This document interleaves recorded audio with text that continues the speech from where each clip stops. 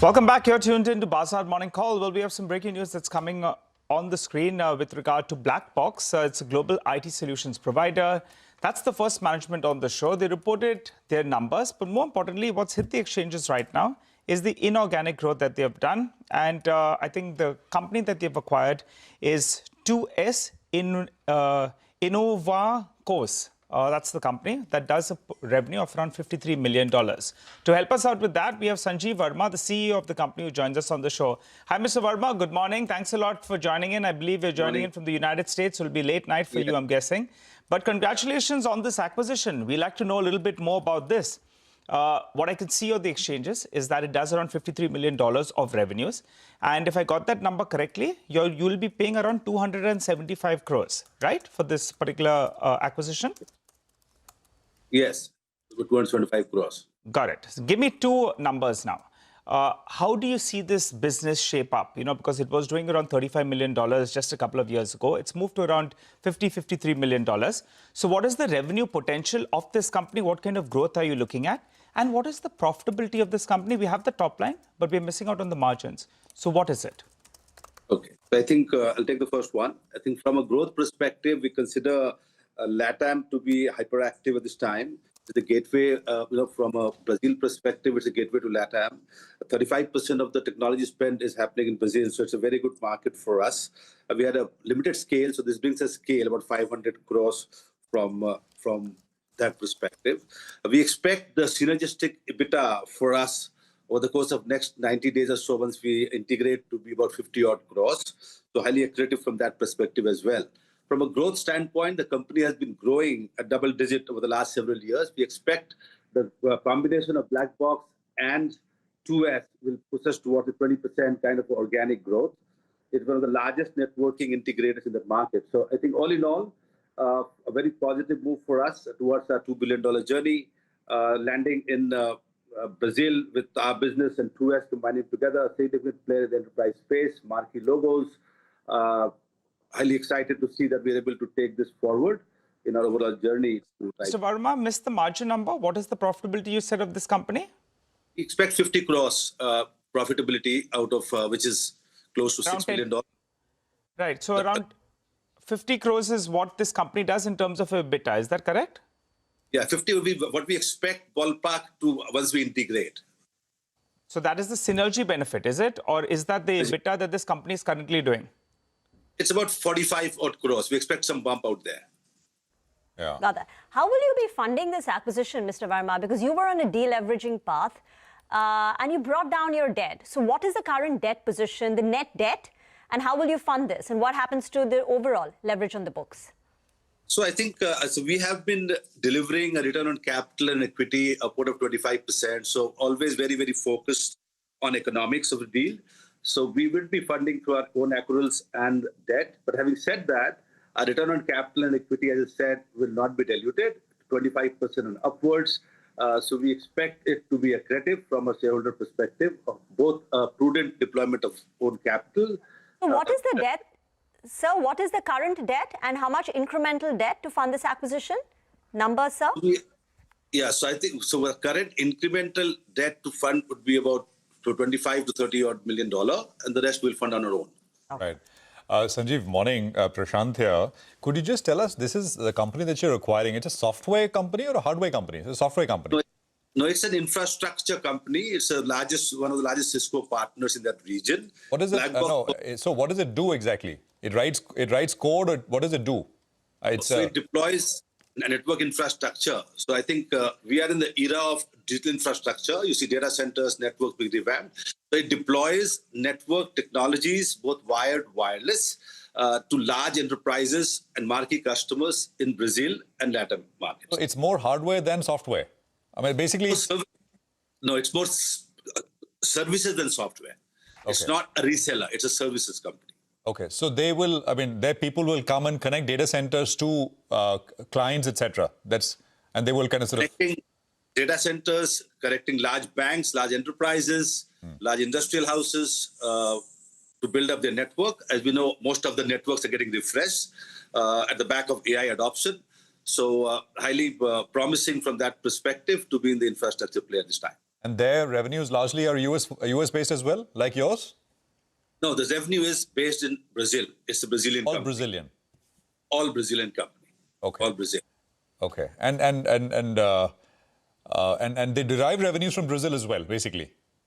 Yes, most of the revenues come from Brazil. A little bit comes from markets like Chile and adjacent market, but 90% business comes from Brazil. When you say it's one of the largest companies in that space, I mean, I'm just wondering. I mean, so Brazil is not exactly the largest market, right? So how can this company be the largest in that sense? No. So I'm saying it's one of the largest networking integrators in Brazil from a Brazil. In Brazil.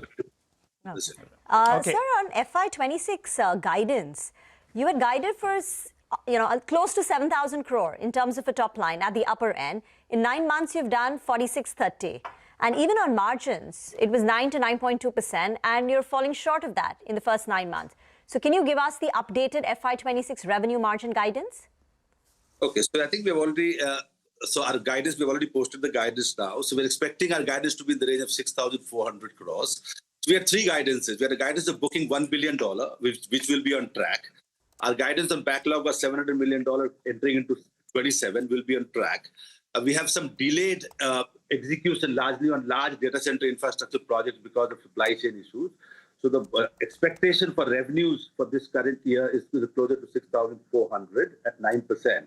So having said that, I think the opening backlog for the next year would be robust, much more than what we estimated to be at this time. So the bookings are on track. We have a little bit of a lag with respect to execution on larger projects, but opening balance for fiscal 27 growth, we expect it to be fairly strong. So, sir, then you'll end with an EBITDA number of around 575 crores. Fair estimate, right? Because 6,400 crores and 9% of that. We're expecting in that range, yes. All right. And then this particular business that you're going to be acquiring, as you said, it will contribute close to around 50 crores of EBITDA. So that will be in the coming year. That means your EBITDA number will go up effectively by close to around 10% odd because of this acquisition? That is correct. So we'll get a full year impact because it's happening now. We expect to close in the next 45 days. So we'll get a full year impact of 50 crores. Okay. All right. Just wanted to clear the air on that. And for the next year, on this sort of a base, what kind of growth will you deliver? 6,400 crores with around 575 crores of EBITDA. Penciling in the inorganic growth, what will your revenue and EBITDA look for the next year? Okay. So we are guiding organic growth over the next 3-4 years' time to be 12 to 15%. In a path of going to our stated goal of $2 billion. We expect our organic growth to be 12 to 15%. Margins, we want to push from 9% to closer to 10%. And of course, we'll continue to look at accretive acquisitions for us going forward to be able to get a combined CAGR of 30-35% to hit to a $2 billion goal. And we expect the margin to trend around 10% as we move forward from here. Okay. All right. Got that. Thank you very much, Sanjeev. We wish you all the best of luck. And good chat with a fair bit of guidance coming through there as well. Deepan Mehta is with us. Deepan, good morning. Good to have you with us here. I just want to ask you, I don't know if you have a view on black box, but that's data centers. And comment on that if you will. But before that, just the entire AI summit next week in Delhi, right, which is taking place. I was just wondering, and by the way, India is hosting the India AI Impact Summit 2026. It's going to run for the full week, 16th to 20th, right? 5 days. And apparently hotel room prices in the NCR region are going through the roof. I've heard numbers like 20 lakhs a night, 30 lakhs a night, all kinds of crazy numbers, really. There is, of course, the impact. Perhaps it's not small because it's a full week-long event and the who's here. Jensen Huang, there's Sam Altman, there's all global leaders are going to be there from Microsoft, etc., etc. So attendance is going to be, I guess, pretty strong. But from a hospitality point of view, any thoughts at all, Deepan? They're all listed entities, right? Leela, there's EIH, there is Oberoi, Taj, Indian Hotels, etc., etc. Any thoughts? Is that a space you like? And I guess one can also say that these kind of global events will happen more and more.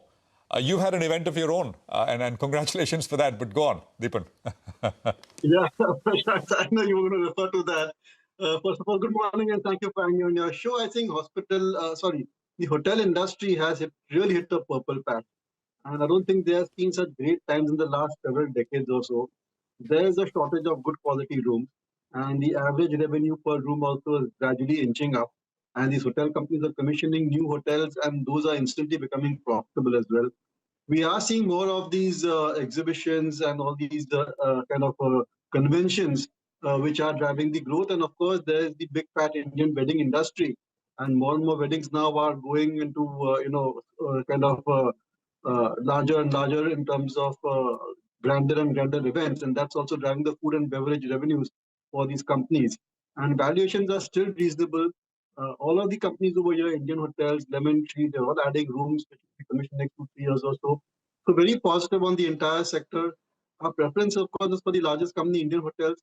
But Lemon Tree also, once the split takes place and Lemon Tree becomes purely an operating company, that may be an interesting business model because it'll be extremely asset light and it'll be able to play on increasing room inventory at the sister concern, which is actually investing in her assets. Yeah. Okay, got it. Dipan, first of all, congratulations to Varun, on getting married, and congratulations, you've got a daughter at home as well. So all the best to you as well as the entire family. Dipan, the company we just interviewed, Black Box, I believe you have a view out there. What do you make of this acquisition? They're going to do around 575 crores. Next year, it's going to add another 50 crores to that EBITDA. And organically, they're talking about growing in mid-teens. Your view? Nigel, first a disclosure, we have invested in this company, and basically last few quarters have been flattish, and that one needs to investigate why. This was a company which was all about increasing operating profit margins because they were taking on projects where the margin profile was far better. So the revenues remain flat, but the profits have gone up significantly last 2-3 years or so until about 2-3 quarters ago. And it was a great play on the data center industry because they provide infrastructure, equipment for data center, and because of AI and because of increased digital usage, all over the world, investment in hardware is going up, especially networking and cloud services. And this company is bang in the middle of that particular trend. Some of it surprised last 2-3 quarters have been flattish. I'm sure it's just a kind of a transient phenomena, and eventually revenues will start to look up. This acquisition certainly is margin accretive and seems to be like at a good value as well. So still remain very positive on the company. Valuations are reasonable, and it operates in USA, so it's not affected by Trump tariffs so much as local operations. And the overseas subsidies, when you convert them to Indian rupee and present your result, you get the benefit of rupee depreciation as well. Okay, Deepan, we'll just come back to you. Thanks for that. We'll take a quick commercial break here, and Deepan Mehta, more conversation, more stocks with him coming up, and some technical trading ideas. Mitesh and Sudarshan join in as well. Stay tuned.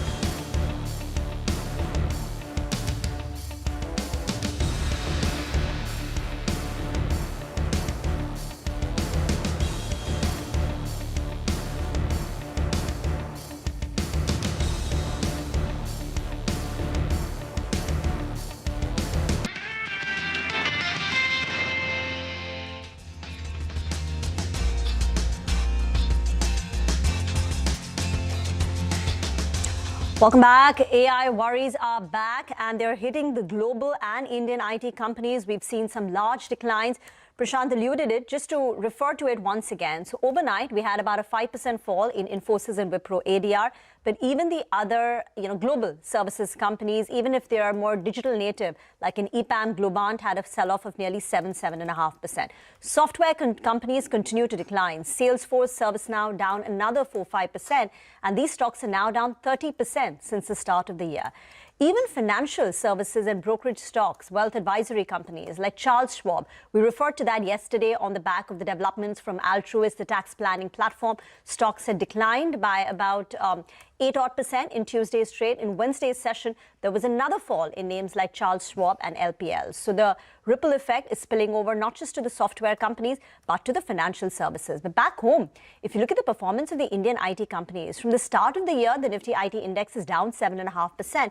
But in the last 5 years, TCS has given no return, down 9% in absolute share price for TCS. For Infosys and Wipro also, if you look at the CAGR, it's very modest. It's only an HCLTech, which has really outperformed. And now TCS Wipro are 1.5% away from 52-week lows.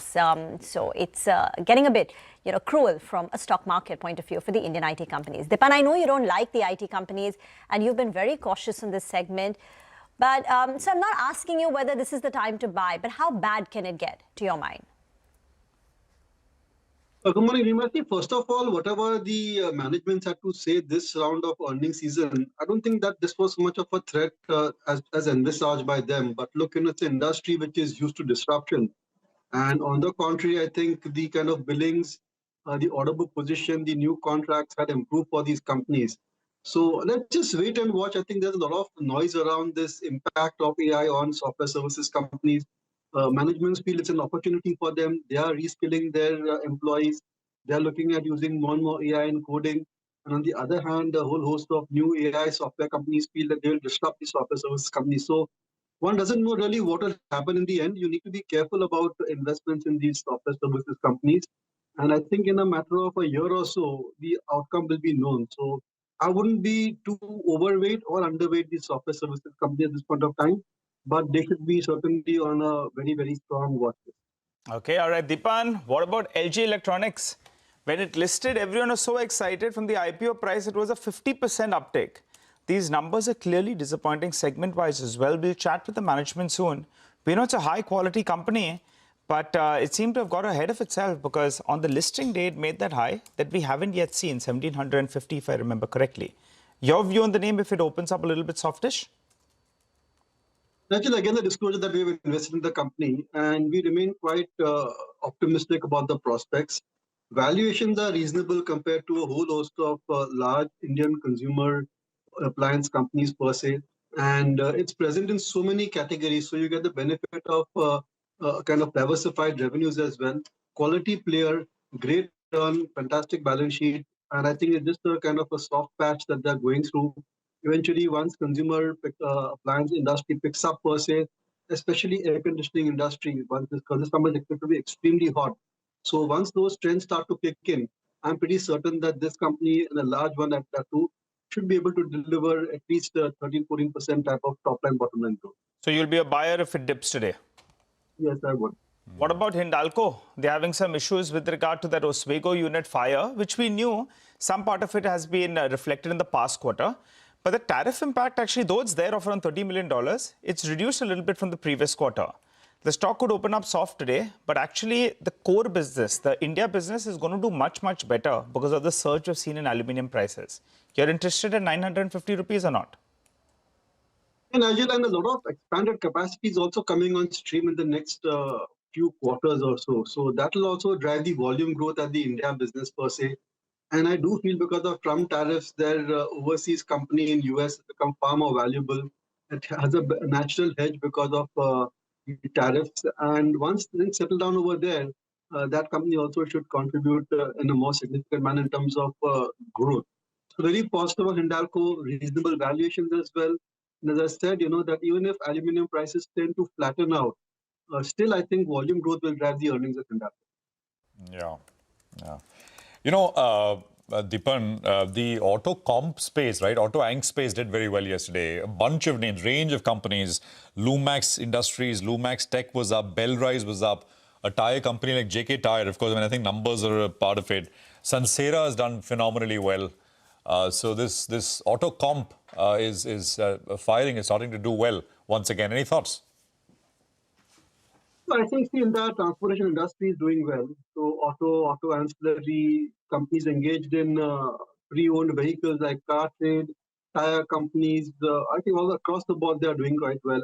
And auto OEMs also per se are doing exceptionally well, particularly like the results of Eicher Motors. I cannot keep coming back to our favorite company, but exceptionally good numbers over there as well, and the stock spike yesterday.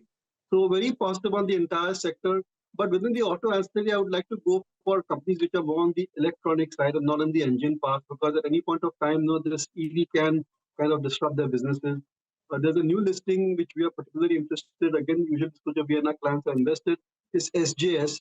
It's quite an interesting company, and it manufactures a lot of stuff which goes into premiumization of the auto industry in terms of design and in terms of beautification of the product per se.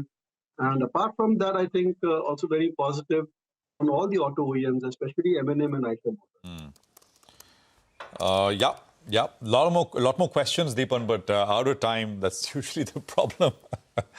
Thank you for joining us, and have a restful next few days. It's been hectic.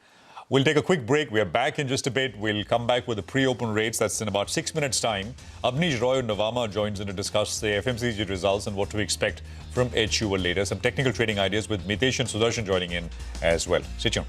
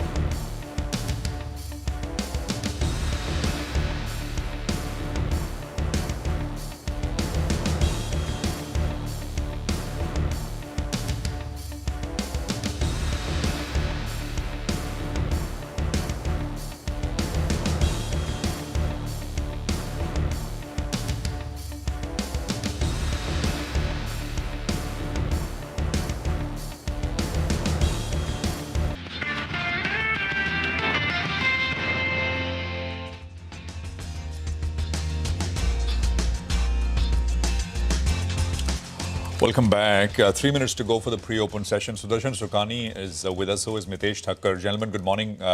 Great to have both of you here. And, markets, of course, starting to get a little undecided. Sudarshan, you go first. I think at an index level, you said if you get a big gap up, take profits. What's the view now after looking at yesterday's session? Yeah, good morning. Yes, that's right. So we've had a big rally, then a correction and another rally, and now the markets are in a process of consolidation. Now, consolidating markets are always choppy and they're very difficult to trade. Essentially, you lose money, you buy 20 points higher and sell 20 points lower. And after doing this many times, you realize that a lot of money has gone away. So my suggestion is do not trade the Nifty. Let the consolidation continue. Let us see which direction it wants to break out. It could easily break on the downside for all we know. So stay away from the Nifty. And unfortunately, even stocks will not offer many opportunities. But whatever they give, focus only on stocks. Mitesh, hi, good morning. We're very close to resistance levels, 26,000. Yesterday we got there, but couldn't quite hold on to it. But we've been making higher highs and higher lows now for the past 4 days. Does that give you conviction? Good morning. So, in fact, we had been talking about the fact that the markets in the short term are positively biased and could head toward 26,000. Now that we've done that, and last 2 days I've observed that there is lack of strength around this level. So there's some profit booking supply happening at these levels. The idea shouldn't be to, go and buy right now, but wait for either a substantial pullback or a breakout beyond these levels. So the pullback, will come if we get the Nifty around 25,825 to about 25,780. I think that's the zone I'm looking at. Or if we start getting past 26,000, then I've talked about targets of around 26,250, 300. So that's the view. The bias is positive, but tactically, having seen the market, absorb that big gap and then pull back to 25,500 and then rally to 26,000, I think maybe it will take a pause before it gives you a big directional move. Let's talk about stocks then. Sudarshan, morning. You said focus only on individual stocks. So what's on the radar today? Glenmark is a buy with a stop under 1995. Sona Precision, that is Sona COMS, that's the symbol. It's a buy with a stop under 525. I have 2 intraday or even positional shorts. Pranjali is a short with a stop above 530, and Oil India is a short with a stop above 490. So essentially a confusing scenario. Mitesh, what stocks would you go for this morning? And also throw in, some views on the Indian IT space and the way it's corrected since the start of the year. Yeah. So on the stock side, I have 3 buys and a sell. Unlike, yesterday and day before, it's not a clean buy. So I'll wait for a decline in Eicher Motors. Had a very strong price action yesterday. On a mild pullback, say around 77.50, 77.30 if you get it. Buy with the stop at 76.45 for targets of 79.50. ICICI Bank is a conditional buy. It's been consolidating for the last about 8 sessions and needs to break above 1415. So buy above that. Keep a stop at 1399. Look for targets of 1450. PI Industries similarly is a conditional buy about 3300. Keep a stop at 3255 then and look for targets of 3400. And IDFC First Bank is a mild negative. So sell with a stop at 84.25 for targets of 79. And on the IT sector, with that news flow announcement, the Nifty IT had some kind of a breakdown, and the Nifty IT changed the direction to the negative side. I write a weekly report in which I looked at a target of around 33,700. I think that's the minimum which the Nifty IT could do. But in a worst case scenario, I think, we could even head slightly lower to about 32,400. But 33,700 looks to me the next logical support point for the Nifty IT. Thank you. We'll connect with you sooner. Let's invite Abneesh Roy, Executive Director, Nuvama Institutional Equities, now on the show. Abneesh, very strong numbers coming through on Lenskart. There were so many naysayers around the time of the IPO saying valuations are very high, but compared to the IPO price of 400, the stock has moved up to 560, and now even the numbers are very strong, that operating leverage is playing out. How have you analyzed Lenskart's numbers, and what is your target price? No, so we don't cover Lenskart, but clearly Titan, Britannia numbers were very strong. So these are some of the names. Definitely the results were positive. And we do see even Q4 strong trend continuing in Britannia, Nestle, Titan. So those are the stocks where we have a high conviction buy. So we continue to see that even Hindustan Unilever, the results will come today. We see that Q4, the momentum will further accelerate. Q3, clearly HUL saw the October month GST transition, but November and December, there was a recovery. We expect around 3% kind of a revenue growth and 2% volume growth in Q3, but Q4, we expect acceleration. So we are seeing some improvement. We had the conference last 3 days, and clearly we saw that most companies were expecting the recovery to sustain. So for HUL, because this will be the first full quarter of GST cut, and you're saying November and December were good months. So volume growth, 3% for the current quarter. How much does it accelerate in Q4? Yes, Q4, our sense is we should see around 5% volume growth. We are obviously yet to release our preview given the quarter is still ongoing. But we are seeing that in Q4, the GST transition impact will not be there. The real GST benefit in terms of grammage is there in the lower unit packs. So clearly in soaps business, both Hindustan Unilever and Godrej Consumer are now seeing growth coming back. In tea also, the margins are improving. The raw material side is favorable. So we are seeing that in Q4, the 5% kind of volume growth is something we are expecting currently. And we are seeing the aggression of the new MD also. And we are seeing that lower unit packs, clearly the GST benefit is there. If I have to summarize, the highest GST benefit is clearly for Britannia and Nestle, because in those food products, clearly 5 rupee, 10 rupee, 20 rupee kind of price point is there, and the grammage addition is really helping. In rest of the FMCG also, clearly the LUPs are benefiting. So HUL also benefits because of that. Hi, Abneesh. Good to see you here. Abneesh, what about ITC? All the bad news in the price? Yes, our sense is all the bad news is done and dusted. Next 2 years, we don't expect any big increase in taxation given the very high taxation increase this time. Yes, companies, both the top 2-3 companies have taken the cigarette price hike. And our sense is next 2 to 3 months, you will see more rounds of price hike, because in such kind of scenario, companies don't take entire hike of the portfolio at one go. Even in FMCG, ITC has done extremely well. In biscuit, it has seen a 15% kind of revenue growth in Q3, and overall double-digit sales growth is something we expect in FMCG to continue because of the GST benefit. Even in agri, we do see recovery happening in FY27, and paper, the merger will happen. So yeah, it's a stock where you will see next 1 or 2 quarters a lot of concerns on the cigarette volumes. But overall, as a company, I think at this price, the price value equation is favorable from a 1 to 2 years perspective. It is not our topic, but yeah, worst is behind. Yeah. Abneesh, this Zomato and Swiggy, any thoughts? So again, that is covered by the internet team. So I will be able to comment on the FMCG and Titan. Yeah, no. Got that. You know, the jewelry stocks, right? I mean, they've all, in a way, re-rated. I mean, they've done very well, right? With the sharp rise that we've seen in underlying metal prices. Volume growth, though, has been coming under pressure.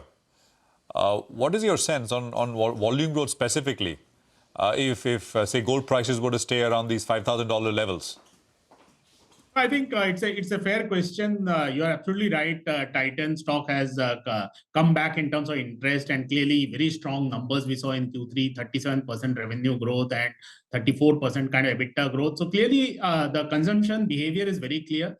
That customer, when he goes for shopping a jewelry, he has a budget in mind. So 2 lakh, 5 lakh. So based on the gold pricing, the grammage adjustment happens. So in this kind of a segment, you will need to see the budget rather than the grammage, because he doesn't buy a grammage, right? So I will say that that's okay. But yes, if the gold price correction from the peak, there has been some correction. And if we to see the sustenance of that, my sense is again, the price value equation will adjust, and we'll see the volume growth coming back. But ultimately, you have to see the revenue growth, store expansion. The margins also have done well.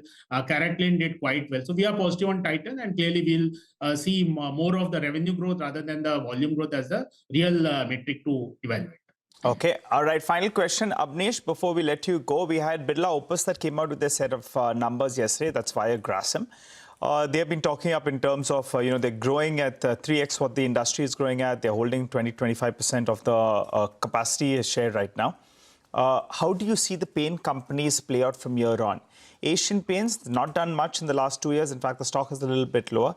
There was some talk that maybe the biggest threat from the new entrant is now behind and things should look up. What is the preference and what do you make of it? Oh, yes, we expect Asian Paint to report around 11% volume growth in Q4 at this juncture. So there is a recovery because if you remember, in Q3, the October month had the rains which was impacting, and the gap between the rains ending and the Diwali was very low. So that did not give the consumer to really paint his house before Diwali, which was a issue this time. In Q4, we are seeing recovery because all the 3 months we don't have any October month kind of a impact of the rains, etc. Coming to developers, you will see that in Q2, the numbers were on the weaker side, and that's why the sales growth is there. But frankly, for a startup company, comparing a growth 3x of versus a legacy company is not the right metric. Because you will see in Eastern India, for example, Birla has added more distribution, the factory came. So you'll see that. And it was a softer base in Q2. I think clearly Asian Paint is aggressive. Birla has taken that price hike of 2% to around 5-6%. So that is also a demonstration that even the new players are now going towards a more rational strategy. And clearly in terms of the 10% extra MLH, we see that 4 liter already it has been reversed. So we are expecting that also to pan out. So you will see that, yes, overall, there will be quarters in which the new player will grow faster. But ultimately, you have to see the longer time frame, last 3-4 quarters. If you see the new player has been in a tight range. So some quarter, you can see the quarter-on-quarter growth. But ultimately, you have to see longer term trend and YOY. So we remain positive on Asian Paint. Our sense is around 11% volume growth will come back. And in terms of margins, frankly, TiO2 and crude oil remains a favorable thing. So we are expecting margin improvement to also continue. All right. Thanks very much, Abneesh, for that. Good conversation as always. Thank you for coming on and joining us here on CNBC TV 18. 9:10 call. Sudarshan and Mitesh are with us. Sudarshan, what would you recommend? Buy Glenmark with a stop under 1975. Glenmark is a buy. Mitesh, what about you? Yeah, I'll go with a buy on PI Industries. Okay, with the buy on PI Industries. Mitesh, just coming to you, one or two more stocks I wanted to talk about. Sudarshan, thanks for joining in. Now, RBI has tightened mis-selling norms. The draft circular was put out yesterday. They've invited feedback. And of course, after that, the rules go into effect in July of this year. Ritu is here with the most important of what the RBI is suggesting. Ritu, take it away. Well, Prashant, these draft rules to curb mis-selling of any kind of financial products and services is going to be applicable to all regulated entities, and that includes your banks and NBFCs, with some clear limits that have now been placed on how products can be bundled, marketed, or sold to customers. Now, mis-selling is very clearly defined by RBI. You know, whether you sell unsuitable products to customers, give them some misleading information, sell without explicit consent, or even force them to buy bundled products. So bank will now need explicit and separate consent for every product that they sell. And if mis-selling is established, they will be required to refund the full amount and compensate customers for any financial loss. There is also a crackdown on agents where direct selling agents and direct marketing agents that are operating within bank branches must be clearly distinguishable from the bank employees there. Advertising and sales practices are also under tighter scrutiny. So any aggressive or coercive selling to customers, dark patterns like, creating fake urgency, hidden charges, forced subscriptions, all of this is explicitly prohibited. Also, incentive structures which promote product pushing, they're also barred now. Bank employees cannot receive any incentives from third-party product providers, and banks cannot sell third-party products as their own also. So a clear clampdown on mis-selling. You can't just force customers to buy any insurance policy, for instance, with a loan. You can't use dark patterns to trick customers into opting for a credit card they didn't want, and so on. Now, in terms of the impact of these rules, Jeffrey says the overall hit is manageable for the industry. Credit Protect insurance, which is often sold along with loans, can see some pressure, though. It forms about 1 to 6% of premiums, but it contributes more to profitability of insurers. So the likes of ICICI Pru, HDFC Life could be more exposed than, say, a Max or SBI Life. The impact for banks is very limited, although smaller private banks could see some impact on fees and profits. Anything which is longer tenure, locked in, I guess, means higher fees, and that's the reason why the profit contribution is much more.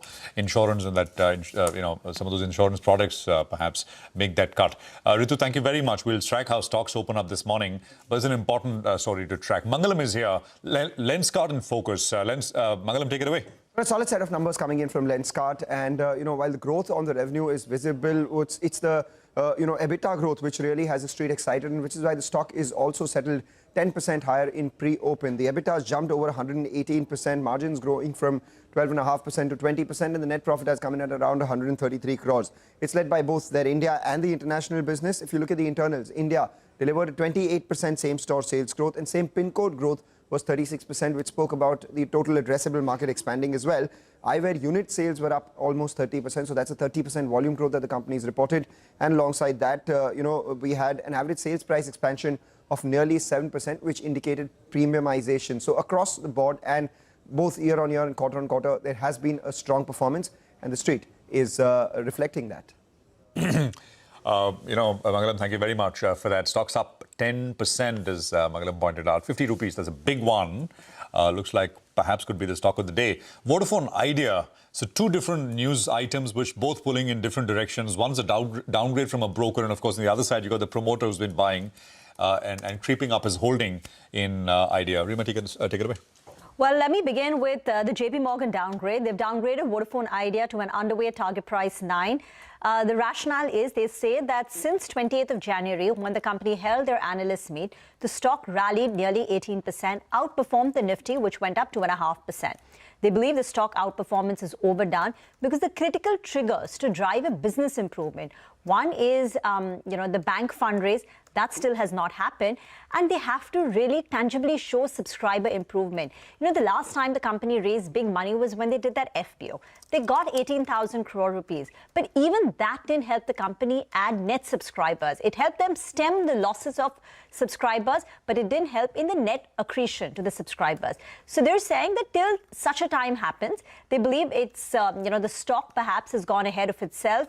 And at 15 times FY27 EV to EBITDA, the stock appears to be pricing in most of the positives already. But again, just juxtapose it. Over the last couple of days, we've seen, Kumar Mangalam Birla acquire nearly 7.8 crore shares in the stock price. So he's betting on the revival. Absolutely.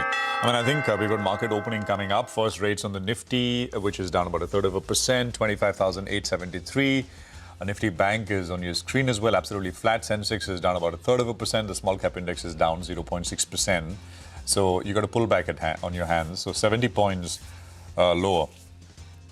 And 80 points now. 250 lower on the Sensex as well. So that's basically the headline indices. And I guess IT will be a big part of it. And the Nifty heat map will give that sense to you. We'll be able to put that up 2.5% lower on the Nifty IT index this morning, straight off the bat. And the stocks are all, of course, tagged at the bottom. Infosys, Wipro, HCLTech. There's Tech Mahindra, TCS. So top 5 Nifty losers, all IT. In ONGCs on the other end, Eicher, of course, continues its winning ways. And there's Axis Bank, which isn't doing all that badly either. So that's the picture. I think about 15, 16 names are higher. The rest are all lower. And it's 1/3% cut on the Nifty. Rima. It's a 2.5% fall on the Nifty IT index. Today, year to date now, the stock has declined 10%, and TCS and Wipro have hit fresh 52-week lows early in the morning. If you look at the top 4 losers, they're the IT names. Infosys right on top, 3.7% down.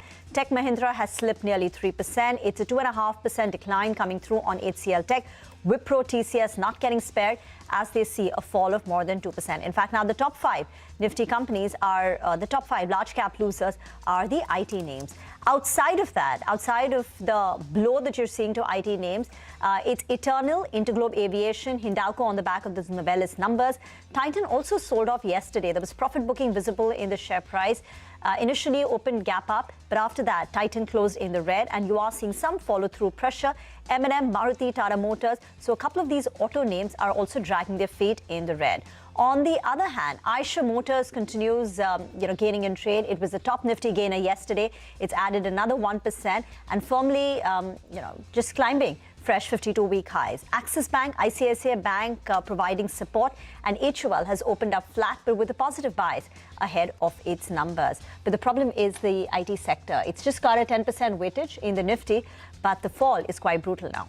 Well, Rima, plenty of stocks actually are doing well from the broader markets. Let's pull up a few. Borosil Scientific. Just pull up that stock. Massive move is what you're seeing on that name. I think it's up close to around 15%. So Borosil Scientific is a stock that should come up for you on the screen. Big volumes as well. Hikal is another stock that's doing quite well. So that's opened up with a gain of close to around 6%. GE Power, that's another stock. Good move is what we're seeing out there. Big up move. Just keep an eye out on that name. Lenskart, one of the stocks of the morning and the stocks of the last few months. Plenty of talk with regard to valuations. Now they seem to be walking the talk, 10% higher on that. In fact, those that got it in the IPO, they'll be sitting on hefty gains as we speak. So good move out there. DB Realty, another stock that's seen a fair correction from the top. That stock, in fact, is up close to 5%. I think it came out with a set of numbers, so explains why that stock is moving quite well. On the flip side, stocks that are coming for profit taking. Yatra, that stock's down in trade, so keep an eye out on that one. I think it's reacting to its numbers. LG Electronics, on the day of listing, the stock made a high of 1,750. Currently, the stock is at around 1,440. So it's seen a sharp correction from the top. Though if you got in the IPO, you're still sitting on hefty gains of more than 25 to around 30% or thereabouts. We'll have the management shortly to tell us about the past quarter and how do they see the remaining quarters pan out. So net, we are down 100 points, but the mid-cap index, there are quite a few stocks that are doing quite well. And we'll point out more in just a bit from now. The market, of course, is there. Nifty Bank, by the way, is in the green, right? So 60,754. It's kind of absolutely flat at this point. I guess it's the lack of IT in Nifty Banks, which I think is making all the difference. On a lighter note, Ashwini Agarwal is with us, founder and partner, Demeter Advisors. Ashwini, good morning. Good to have you with us here. Thanks for joining us. This IT question is the big question without answers. So everyone is nervous. No one really knows. I mean, how can anyone know, right? But obviously, because you are, it looks like the upside for now perhaps maybe capped, and downside maybe limited but uncertain. So it's like sell first and then try to figure it out. Is that what's happening, Ashwini? And what's your advice? So, morning, Prashant. Thanks for having me here. A very pertinent question. And I think the question that all of us are struggling with is that obviously the sector is being disrupted. Now, disruption, the end game is very difficult to predict. It's possible that the application of AI might yield business for a few companies. It's possible that their margins expand, their revenues grow at a slower pace, but they have to make do with fewer employees. All these permutation combinations are possible. But one of the things that many of us who've been around have learned is that when something's getting disrupted, don't stand in the way. Figure out, stay away, let the chips fall where they may, and then figure out, if there is something that you want to pick up from what's left. At this point in time, it makes little appeal to me to be in IT services because we really don't know the way forward. And that's, I think, the uncertainty that we have to go through. Citi's released a report about 2 days back, and they're saying that why this tech cycle is different compared to the cloud and the SaaS cycle. Because they're saying that unlike the move to the cloud, which was lift and shift that created massive new work for the Indian IT companies, this AI shift has unique challenges. One, this time IT is the larger company. They are the incumbents and not the challengers. So the size is a problem. Two, cloud impacted only the infrastructure, but AI's impact is far more pervasive. It's impacting the entire business, the business, the operating model, the way the company makes revenues in terms of man hours, etc. And three, they're saying the shift to cloud immediately created very large new work for the Indian IT companies, but this time the work related to AI is very small. Pilots are running, they're not very large, and they're not able to offset the deflationary impact. So they believe this time the tech cycle is different for the Indian IT companies compared to the prior cloud SaaS cycles. So Ashwini, no holdings, no recommendations, even mid-cap IT companies which have done very well in the last 5 years, complete avoid on the sector? For the moment, that's what I would do. I think there would be a few players in the mid-cap space that might benefit from the cycle. But, it's best to stay away for now for the simple reason that we don't know how this will evolve. Obviously, there will be a few winners out of what is happening. And my sense is that the GCCs will be less impacted than pure outsourcing companies, but there's no way to invest in the GCCs as a local investor. So, that's the conundrum, that companies that are internal to the client will probably do a lot of the heavy lifting on the AI, whether it is in-house LLMs, if somebody is building them, or it is application layer that is getting integrated into AI. So my sense is that if we don't know how this will evolve, and all the points that you made about the report from Citigroup are all valid, so just stay away would be my sense for the moment. Ashwini, it's a larger conversation, right? I mean, if this is really going to happen, the fact that we're only talking about IT services is because, that is what these companies, I mean, these large language model, all these companies are focused to chosen to focus on initially, right? Which is software.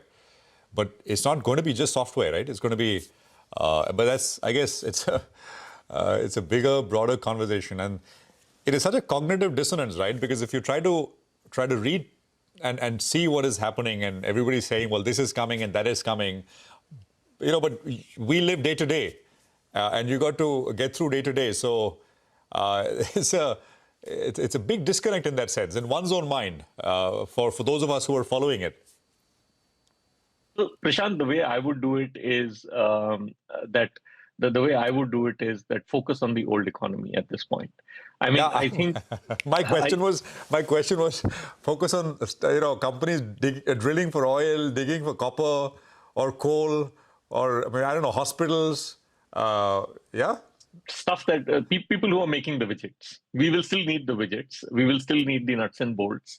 And I think for the moment, the idea is to focus there. And you are right. I mean, we are going to go through a big disruption over the next decade. I don't know how many jobs will be lost in which sectors. I mean, like some people have pointed out that wealth management, asset management, law services, legal services, all of these businesses might be at risk in some form or the other. And, we will evolve. I mean, just like the typists went out and stenographers went out, in the previous generation, and it was taken over by somebody else. And travel agents, by and large, have become irrelevant or less relevant, let me put it that way.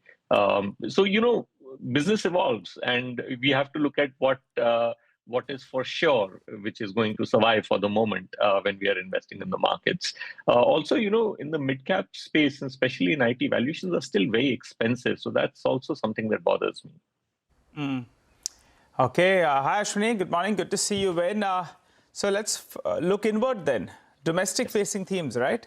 What would be your top one or two themes that you're looking at? I have my ear to the ground, and at least the old economy sectors, be it cement as well as steel, the first 45 days haven't been so bad. In fact, it's been quite encouraging, post a softest showing that we saw in Q3.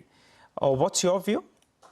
So I don't know about cement or steel in specific. I mean, we've seen some green shoots there, and historically, cement has been a big disappointer because typically supply has always run ahead of demand. But steel, yes, one is sensing that that sector has more legs to it. Given how strongly we feel about investments picking up in India, and how steel intensive it can be. And, prices did bottom out sometime towards late 2025. So my sense is that steel might have more legs to it.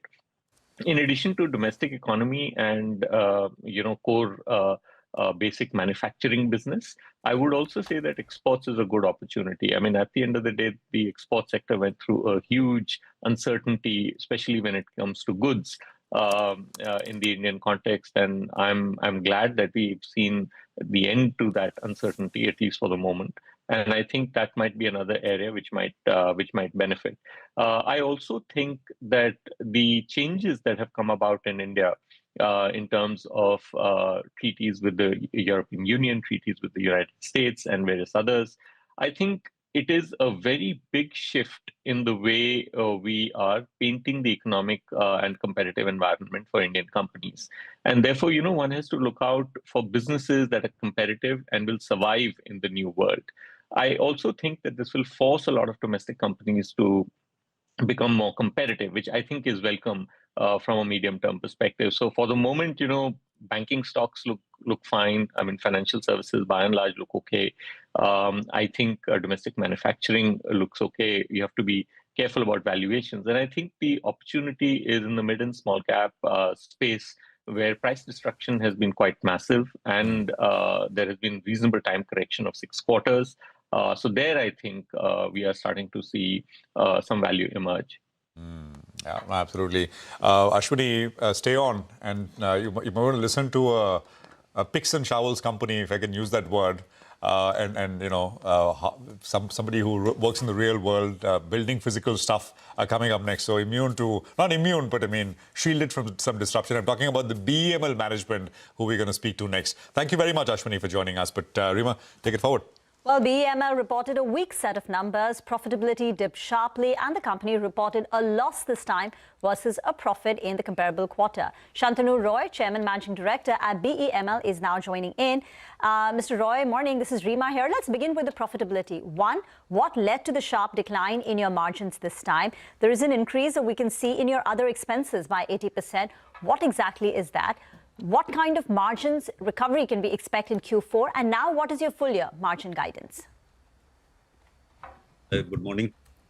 First, let us look at the positives. There has been a jump in the top line. If you talk about year on year, it is almost 24%. If you talk about the consolidated top line, it is around 8%, 9% up. So that is a positive.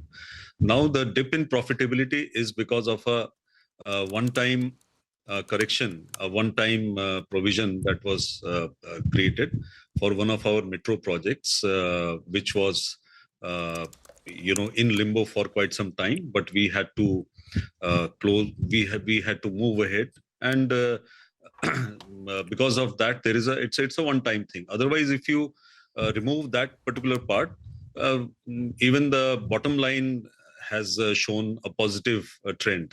It has shown a jump. And after the last quarter, I'm pretty confident that whatever dip has happened, it will be wiped off in the bottom line. And we should be at least able to maintain the EBITDA. We should be able to maintain the EBITDA, and we will try to have a gain as well in the EBITDA. Okay. So maintain the EBITDA means in Q4, what are the margins that you're targeting? And what were the adjusted margins? What was the exceptional amount? Exceptional amount was around 80 crores. It was around 85 crores for a particular project. But, the good thing is that that project, which is, again, it is around 3,000 crores metro project. It is now back on track, and we will start getting the revenues from 26, 27. Q4 margin per se, I will not be able to give any guidance. What I am talking about is the annual guidance after the complete year guidance of EBITDA. Okay. All right. Hi, Mr. Roy. Good morning, and good to see you. And as always, let's revise the guidance then for the year. Revenue growth, I think you were talking about earlier, of around 20%. 9 months down the line, you're in high single digits. So what is the number you'll end this year with in terms of revenue growth? Margin guidance was 150 basis points. Sorry, Nigel, I lost you in between. I think there is some. Am I audible now, sir? Connection problem. Yeah, you are now audible, but I lost you in between. Sorry. Brilliant. I'll come again. 3 points I wanted to know with regard to your guidance. Earlier, you had guided for revenue growth of close to 20%, margin improvement of 150 basis points, and order book ending at around 20,000 crores. What is the revised number, or are you sticking to this? Order book remains the same. As far as the revenue growth guidance is concerned, we are in the final phases, and we are trying to see to it that we maintain that guidance. As far as the EBITDA is concerned, because of this one-off correction, as I said, I'm pretty confident we'll meet the EBITDA of the last year. That is, it will remain the same, and we will try to improve it maybe not by 150 basis points, but at least maybe by 50 basis points. Okay. So that is a revised guidance for the. But sir, revenue growth, you have done high single digits so far. Are you optimistic about a blockbuster showing in Q4? Otherwise, every quarter we are kicking the can down the road. You see, Nigel, if you look at the year-on-year quarter-to-quarter growth, it has been to the range of 24%. So this year, the last quarter also should see a growth in revenue numbers in that range. So we are currently year-on-year at around 8%, 9% growth. You're right, it is high single digit. And we need to double the growth to reach 20%. So we are working on it. It will not be correct on my part to speculate at this time when we have only, say, 50 days left for the year to end. So let's see, let's wait and watch. But you're optimistic that positive. You're optimistic you can get closer to the 20% revenue growth. I'm pretty positive. We have the orders. We already have the orders. So this year there is no dearth of orders. Supply chain has stabilized. So let's hope. Got it. Just one more point. You have laid out a capex of 1,500 crores with regard to the greenfield railway manufacturing facility. Could you tell us what is the likely car capacity that you have now? And post this capex, what will it increase to? Then we can get to the revenue potential. Sorry, Nigel, I again lost you at the beginning of your question. Sir, you have laid a capex of around 1,500 crores for your railway facility. Yes. So currently, what are the number of cars? What is the current capacity that you have? And post this capex of 1,500 crores, what does it go to? The current car capacity per annum is average 200 to 250 per year. And this capex, let us understand, this is not in one go. This is in two phases. The first phase, the capex will be around 850 to 900 crores. With that, the car capacity will be further enhanced by at least 300 cars per annum, 300 coaches per annum. And based on the situation at that time, we will then decide on a phased manner, on a graded manner for the investments for the second phase. But the first phase investment, it will make that particular project self-sufficient, and it will have everything right from, the welding facilities, the painting facilities, the furnishing facilities, the test track, everything will be built in the first phase, so that we will be able to, from there, we'll be able to roll out 16-car train, 24-car train, Cape gauge, broad gauge, meter, standard gauge, metro, any type of rolling stock, we'll be able to roll out from that facility, and it will add to our existing capacity, our existing capability to deliver. Sir, in Q3, the order inflows were very weak, just a little more than 1,000 crore rupees. What's leading to the delay in ordering, tendering? Is there a slowdown here? And you had guided for ending the year with order wins of about 20,000 crores. Is that on track? Yeah, it should be very much on track. You see, whenever there are capital goods projects, so a lot of deliberations happen, a lot of extensions in bidding date happens, pre-bid queries are there. We also would like to have more clarity. So all these things take time. And I think in the last quarter, in the next 50 odd days, we should be getting the orders, including one export order. We are pretty hopeful. What about the defense business, sir? I think you were talking about that seeing the highest percentage growth. And you were gunning that it will contribute close to around 30% of your revenue mix. Where is it at currently, if you could help us out? And defense margins are better than the normal business?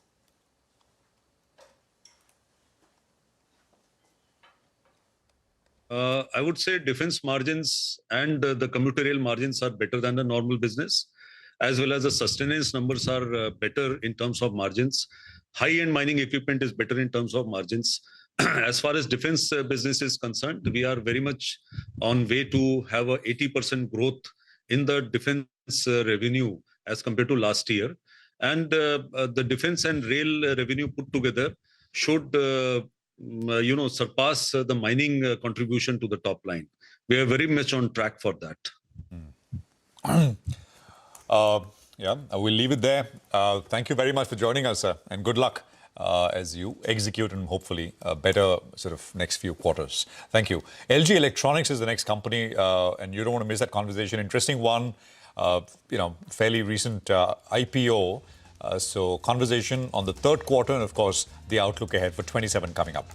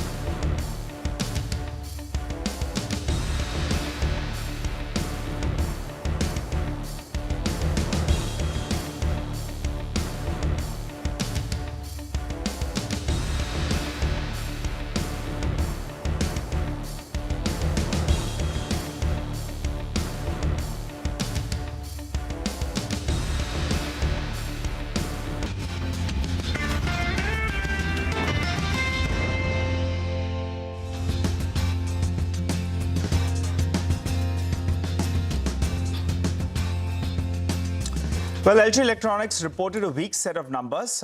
Lower sales, higher input cost of copper as well as aluminium, and rupee depreciation. Put that together, that impacted margins.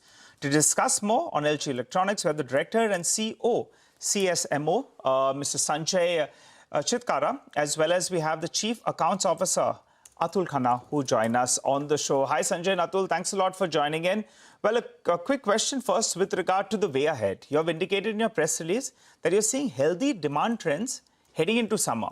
Could you tell us what are the early indicators that are giving you this sort of confidence that things will improve from here on? Brief us with regard to the channel inventory currently, if you compare it on a year-on-year basis. So, we see good demand signals in Q4, and in the summer is very high, and we have seen that was Sanjay, I think we're having a bit of an issue with your audio. Let me go across to Atul. Atul, will you want to weigh in on this? See, am I audible clearly? Absolutely, crystal clear, sir. So, as you asked about the way forward, right? And as we have seen, the year started with a very positive note, where we have seen that sellout trend in the month of January is very encouraging, and the consumer sentiments are changing towards the positive outlook as the GST rate cut happened, which may give an leverage in Q4 also, and in the long run also, in the terms of demand for the air conditioners and the large screen size televisions, along with the other premium appliances of washing machine and refrigerator. And we have seen a good high sellout trend in this quarter, this beginning in the month of January. Okay. And February also has started okay. With respect to your next question on inventory levels, we have taken a conscious call in the month of, especially in the month of December, post-festival season, Diwali. We have given a chance to the trade partners to realign their inventory levels. And that is one of the reasons that our top line has shown some softness. And if we talk about inventory levels are there in the market, but it is not that high as comparison to Q2 and Q3 levels. So this inventory level has come down to a very lower level. As the summer season picks up, the inventory level for the compressor products, especially air conditioners, will go off, whatever left. Whereas we have started, very important to note here is we have already started supply for our new BE norms air conditioners and refrigerators in the market. So this will give a good momentum in quarter 4. And we are hopeful and very much positive that we will recover the shortfall we faced in 9 months period in this quarter. Okay, so you're bracing for a stronger showing in quarter 4. Got that. Let's focus on the margins, and we have Sanjay as well. I'm told his audio is back, so good to have that as well. The margins have contracted, gentlemen, by around 270 basis points at around 5.1%. Could you break it up for us? How much of it was because of operating deleverage, input cost inflation, currency, and also this recycling as well as AMC costs separately? Could you break that down for us? What caused this contraction? So, yeah, Sanjay ji. Atul, you please go ahead. Okay. The margin contraction during this quarter is also, I will say, a temporary phase, particularly where the headwinds related to RMC cost, FX burden, and more importantly, the operating leverage, which has given an impact, along with the one-time impact on the new wage code, as well as we have done, a very important to note here is we have done advanced pricing agreement with Central Board of Direct Taxes, with where we have, I will say, remove, reduce, or I will say make the contingent liability related to transfer pricing litigations and the royalty payments to our parent company made to zero. So in lieu of this signing of a advanced pricing agreement with CBDT, there is a one-time outgo on tax payments we have already provided for in our books in December, which particularly has put a pressure on our net profit after PAT, I will say. Right. So just so... As you asked on the other fronts of the margin front, the RMC weakness and the FX burden, and compliance costs related to electronic waste. These are normally has a little headwind, though we have increased the prices also for refrigerator and washing machine. Even though the trend was a little another way, and then it has impacted our margins. But it is one-off, and the sales cycle in quarter 3, sales cycle is also very smallest portion in our business. Got it. For a whole year business. Got it. So, Atul, you have given us some, some clarity with regard to why the margins were impacted. Given the price increases, stability in the rupee as well, do you think in quarter 4 you get back to high single-digit or double-digit margins? Could you help us out with that? And given that January has seen a strong start, what kind of revenue growth should we look at for quarter 4? So, on the Sanjay ji, please, sorry. So quarter 4, as I mentioned, is we are seeing a good demand signals, and India summer season is very cyclic. So last year we have already seen the worst where there was a cool summer. So this year we are very hopeful that there will be a hot summer.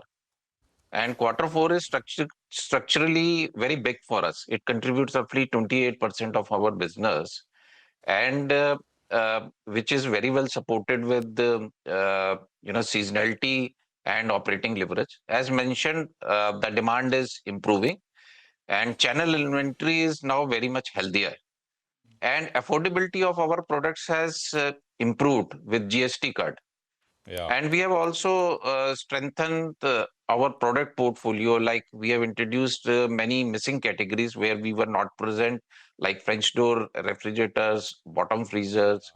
Gentlemen, if I can just come in, apologies. Sanjay, so, home appliances is 75% of your business, right? Electronics is the remaining.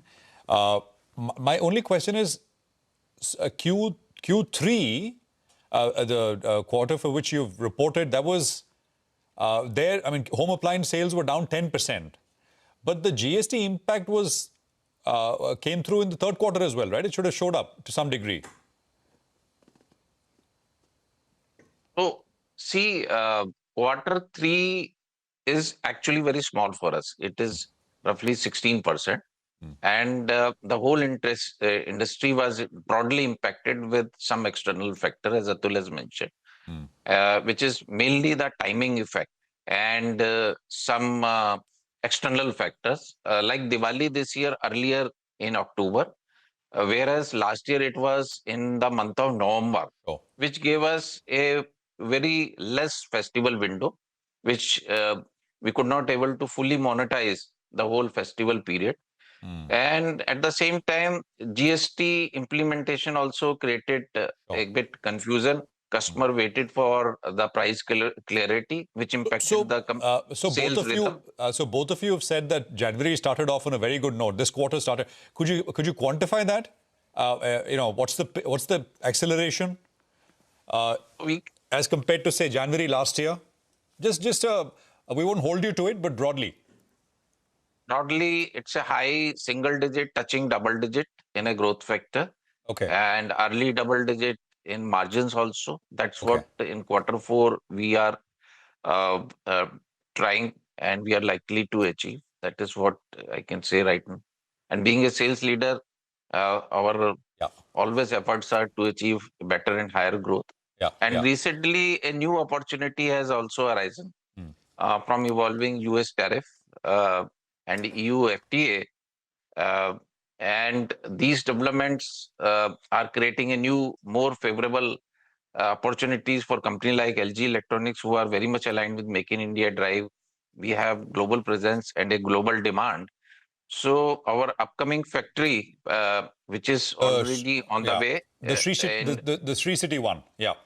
And of course that should be up and running as a big one. So just to tie in that, right? You're saying January sales growth is almost double digits, right? Is running at January over January last year. So it started off on a positive note. Margins, which for the last quarter were around 5% EBITDA margins, you're saying is early double digits, is what you're saying. And what's the sustainable trajectory for margins, Sanjay, if I can ask you that? So whatever, what we can, there is, some regulatory issue. I cannot give you the forward-looking number, but what we are trying is an early double-digit EBITDA margin for the yearly basis.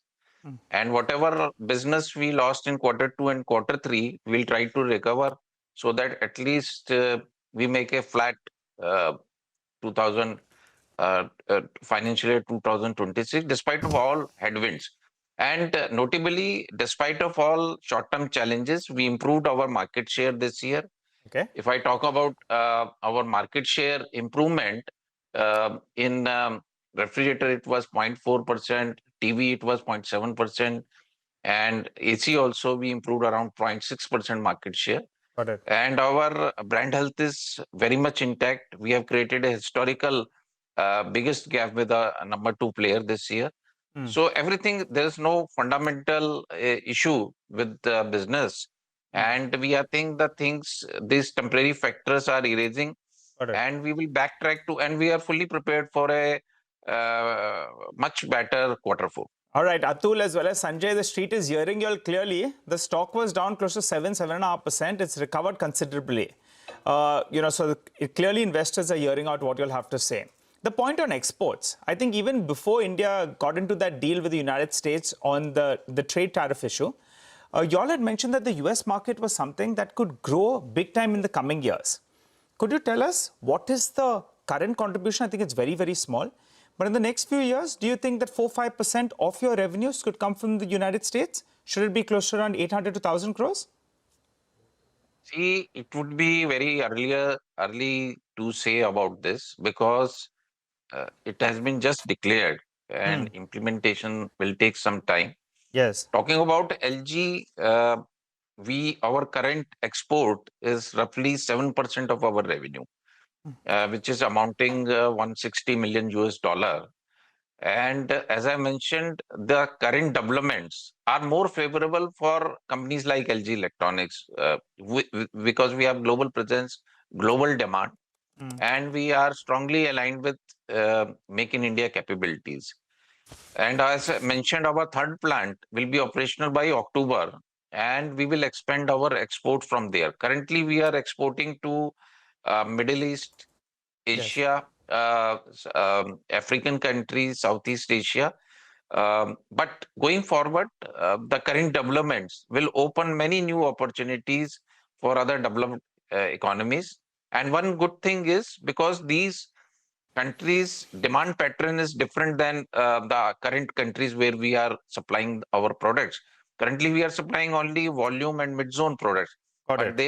there is the demand for premium products, Got which it. early we were also importing. But recently, in our Pune plant, we started producing high-capacity refrigerators and side-by-side refrigerators, Correct. which where the consumption of these products is much higher in Europe and USA. And our factories are quality standards are much better and it's approved by these countries. And we have now a cost competitiveness also with government support. Got it. Got it. Sorry to come in, Sanjay, but to give a number, I think you're doing close to 750 crores of exports right now. Annually? Yeah. The yearly export is 1400 to 1500 crore range. Right now. Right now, in a year, for full year basis. Okay. And how do you see that number scale up, sir? So we are expecting in going forward year for fiscal year 27 and going forward, we are very much optimistic that we are aiming to double our exports led by our premium products as we are manufactured in India to US and Europe along with other geographical economies, new geographic economies. Our core focus remains consistent that make in India, make for India and make India global to expand our export horizon. Got it. Thanks. Thank you very much, Sanjay and Atul, for joining us. And look forward to new innovations, new products, more exports, and of course, better growth and better margins as well, which you have sort of, in a way, guided towards for the rest of this year and, of course, on a sustainable longer-term basis as well. Thank you very much. So that's LG Electronics stocks at, 1476. It's a play on premiumization. I mean, they're going to premium. They're going to premium, affordable, wide range of products. And of course, because of the global parent, R&D spends are pretty low. But of course, I mean, that's because they get the technology, the global technology from the parent in that sense. So stocks are not done well since listing. We'll see how this one plays out. Lenskart is the other one which we want to focus on. Mangalam highlighted this earlier. I just want to revisit this. Stock's doing well. Mangalam, take it away. It's a solid performance that has come in from Lenskart, especially on the operating front. The revenue of the company has grown by about 38%, and the EBITDA of the company has grown over 100%. That means the margin expansion from about 12.5% to 20% as well. And on the net profit basis as well, the company's reported about 130 crores in the quarter that went by. And if you adjust for the exceptionals, the profit is actually a lot higher as well. It's been led by both their India business as well as the international business. The international business on a reported basis has turned profitable on the operating front. Even if you look at the numbers quarter on quarter, there's been a double-digit revenue growth, 12% growth in the EBITDA, and the net profit has grown over 20% as well. And all of that, nearly all of the revenue growth in India has been led by volumes. Nearly 30% volume growth, 7% growth is attributed to average realization improvement, and that's because of premiumization. And they've seen, nearly 36% same pin code growth as well is the company's own metric. And on the back of that, brokerages too have, upped their estimates. Jefferies, for one, has increased their EBITDA estimates by about 6 to 9%, and that's led to an upward revision in their target price on the stock as well. Thank you very much for that. There's one more stock, Yatra Online, reacting to numbers. While the company's top line went up by nearly 10%, this time they've reported a loss of nearly 13 crore. So it swung from a profit of about 4 crore in the prior year. And you can see that 7-8% fall coming through on Yatra Online. Okay, I think we can bring in the Mahindra and Mahindra management who are with us now. They've reported largely in line, slight beat to what analysts' expectations were for the third quarter. We have Anish, Group CEO and Managing Director at Mahindra Group, with us here in the studios. Anish, great to have you with us here. And congratulations, another good quarter. I mean, in a world and market rife with disruption, I mean, I think you've managed to consistently elicit an upgrade from analysts in terms of their own earnings forecast. So that's quite commendable. And I'm seeing some sort of analysts who cover your stock who've done that once again. But largely on the back of tractor earnings this time around, because tractor volumes are looking much stronger. Anish? Prashant, glad to be here. And one challenge with performing well consistently is that expectations keep going up. So if we look at in line with a 47% reported PAT growth and a 66% operating PAT growth, it in some ways talks volumes for our team in terms of execution. And that's what we've done. Yeah. Try to keep our head down, really execute well. And it is all our businesses contributing at this point. Tractor domestically has been very strong, but international we had to take a few impairments. So on balance, our tractor business from an operating standpoint grew 7%, domestic 64%, offset by some international impairments. Auto grew 42% from an operating profit standpoint. Both tractor and auto had very good volume growth, 23% volume growth. Auto margins were up 90 basis points. Tractor margins were up 240 basis points.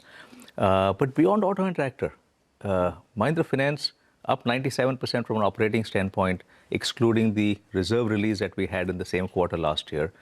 Tech Mahindra up 35%. Growth gems up significantly. Lifespace is up 5x. Logistics first profitable quarter after 11 quarters. But beyond the numbers, the businesses are in very good shape. So that is what we are enthused by, is the strong execution we've seen across businesses. I can tell you that the all Mahindra CEOs together, which Shriram conducted that interview, I can tell you lots of people are, I mean, they've all got their own areas of expertise and stocks they like in that portfolio, and they are all keeping track in terms of what the guidance is, which were put out as part of that conversation. On tractors, actually two questions. What's the volume growth which we should expect here? And I'm assuming that metal cost, is, and I think steel as a bill of materials for tractors is perhaps the highest, right? Much higher than autos, etc. So as this commodity price inflation works its way through, what margin assumptions, or I mean, how would you forecast them if you can? Is it going to be under pressure? Is there a cap? Is there margins are at a cap now? Further expansion perhaps is not possible. Maybe slight compression. What's your sense? So the tractor industry is growing very rapidly right now on the back of a very strong rural economy. Our forecast just 3 months ago was low double-digit growth for this year, at about 11-12%. And we're likely to close the year at actually double that, just given what we are seeing over the last few months. That obviously will taper down a little, because long-term growth for us is going to be about 9% or so every year as we look at the next 5 years. But that actually is a good thing, because we like good, steady growth. Our approach has always been to execute better, to create more market share, to continue to increase margins. While there are some commodity pressures, there are various actions we have been taking to mitigate that as well, both for tractors and for auto. So we really don't expect much of an impact from that. So gross margins can stay broadly where they are? That is our objective. Okay. Wanted to get your view, Anish, on Tech Mahindra. And the kind of disruption and sell-off that we're seeing across the world. Everyone believes that technology names, whether it's software or services, is going to be a net loser. The kind of disruption that we're seeing on account of AI is going to change the business model completely, maybe the death of the pyramid model, etc. In your conversations with Mohit, what is your understanding of how AI is going to impact Tech Mahindra? So this is, first, it's way overblown. And the death of the pyramid has been forecast multiple times over the last 30 years at every inflection point where technologies come in, starting from Y2K, and then call centers, and then we had blockchain coming in. There are various different technologies that have come in that have disrupted this industry. And the industry always has evolved. Because if you look at what it is today versus even 5 years ago or 10 years ago, it's a very different industry. AI brings up a number of opportunities. And even over the last few years, companies have stopped talking as much about help us with productivity and lower costs, and are talking more about help us win in the marketplace. And that creates a completely different set of opportunities. So how we go to market is very different. The AI disruption also has been known for the last couple of years. And a particular event triggered off a whole chain of reactions, which we feel is way overblown. We feel that it is a huge opportunity in many ways, but it is an opportunity for businesses that are quick to transform and take advantage of it. And in that context, we've got a great management team, we've got a nimble organization, and are very well positioned to drive that transformation. You don't think Indian IT is unprepared in that sense? You know, that's you think that's the worry that Not at all. Not at all. Not at all, because a lot of people-intensive tasks over time have reduced because technology has come up in many different ways. So that efficiency is already in the system, and AI does bring in more efficiency in that sense, but it also brings in a newer set of tasks that have to be done for companies, and therefore companies will transform. And I think the Indian IT services industry as a whole is in reasonable shape. But within there, companies that are more nimble, that are quicker to transform, will do better. You know, one is transforming your own organization, Anish, and the other is going out and, I mean, you know, acquiring things which, and not necessarily acquiring companies where you have synergy, which adds another sort of, you know, customer area, but basically making. I mean, the question is of capital allocation in the technology space, Anish. Is there an active discussion now to kind of try and acquire capabilities which it may take longer to build out, and it's not as if valuations are easy or cheap, I'm assuming. But is that something you would consider? Starts out as a financial investment in something and then kind of sort of, you know, maybe integrates and gives you capability as well. We've got a clear path for Techem that has been laid out and a margin target that we've committed to for next year. We're on that track right now. And as part of that, we have committed that we will possibly look at some tuck-in acquisitions, but really not look at acquisition as a key strategy, because we feel that we have a lot of capabilities. We've created an entire new delivery platform with a very strong team. And that's something that puts us in good stead in the sectors we are in, which is a strength in telecom, but also in sectors that we've entered in manufacturing and BFSI in a much bigger way. So we feel that Techem is well positioned, and it has to complete its phase one and then look at growth beyond that. All right, good to have you in the studio, Mr. Shah. And taking note of that, his concerns seem to be overblown with regard to the tech space. But let's get back to the business, the auto business. Memory chips, there was a bit of a supply issue out there.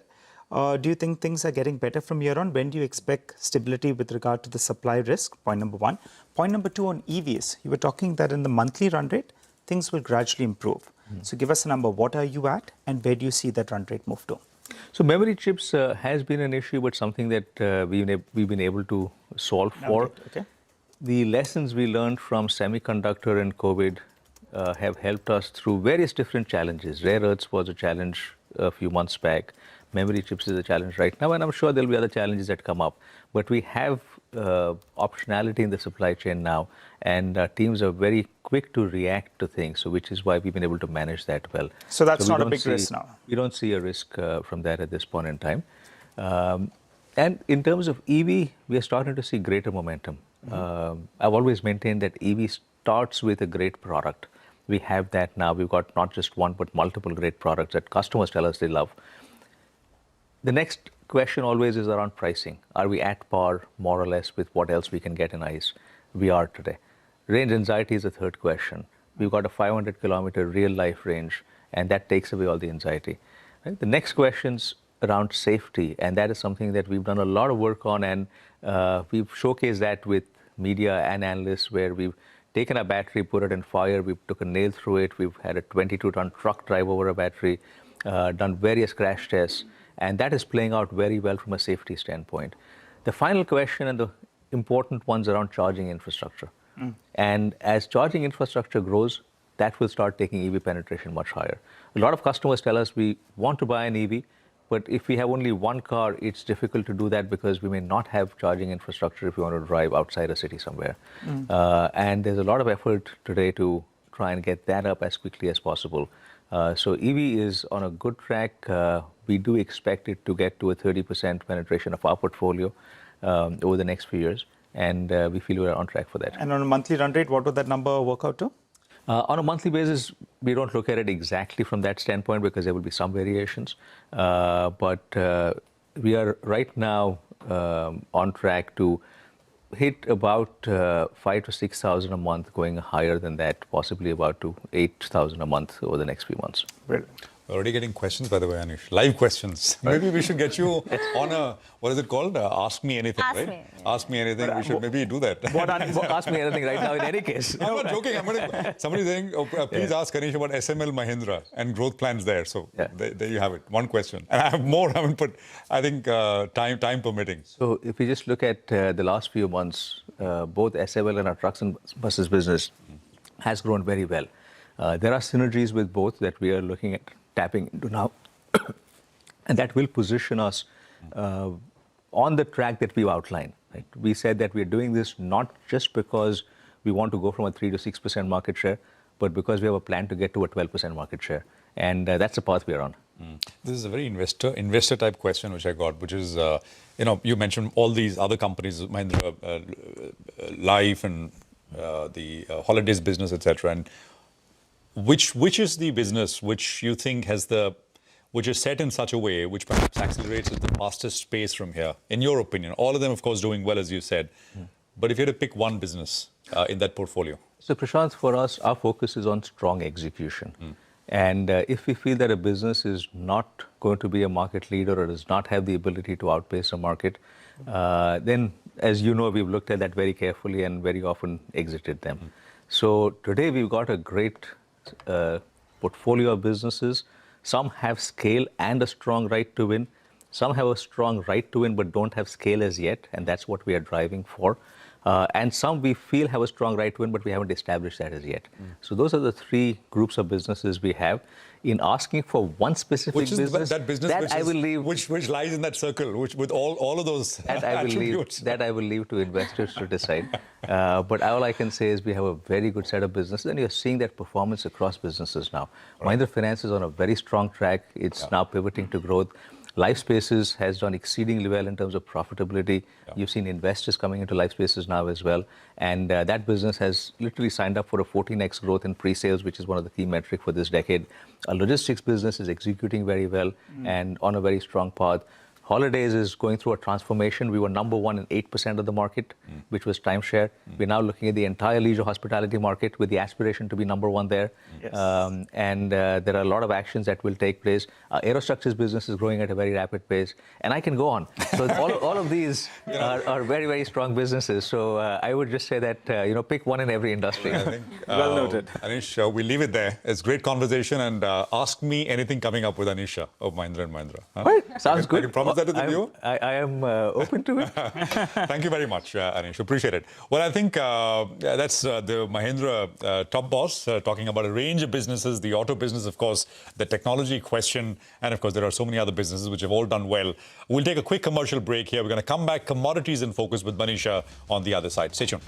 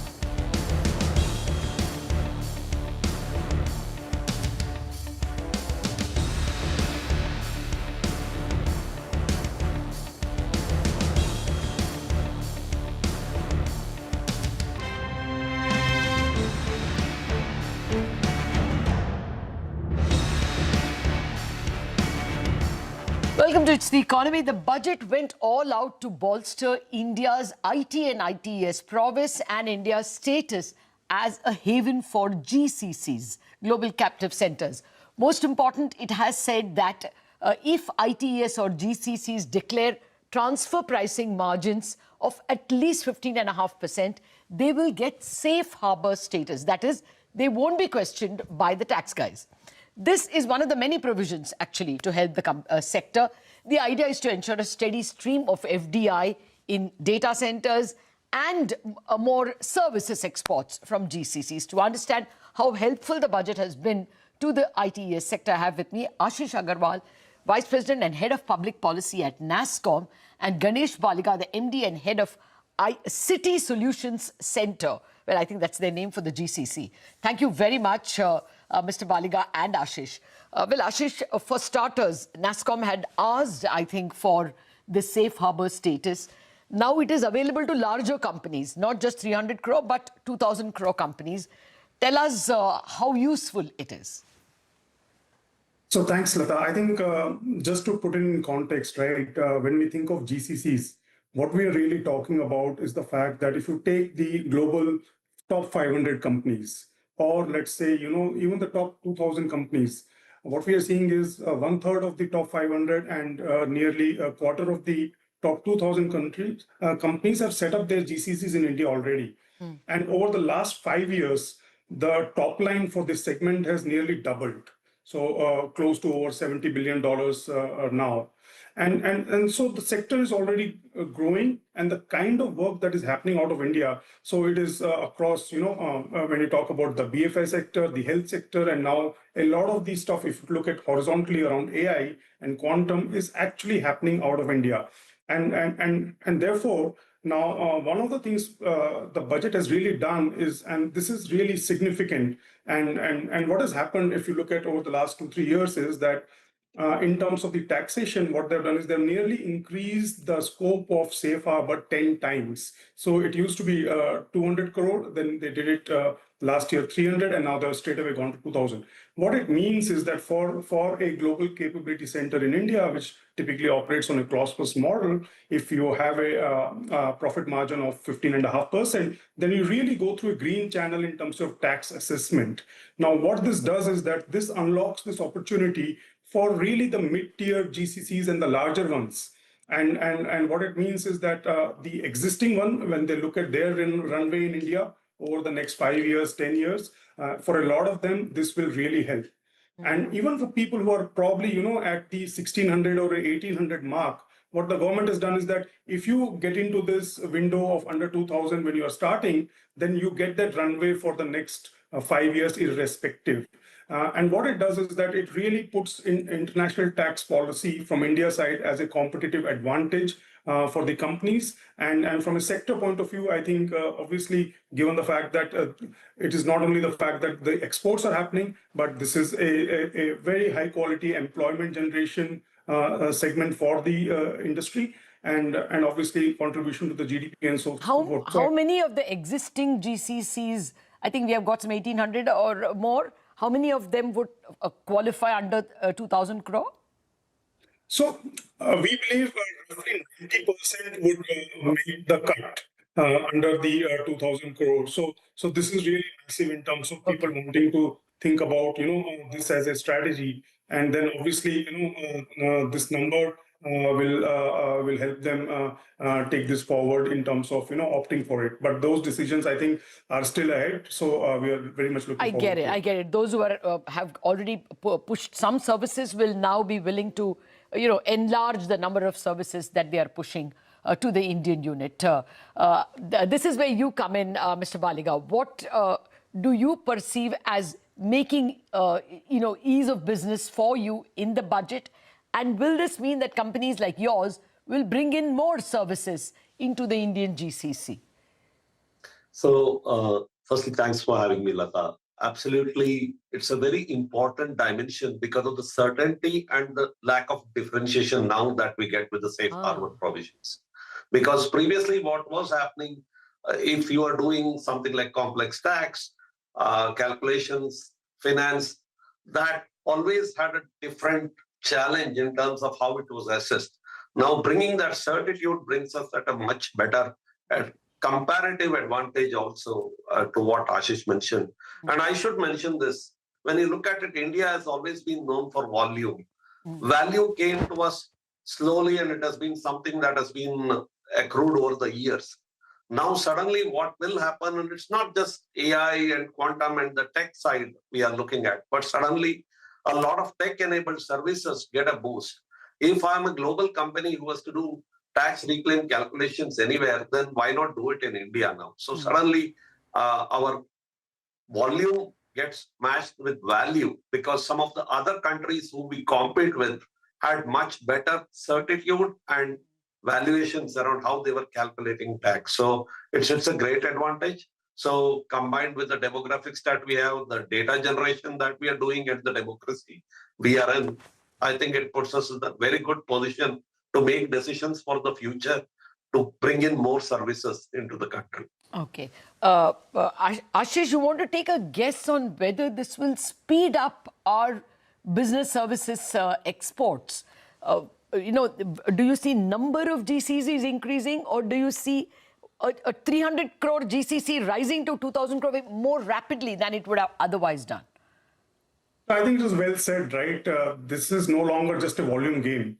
It is also in terms of the value. So I think what we will see is both scale up the volume, obviously, and also the kind of work that is actually happening out of India. So I mean, roughly we have already been seeing, if you look at even this year, which we are going to close, probably, in a week, a couple of GCCs being added. So already, and this number probably, will be 3-4 GCCs per week, and that kind of a run rate. So I think it is really, India is the GCC capital for the world. And what this tax in the budget, what the government has done is, and sometimes we just look at it from a safe harbor point of view, but even for companies who are beyond 2,000 crore threshold, and those are the big ones, what has happened is that if you look at what the government has done on the advanced pricing agreements, one of the things that the industry had been, working with the government was to say that how do we make sure that that process becomes much more smoother and, and in terms of timeline, much more shorter. And that reform itself is quite significant. So what the government has done there is to say that, look, if you are into the APA process, the unilateral APAs, we'll make sure we are able to get a closure within 2 years. So let's understand what this means. So one, when we look at safe harbor, it has a 15.5 automated route in terms of the green channel. That itself has a signaling effect. One, because now your safe harbor margins are 15.1, 15.5. So what does it mean in terms of APAs and all of that? Second is because a lot of the people will opt for the safe harbor, then the queue in the APAs will dramatically reduce. And then that means that those closures will happen much faster. And these are the new APAs. And if there are renewals and the fact patterns are similar, then those renewals potentially should happen even faster, maybe in less than 1 year. So if you look at the entire value chain, it is really covering everybody from 0 to 10,000 crore or even beyond to provide that kind of a certainty in terms of framework from a taxation point of view. And then if you just hold that thought and you look at some of the other things that are happening in the budget. So we often not talk about the what has happened in the gift city related provision, where they've really provided the tax holiday runway in terms of giving clarity for the next 20 odd years. So from a BFSI lens, that becomes a additional point from a GCC point of view. And the last point to also connect the dot is that there is actually a high-level committee which is being set up from education to employment. So given in all of this, our talent is our biggest asset. That is something that we are working with the government to make sure that as we scale up in terms of the policy around taxation, our core asset, which is the talent, is also able to meet that supply, because potentially for us, the demand is quite unlimited. It is just our ability, how soon and how fast and how well we can capture it.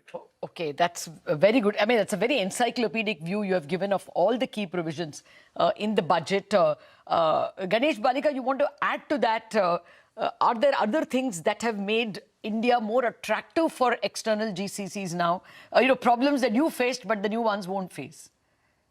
No, absolutely. I think the data center provisions that were brought in, which you brought in at the start of the conversation, Lata, are brilliant. Now, the BFSI provisions that are there in Gift City that Ashish mentioned really require a bit of a double click. When you look at it, in India, we have a lot of foreign banks already, but we don't have a lot of asset management companies or life insurers, not as many as the number of banks that we have.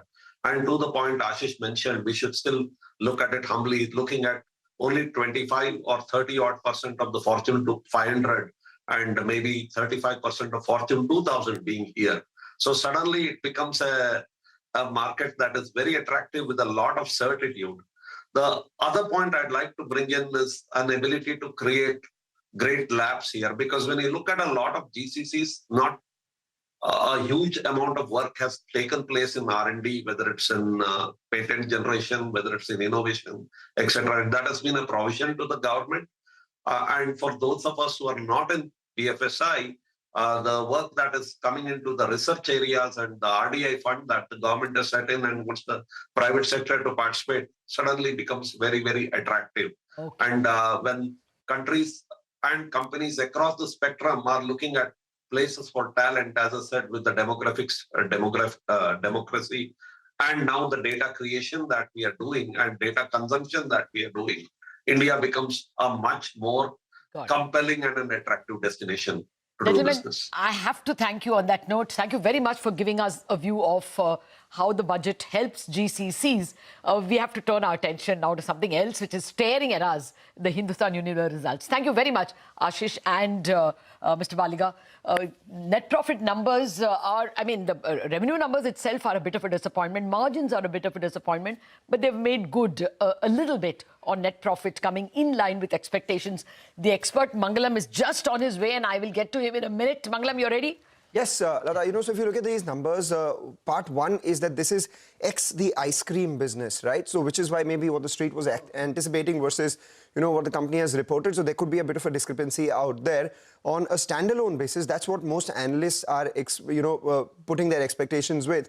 The company has reported a near 2.5% year-on-year growth. So, what the expectations were with the ice cream business baked in, the growth was 2.5% itself. So on a reported relative basis, 2.6% is pretty much in line with what the street was anticipating. So the miss that you're seeing on an absolute basis is largely because of the ice cream business not being in the base. Also, if you look at the margins at 23%, that's pretty much a positive. The reason for that is because the ice cream business by itself is slightly margin dilutive. So all these numbers look like they're pretty much in line with very muted expectations. Remember, October still continued to see disruption on account of the change in the GST regime. November and December is where demand picked up. What I'm actually awaiting are the volume details, because the street was working this time around with a number of around anywhere between 2 to 3%. If that number is in line with expectations, then obviously the demand momentum is likely to accelerate in the fourth quarter. So that's something that we will monitor closely. Your point about the ice cream business was margin dilutive. Yep. But at the moment, the ice cream business margins seem to be lower than what the street was working with. Your poll threw up 23.2. Despite not having ice creams, they've not improved margins. They haven't improved margins, so maybe it could be also a function of some of the exceptionals, etc. So we'll just try and monitor all those internal details. But meanwhile, as we're looking through the numbers, we do have Deven Choksi with us as well. The street has actually given a thumbs down to the initial numbers. So we'll get in some more details for now. Deven Choksi joins in with his initial reading of these numbers as well. Deven, 2.5% revenue growth, nearly 2% EBITDA growth. What do you make of these numbers? Yeah, Mangalam, I think the counting was around 3 to 5% kind of a revenue growth. Vis-a-vis that, I think it has come half of it almost. So certainly, I think it's somewhat disappointing. However, I think I would like to see the full details, because on the margin front, I think we have been expecting somewhere around 23.5%. I think it has come near to that level only. So I think margin is pretty decent comparatively, but the volume growth, I would like to see it in little detail. At the same time, the numbers are right now standalone. I think our consolidated numbers are also required to be seen before making any comment. But yes, I think slightly disappointing numbers, particularly on the face of it, it reads right now. Maybe I think the some amount of off-tech related issues, as I can see it, particularly from the urban space, the rural has contributed relatively better, as I see it from the numbers as published by the company earlier. The rural has been, I think, twice the urban growth. So from that perspective, the business is okay. Maybe in the rural space, I think some products which are not yielding higher amount of value have been sold. So to an extent, I think the volume drop is being seen at this point of time. But let us see the detail out. On the face of it, I think the numbers are sounding subdued at this point of time. I would agree with you, Devin. On the face of it, these numbers are indeed subdued. Even if I'm looking at the other internals of the company, right? The home care business has actually shown relatively better growth. 5,900 crores worth of revenue in the home care business has been. This compares with around 5,600 crores. So that's a slightly mid-single digit sort of growth coming in, 3 to 4% out there. Beauty and well-being has not grown as fast as what the street was anticipating. 3,400 crores has turned into just around 3,600 crores. And personal care, there has been a decline out there from 24-26 crores down to around 23-71 crores. My sense is a large part of that has to do with passing of the GST price cuts and at the same time lower raw material prices. So those price cuts have been affected, which is why there is negative revenue growth in the personal care business. Foods business obviously has seen the impact of the ice cream demerger. But even if you discount for that, 3,500 crore turning into 3,700 crores, there's a mild growth here as well. Nothing much was expected, largely because of the decline in tea prices. So all in all, the street not very excited about these numbers, which have been, at best middling with a 2.5% sort of top line and 2% EBITDA growth. We'll take your leave on that. We'll come back with more details on HUL's numbers and a lot more on the other side of this show. Thank you so much for watching. Take a break. Come back. Chartbusters up next.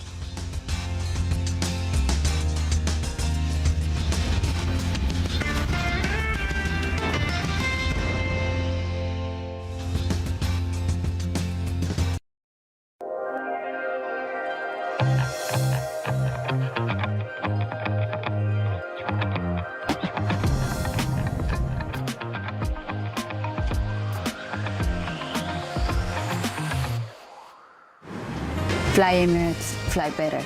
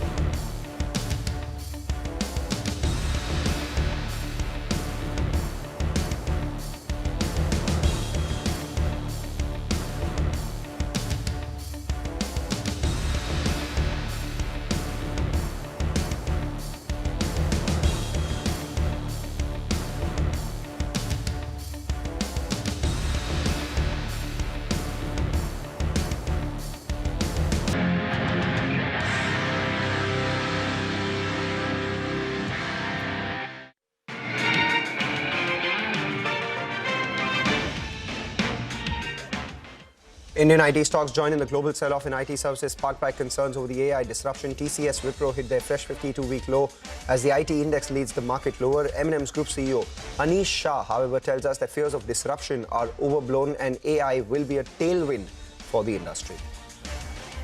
Lenskart's operating leverage plays out in a strong third quarter where EBITDA surges close to around 118% on a year-on-year basis. The stock is up 10% today. It's gained 25% since its listing in November. Higher input costs, a weak rupee and weak sales contribute to a weak performance for LG Electronics. The stock is under pressure even as the management tells CNBC TV18 that sales have recovered in 2026 and they are seeing strong demand in the fourth quarter. Amara Raja is under pressure as earnings miss expectations and exports fall on geopolitical tensions. The stock is down 4% as domestic growth remains healthy. Netweb Technologies under pressure after nearly 4% equity worth about 700 crore rupees changes hands in a block deal. Promoters are likely to have... Hello and welcome to Chartbusters. We're coming to you live from the CNBC TV18 Motilal Oswal studio. I'm Nigel, with me is Mangalam. Market's a little bit lower, but we have come off considerably from the lows of the day. So the Nifty is still down, I think, around 80 points or thereabouts. A couple of stocks that are reacting to its numbers. HUL, Mangalam just covered that one. That stock, in fact, is down close to 2%. But at the look of it, the volume growth number is a little bit better than what the street was working with. Yes, Nigel, the volume growth is slightly better than street expectations at 4% versus 2 to 3%. But my sense is a large part of that could be on account of soaps. The low unit packs of the soaps business would have led to volume growth. And at the same time, there could be some bit of grammage increase as well. I'm looking at some of the more internals that have come by. Home care, the revenues have grown slightly shy of 4%. The street was working with around 3 to 4% sort of growth of both home care and personal care. Personal care, there has been a revenue decline, which implies that it's largely on account of reduced prices post-GST and lower prices on account of lower raw material prices as well. Beauty and wellness, the street was expecting a growth between 6 to 8%. Remember, this segment has strong tailwind. Out here, the business has grown just 6%. And tea, the company has taken a price cut because of lower tea prices. So there too, the revenue growth was slightly, muted in terms of expectations. The company says FY27 will be better than FY26. They will hold on to their margin guidance band. And at the same time, they will see volume-led growth. That's what the street is expecting as well. But, at a time when you have relatively lesser peers doing 5, 6, some even high single-digit sort of volume growth, HUL's volume growth at 4%, even though higher than street expectations, is lower than the industry average. They've done some inorganic growth, Mangalam. 49% stake they're acquiring in Oziva. So they had announced a 51% purchase already. Now they're buying the other 49%. So that's about the additional acquisition that they're making on Oziva. So that's about HUL. We'll try and get in more. The management is slated to speak to the press at around 11:30 as well, and we'll get some internals. But meanwhile, we have a lot of other earnings to contend with. Shenu Agarwal, the MD and CEO of Ashok Leyland, joins in. Shenu, thank you for joining in. It's been a good last few months on the volume front. All segments have done well, double-digit growth. Do you think this continues? And if you could also give us an outlook for, say, the fourth quarter, and at what stage of the CV cycle are we in right now? Some color would do. As far as the commercial vehicle industry is concerned, November and December have been very, very strong months. And even January was very strong. It was actually stronger than December. And for February also, we are seeing a lot of momentum on the ground. I think the inquiry and the lead pipeline is very robust. And therefore, I would say that this would be the fourth month in a row where we are expecting very strong growth momentum in the CV industry. The other good thing is that it is across the range, across the segments, whether it is light commercial vehicles or intermediate or heavy duty. So we are seeing this momentum building up everywhere.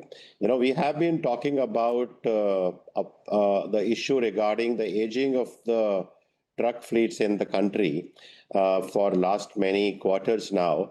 And we all know that while historically the age of the fleet has been close to 7.5 years, but of late the aging has increased to roughly about 10 or 10.5 years. And we always were hoping that there would be a trigger that would come for the industry where it will kick in a fresh replacement cycle.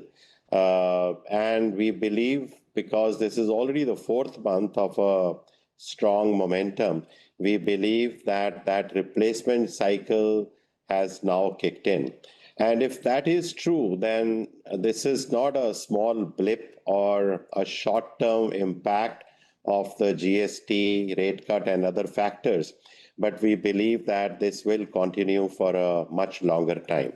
Mr. Agarwal, Q2, this is the highest ever quarterly revenue, the 12th consecutive quarter of double-digit margin despite raw material cost increase. Are you confident of maintaining the margin at current levels going forward? And how do you see the raw material trend going forward? Yes, you're right. I mean, this has been a splendid quarter for us. Q3, we have created a best ever revenue, all-time high EBITDA, all-time high profitability, PBT, PAT, everything is all-time high for the quarter. And even for the YTD basis, we are much ahead, of our performance in the last year, first 9 months. So I think, our strategies are showing up in the results. On the market share side also, we are very focused on creating differentiation and premiumization in our products. And equally important is that we are very well focused on the service side. We do believe that market share is something very fundamental, which you can only achieve in the medium run, long run, only through creating some differentiation in your product or in your service, right? So the teams are very, very focused on those two aspects. And overall, we are very happy with the results so far. All right. Could you also give us a market share for both the M and HCV business and the bus segments? Yes, so our market share for the MHCV has been close to 31%, which is higher than last year's similar period. And our LCV overall Vahan market share is close to 12.7 or 12.8%, which is higher by about 70 or 80 basis points over the same period last year. So in both the segments, we are doing very well. Even in buses, we continue to maintain our leadership position with a market share above 40% now. Well, you've reported another healthy quarter of export growth, 20% in Q3 and more than 30% in the first 9 months of the year. Are you still maintaining the 20 to 25% target for FY26?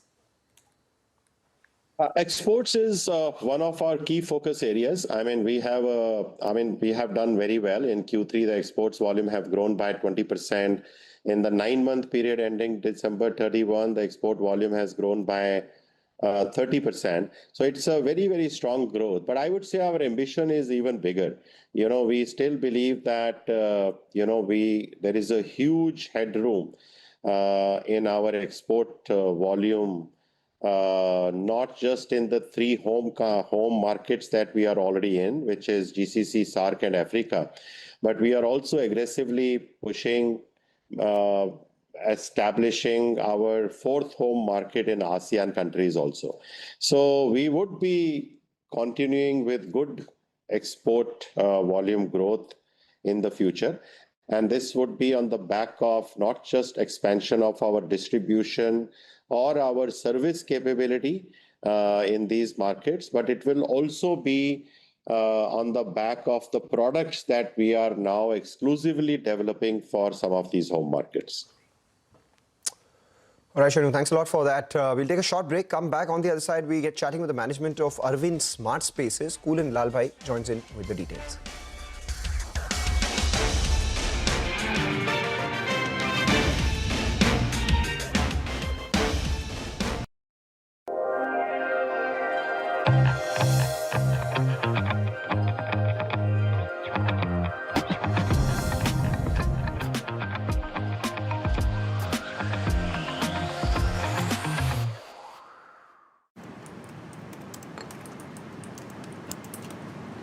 You want to talk business?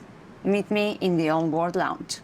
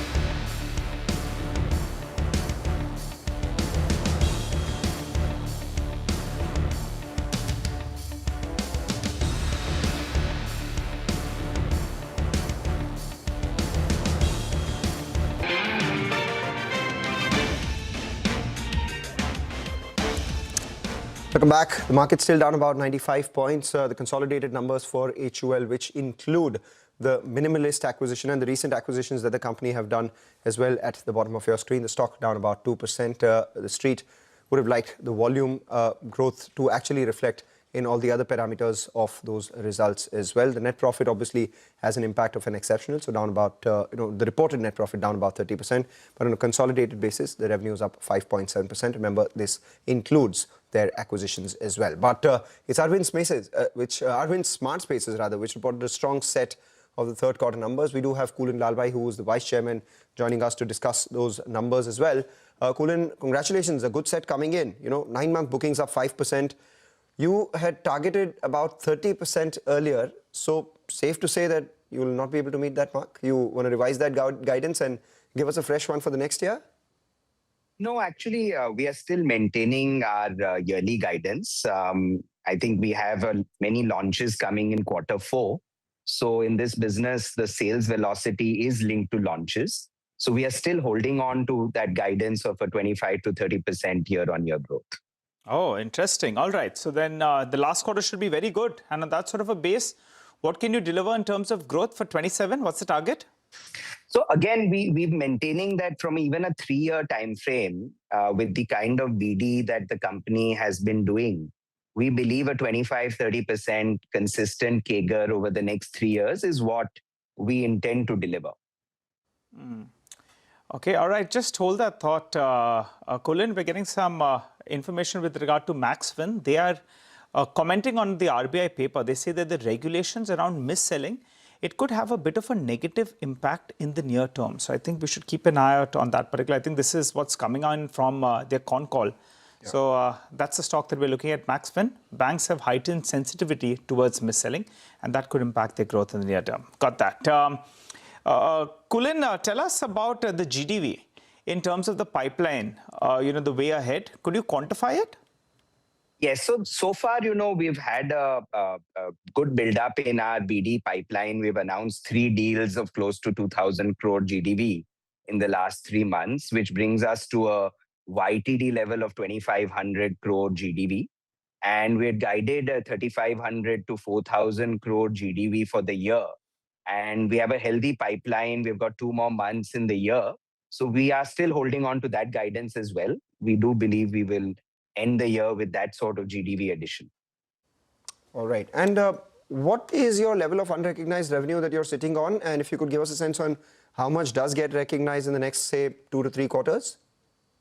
See, quarterly recognition is a little choppy in this business. As you know, it depends on OCs. So I think giving quarterly guidances may not be the appropriate. We have around 3,200 crores of unrecognized revenue, which we are, as a company, we're scaling that up every year because we are in a rapid growth phase. So that is going up as we launch more and more projects. And of course, as the OCs roll in, it will reflect in the financial numbers as well. Okay, all right. Kulin, what about the Baroda project? Could you give us some timelines? When does it get completed? What is the ticket size out there? In fact, for Baroda, we have got all the permissions. So we are, as we speak, in the pre-launch process. And we are hopeful that we will get a good response. It's a new city for us. But the project is very interesting. It's the largest of its kind in the city. And initially, the phase 1 will have around 600 crores of inventory that will come online.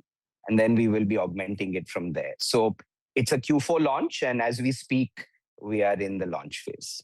And if you could give us a sense on, the split between both horizontal and vertical projects, where does that stand at right now? What will that mix be going forward? How do you intend to move that? So historically, we've been heavier on horizontal. As you know, we've had a 70-80% horizontal mix, but we are in the process of changing that. So if you saw most of our BD, the 2,500 crore BD, most of it is now vertical because the intended strategy is to bring vertical to around 60% of the company revenue. We are focused on first homes, both in Ahmedabad, Bangalore and Mumbai. We'll be entering Mumbai also, where there will be vertical.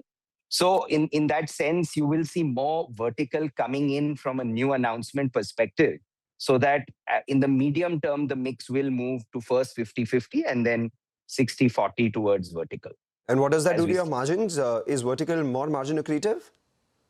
No, I wouldn't say that. I think we want the right balance between a first home apartment and land as a product, which is what horizontal plotting gives you. We feel there is an ideal mix between the two.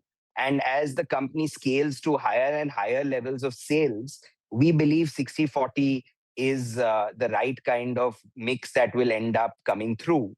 As a company, our North Star is IRR. So we typically want all our projects to be 25% plus IRR. Horizontal tends to be possibly 5% higher IRR than vertical, but even vertical, every project we sign has a minimum 25% IRR. Got it. All right, Kulin. Always good speaking to you. Thanks a lot for joining in. Wishing you all the best. You're bracing yourself for better times ahead. So we look forward to chatting up with you as this quarter progresses as well. Well, time to slip into a short break. Come back. We'll continue to focus on markets and stocks that are doing a thing of their own.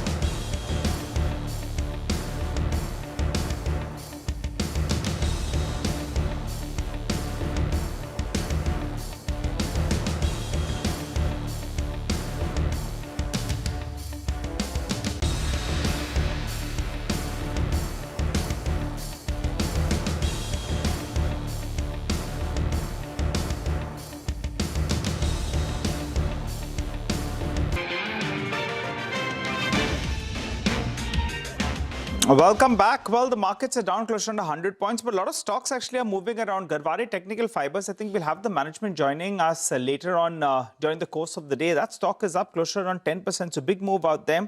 Precision Camshaft, another stock that's up close to around 7-8%. Now it's currently moved for the high point of the day. So that should come up for you on the screen. Hikal, from the word go, that stock has been seeing some, good amount of buying. and that as well has spiked up. So individual stocks, Mangalam, are doing a thing of their own. If you're just focusing on the Nifty, you'll be really missing the stocks that are moving around in the broader markets. Tech is off form, but otherwise the Nifty Bank is doing pretty well, and I think the mid-cap index as well doing pretty okay. The mid-cap index, I mean, it's doing okay, but the important part is even along with the Nifty Bank, a lot of these financials are picking pace. So the top gainer on the Nifty right now is Bajaj Finance, up at the high point of trade, and a couple of these, other names as well. Bharti Airtel, for one, is up around 0.6%. A fair amount of recovery from the lows. The earlier part of the trade was mildly in the red. Now it's moved mildly into the green. Let's get you some more ideas for profit coming in from our colleagues at Money Control Pro. Lekha Vadnani Jamnani joins in with a stock that she's tracking. So my stock pick is E2E Networks, which is emerging as a core beneficiary of India's AI infrastructure build-out. Its Q3 results saw revenues up 60% QOQ and EBITDA more than doubling, driven by improving GPU utilization and strong operating leverage. While near-term net losses persist due to elevated depreciation and finance cost from aggressive capacity expansion, these are transitional in nature and reflect investments being made ahead of a steep growth curve. The growth outlook is compelling. The commissioning of around 1,000 Blackwell GPUs expected to be live by end of Q4 FY26 provides near-term visibility. In parallel, empanelment under the India AI mission with orders aggregating 265 crore underpin utilization ramp-up and revenue momentum through FY27. Additionally, L&T's 21% stake significantly boosts credibility and enterprise access, while the acquisition of Jarvis Lab broadened E2E's reach into the global markets. Moreover, driven by the tax policy shift in the union budget, as global hyperscalers expand local data center capacity to avail tax incentives, E2E is well positioned to benefit indirectly through better unit economics, faster deployment timelines, and greater access to high-quality data center capacity. With management guiding to 80 to 90% GPU utilization and long-term EBITDA margin of 70%, E2E offers a rare early mover play on India's AI compute ecosystem. While near-term volatility exists, the valuation of 13 times FY28 estimated EV/EBITDA appears attractive, and we view E2E as a long-term compounder. All right, Lekha, thanks a lot for that. With that, we are out of time on this edition of Chartbusters. The Nifty Bank doing a bit of the heavy lifting for the market, which is otherwise buoyed lower by the IT stocks. So what we'll do is take your leave, come back on the other side, track all the other stocks which are moving around, and take it with the team of Trading Hour.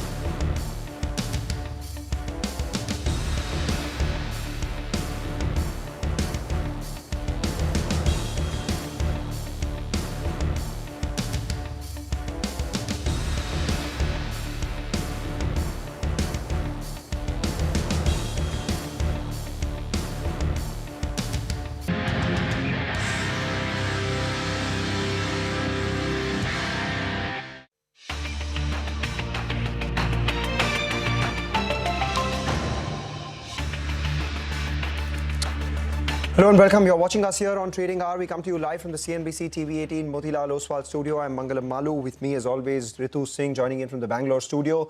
Ritu, it's been a down day and led lower by the IT stocks. You have the Nifty, which is lower by about 100 points the first couple of hours of trade so far, finding support at around the 25,800 mark. But, you know, the upper end of the market has definitely seen some supply. On a daily basis, it's one index or the other which, gives way. The IT index has been underperforming for the last few trading sessions. The Nifty Bank, which is trying to outperform with a gain of almost 83, 84 points, just not enough. We have some of these financials which are trying to hold up one end of the market as well. Bajaj Finance, for one, doing well. In the Nifty Bank as well, we have State Bank of India, which has been outperforming. And then we have some supply coming in from the larger ones. HDFC Bank, for one, is currently lower. The last few minutes, we got numbers from HUL. That stock is among the top Nifty losers. And also, we have a recovery that we've seen from the lows on Bharti Airtel. So a bunch of these frontline stocks is where the market is focused on today. Well, Mangalam, you know, every day new headlines on AI globally and new pressure for IT stocks. And that's, again, something that we're seeing play out today. And the market breadth dragged down by the IT stocks is now firmly in favor of declines. I mean, almost 2 stocks are declining for every 1 stock that is advancing in trade today. The key draggers, names like Infosys, you have TCS, HCLTech, are actually pulling the markets down. But on the other side, like you were highlighting, SBI, ICICI Bank, Bajaj Financials are some of the names that are trying to keep the markets up. But overall, the Nifty IT pack is down by almost 4.5% as we speak. So lots of numbers. Again, we're at the fag end of the third quarter earnings season, but there's no dearth of numbers that continue to pour in. HUL is one you spoke about. The other one in focus is Star Cement. They reported a good set of third quarter numbers. Our colleague Nigel D'Souza caught up with the management and began by asking them about the price increases in the fourth quarter. Take a look at what they had to say.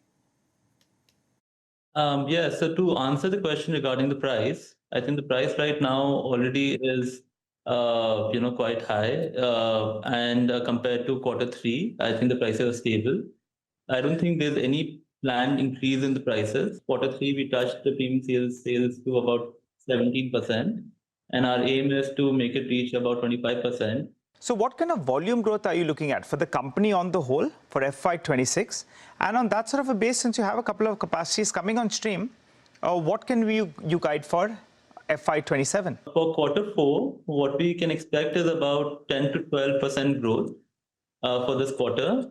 I think we'll be commissioning our Silchar plant this month itself. I think for the next year, we can expect a growth between 12 to 15%. North-East market has been yours. You have been the dominant player out there. However, now competition has eyed that market as well. What do you make of your market share? And do you believe you're under threat? At what market share would you be satisfied? So, no, I think, of course, there are some companies which are interested in Northeast, and they do plan to probably set up their capacities. We right now maintain about 26% market share. We plan to remain the market leader in the Northeast.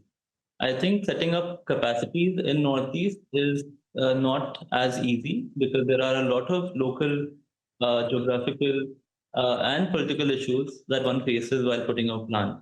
So I know that there is interest in Northeast. I do think that for the next 2-3 years there will be no significant entry in Northeast. The big worry is that GST rationalization has taken place. And Investec has pointed out that for a company like yours, that could be a bit of a risk in terms of profitability, in terms of cash flows as well. So tell us, in terms of an EBITDA per ton, what can you guide for, since the incentives, as we can see in the past quarter as well, has been coming down? So I think the impact of the reduction in the GST was about 150 rupees per ton.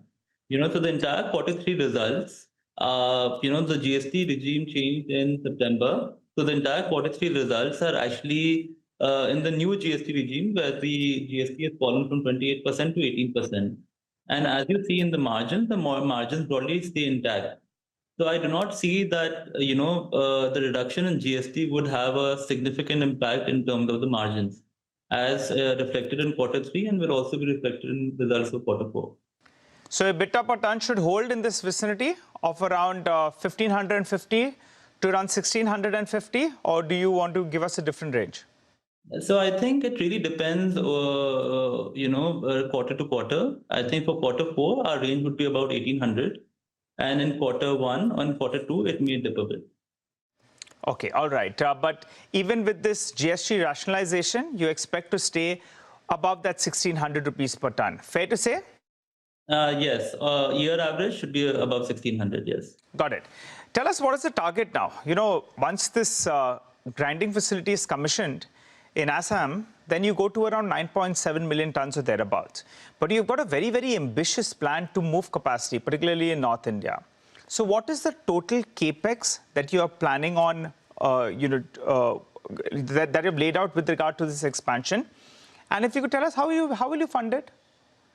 Yes. So, so our focus right now is to, diversify against only being in Northeast to other areas as well, like North. North, out of all the mainland, regions, comes across to be the most stable and profitable. And the growth in the market is also quite steady in North. So, we have acquired mines in Nimbol area, and we do plan to start putting up a plant in quarter 3 calendar year this year. And our plans are to put up a 3 million clinker plant in Nimbol, along with 3 million tons of grinding and 2 million tons of grinding in Haryana. So our plan in North right now for the next 3 years is about 5 million tons. And additionally, we also plan to put about 2 million tons in Bihar, which would be fed by Northeast clinker. Okay, all right, got that. Now the problem is the capex number. Could you just highlight that? So the capex number for the clinker plant, which we plan to put in Nimbol, the clinker plant that we plan to put in Umrangshu and Assam, the grinding units in Bihar, Haryana and Rajasthan, the overall capex would be about 4,800 crore. This could be done in the next 4 years. And the way we plan to fund this capex is, of course, through our own cash accruals, right? Because the company is profitable, and we do see in the next 3-4 years that our profitability will maintain. And also through a fundraise, which we will do at the opportune time, because our aim is to keep our net debt to EBITDA to less than 1.5. Got it. All right. Since you're going to be looking at that fundraise as well, there's been an interesting development. One of the promoter entities, they sold out to UltraTech Cement. What if UltraTech Cement writes a nice big check and says, Tushar, we want to buy the company? Do you believe that the promoters could come to some agreement, and then you have a larger player that comes and takes over Star Cement? I think, one of the promoters selling stake to UltraTech had happened more than 1 year back. And, if that had to happen, I think you would already had some news. I don't think we have any plans right now of doing that. Has UltraTech reached out to you all though, and they said they want a bigger chunk in the company? No, nothing like that. There's no communication, regarding that. The current promoter continues to run the company? Yes, yeah. To expand into the other markets, you have got a limestone mine, and that's come at a very, very significant premium. But you're also talking about getting some legacy mines. What's the probability of getting that? I feel the probability is quite high, and I think in a month's time we will have further clarification regarding it. And once we have the clarification, we'll probably be able to submit it and inform others. All right, so that is the management of Star Cement. Speaking to CNBC, TV18 post their numbers, but it is the IT stocks which continue to be on our radar, under pressure once again after a broad-based sell-off overnight on Wall Street. Rima joins in, decodes the moves. Rima, what is it that is worrying the street so much about artificial intelligence, and are Indian leaders worried about it as well? Well, the pain in the tech sector that you're seeing today is not an India story. It's a global problem. The Nifty IT index is down 10% year-to-date. Heavyweights like TCS, Wipro have hit fresh 52-week lows. And now a company like TCS is down more than 10% in the last 5 years, negative 5-year returns. Global software names have cracked very sharply. You're seeing steep cuts of about 30% across some of these enterprise tech names like ServiceNow, Salesforce. Now, the Indian IT sector and the technology majors have disrupted many cycles before, whether it's Y2K to cloud. But the question this time is that whether what we're seeing in AI, and more importantly, the pace of innovation, represents just another transition, or is it a fundamentally different risk, a structural headwind? Let's get the experts in. Now, Citi says this AI shift has unique challenges, and they give you 3 reasons for that. Unlike the cloud cycle, where the Indian IT sector was the challenger, gaining share, this time it's entering in as the incumbent. The sector has doubled in size since the last major tech shift, making it more exposed to disruption rather than being the disruptor. 2, the AI's impact is far more pervasive this time. When cloud took place, it primarily reshaped infrastructure where data was being saved. But generative AI is touching coding, consulting, workflows, decision-making, and even labor pools. And finally, Citi makes the argument that the new AI revenue pools coming in from AI are still very small, still exploratory, so not enough to offset the pressure seen on legacy services. But unlike in the case of cloud, when new work came in, they were large deals. But brokerage views are still a divided house. Now, HSBC offers a counterpart. They think that LLM-driven products will not materially displace SaaS, pointing out that there are virtually no documented instances of a Fortune 500 company replacing a core SAP or a CRM platform with a standalone AI model. 2, they're saying that, there are decades of business contextual knowledge embedded in these platforms like SAP and Salesforce, and that remains a strong moat. So it's not that easy to simply replace it. What HSBC says for the Indian IT services company, the major problem is the sharp increase that we're seeing in coding productivity. Now, as of now, according to the industry estimates, productivity gains are about 8 to 10%. But the recent launch of Claude Opus 4.6 is estimated to add another 500 basis points of improvement in productivity. Now, this incremental productivity or efficiency could increase the revenue deflation, pricing pressure. But HSBC still believes the impact is not going to be very materially significant at this stage. To sum it up, HSBC says that we acknowledge this time the risks are more credible than the past cycles, but they still expect a low teens return from IT in 2026. So what is your view? Is AI an existential threat to IT services, or simply the next evolution that reshapes growth rather than ending it? Well, Reema, if that question is to us, thanks very much. I don't know, Mangalam, if you read this article by this AI founder called Matt Schumer going around on social media, quite concerning. 62 million views let's now actually as we speak. Yeah, 64 million and counting views. But let's get in a top voice. We had Anish Shah, the top boss at Mahindra Group, who was in our studio earlier, and he said the impact of AI on the IT sector is completely overblown. Listen in. So this is, first, it's way overblown. And the death of the pyramid has been forecast multiple times over the last 30 years at every inflection point where technologies come in, starting from Y2K, and then call centers, and then we had blockchain coming in. There are various different technologies that have come in that have disrupted this industry. And the industry always has evolved. Because if you look at what it is today versus even 5 years ago or 10 years ago, it's a very different industry. AI brings up a number of opportunities. And even over the last few years, companies have stopped talking as much about help us with productivity and lower costs, and are talking more about help us win in the marketplace. And that creates a completely different set of opportunities. So how we go to market is very different. The AI disruption also has been known for the last couple of years.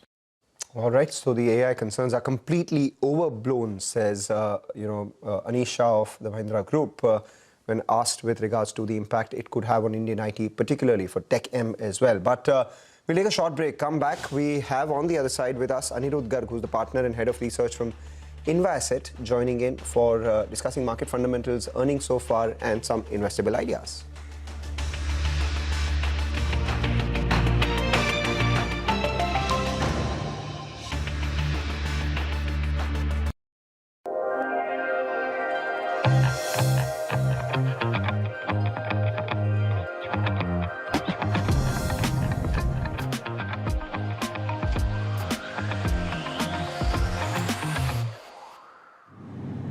This is worth sharing.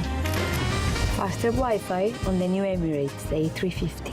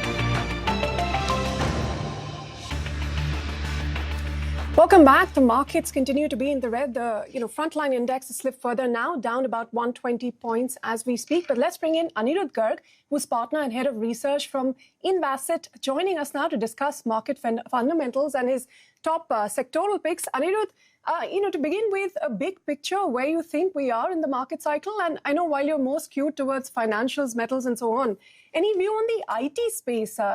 Today the markets are under pressure because of some of those names and what's happening globally with AI developments every day adding more pressure, despite some of the earnings improvement we've seen from some of the top names in IT here. Hi, a very good morning to all of you. See, stock markets are very simple. They just, what I say, they discount future growth. The current earnings, maybe they've improved a few bips, it's all right. But what is the problem? What the stock market is punishing the Indian IT for is their biasness towards a comfortable business model that they were operating in. I've been an advocate of this for a very, very long period of time, and your television and your sister television for a very long period of time, that things are changing. It is very, very necessary for Indian IT to change. They are having huge pile of money lying with them, rather than investing in, the future, rather than investing in research, rather than investing in AI. They are busy buying out their stock. That is, I think, as bad as it can be. The worst financial management that we have seen with somebody. The main problem with Indian companies is lack of capital. And these companies with so much capital, so much reserves are, taking it so defensively. I think if it is a wake-up call for them now after the latest Palantir software that says that either you wake up, you invest, they have the capability. It is. I was reading an article the other day which said that this is a Bangalore guy, a Bangalore person who has been the chief technological officer for the software which Anthropic, which is leading the way for AI in the US, for the software that's punishing these companies.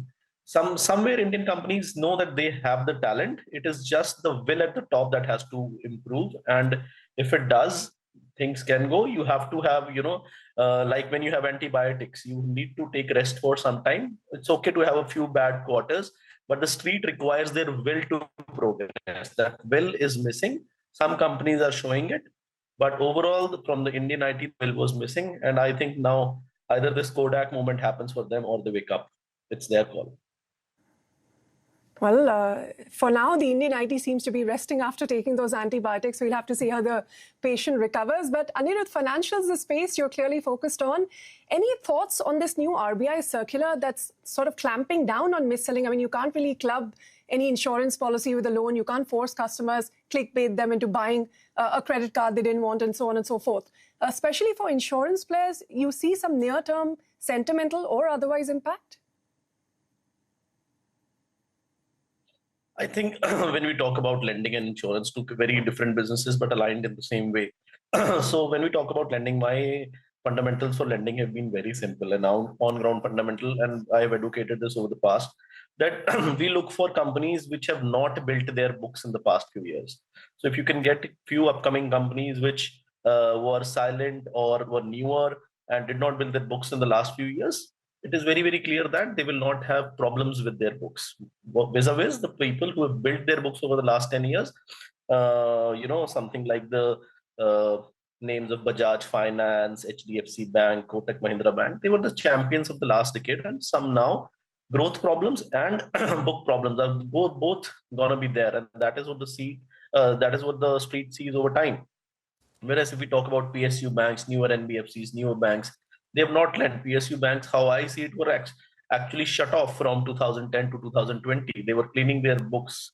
And after the new laws that have come in, the insolvency and bankruptcy code, the new insolvency and bankruptcy code, and the capitalization happened, now all the sectors that they lend to are, in healthy shape. There is no problem. The Indian economy is all right. So we are very bullish on financials. When it comes to insurance, I've never been a fan of insurance because of the Indian bent of mind. But I still feel that there is a long way to go, because there is still very underpopulation of insurance in the Indian, when it comes to the Indian context. And somewhere the new GST laws that have come up and stuff will also help the insurance companies going forward. But we do not hold any insurance companies in our portfolio right now. All right, you don't hold any insurance companies in your portfolio right now. What about old economy? The street is liking, metals. The street is liking good old oil. The street is liking maybe some of these pharmaceutical manufacturers as well. What are your thoughts on them? Yeah. So you've talked about three sectors. Firstly, when we talk about metals, the biggest holding that we have currently after financials is metals. So we believe that I think the inflation concerns which were there for the plaguing the plaguing the economies for the last couple of years are nowhere to be talked about. And this is a time when we have our rate cuts in place and everything. Now we believe that somewhere it is the time for metals and commodities to perform. And if we talk about metals, we see non-ferrous. We are more inclined towards non-ferrous rather than ferrous, though we have ferrous also in our portfolio, but the percentage is a little less. I believe for the next 1 year, metals should be all right. And we should see a good, I think a double-digit plus growth in the metal sectors, although not a recommendation to buy and sell. Then what was the second sector that you talked about? Sorry. The second one I spoke about was some of these upstream oil companies and maybe the refiners as well, if you could speak about them. And the third one was pharmaceuticals. Yeah. Okay. So I currently don't have any view on the oil sector because, in India, if you have to talk about the oil sector, it's only the government companies that are out there. So oil sector, we are not tracking much because of so much geopolitical uncertainty which is happening where, the US has surrounded Iran and you do not know about Donald Trump. Yeah, none of us knows what will happen. So I think it would more be a bet rather than proper investment. So we are not having the right fundamentals that we look for when we look at the oil marketing or the oil manufacturing, oil refineries. When it comes to pharmaceuticals, I am very, very bullish on the Indian CDMO and the CMO sector over a longer period of time. I believe leaders that are out there, because I've been mentioning it again and again, please go out and read the US Biosecure Act, a country naming companies of another country. A country, US has named Chinese companies by the name that this is what we get from them, this is the growth expected, and this is what we have to reduce. And so it is very, very clear which is the next best alternative. India is the global, giant for when we say for pharmaceutical production for the CDMO and CMO. I was just going through this article, wonderful article, where they found this US company has found a cure for HIV. Yeah, the biggest problem that is plaguing the world right now. And they are giving it for $28,000. And Dr. Reddy's has come out in collaboration with one of them, and they said that we'll be providing it in $70. This is the power of the Indian pharmaceutical sector and the CDMO and the CMO sector in India. So I believe I've been always bullish on the pharmaceutical sector, and now with US shifting its clearly shifting with the policy, I believe Indian CDMO and CMO sector should be very, very good, both domestic and export. All right, Anirudh, pleasure hearing your views, and thanks very much for sharing them. On that note, we'll have to slip into a short break, but don't go anywhere. We're back with more on the markets when we return.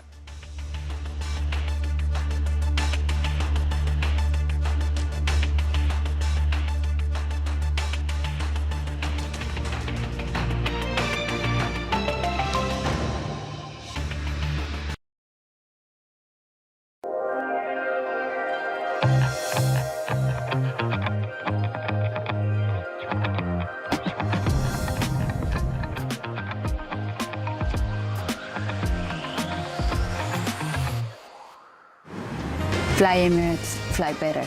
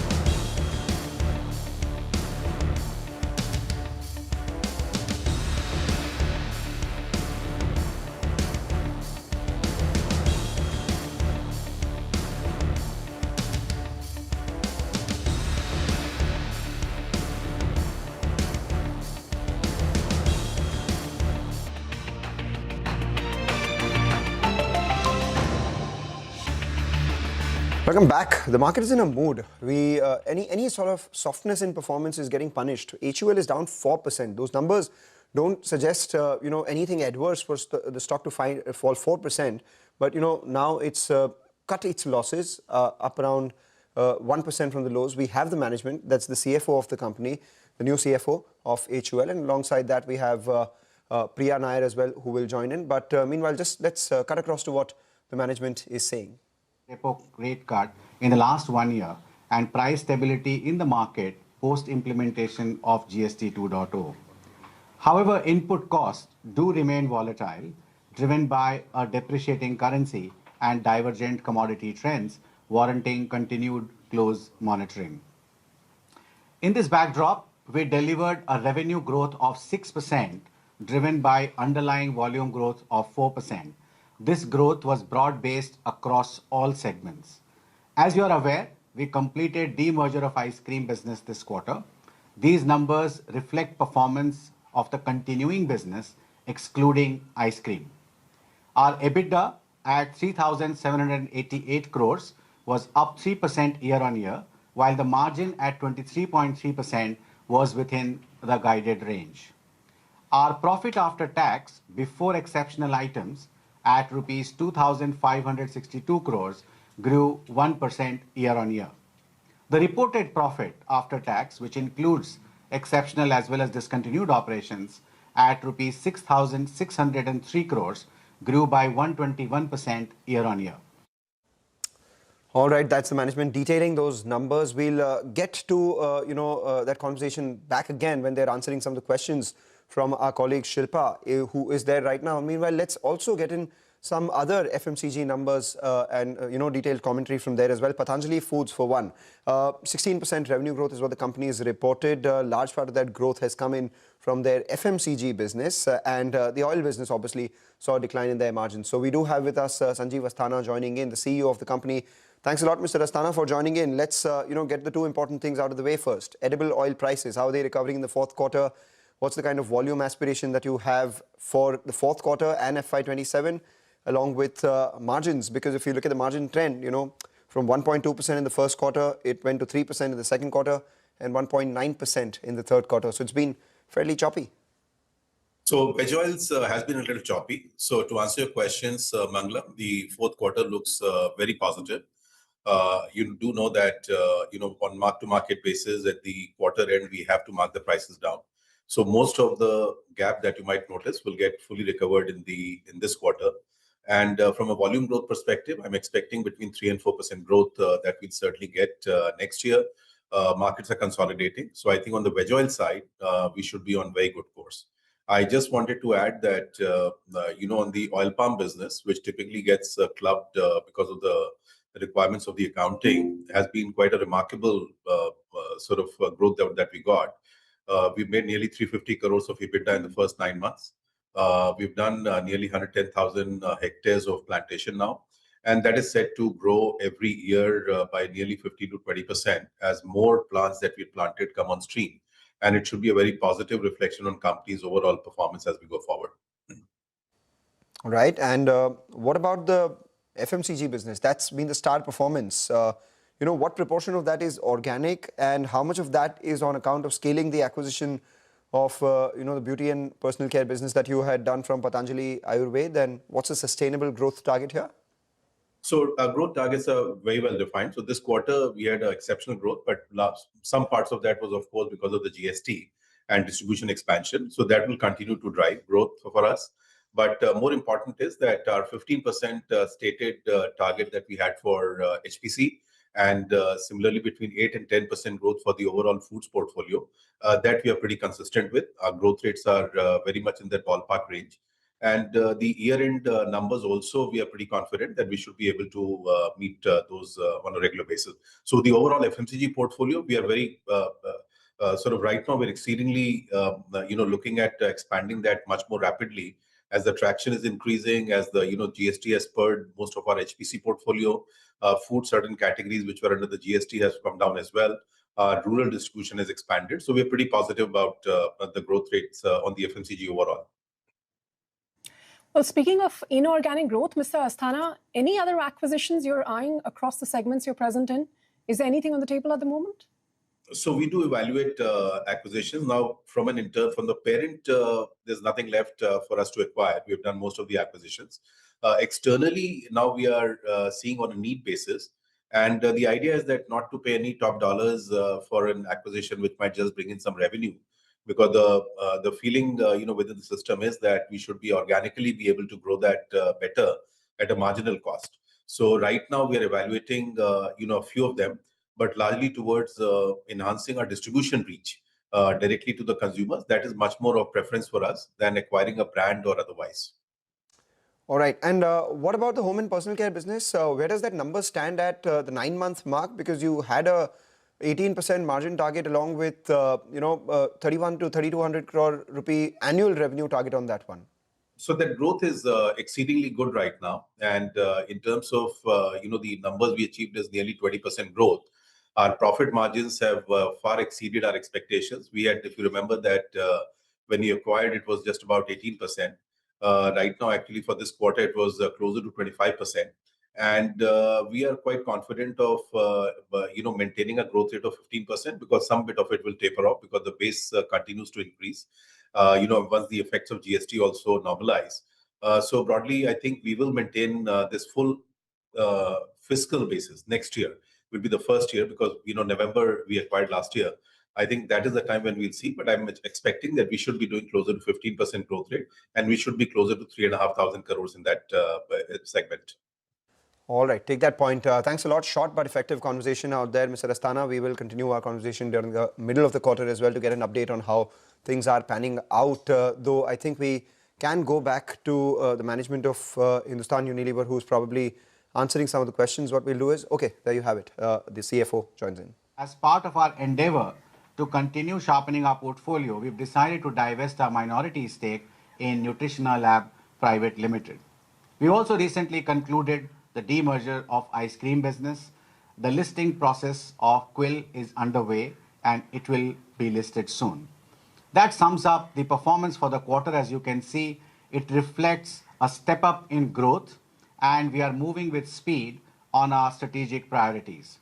Looking ahead, we do expect the operating environment to remain conducive for a sustained recovery in consumption, aided by normal monsoon, normative inflation, and supportive policy measures. The geopolitical uncertainties will remain a watch out for currency, commodity, and consumer sentiment. Our broad-based growth in the current quarter reflects the gradual momentum across our portfolio. Coupled with a positive operating environment, as I just spoke, we expect growth in financial year 27 to be better than financial year 26. Growth will remain our number one priority. We will continue to invest in the business as needed to support sustained growth, and hence we expect EBITDA margin to stay around the guided range. With this, I conclude our prepared remarks and we'll now take questions. Good morning, Priya and Niranjan. So my first question is, volume growth has been 4%. Do you expect a high single digit for FY27? And also you said that FY27 will be better than FY26. Could you elaborate on the metrics? As you said that portfolio transformation and the metrics will be taken care of. Could you elaborate on the same? Maybe I can start and give you a perspective. As we mentioned, we expect FY27 to be better than FY26. And if I divide this, I would say we should think of two reasons for this. First is the macro factors, which are extremely conducive at this moment. We are seeing a gradual improvement in the macro factors, whether it is an account of low food inflation, the overall measures that the government has taken, or indeed our own portfolio transformation. The portfolio transformation coupled with the double down that we are doing to segment the channels of the future, existing channels, and strengthen our marketing. All of these we believe is starting to pay dividend, and therefore we expect 27 to be better than 26. Okay, just to follow up on that, hi, first of all, morning, Niranjan as well as Priya, good to be speaking with you. Just want to understand this 4% volume growth number. It is much better than what the street was estimating between 2 and 3%. Given that we've seen a decline in the revenue, or revenue is in line, pardon me, but a decline in the PAT that's coming if you don't account for this ice cream business demerger gain that we've seen. Margins have also slipped on a year-on-year basis, although they continue to be on the upper end of your guided range. Could you help us understand what has led to this volume growth of 4%, and does it actually account for the kind of underlying business that we've seen? So let me pick that up to start with. So first of all, our 4% volume growth is probably the highest in the last 10 to 12 quarters. It's been a very broad-based growth across categories, as you saw, with our USGs in 3 of the categories at 6%. And in home care, we had a mid-single-digit UVG. And there was a price which was taken earlier as a correction, which led to the USG of 3%. So it's a broad-based growth. It's not a growth which is coming from just one category. Coming to, again, your question around the profits, yeah? So again, let me reiterate, because you said revenue decline. Revenue is actually grown by 6%, yeah? On the profit part of it, I think you should look at 3 levels of that, yeah, from the discontinued operations. Number 1 is your EBITDA growth. Our EBITDA growth is 3%. Our margin is 23.3%. The EBITDA margins include a one-time charge, which we have taken on account of the gratuity impact of the labor code. And that is around 110 crores. So obviously, adjusted for that, if you look at it, then EBITDA margin would have been also close to around 5% growth, yeah, at around 24%. Of course, in the quarter, the A&P has been a little lower in terms of percentage to the revenue, which will get stepped up moving forward. So the quality of the growth has been very good in terms of our EBITDA growth, absolute, that you talk about. The third element coming to the PAT. Again, the PAT has not declined. You have to look at PAT before exceptional item. The PAT before exceptional item actually grew by 1%. So against an EBITDA growth of 3%, a PAT growth of 1% happened because of the lower financial income, which was driven by our capital allocation, which we did, which is spending on acquisitions, which then resulted in the lower investable surplus. So underlying, if you look at it, capital allocation has been towards paying out to shareholders and acquiring brands which are in the category that are growing. And if you look at underlying EBITDA, that has grown by 3%, but that had a one-time charge. So that's the right way to look at the results of the discontinued operations. Okay. Hi, Shilpa Ranipeta here from CNBC. Firstly, hi, lovely to speak to you for the first time, Niranjan. Hi, Priya again. Just following up on her question then, and you did say that the volume growth has been highest in the past 10 to 12 quarters. Are we seeing a normalization coming back after the GST rate rationalization? And do you think then we can expect the volume to be around, the growth to be around this range going forward? Because you did say FY27 will be better than FY26. And on the same line, if you can also give us an update on how the demand has come back, how's the current demand situation, especially in urban as well? I'll probably pick up the GST part and let Priya add on the macro and the outlook. So on the GST, as we had outlined last time, so there was an impact due to channel destocking. There was an impact due to delayed pantry buying. There was also impact due to trade support that we had to do consequent to the GST. And GST, of course, we passed on the entire benefit through the pricing. As far as the transition is concerned, by November, everything normalized. So therefore, broadly, you can view December quarter as the normal quarter from the point of view of delivery of the growth. On the outlook part of it. Yeah, I think adding to what Niranjan was saying, I think the way to think about it is we are seeing an improvement in consumer sentiment and demand.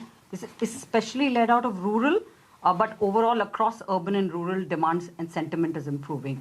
I think both the macro factors contributing, whether it is the low inflation, all the reforms that the government has done, is leading to an overall improvement in sentiment.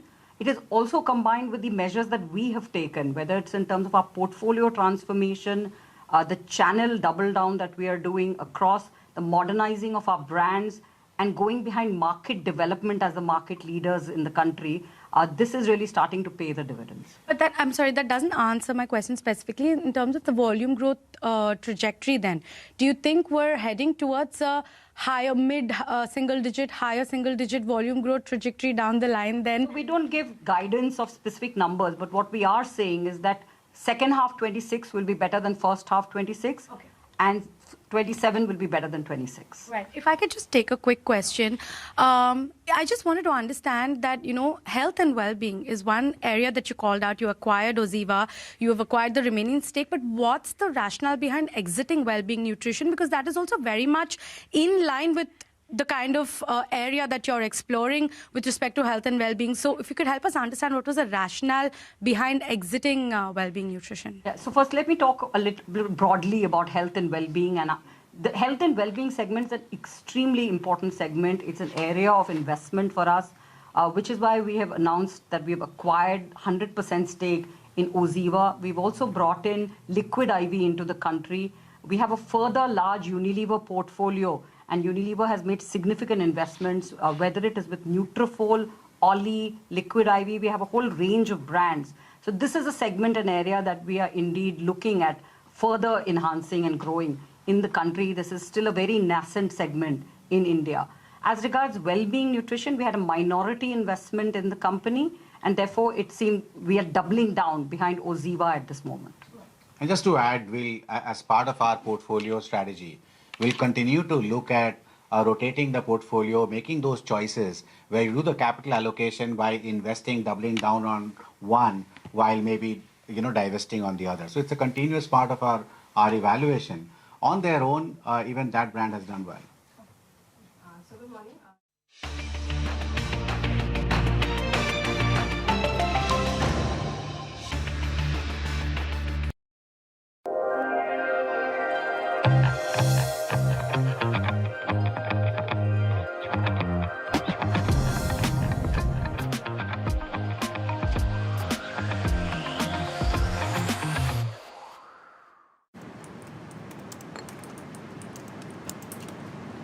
You want to talk business? Meet me in the Onboard Lounge.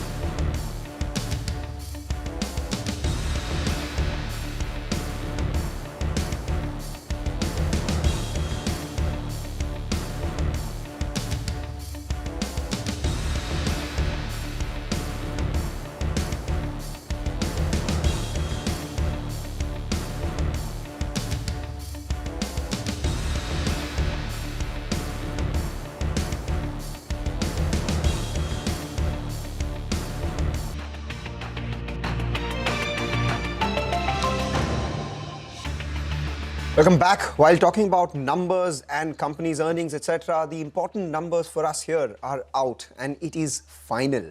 India watched Budget 2026 with CNBC TV18 on CNBC TV18. In fact, CNBC TV18's dominance continues as it knocks out the competition on Budget Day.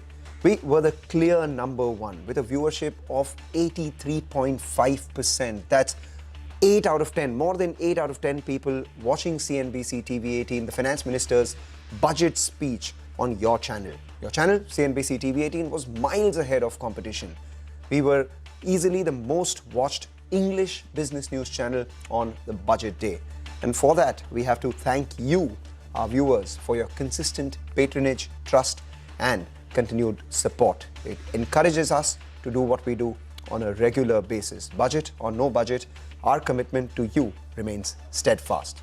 Thank you for these numbers. They speak volumes and also reinforce our commitment to you. 83.5% viewership during the finance minister's speech. CNBC TV18 was number one, miles ahead of the competition on the budget day. India watched the budget on CNBC TV18. Right, speaking about the budget, let's talk about all the other macros. The trend of FPI flows. Ritu, do you think they've begun to like India?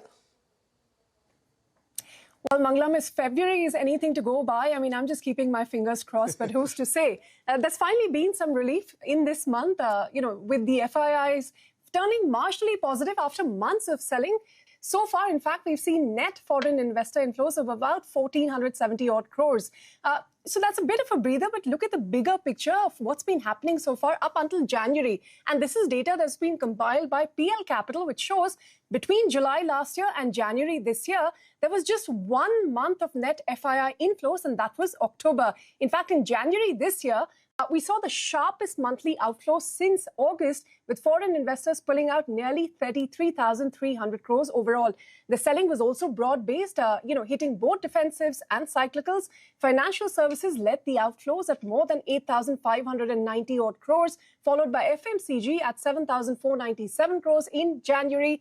Healthcare another 6,162 crores, and consumer services at about 5,500 odd crores. Telecom, it also saw some heavy selling of more than 4,700 odd crores, while flows across these sectors significantly worsened compared to the long-term averages. The one clear exception, which we've also been talking about here on CNBC TV18, that's been metals and mining. Strong inflows of about 11,526 crores in January, a sharp reversal from last year, and also pointing to some selective global positioning in commodity-linked plays. Cyclicals also showed a bit of a split trend. So auto and auto components, they continue to face selling pressure, while capital goods, they saw inflows of more than 2,700 crores, perhaps pointing to some of those early signs of a potential turnaround. Even defensives have not been spared, whether that is FMCG, healthcare, even IT. So up until January this year, we've seen foreign investors cutting their risk, even in traditionally safe pockets. Whether that trend reverses now with what we've seen in February so far, fingers are crossed, Mangalam. Indeed, fingers are crossed. Let's see whether that continues or not. So far, it's been good. And when it is good, we just keep quiet and wait for it to play out as it does. But as promised, let's also get you the bond market action. Manisha Gupta joins in with more. Manisha. Well, in Bond Street today, let me tell you first of all that the Indian bonds have seen a bit of a decline as the US yields rose. What the markets are waiting for right now is the US inflation data that comes in on Friday. In the meanwhile, the list gets longer when it comes to bond issues likely in the Indian private placement market therein. The new additions are Aditya Birla Housing Finance, looking for raising nearly $3 billion. This is through March 10th, 2028 bond reissues there. You also have Nifty Sensex coming in to raise $4.75 billion via 3 bond reissues. Kirtana Finserv is the next on the list. $2.5 billion is what they're looking to raise.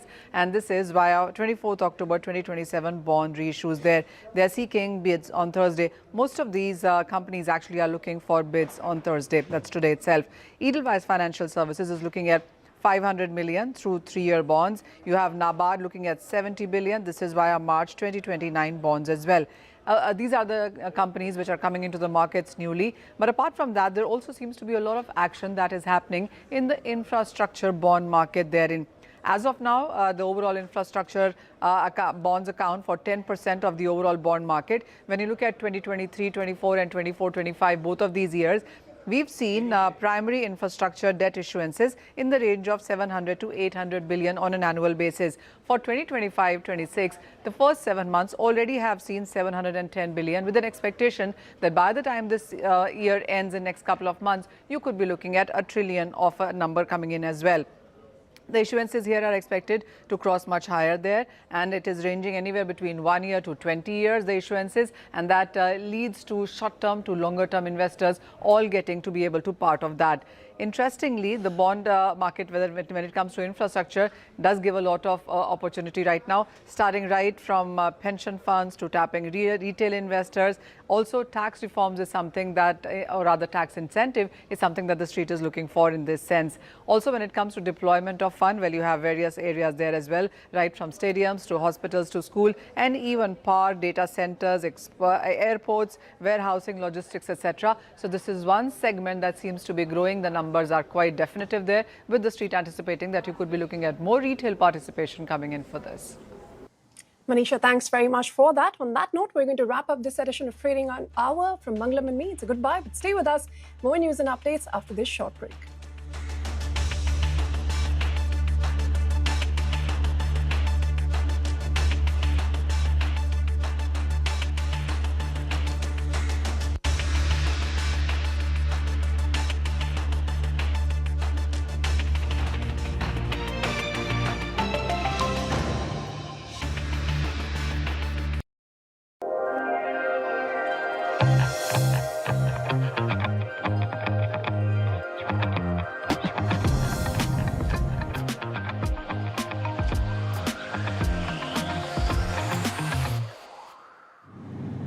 This is worth sharing.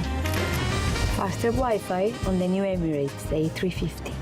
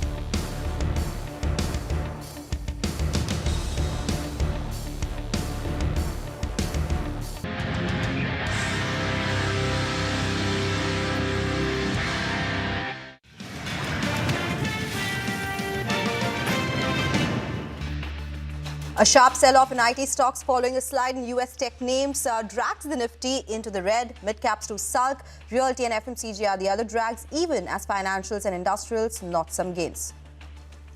M&M's Group CEO Anish Shah tells CNBC TV18 the stock market reaction to AI developments is overblown and Tech M is poised to grow. He also eyes 20 to 24% growth in tractors and a 5,000 to 6,000 units per month run rate for EVs.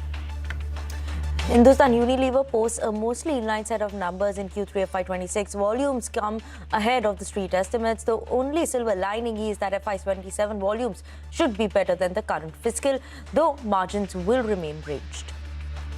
Lenskart leaps on posting a sharp improvement in profitability as operating leverage kicks in, with sales seeing strong growth in India and overseas. The stock, however, trades at a hefty 3-digit multiple to earnings. RBI issues draft rules to curb mis-selling and other unethical sale practices, especially for third-party products, including insurance. The norms can hurt near-term sales of credit protect policies by insurers, say experts. Hello and welcome to Halftime Report. We are coming to you live from the CNBC TV18 Motilal Oswal studio. I'm Sonal Bhutra. With me as always, Vinny Motiwala and Ekta Batra.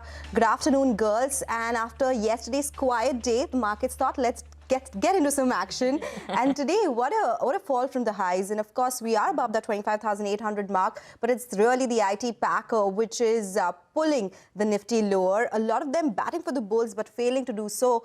It's been lower from the word go. The Nifty IT index around 4.5%.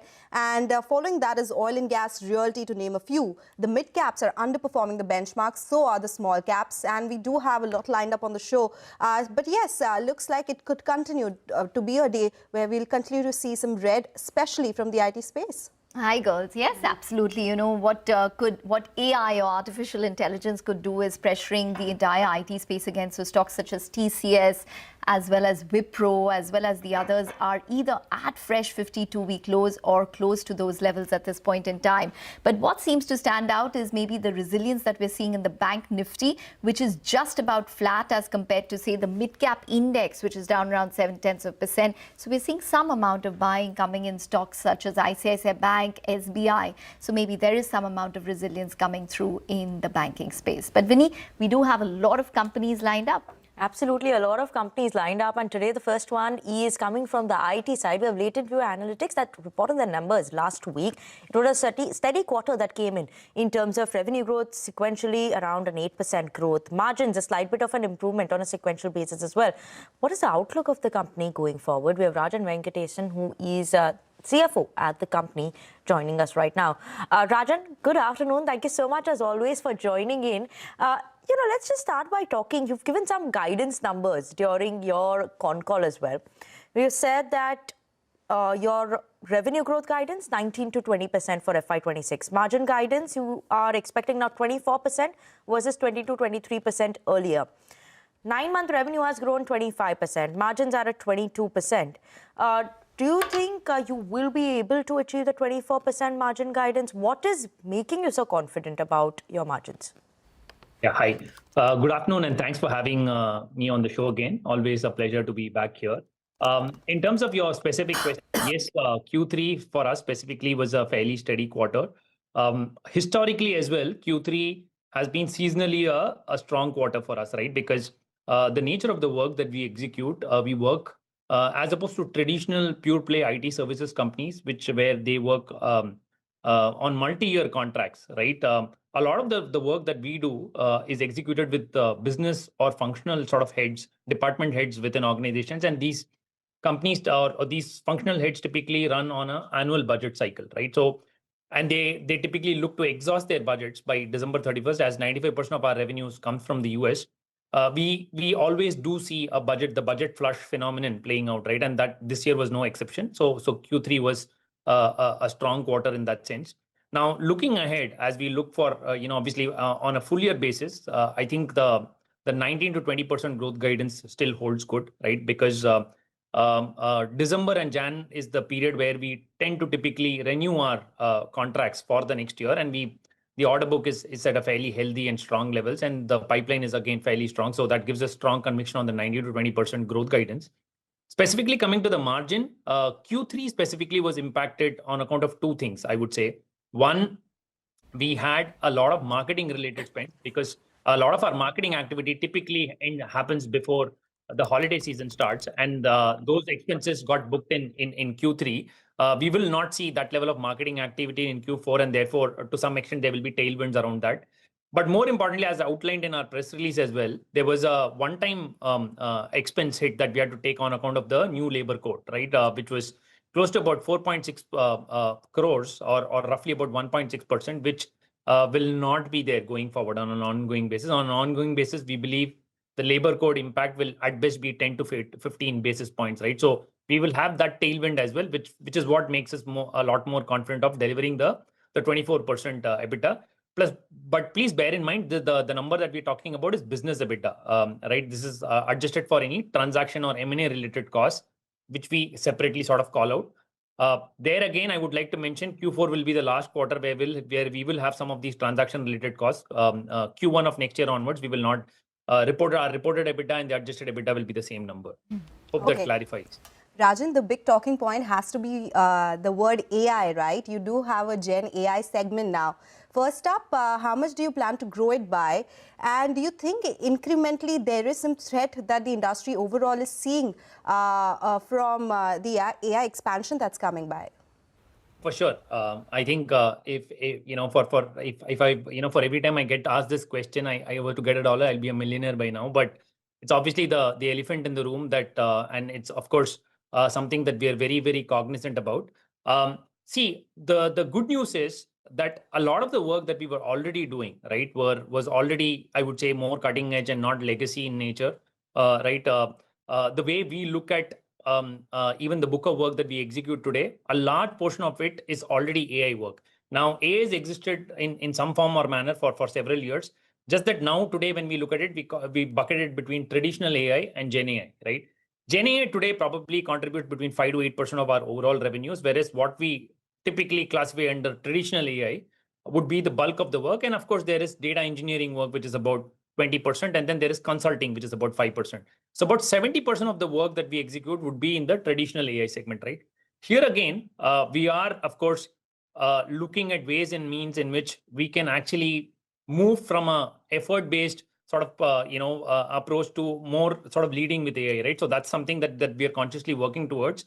We're reviewing our current book of work to see how can we replace, for instance, physical workforce with digital workforce, which means essentially deploying agents.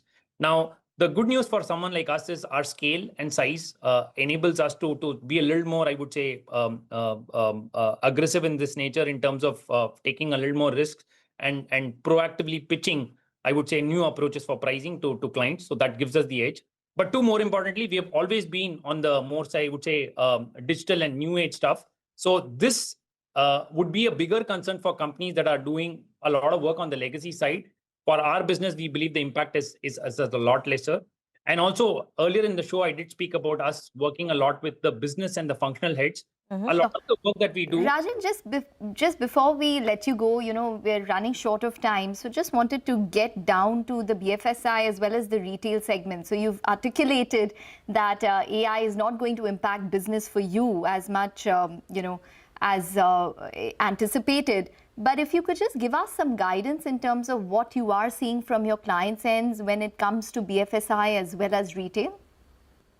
So very, very strong tailwinds as far as BFSI is concerned. As you would have seen, quarter on quarter over the last, I would say, 4 quarters, our BFSI practice has been delivering fairly stellar numbers. In fact, we expect on a full year basis, BFSI will contribute close to about 16 to 17% of our overall revenues. Whereas, for the last year, BFSI was close to about 10%. So, right, just the overall contribution from the BFSI segment has been going up. The same is with retail and CPG. This is on the back of the acquisition that we had done last year, and our revenue contribution from the CPG vertical again has been going up.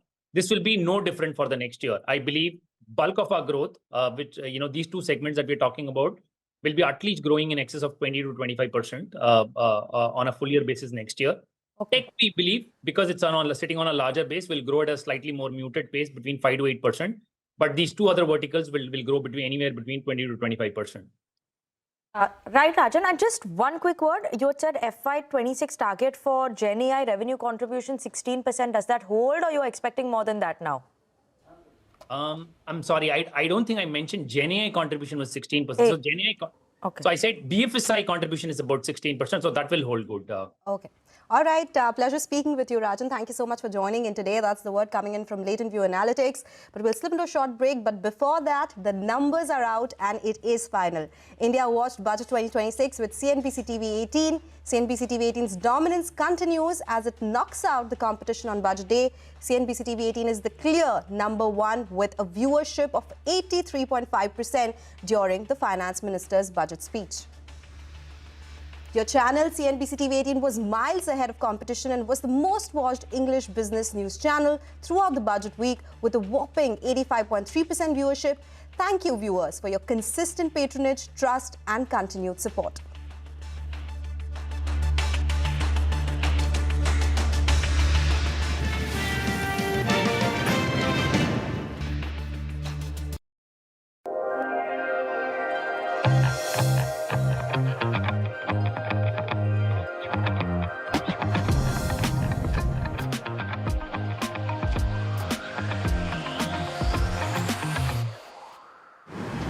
Fly Emirates, fly better.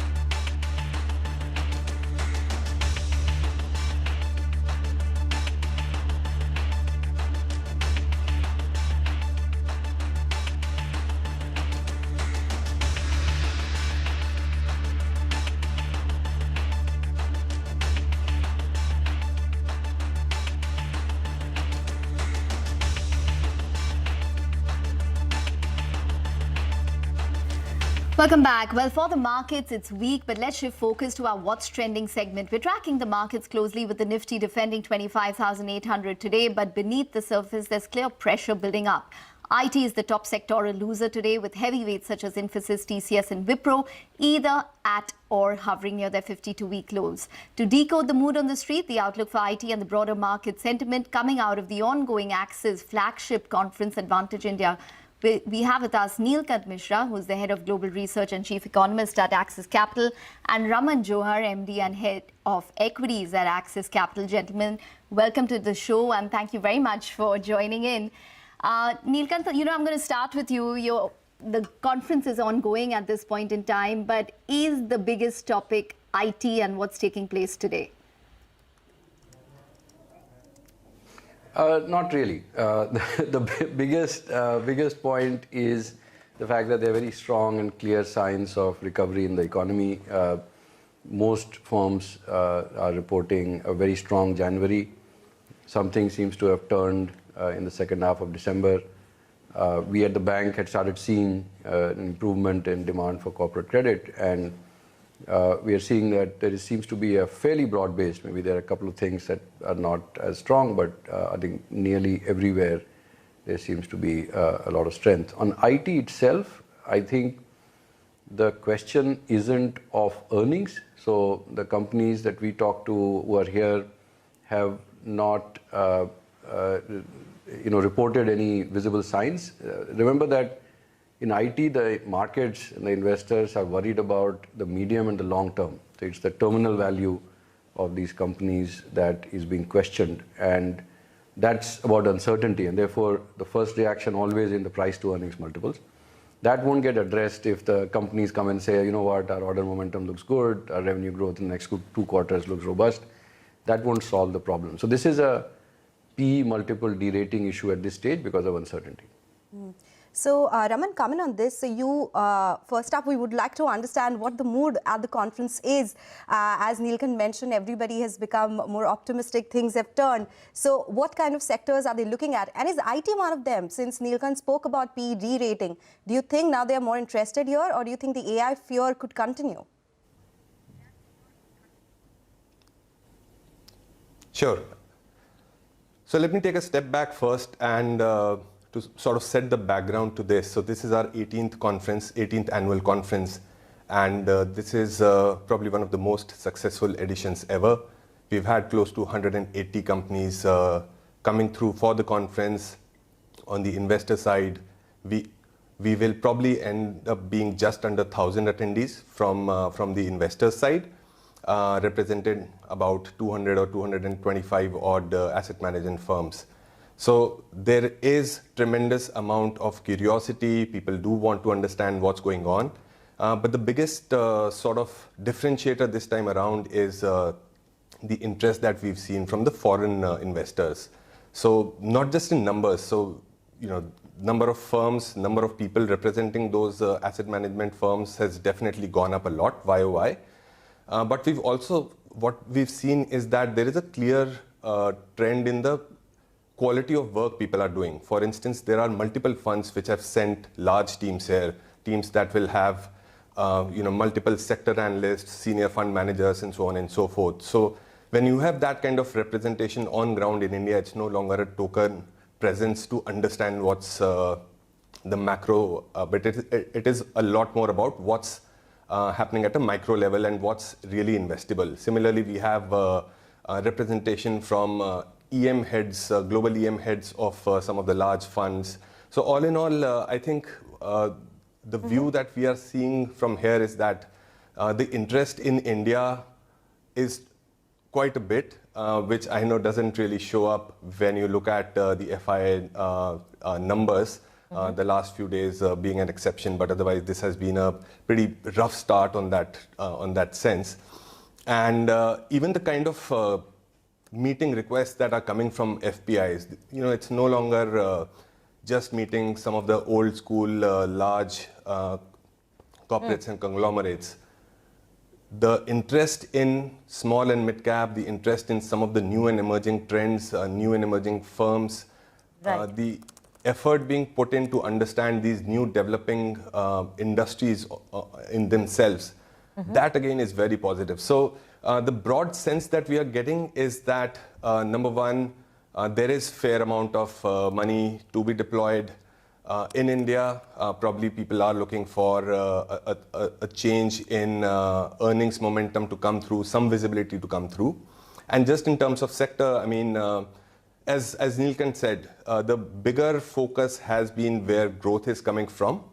And those areas of growth are, something like a banking sector where commentary has largely been positive. We've seen, so Axis has been one of the early proponents of an upturn in credit growth, and that's really been playing out. And the sense we are getting from large lenders is this is here to stay. So that's one definite positive coming out, and maybe Neelkanth can add to it, but there's a lot of interest in manufacturing. So despite much work done in the recent few years, we are still sort of middle double digits in terms of manufacturing contribution to GDP, but a lot of interesting conversations around some of those sectors that can get impacted through new BFSI and manufacturing plus interest coming in India. These are the three takeaways there. Neelkanth, I want to come to you. FPIs, finally in the last few days, we are seeing some bit of a green shoot. If the sentiment is positive, India-US trade deal, what's the word or sentiment coming in on that front as well? And do we expect this FPI flows now? That is something that could grow furthermore from here on. So we had the chief economic advisor also talk to investors at our conference, and the interaction we had was that the difference between the EU FTA and the US FTA, the US bilateral trade agreement, is that the US is the sign of a strategic breakthrough, that there is a sign of a strategic alignment. So with Europe, not to say that we can't add things to the trade agreement that we have, and I think there are attempts to do that. But with the US, it is more of, it's like an appetizer, that it is the starting point of a much broader and much deeper engagement. So when you think about FPIs, as I've often said on your channel, there are three reasons why India was seeing outflows. First is that EMs as an asset class was struggling to attract flows. Second was that within the EMs, India, because there was no AI, there was no semiconductors, it was not seeing any specific stocks to play. And the third was that because we had done the mistake of fiscal and monetary tightening altogether, there was a very sharp downgrade to earnings. India was worst on the EM charts. Now, two of these three have actually now seems to have turned. So what we are hearing is that EMs are now starting to see inflows. So last year they did better than the US. There are clear concerns on US overvaluation. People think they're over-concentrated on the US, so the asset allocators are now starting to shift. So EMs are starting to get inflows. And a third, where India was disappointing on growth, India is now starting to surprise on the upside on growth. And so far, this has not shown up in earnings. So, I think that's why it has been somewhat tepid, the inflow of the FPIs. But we are quite sure, as Raman was saying, back in June last year, everyone said that credit was a demand problem, and we kept saying it's a supply problem. So the moment the RBI eases liquidity and the signals are clear, credit growth will pick up. This is exactly what is happening. And we think there is quite some way to go. So as the earnings recovery starts to manifest itself, we also saw in January and the third quarter earnings season, despite the earnings revisions were downward because of the one-time provisions on the labor codes. But adjusted for that, I think the momentum has been much better. And as that evidence clears up, we do think that the FPIs will no longer find downgrades as a negative factor for India. One final thing. Globally, and this came out in our panel discussion with two very senior fund managers last evening, that usually markets are leading indicators, that your markets move up 3-6 months ahead of an upturn. Why is it that we are not seeing that in this cycle? And the very interesting thoughts came through that at a market level, it is often because of the passive investing. It is actually becoming a lot more momentum driven. So whenever things do move, they move very sharply. So maybe that's the sign that we need to wait for, that once the momentum starts to turn, it could actually be very rapid. All right, that point is taken, Neelkanth as well as Raman. Hope you'll have a good conference. It's a short conversation, but we'll get you back on to get more views. Thanks very much for joining in and taking the time out and speaking with us. Well, that's the top team from Axis. We need to take a short break now. But up next, we're going to be focusing on the entire commodity space. Manisha Gupta will be with us. Stay tuned.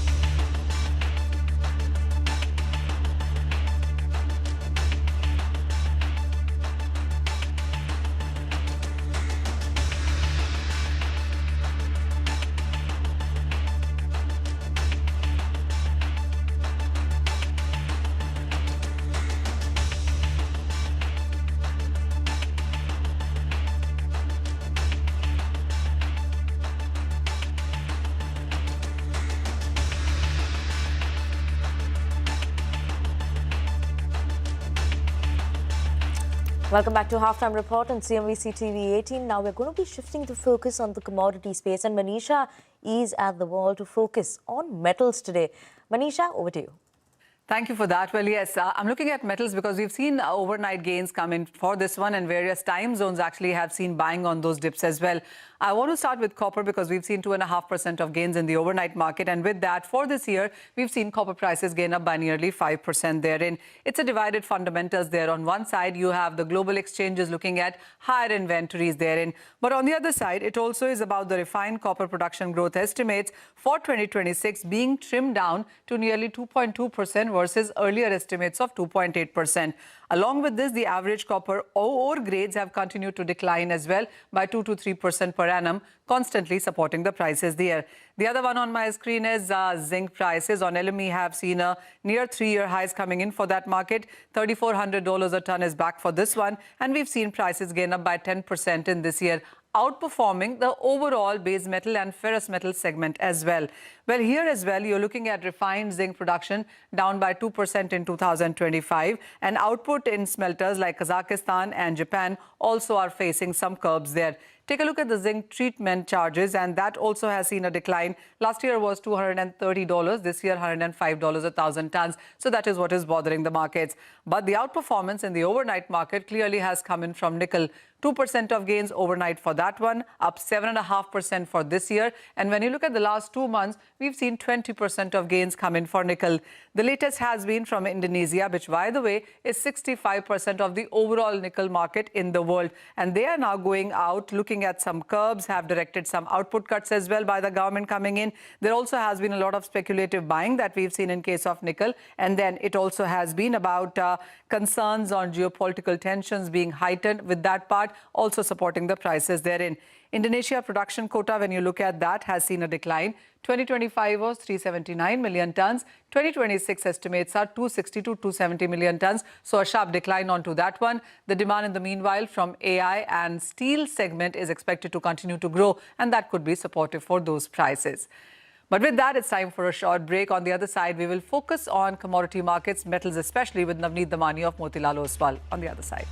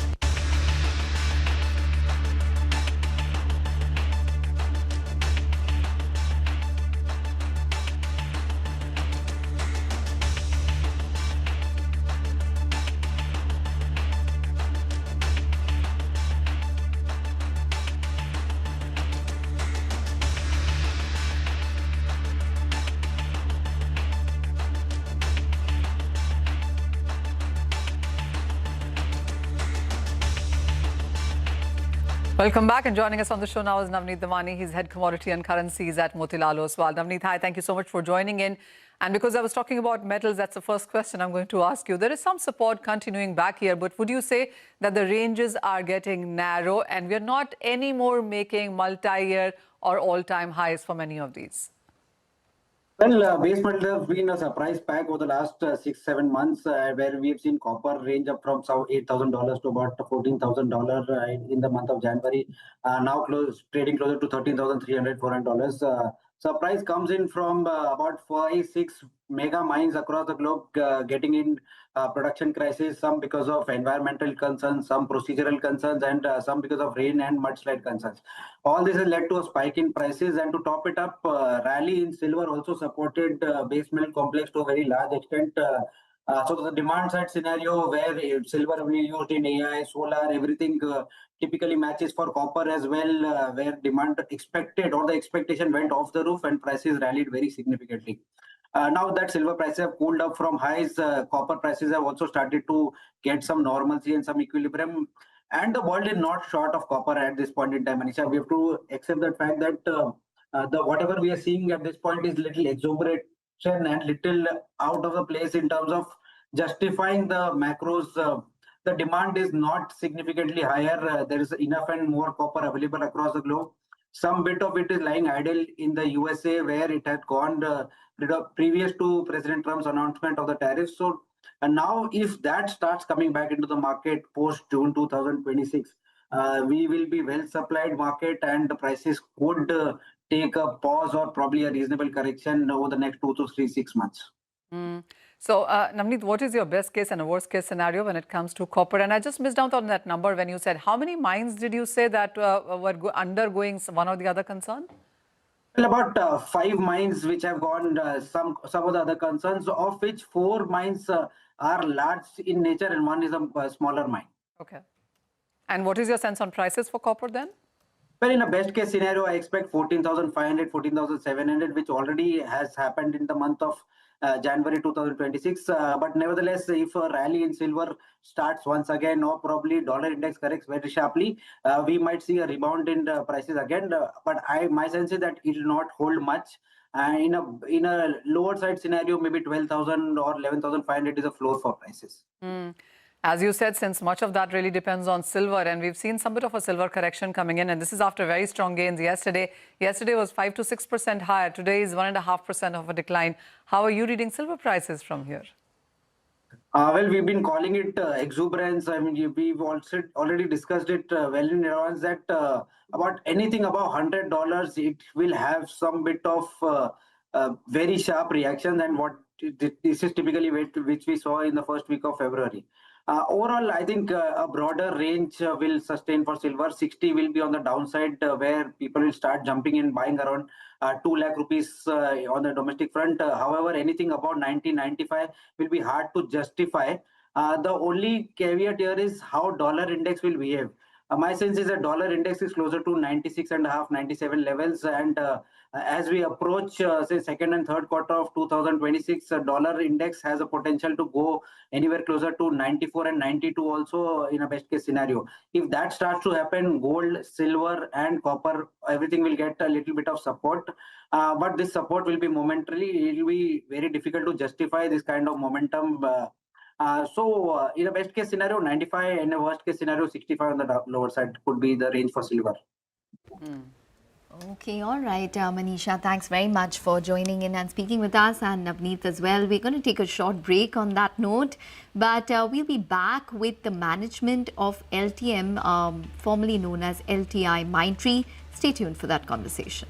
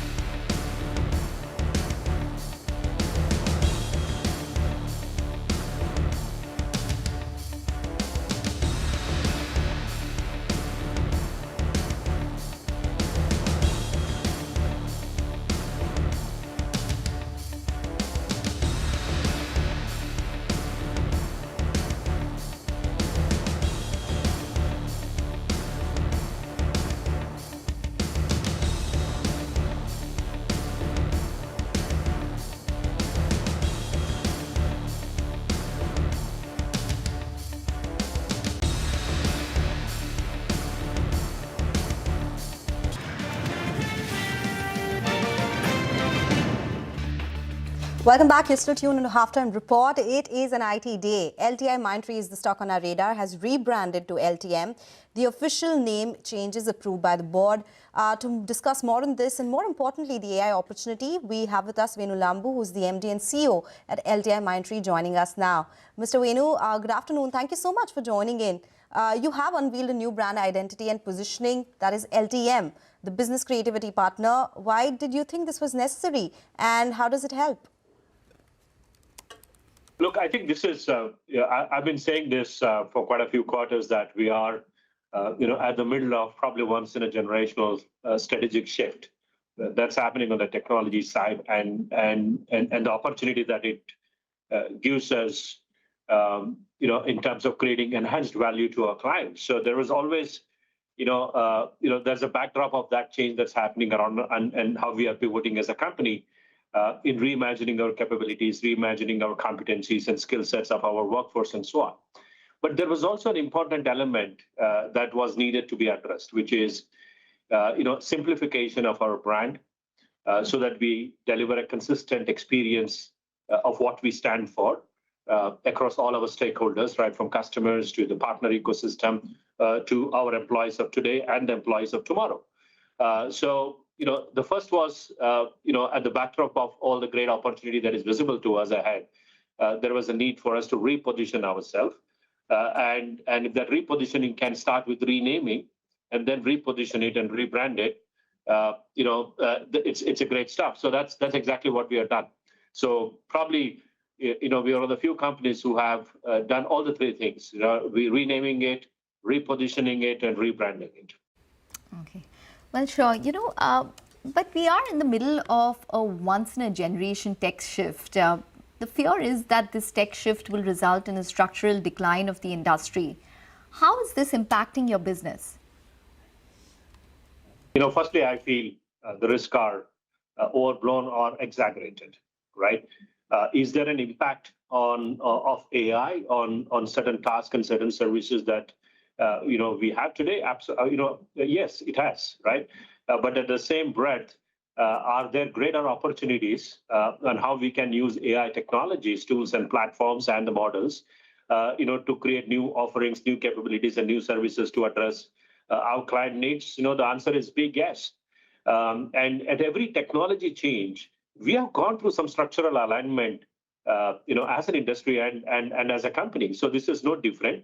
Yes, the only difference in this case is the innovation is happening within the short cycle than what we were used to 5 years or 10 years back. So which essentially means that our ability to respond at a much quicker pace, to these changes is what, that needs to be addressed. But I fundamentally don't believe there is a structural decline issue. Sure, Venu. So you believe AI will be the net revenue generator, but just in the near term, what's the extent of revenue deflation for legacy companies? What is the percent of business also that is for legacy, which is going to be seeing a revenue deflation? If you actually look at it, we delivered 2% quarter-on-quarter growth over the last 3 quarters. And, we'll continue that growth momentum. And that is coming at the net sum of the decline or the productivity gains that we have passed on to the customer. And we started doing it at the Q4 of last year, if you actually recall it. So it's already been 1 year in that journey. The second thing is that while the AI capability can get built up exponentially, the adoption at the enterprises or at the point of consumption doesn't necessarily go with the same speed. So there is a significant lag because there are issues with regard to the data readiness. There are, the work to be done on infrastructure modernization. There's a work that needs to be done on the application modernization and so on. So, any leverage that needs to be done at an AI adoption always lags the capability build-up that happens in the industry. So that's one part of it. And in terms of where we see going forward as we go into the next year, I'm still looking at delivering growth at the net sum, for the company. And when I talk about the net positive growth, that includes the headwinds that we will factor in for any of the productivity benefit that we pass it on to the customer, or any of the services that sort of gets complemented by the AI or the agentic frameworks in the solutions, and thereby you reduce the capacity that you have allocated for the client. So whichever way you look at it, we account for those changes, and after that, we are committing the net growth. Give us a number here. Is there a number for that revenue deflation that you spoke about? I don't have a specific number that I can share with you, but as I said, if you look at our top 1 to 5 customers, I made a commentary saying that we see a decline in our top 1 to 5 customers because they are the ones who are actually sort of leading the AI adoption at a much faster pace. So we're going through a different timeline journey of AI productivity for each of those customers. Mr. Venu, thank you so much for joining in with your thoughts on what's happening in the industry and your rebrand as well. That's the word coming in from LTI Mindtree, now rebranded as LTM. We'll slip into a short break. When we come back, we'll get you more details on market, stock-specific action on the other side.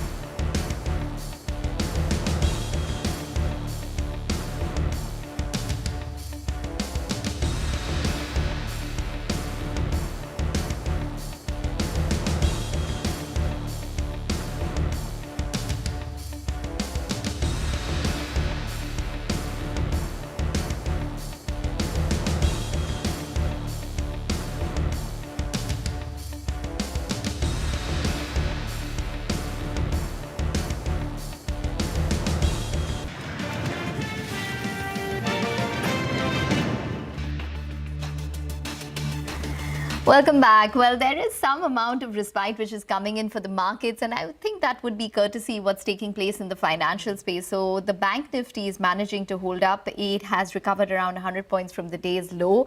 We currently have stocks such as ICICI Bank, which is managing to hold up in the green at this point in time, along with the likes of Indices and SBI. So overall for the Nifty, 25,858 is where we're at. It's a wrap from all of us on the show. Thanks for watching. Business Lunch up next.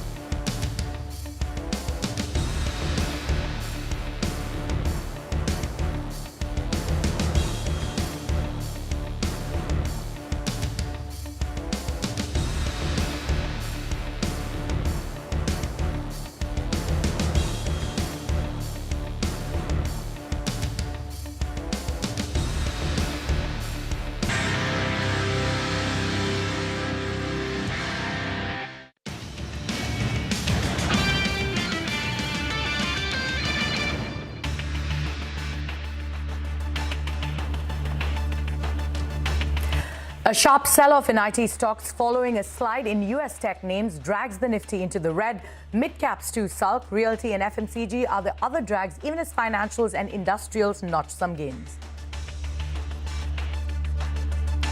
Mahindra and Mahindra Group CEO Anish Shah tells CNBC TV 18 the stock market reaction to AI developments is overblown and Tech Mahindra is poised to grow. He also eyes 20 to 24% growth in tractors and a 5,000 to 6,000 units per month run rate for EVs.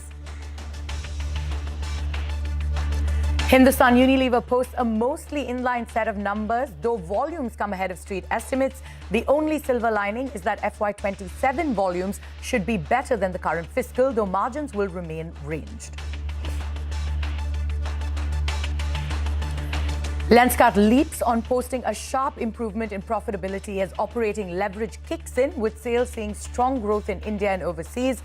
The stock, however, trades at a hefty 3-digit multiple to earnings.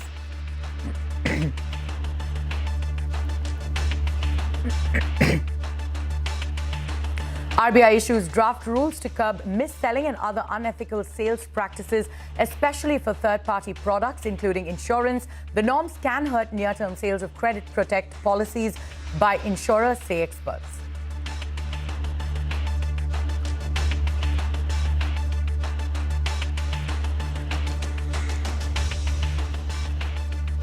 Hello and welcome to Business Lunch, live from the CNBC TV 18 Motilal Oswal studio. I'm Arundhati Ramnan. Good afternoon, guys. Let's take a check of what the markets are doing today. It was a range-bound session yesterday, but the market's seeing steep cuts today. It's slightly better than what we started the day off with. The Sensex and the Nifty, both of them seeing cuts of about 0.3 to 0.4%. The mid-cap index is seeing more cuts and is actually lagging the benchmark indices, but some respite coming in there from the Nifty Bank. But this big sell-off on the indices is mainly due to the IT pack. The IT index has fallen over 4%, nearly 5% after a sell-off on tech stocks on Wall Street and fears of the AI disruption, which continue to weigh on these stocks. So as you can see on your screens, Infosys, Wipro, TCS, Tech Mahindra, all of them seeing cuts of over 4% in trade.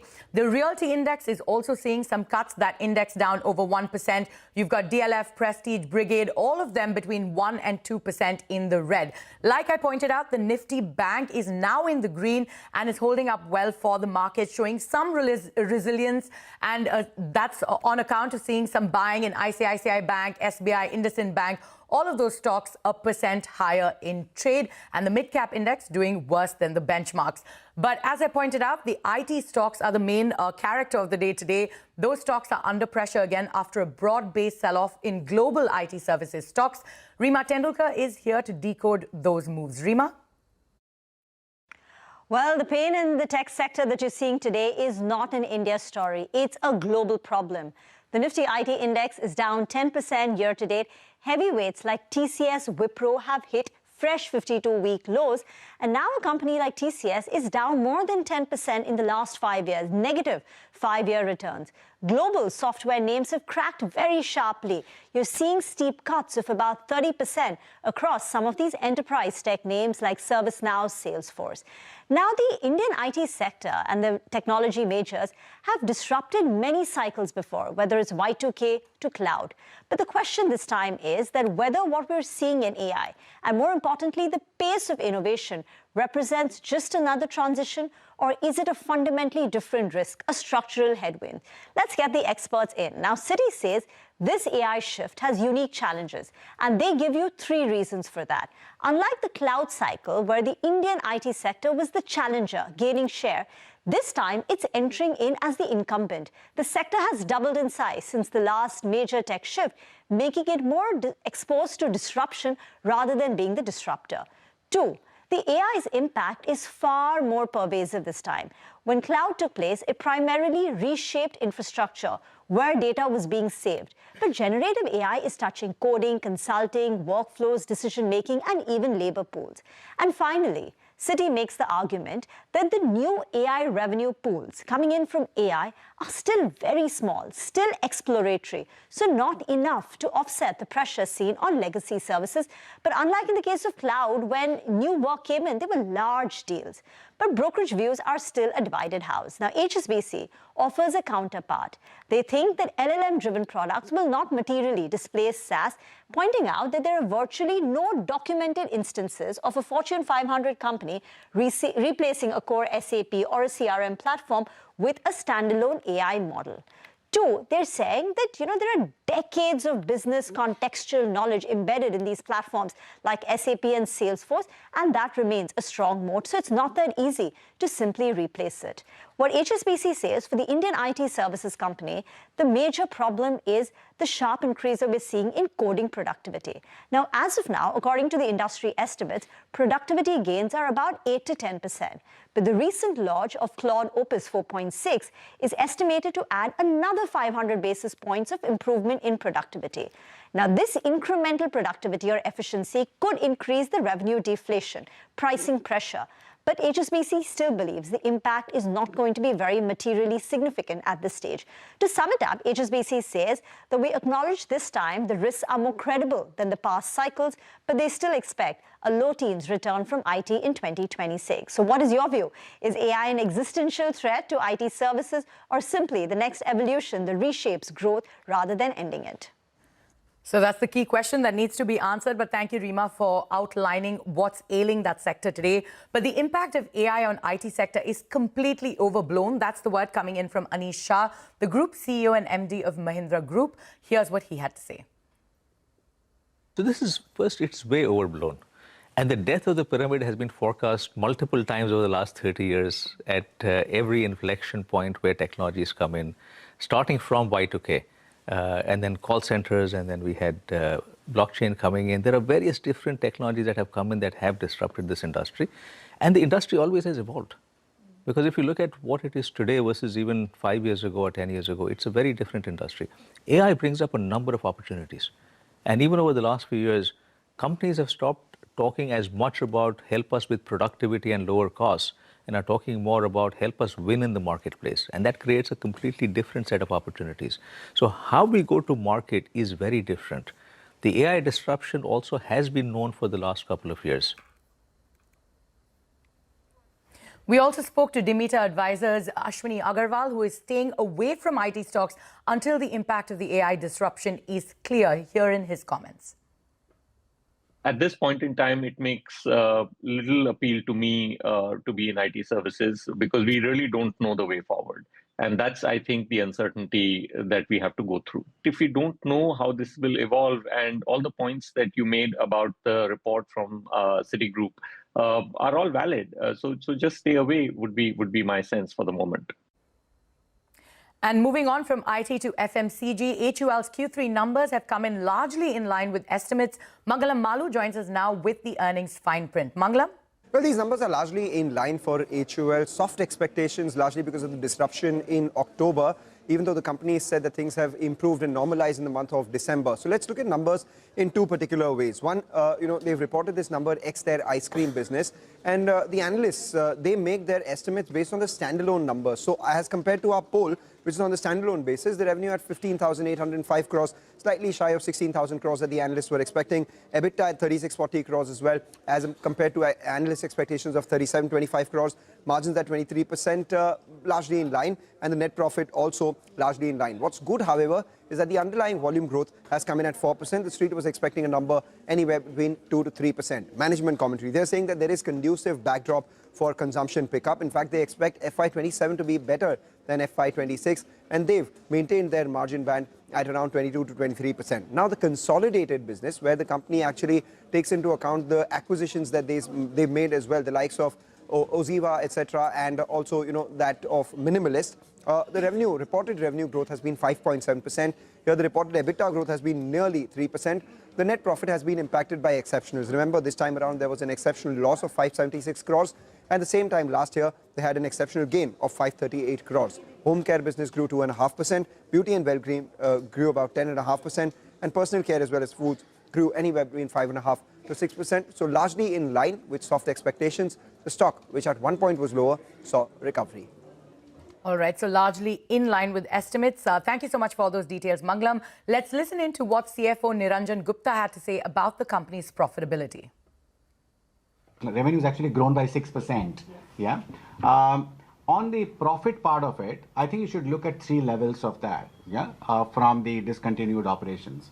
Number one is your EBITDA growth. Our EBITDA growth is 3%.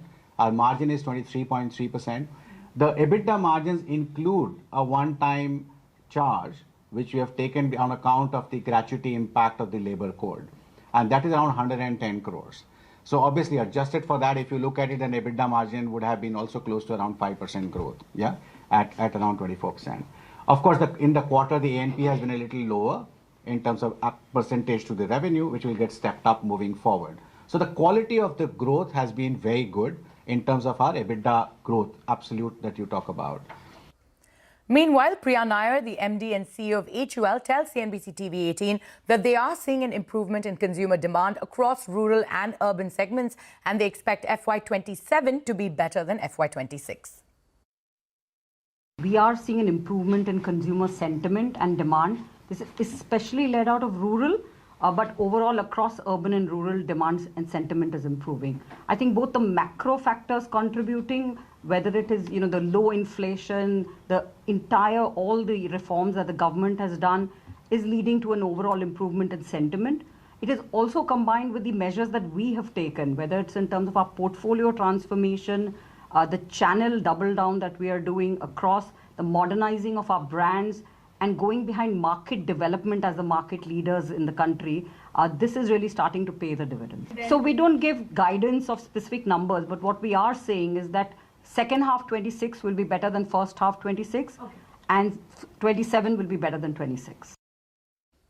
On that note, it is time for us to head into a short break, but more news and updates on the other side. Stay tuned.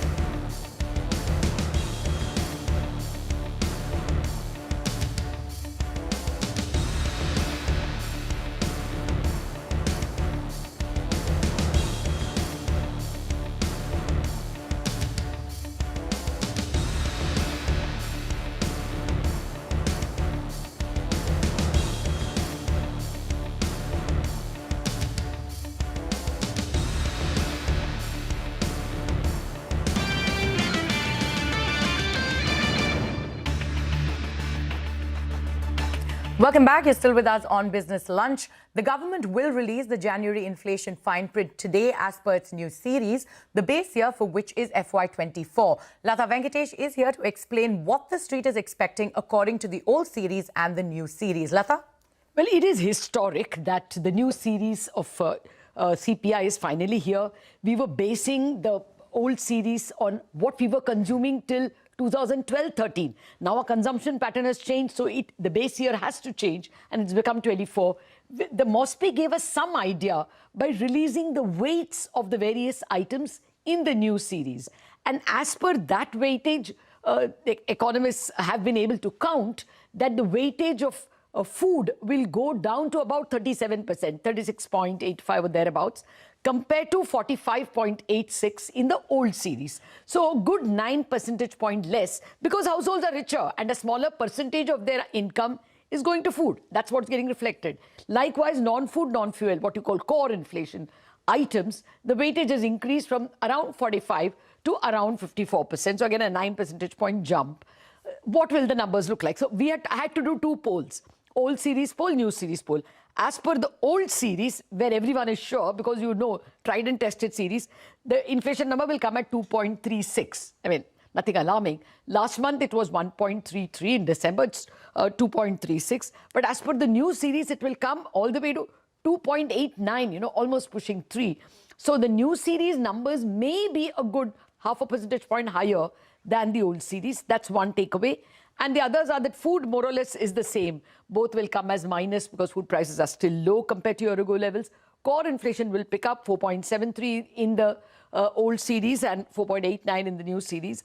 That's because the base is low, as well as some commodity prices have picked up. But the long and the short of it is, we have to see what will be the difference between the inflation in the new series and the old series. It looks like we will start getting higher readings.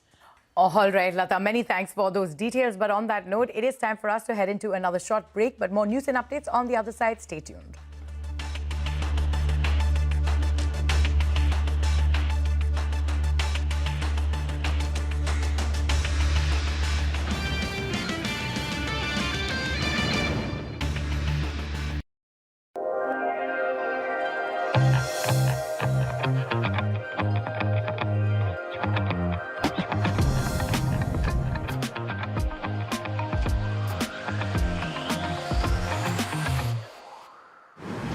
Fly Emirates, fly better.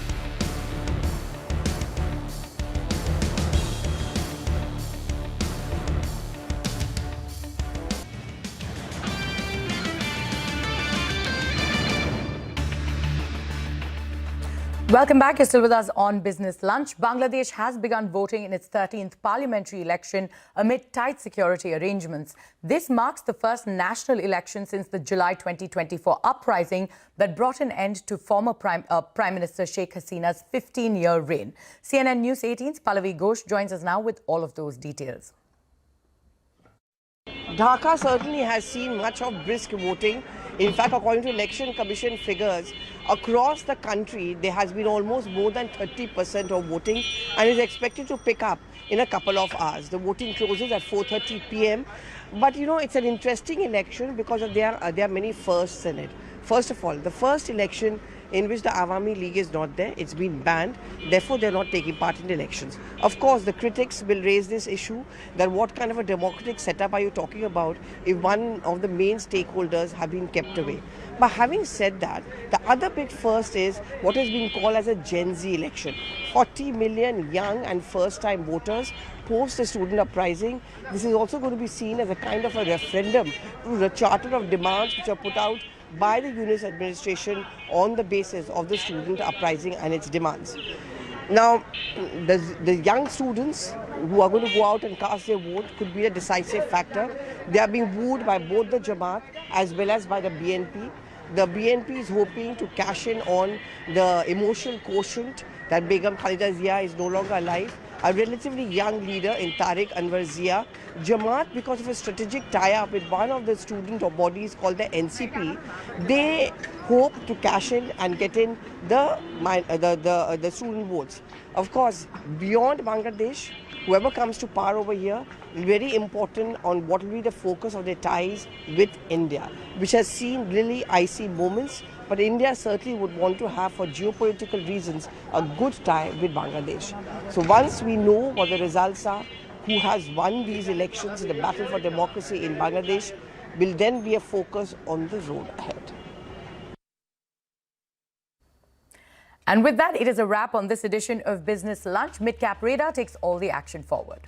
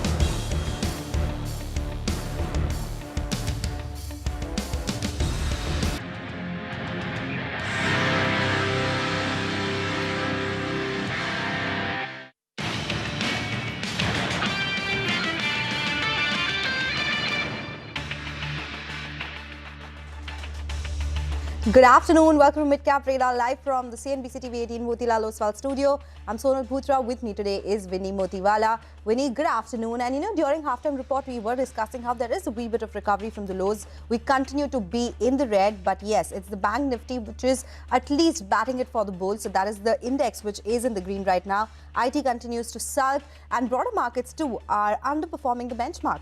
Absolutely. Good afternoon, Sonal. But on that note, let's get started with the top headlines for today. And starting off with the market headline, the sharp sell-off in IT stocks following a sideline in US tech names drags the Nifty into the red, mid-caps to sulk. Realty and FMCG are the other top drags, even as financials and industrials not some gains. Lenskart's operating leverage plays out in a strong third quarter where EBITDA surges 118% on a YY basis. The stock is up 10% today and has gained 25% since listing in November. Vodafone Idea shares slip in trade after JP Morgan downgrades the stock to underweight from neutral. The brokerage firm says the stock's outperformance is overdone and that there are multiple hurdles going forward. This even as promoter Kumar Mangalam Birla has been buying the company's shares in the open market. Amara Raja is under pressure as earnings miss expectations and exports fall on geopolitical tensions. The stock slumps 5% even as domestic growth remains healthy.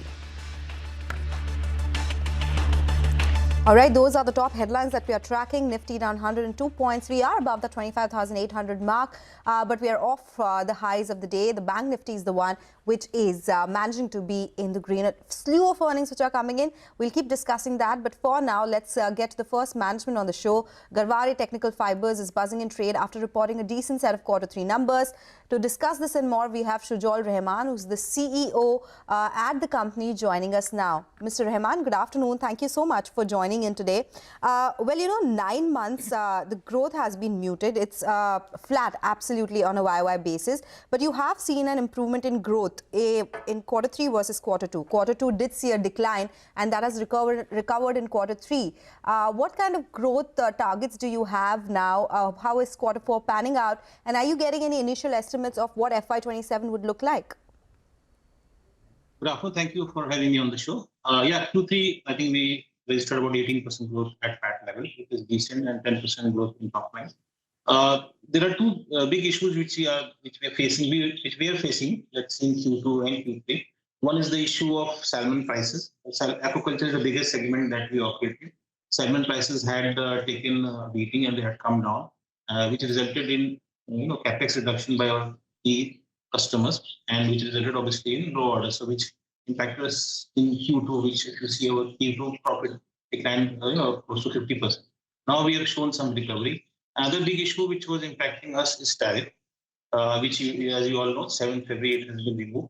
So obviously it takes time for us to get orders. We were able to maintain our customers, retain our customers by giving discounts or other freebies kind of thing, but we were able to retain our customers. Now the orders are coming in, but our production lead time is about 6 to 8 weeks. So we will see some impact even in Q4 of these two, definitely the tariff issue. And hopefully next year we should be bouncing back good growth.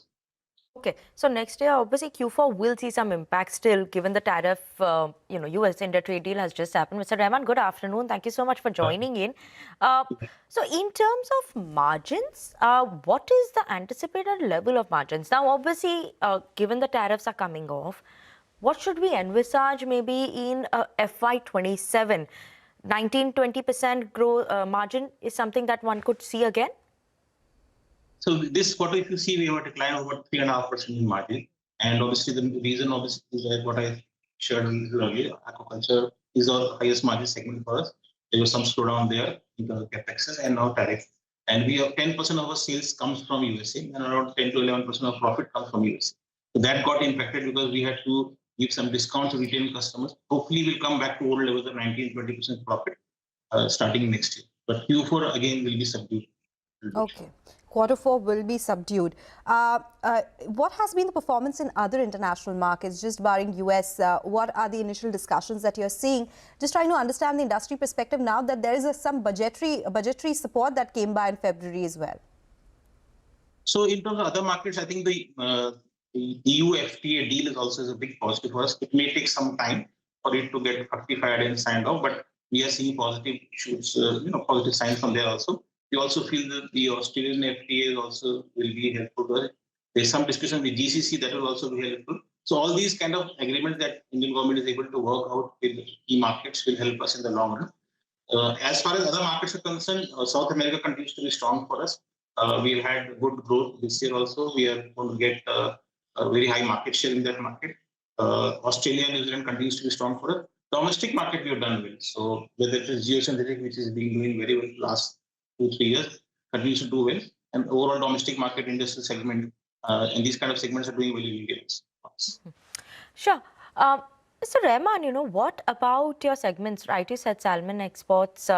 Last time we spoke, you said that was a bit of an impact because of tariff. Sports segment, that was an impact because of tariff. Aquaculture managed to hold on to good gains even during the tariff time. Could you just break it down for us now? What are the conversations you're having with your clients? Is there an improvement in the sectors that were impacted? And aquaculture, how are you expecting that performance to grow? Do you think that would be the driver for the next couple of quarters? Yeah, so we got good orders from aquaculture. As I mentioned, Q2 was subdued because of that. We have got, in fact, the biggest order for a new product that we have recently launched, which is under production now. So you will see that material getting, delivered in the next quarter. And maybe in our sales will come in Q1 for next year. So aquaculture, the signs are positive. The salmon rates have also, prices have also moved up. Overall, we see positivity around due to salmon prices and also due to tariff. Tariff also was a big issue. 10% of our sale was getting impacted in the USA market. And now we see new customers are inquiring. We've got good inquiries. Obviously, it takes time for us to produce and dispatch. So as I mentioned a while back, this will obviously impact our Q4, but Q1 should be good. Okay, all right. So some positive commentary coming in from Garwade Technical Fibers. The US-India trade deal, a big relief. Thank you so much, Mr. Rahman, for joining us and giving us your perspective on the outlook going forward and the business perspective as well. That's Garwade Technical Fibers. Bharat Forge reported numbers a while back. It was a beat on all parameters. The commentary also looks very, very strong. Look at that stock. It is at the day's high, has spiked.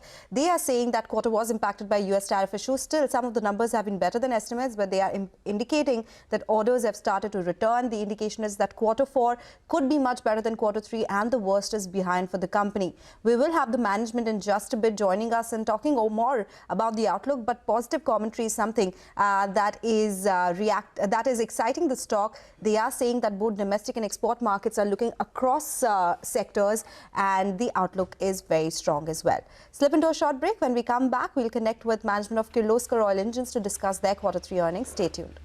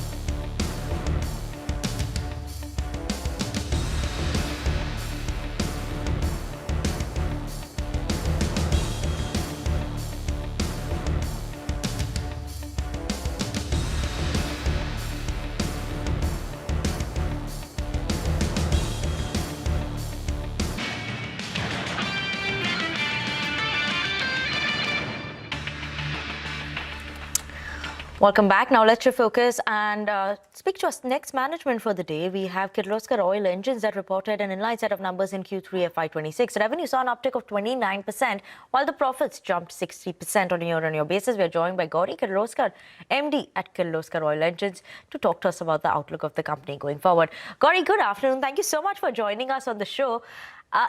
Let's start by talking about your revenue. Last couple of quarters, Q2, Q3, you've managed to see that steady growth of 28, 29%. 9-month basis, you managed to see a 22% growth. What is the outlook for FY26 all overall, as well as in terms of Q4? Would you be doing better than what we've seen in the last couple of quarters? Good afternoon. Thank you very much for having me on the show, and thanks for your question. So as an organization, we've set out an ambition for the next 5 years with clear growth targets and also clear growth pillars that we're focusing on. And these are sort of our leading indicators in terms of technology tracks or product portfolio, and also some work that we're doing around the channel. And I believe what we're seeing in terms of our growth rates is really the results of those efforts that we've been putting in on a quarter-to-quarter level as well as on a year-to-year level. The demand has been strong as well, but of course our ability to execute has been very important, and I think we've been doing that well.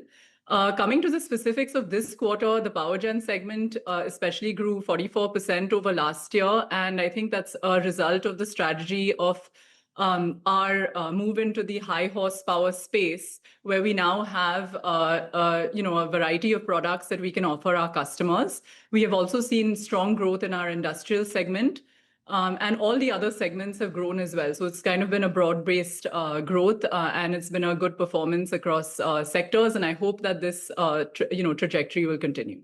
That was going to be my next question, Gauri. Do you think this trajectory will continue? Because it is high double-digit growth, 44% for power gen, as you mentioned. For LHP, it was aided by incentives as well. So do you think if the support goes away, the growth rates could continue at the levels that we saw this time? No, I don't think so. I think that, the LHP channel is actually a retail channel. So, incentives are part of the world of retail, and it's something that, we continue to do on and off. I think what is really heartening to see, I think, in our results is that, of course, there's demand in the market, but I think our growth rates have been higher than that of the industry, which means that we have been able to gain market share as well, which is not easy to do. And that's a result of, the things I spoke about earlier and the execution momentum. Okay. Gauri, you did highlight industrial segment that also seeing a good growth. And specifically in your presentation, you've spoken about defense, marine, railways. That is something that supported the growth. But what about construction and mining? Could you give us an understanding in Q4 now? So far, have you started seeing an improvement here in terms of order book and order visibility? As well as in terms of defense, marine, railways, has that continued to be strong in Q4 as well? Yeah, sure. Great question. So, of course, we have several key accounts being construction and mining, defense, railways, marine in the industrial segment. And there are times when, one of them is softer than the others and they balance out, right? So what we've seen, like you mentioned, is very strong traction on the defense, railways and marine side, and a bit of softer landing on the construction and mining, which we hope will pick up in the coming quarters. Okay. The international B2B revenues, they also increased. There was healthy traction that you saw across Middle East and North America. We have seen so much happening globally, right? So exports are around 11% growth. What is it going to be like, considering that US-India tariff deal is done now? And we were seeing some conversations around some Middle Eastern contracts getting cancelled. Do you think that is something which could impact an industry like yours as well? Can you give us a sense of what's happening in the export markets? Sure. So exports for us is a big focus, and it's a place where we have to do a lot of internal work. And by that, I mean that, primarily our revenues in the past have always come from the domestic market, and we've really focused on building out our capability and our channel across export markets. The reason you've seen the growth in Middle East especially is because we have done that foundational work over the last couple of years, and we're seeing that traction now come through. When you talk about some of the, tariff arrangements and the other deals that are happening, When it comes to the US, specifically, even when the tariffs were high, it didn't really affect us because our business with the US was not very significant as a percentage of our overall revenue. But of course, now the new trade deal is, of course, very encouraging because the US remains a very important market for us to address in the medium term. We are seeing, that there's a lot of demand for power gen in that market, and we are thinking through how we want to address that, but it will take time because it is a large country and there are many applications and there's a lot of capability building we have to do in the US. Sure. Just the last one from me, Gauri, I want to know in terms of exports, what is your mix going to be going forward, given it's more margin accretive, right? As well as in terms of data center side, any focus, anything in terms of those trends that you could highlight as well? Yeah, sure. In terms of exports, if you look at our results, we've had especially good growth on exports on the B2C side, but of course on the B2B side as well. That number has been about 34% year on year, year to date. And exports is, of course, more margin accretive. In fact, the three margin levers that we focused on are high horsepower exports as well as the aftermarket. And that will continue to be our focus because these are the margin levers in our industry. What was your second question? I think I missed that. On data centers, Gauri. Yeah, on data centers. So of course, data centers is what everyone is talking about. There's a huge demand there. We're seeing that as well. And I think what's encouraging is we do have a data center product, which we didn't have about a year and a half ago. We have a data center product. We're certified to work with data centers because they have very critical uptime requirements. And our service network is also extremely strong. And service is a very, very critical aspect for the data center customer. So we are seeing traction on the data center side, and we hope to build more market shares there. Take that point, Gauri. A pleasure speaking with you. Thank you so much for joining in today with your thoughts on the business going forward and the aspects of specific segments as well. The stock doing well is up 5% in trade today. With that, we'll do one thing. We'll slip into a short break. But before that, the numbers are out and it is final. India watched Budget 2026 with CNBC TV 18. CNBC TV 18's dominance continues as it knocks out the competition on Budget Day. CNBC TV 18 is the clear #1 winner with a viewership of 83.5% during the finance minister's budget speech.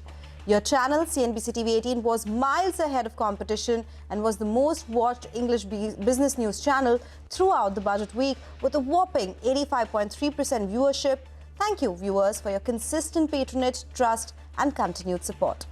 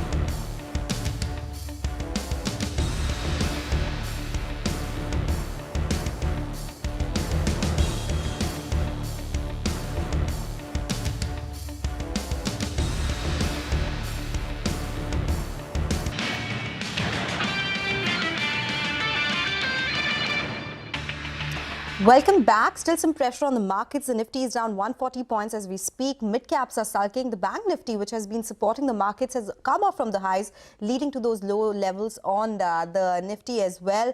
We do have the IT pack that continues to be under pressure, and that is something that has led to the fall from the highs as well. And we do have the likes of HDFC Bank, Reliance Industries, all of them at the day's low. We'll keep tracking markets for you, but that's all we have on Midcap Radar today. Stay tuned. MF Corner when we return.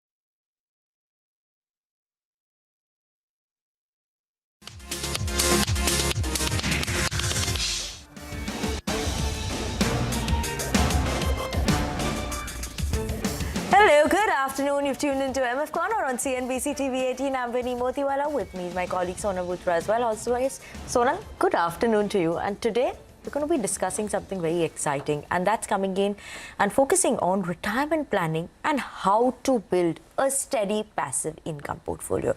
Now, retirement time, you need more passive income. Now, from mutual fund systematic withdrawal plans and dividend options to NPS annuities, there are several ways to structure regular cash flows.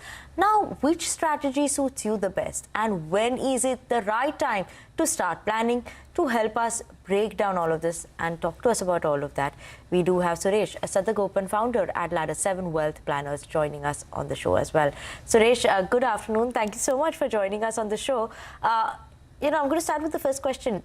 For someone who's planning their retirement as well as passive income at an earlier stage, what are the products available? When you say earlier stage, I presume that it is well before 60. Yeah. And if you are assuming that it is well before 60, then some of the products are not going to be available, like NPS and typically senior citizen savings scheme or any other product meant for a person who is actually superannuating. That is not going to be available. What is going to be available will be FDs, bonds, NCDs, and other small saving instruments. They will be available. And any annuities which you want to set up, immediate annuities which you want to set up, or annuities which you have planned before, and you want to start getting an income at a certain point, those things are available. And apart from that, if you have a debt mutual fund, I am specifically saying debt mutual fund.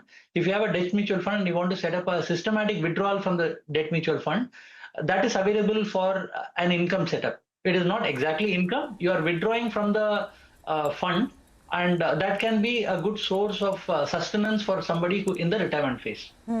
Suresh, you mentioned that NPS could not be one of those retirement plans. I just want to understand, for somebody who's doing it right now, won't it be a corpus that they can use once they are retiring, the annuity that comes in from there? Yeah, you're absolutely right. I mean, NPS is basically you can set up an income after 60 or more. Right? That is when you can choose to keep the entire corpus and you can get an annuity, or you can choose to withdraw something like 60% and 40% you will have to annuitize. So it is essentially meant for a stage which is 60 years and beyond. And if somebody chooses to withdraw earlier, they will have to annuitize something like 80% and they can withdraw up to 20%. So that is not the most suitable thing probably to do, because NPS is a long-term asset build-up strategy for the retirement phase. So yeah, I mean, it is possible technically to set up an income from NPS at an earlier stage, but that is not the ideal option to explore. Okay, so we'll come back to that. I have a few more questions on NPS and we have a different segment for that. But Suresh, let's talk about mutual funds, because they will not give you regular income unless you choose a dividend option, which is now taxed, or you do an SWP, which is systematic withdrawal plan. Do you think they can form a major part of anybody's retirement planning, or one should not just depend on them? No, systematic withdrawal plan is actually a wonderful tool in the hands of somebody who wants to set up a regular income. Simply because you can start anytime, you can stop anytime, you can increase or decrease the amount that you are withdrawing from that. So it's extremely flexible. And if you're looking at the taxation, it is going to be subject to capital gain taxation. And if one were to look at the capital gain, how it is taxed, it is based on the initial cost of the units being withdrawn to the final withdrawal. Now, whatever is the current price. So suffice to say that the income tax incidence will be very, very low. It will be in single digits. So for people in the upper income tax brackets, I mean, if their income is, say, maybe 25 lakhs and more, they will find the SWP route to be a wonderful route. For people who are in the lower tax brackets, and especially if husband and wife both have mutual fund investments, and they want to set up an income, especially through the dividend mode, they will probably not have to pay any taxes if they are going to withdraw something like less than 12 lakh rupees in each of the cases. That is as per the current income tax dispensation. So, I mean, one has to find out what will be suitable for each. One more last point before we go to the next question is that, see, as far as the dividend is concerned, it is not as flexible as systematic withdrawal, because dividend is going to be based on the declaration from the mutual fund house. There is no control that you may have on that. whereas SWP is completely under your control. So that distinction also needs to be understood. Suresh, surely point taken there, but I just want to talk a bit more in terms of NPS. NPS has been obviously a very big part of government's retirement benefit plan. There have been a lot of changes that have come in as well. Does it make sense for an individual if you can, tell us as to how an individual can get more in terms of regular income and, post-retirement, what should be the strategy here? The NPS, as you rightly observed, is an excellent product. I mean, excellent annuity product. And over a period of time, government has actually tweaked the product to make it very, very flexible. And even they have given the opportunity to people at 60, they can withdraw up to 60% tax-free. So it's a very flexible product. We all know that the cost incidence as far as the fund management is concerned is very low. Now they have further tweaked the product so that if you really have any contingencies during your lifetime before 60, you can also withdraw from that. So NPS, whichever way we look at it, is a great product, annuity product. So should be definitely one of the legs on which the retirement funding strategy should be based on. But I would say that retirement funding should not only be based on NPS. It should be, for people who are in service, it can be employee provident fund. I'm a great fan of employee provident fund and not touching the employee provident fund. For those people who are not in active service that way, public provident fund is also there. Limitations are there in public provident fund in terms of how much you can contribute, but that is definitely there. We talked about mutual funds. So a lot of people, have been investing in mutual funds, and systematic withdrawal also is one of the components where, especially people at the higher tax slabs in the retirement phase, they can use the SWP route to fund it. So there are multiple sources, NPS being one of the good sources which one can rely on in the retirement funding phase. Okay, so you spoke about EPF as well, and I was going to do a follow-up on that, because now the indication is with new tax regime coming in, you're not going to get it under ATC. A lot of people think, what's the point of taking an EPF? But the other part of the conversation is that it continues to be an important retirement product that everyone should have in order to have those savings when you turn 60 or whenever you retire, basically. So we do have FDs. You spoke about senior citizen schemes as well. There are bonds as well, and interest rates do go through cycles, right? How much of one's portfolio can get into these products? How can they position themselves when it comes to asset classes which are sensitive to rate cycles? Yeah, see, as far as the interest rate cycles are concerned, nobody has any control over that. Our RBI over a period of time will dictate how the interest rate cycle will go up or down.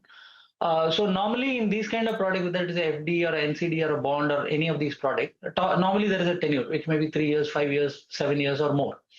So for that tenure, you are kind of locking in on the returns, and at the time when that particular instrument is maturing, at that time you will have to reinvest, and if the interest rate at that time is comparatively lower, probably the interest income which you are going to receive at that time is going to be lower. See, that's a fact of life. So that is why the portfolio that we have should have certain components which are not used currently for income setup, and if it is required, it can be brought into the picture for setting up further income. And that is exactly where SWP is a wonderful tool which will augment any income, income that you feel you may require at a future point. You can increase from 10,000 to 15,000, 20,000 or any other number that you want to augment the income. So this has to be done on a consistent basis. We will have to examine the situation. Interest rate cycle, I reiterate, is obviously not in our control. And as we go along, we will have to look at the income availability currently and potential for bringing in more income and set up those incomes as per the requirements of the clients. Okay, take that point, Suresh. The biggest question, of course, we can't time anything, but there has to be a plan for retirement, right? If today somebody's at 30 or somebody maybe starting off a job at 21, they won't think so much about retirement already. But what, according to you, could be the right time to plan for retirement? The inflation figures that we have currently, what would be a good monthly passive income for somebody who's staying in a metro? Yeah, see, the right time to actually start planning for retirement is actually when you get your first income. So, but most people, like you rightly observed, they don't think in terms of retirement when they are in their 20s, probably not even in their 30s. A lot of people actually wake up to the reality of retirement only in their 40s and maybe sometimes in 50s. So the earlier you start, the better it is. I mean, I have a calculation here to show that if you just put 10,000 rupees for 15 years and then allow it to compound for another, let us say, 20 years, okay, the amount that will be available to that person, just 15 years, that person is putting a SIP, 10,000 rupees. At 60, after allowing it to compound for another 20 years, will be 3.3 crores, assuming a 11% return. So, I mean, the amount of money that you can actually create over a long period of time is actually mind-boggling. But the only thing is, most of the people tend to think about this much, much later, and that is where the problem is. Come to think of it, retirement is only the only thing which you cannot take a loan. And retirement is one goal which will definitely come. Maybe you may not require a house, maybe you don't have children, or children are funding on their own. See, some of the goals may not be there, or may be taken care in some other way. But in the case of retirement, it is definitely going to come. Most of us who survive till 60 or more, and which is most of us, we will have to contend with retirement. It's a goal which is going to last for another 30-35 years. So we will have to plan, and we will have to plan widely. It's not just putting money in NPS and EPF. The amount of money that is required is humongous. I mean, so there is another calculation where suppose somebody requires, let us say, 1 lakh rupees per month, that is 12 lakh rupees. And after, say, 25 years, 30 years, the same amount of 12 lakh rupees will actually balloon to something like 90 lakh rupees because of inflation. So the amount of corpus that will be required will be phenomenal. The earlier we start, the better, and earlier we start in a diversified manner, the better. Absolutely. Suresh, I just want to know, earlier we start, the better. But how should one's mix be? I know at different stages, obviously, we'll keep moving from, equity to debt. But what would be for someone in their 40s? What is the mix that one should start with? Maybe with mutual funds? NPS, PPF, how should that all come into our portfolio? Yeah, so for somebody in the 40s, I would say that continue your contribution in Employee Provident Fund. If you have an opportunity to also contribute to PPF, I would suggest that very much. NPS is an option which is available to people where there is no upper limit to how much they can contribute. So if they have an aggressive investment intent, they can invest in equity up to 75%. That is allowable today. And apart from that, for a person in the 40s, especially the portion which they are contributing from their long-term corpus build-up point of view for retirement, they can be slightly aggressive, of course, based on their risk profile. So it can be maybe 50, 60, 65% in equity-oriented assets. So that over a long period of time, because of the beneficial compounding in equity assets, it can build to a very sizable corpus, helping them in their retirement funding. Such an interesting conversation, and I think we have a follow-up question for everything just to understand more about retirement planning with Suresh. We are out of time today, but we'll catch up some other time. Thank you so much for your perspective on how to plan for your retirement. So many options, but you have to be very mindful of how much money to put in where. Thanks a lot for joining in today. Thank you, sir. Okay, all right. On that note, let's take a quick break. On the other side, we'll get you the latest updates in the mutual fund industry. Stay tuned for that.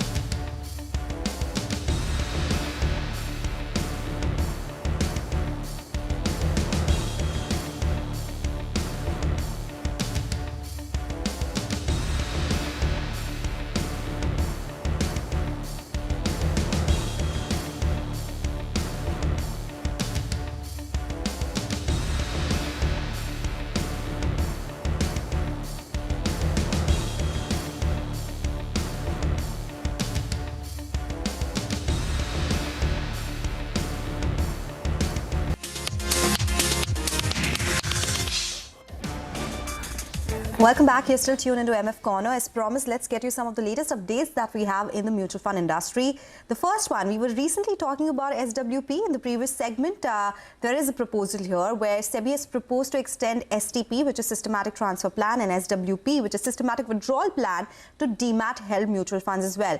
Right now, the current idea is that it is available only for mutual funds units which are held in statement of accounts. So if you have it in a demat account or dematted units of mutual funds, you would have to give individual instructions every time you needed to transfer some of your money to other categories, or if you wanted to withdraw some of your money. So it of course made it very cumbersome for any individual who had their mutual fund units in a demat account. So this is done in order to ease the problems that some of these investors have been facing.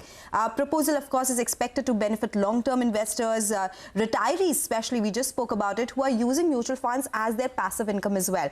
It is expected to be done in two phases. The first phase would be where investors would be able to register unit-based SWP and STP mandates through depositories. So basically you can just on a click of a button say that this is the kind of SWP you want every month, withdrawal, or you want to transfer this much money every month to the other unit or the other scheme as well. Phase 2 will be, which will have more flexible options. You will have amount-based withdrawals, appreciation-based switch using or swing STPs as well. So it will allow a more flexibility to an investor. They'll just not be able to do it units. You can just say this is the amount I want to be transferred every month, or withdrawal to be done every month. So it makes it very easy for an investor. SEBI has invited public comments on the consultation paper until February 26. Once they get it, they are expected to kick off phase 1 at least, and this will be a very important update coming in for unit holders who have it in a demat account versus a statement of account, because it will make their life easier when it comes to withdrawing money or at least transferring money to other schemes. So this is an important update. Not finalized, it's still a proposal, but if it does come through, it will benefit long-term investors and retirees as well. But we are here to tell them all about the new NFOs as well, Vinny. Absolutely, Sonal. More about NFOs, because this week itself, we have around 5 NFOs. Either some of them have started or are starting in the next couple of days as well. So first up, we have Aditya Birla Sun Life MSCI India NFO, which is opening up, and this is opening up tomorrow. I beg your pardon. This is opening up on 11th of February, that was yesterday. So yes, this is an open-ended ETF tracker MSCI India Index Fund. Important one, interesting one, keep an eye on that. We have Baroda BNP Paribas Best-in-Class Strategy Fund, which is an ESG-themed fund. Now, this is also opening up on 12th of February, that's today, and will go on till 26th of February.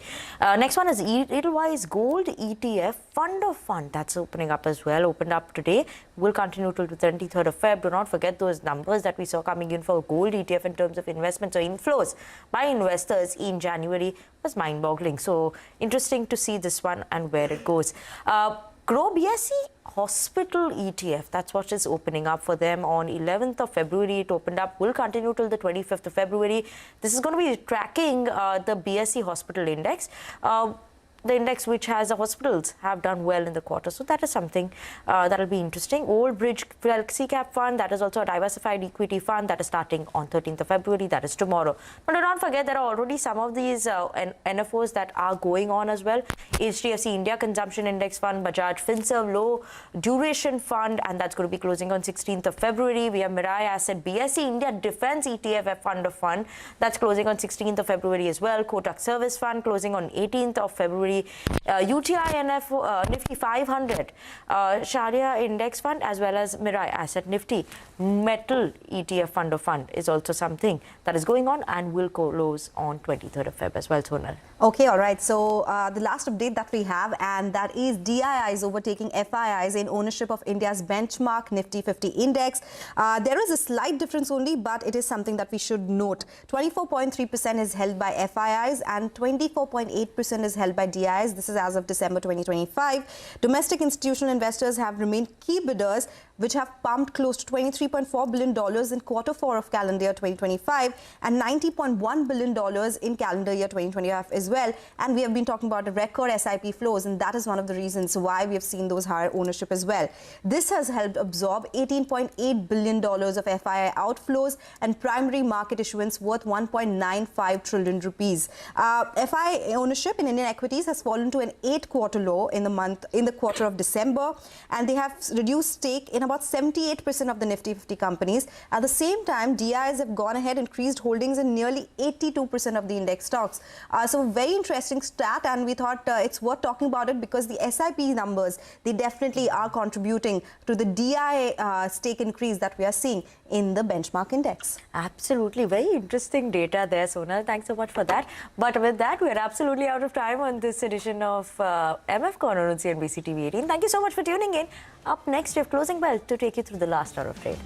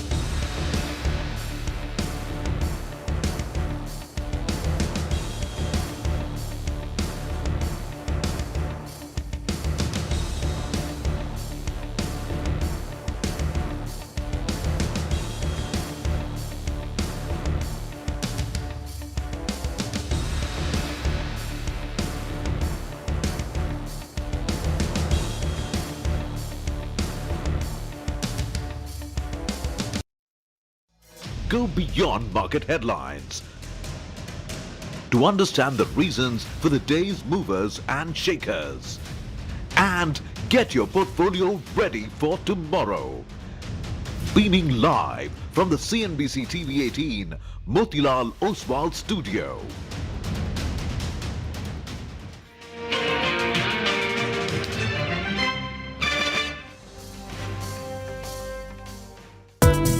Taiwan index holding on to strong gains, 1.6%. On the flip side, look at Hang Seng. That's down 0.7% in trade.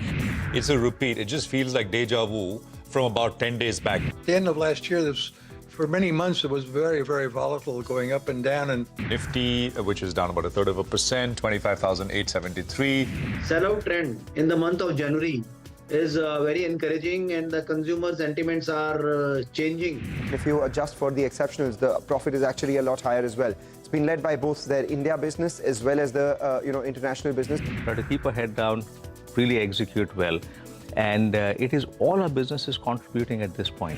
The low unit packs of the soaps business would have led to volume growth, and at the same time there could be some bit of grammage increase as well. I think the inquiry and the lead pipeline is very robust. Heavyweights like TCS, Wipro have hit fresh 52-week lows.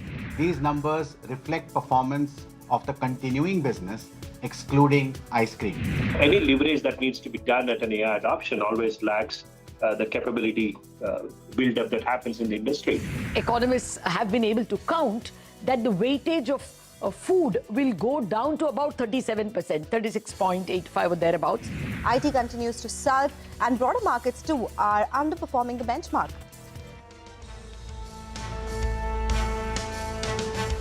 Well, that is the day so far. This is Closing Bell. We are coming to you live from the CNBC TV 18 Motors studios. I'm Prashant. With me, Nigel. Nigel, hi. Hi, Prashant. Today a bit of a down day. Just for the headline index, par for the course, one would say. The uptrend is still intact till the lower levels are protected on the headline index. But stocks doing a thing of their own. And the Nifty Bank continues to hold one end up because tech seems to have lost its way. There's no buying at all out there. That continues to drag. And the Nifty Bank, that's holding one end up. Absolutely. And IT is basically, if you look at the top draggers on the Nifty, it's all IT. Yeah. I mean, actually, the top 10 NSE volume-led losers is all IT stocks. So, I mean, it's getting sold and getting sold not on small volumes, pretty large volumes at that. And that is, I mean, if you're an investor in these names, a bit worrying because, it's volumes do make a difference. Look at this, right? And I'm not looking at, this is not Nifty, this is the NSE 500 group of stocks, right? The top volume-led losers, Infosys, TCS, Coforge, which is down 6%, Tech Mahindra, LTI Mindtree, the Nifty ITBs, which is down 5% itself. I mean, basically, you've got Tata Elxsi, 5.5, KPIT, Oracle Financial Services, Birla Soft. This is, the absolute top volume-led losers across the board. And it's large caps, it's mid caps as well. And that's where bulk of the problem is at 130 points lower. Market breadth is poor, 2:1 in favor of what is going down. So on the show, we'll talk about, of course, that pack, which is the IT services. Rima, of course, has been talking about this. And we'll put some data out as we go on. Mahindra's Group CEO, Anish Shah, is, of course, of the view that this disruption has kind of overblown the impact and all of the talk is kind of overblown. And the IT industry is in reasonable shape to adapt and thrive. Lenskart's operating leverage playing out in a strong third quarter. Stock, of course, is higher. So more details coming up on that one. Bharat Forge reported numbers in the last, 30-35 minutes. The stock is up. Third quarter's profits were a miss. Baba Kalyani is the promoter saying that the worst is over for the company. By the way, the management joins us at about 3 o'clock to talk about that. HUL is slipping. It reports an expectedly soft quarter. Volume growth, of course, is slightly better than what was expected. So that's what's coming up. How should you position yourself is the question. Mitesh Thakkar is with us with that advice. Mitesh, good afternoon. Good to have you here. 25,800 on the index. What's the view? I was in the morning suggesting that we could possibly see some consolidation given the fact that for 2-3 sessions we have failed to show strength around the 26,000 mark, and 25,830, which is where we are right now, to about 25,780 is the key support area for me. I think in case we can hold that, then there's a good chance that we will see a retest of 26,000, maybe an attempt to get past those levels. So for the timing, looking at 25,780. In case we start breaking below that, I think I'm not, right now considering in much declines below 25,600, 650. So it could be a slightly bigger correction. I'm still not sure of that because we are at the first support level. But I think that's the worst, I'm looking at, which is around 25,600, 650. In case you break that, then I think there's something slightly or seriously negative going on in the chart. So for the time being, hoping that the first support level holds and a retest of 26,000 takes place. So I have two buy calls. The first one is a buy on LIC India, which is a buy with a stop just below levels of 868 and a target of around 910 can be looked at. And the other one is a buy on Kalyan Jewellers on a mild decline, say around 427, 425, buy with a stop at 418 for targets of 440. The IT sell-off, Mitesh, any view at all? I mean, I don't know if you've looked at the Nifty IT index. It's basically back at levels it was in August 21. Or maybe through individual names, what's the view on the charts? Actually, Prashant, the Nifty IT index, Rima had checked with me in the morning, and I was suggesting that, we will see more climbs over there. The first target was around 33,700, which has been breached, and the next target comes close to about 32,500 to about 32,400. So I think we'll still see about another 800 to about 900 point kind of climb from these levels. Got it. Okay, all right. Thanks a lot for that, Mitesh. Well, let's focus on Bharat Forge. It's come off significantly from the day's low after reporting its third quarter numbers. A number of parameters were below estimates, but the management is confident that this worst is over for the company. Sudarshan joins in to run us through a quick analysis on that and what the management had to say. Sud? So earnings for Q3 FY26 look largely stable. If you take a look at both standalone as well as consolidated numbers, what has supported the earnings is the domestic business, while auto segment has been doing good, and that has helped the earnings on the export front. While auto segment in the export front was down on a sequential basis, there was an increase in the industrial segment. That was the reason the decline that we have seen in export, that was just 3% on a sequential basis. So just if I can talk about the headline numbers on consolidated basis, revenue was up 25%.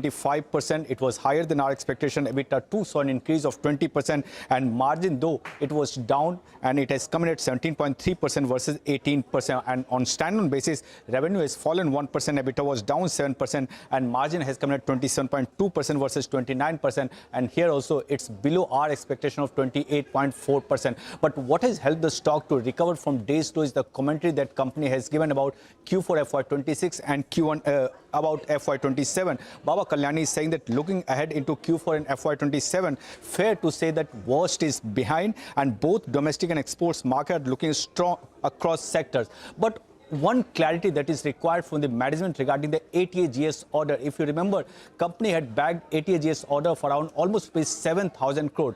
Just I had looked at Q2 commentary, and that company had said that commencement of ATAGS order will start in 6 to 9 months. So just if you do the rough calculation, they were expecting it to start by September of 2026. Now company is saying that execution will start only in S2 FY27. But just on the basis of earnings, steady set of earnings, outlook positive, but one clarification is required. Got it. Okay, all right. Thanks a lot for that, Sud. HCL shares, well, they as well are moving up, reporting steady set of numbers. Ria joins in to help us out with the number crunching. Ria? Well, yes, good set of numbers for HCL in this quarter, largely in line with the estimates that we were working with. Revenue growth has been quite healthy at 11% compared on a year-on-year basis, and this was likely led by a pickup in execution, especially in the repairs and overhaul segment of the company. Margins have remained stable at 24.3%, and these have been supported by a decline in provisions, which had hurt the numbers in the previous quarter. And this time around, we've also seen lower material costs at roughly 46% of sales. Net profit has also grown by 29% on a year-on-year basis versus the estimates of 23% growth. The order book details are undisclosed as of yet, but the company has guided for a closing order book of roughly 2.5 to 2.6 lakh crores by the end of the year. Going ahead, we will be watching out for the status of the GE F404 engines, as well as the status of deliveries for the LCA Mark 1A aircraft and the deliveries of HTT40 as well, and also for any further exports on the export strategies of the company. At the end of FY25, the company had given guidance for FY26. They had guided for revenue growth to be at 8 to 10%, and they're also expecting double-digit revenue growth FY27 onwards. But the company had said that in FY26 itself, they may see this kind of revenue growth. And in terms of the EBITDA margins, those are expected to be maintained at roughly 31% over the next 3 to 4 years. Okay, got it. All right, thanks a lot for that, Ria. Well, let's welcome our guest, Gurmeet Chadha, Managing Partner and CIO, Complete Circle, joins us on the show. Hi, Gurmeet. Good afternoon. Good to see you, Ben. Any view on any of these two names? Sudarshan just spoke about Bharat Forge. Numbers are pretty okay or a little lower than expectations, but commentary is very, very good. And HAL post the recent correction, the stock has perked up, actually. What's your view on either of these two or both of them? So I think Bharat Forge could do well on back of in general upcycle, overall economic activity and bit of a beneficiary in terms of the India-US deal as well. Plus we have the French president next week. We could also see series of announcements on defense, and I think in general that could favor the sector, not just specific to Bharat Forge. And the second one, Nigel, you said HAL or HUL? Sorry, HAL. Yes. So I think the concern in HL always has not been the order book, but it's been execution, engine delays. Also, they have a very high base, Nigel, of 31% EBITDA margin for last year. So coming on that base, optically, I think all numbers will look sad. I think we are more constructive on BEL, solar industries, a couple of more names like data patterns and technology versus HL, but pretty neutral on HL. But as I said, execution improves. The stock has both price and time corrected for some time. I think you could see a bit of a re-rating, but for that you need to probably watch out for a couple of good quarters and more commentary coming in terms of slightly better guidance than 8 to 10%. We'll talk about IT in just a bit, but I want to talk about, Gurmeet, hi, afternoon, the textile space, right? There was this big hullabaloo around when the US-Bangladesh agreement was signed, and it came out that there is a zero duty clause. So if, the agreement with Bangladesh said that if Bangladesh bought cotton from the US, inputs from US, and satisfied a certain criteria, which is 70% of inputs need to be from the US, and exports to the US, then on those products there is zero duty. Stocks corrected on the back of it. Now, we have our Commerce Minister Piyush Goyal talking about this, about the benefits to Bangladesh, essentially saying that the same benefit will be available for India as well when the actual agreement is signed. So just want to play that soundbite to you. It's important. Listen it. जिस प्रकार से बांग्लादेश में एक सुविधा मिली है कि अगर raw material America से खरीदे, उसको प्रोसेस करके कपड़ा बना के एक्सपोर्ट करें, तो वो शून्य रेसिप्रोकल टैरिफ पे जाएगा। वही सुविधा भारत को भी है और भारत को भी मिलेगी। अभी तो हमारा फ्रेमवर्क एग्रीमेंट बना है, जब इंटरिम एग्रीमेंट फाइनल होके आएगा तब फाइन प्रिंट पे आपको ये देखने को मिल जाएगा। Same benefit will be available for India as well. India, of course, exports a lot of its yarn, spun yarn to Bangladesh. And so there is that. It's basically two-level kind of implication. One is, of course, on cotton growers and that industry, the yarn industry and the cotton industry. And, of course, second is, apparel makers and how they are how will they compete? The worry was, how will they compete? From a listed perspective, it's more, the Gokul of the world and the Pearl Global, etc., which got sold. But this, if this comes through, puts us at not at a disadvantage. Advantage, of course, we'll have to talk to some of these companies. Gurmeet, any thoughts here on the textile makers? So, Prashant, too much information, as I said, to and fro, and I think that's why, and as you rightly said, Gokuldas is one play in terms of the India-US deal. So we have a little bit of exposure of Gokuldas, around 2% in the portfolio. Came down to 500 levels now, has since then recovered. I think the quarter could be soft because there was some pricing hits they would have taken. And Gokuldas does a lot of, labels for US, almost 80% is there. They do about 700 crore kind of a top line. So there's a lot of operational efficiency there and serves key labels there. So I think with EU deal also fructifying and more things coming out, I think our share in textile exports, apparel exports to EU is, minuscule 4%, with Bangladesh almost being 4 or 5 times. So I think eventually, some of the players would gain. So we have about 3 in our radar. Gokuldas we have in our portfolio. In our tracking universe, we have KPR and Welspun. Also, the valuations are pretty reasonable. So you can get a little more constructive and contra here since it has time and price corrected both. On the other name, again, this is the trade deal impact I'm assuming, right, is Avanti Feed, which is essentially in the shrimp space. I don't know if you have exposure here. Stocks up 70% this month in February. Gurmeet. So, Prashant, both things happened. One, they were able to diversify with China, Russia, and other territories. Second, again, this US thing also came in. So it's about, your TAM expanding. And, the stock had corrected because of the punitive tariffs being levied. So a bit of a play happening there. But, in this kind of market, we should not get carried away, Prashant. Too many sharp moves, the way things are. So we do not have Avanti fees in our portfolio. We do have Gokuldas. And then we are probably trying to nibble into some IT names which are more IP driven than pure IT services because the valuations have corrected. I mean, there's very sharp correction across the space. So doing some bottom fishing there, not in the shrimp space. Got it. Okay, all right. Gurmeet, let's focus on tech. The stocks are under pressure. Broad-based sell-off in the global IT services stocks. Rima decodes this entire move that we're seeing in the tech space. Rima? Well, the pain in the tech sector that you're seeing today is not an India story. It's a global problem. The Nifty IT index is down 10% year to date. Heavyweights like TCS, Wipro have hit fresh 52-week lows. And now a company like TCS is down more than 10% in the last 5 years, negative 5-year returns. Global software names have cracked very sharply. You're seeing steep cuts of about 30% across some of these enterprise tech names like ServiceNow, Salesforce. Now, the Indian IT sector and the technology majors have disrupted many cycles before, whether it's Y2K to cloud.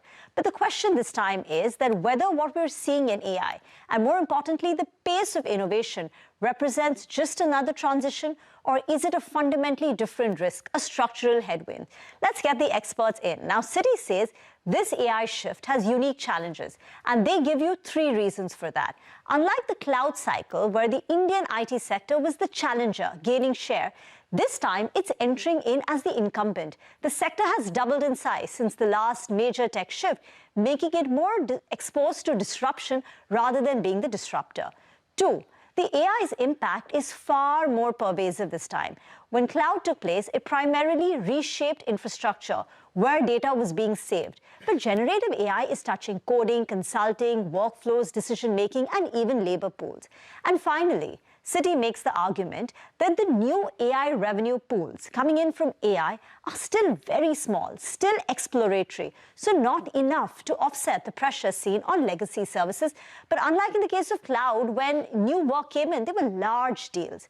But brokerage views are still a divided house. Now, HSBC offers a counterpart.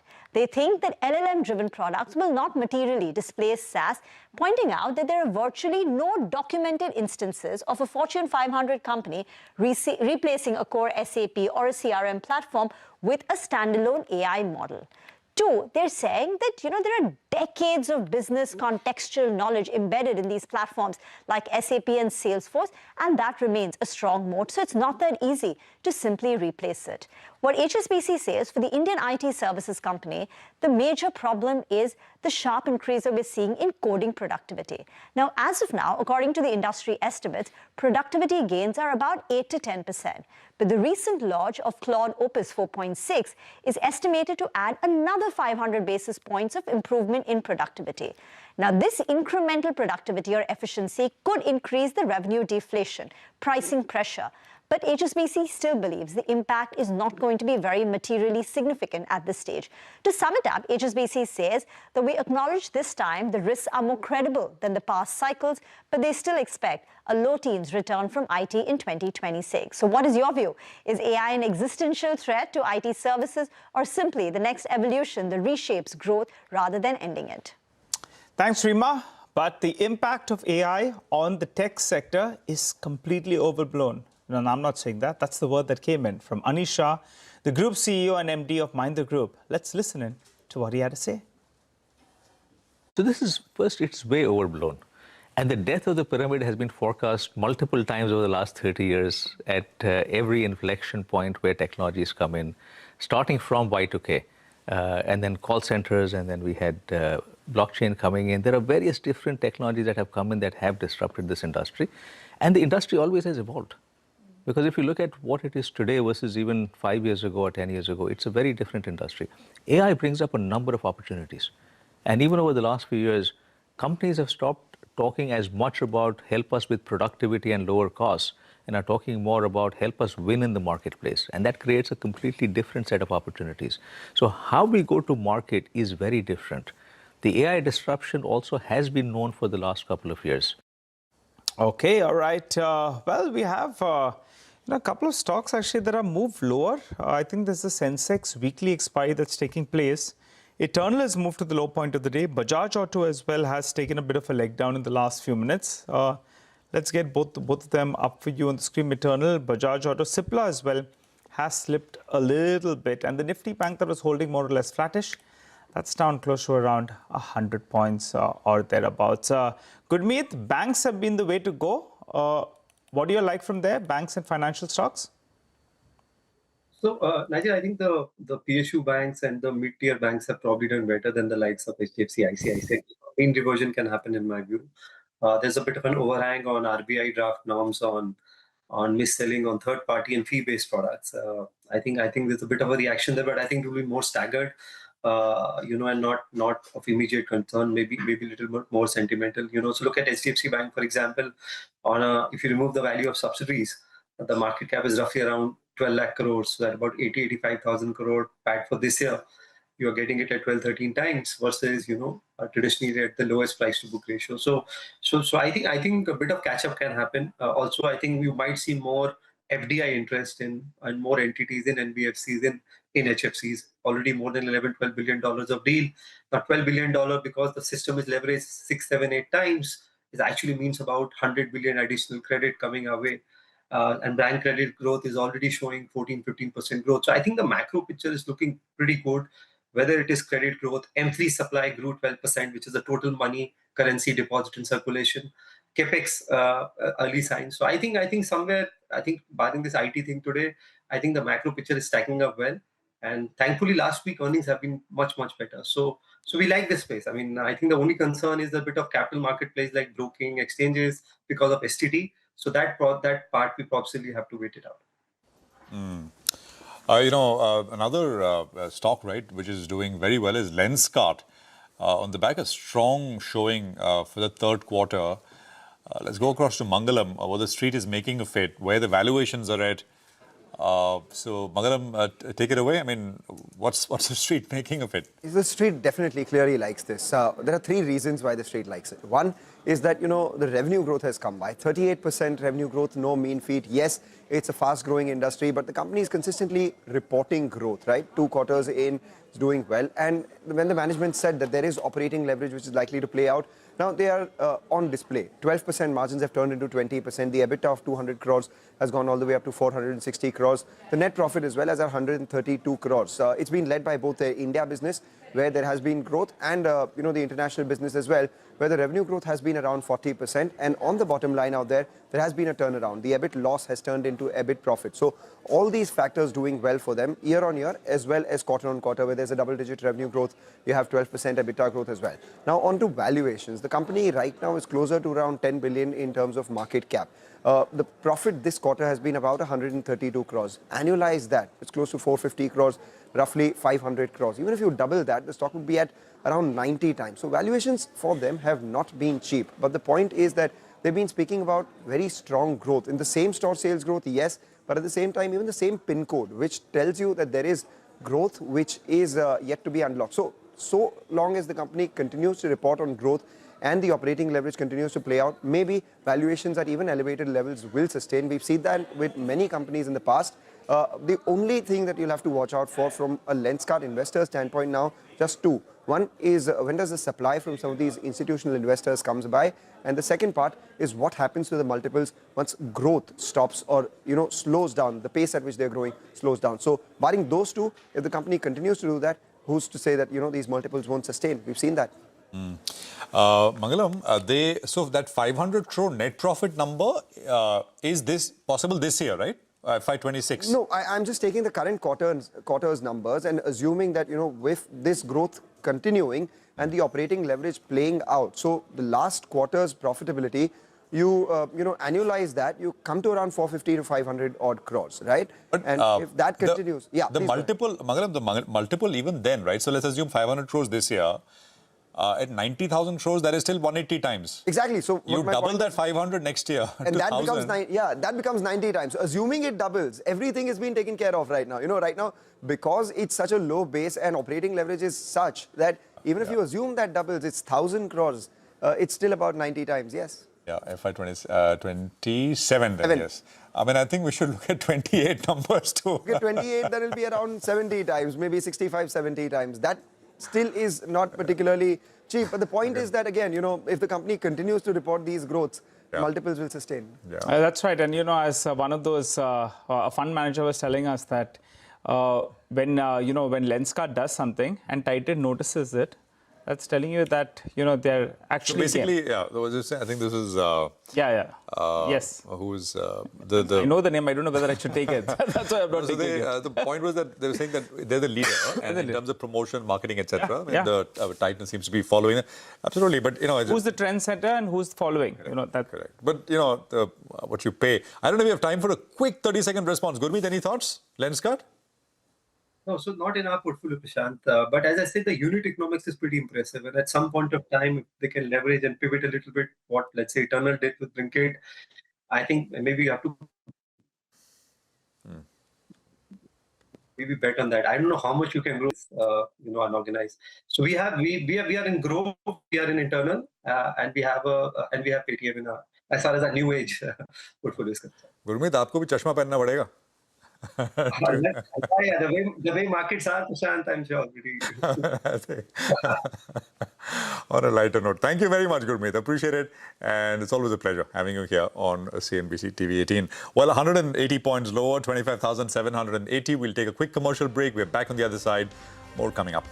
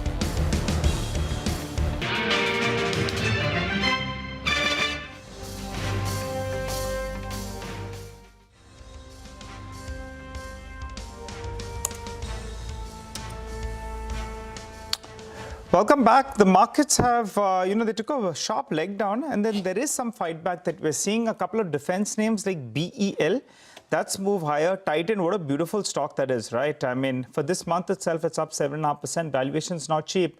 And you have all the other jewelers that are doing something or the other, but Titan for trust, and markets are willing to pay their higher multiple.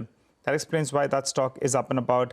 And SBI, wow. And this year, which has just started, we're a month and a half into it, the stock is up 20%.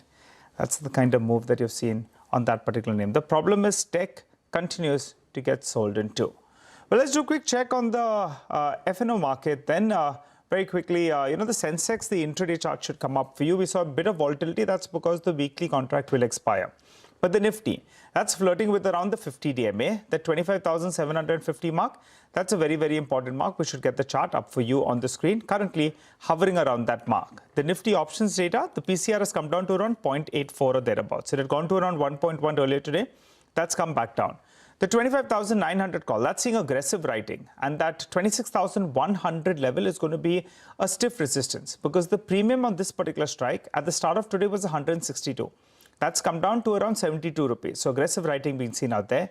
25,850 call as well. Premium from around 195 actually. It's come down to around 92 rupees. And the 25,800 put, that's seeing a good amount of addition. And there are signs of buying. At the start of today, it was around 50-60 rupees. That's gone up to around 110 rupees. So, that's what we're seeing on that front. Individual stocks, Hitachi. After the good run we have seen the last few days, some unwinding of positions is clearly evident on that name. Normally not a very, very highly traded stock, even in the F&O market. Bharat Forge, fresh buying being seen on that particular counter. While Zydus did see some pressure the last few trading sessions, that's coming for a bit of a short squeeze. Stock up close to around 2%, and you have open interest that's lower. While there are signs of fresh buying, even on Hutco, that stock is up and about in trade today. Well, let's talk about one of those stocks then, Bharat Forge. Mr. Baba Kalyani, the CMD of the company, joins us on the show. Hi, Mr. Kalyani. Good to speak to you this afternoon. Numbers looked a little bit softish, but you're clearly stating that the worst is behind. Could you tell us a couple of parameters with regard to how things are expected to improve from here on? And more importantly, if you have to guide us for FY27, what kind of growth should we be looking at? Mid-teens growth? Well, I would expect to see a high growth in high 20s. High 20s? For the next year. And the reason why you see softness in our Q3 is because with the U.S. market was soft, so we had to do a lot of destocking, so the shipments were low. Otherwise, all the businesses are right now firing on all cylinders. Okay, all right. So high 25% plus growth is what you're guiding for FY27. Are you seeing a stark improvement in the North American market? Yeah, absolutely. It's coming back to normal. The whole market was down 50%. So you're seeing almost a 50% improvement in that. Got that. We'll get to the numbers in terms of what the guidance you put out, right? 20%, Mr. Kalyani. Good afternoon, Prashant here. On the Advanced Towed Artillery Gun System, that is the ATAGS system, is there a delay, Mr. Kalyani? I think this is now... There's no delay. There is a process called FOPM, which is going on right now. It's called First of Production orders that you have to produce and get it inspected. So we have produced and the Army and the system is inspecting it. We expect this process to get over by about March. And the whole procedure in this is only after FOPM is finished can you start ordering for raw material for the production. So we will get a production clearance hopefully in March.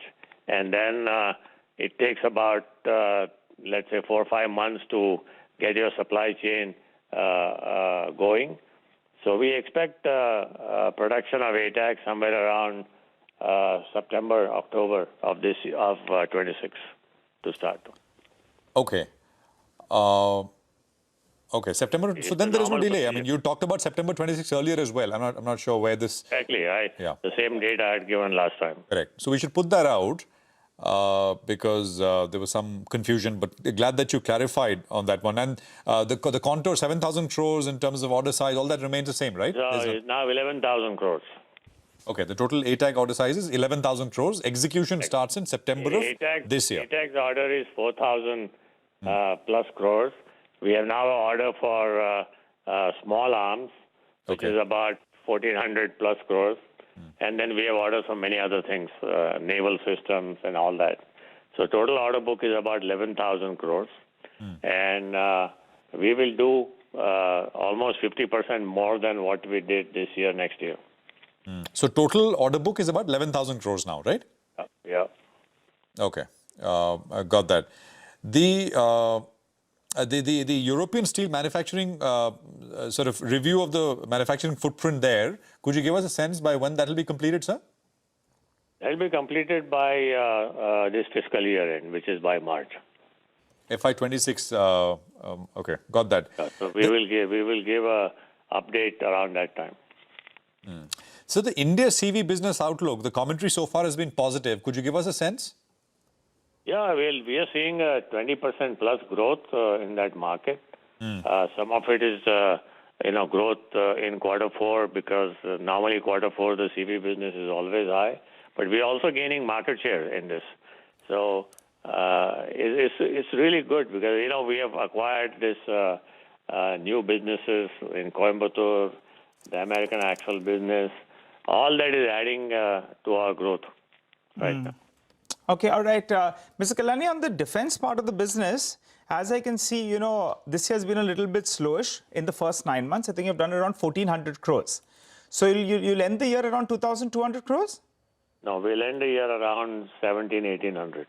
1,800 crores is what you'll do for this year. And on that sort of a base, you think you'll grow 50%? Yeah, 50 plus. 50%. So closer to around 3,000 crores for the next year. Yeah, exactly. Okay, all right. Could you tell us in terms of profitability, how should things pan out? Now, you've been in excess of around this 25 to around 30% or thereabouts. On a consolidated basis, what can margins look like? We are now setting up 3 new manufacturing plants in Baramati.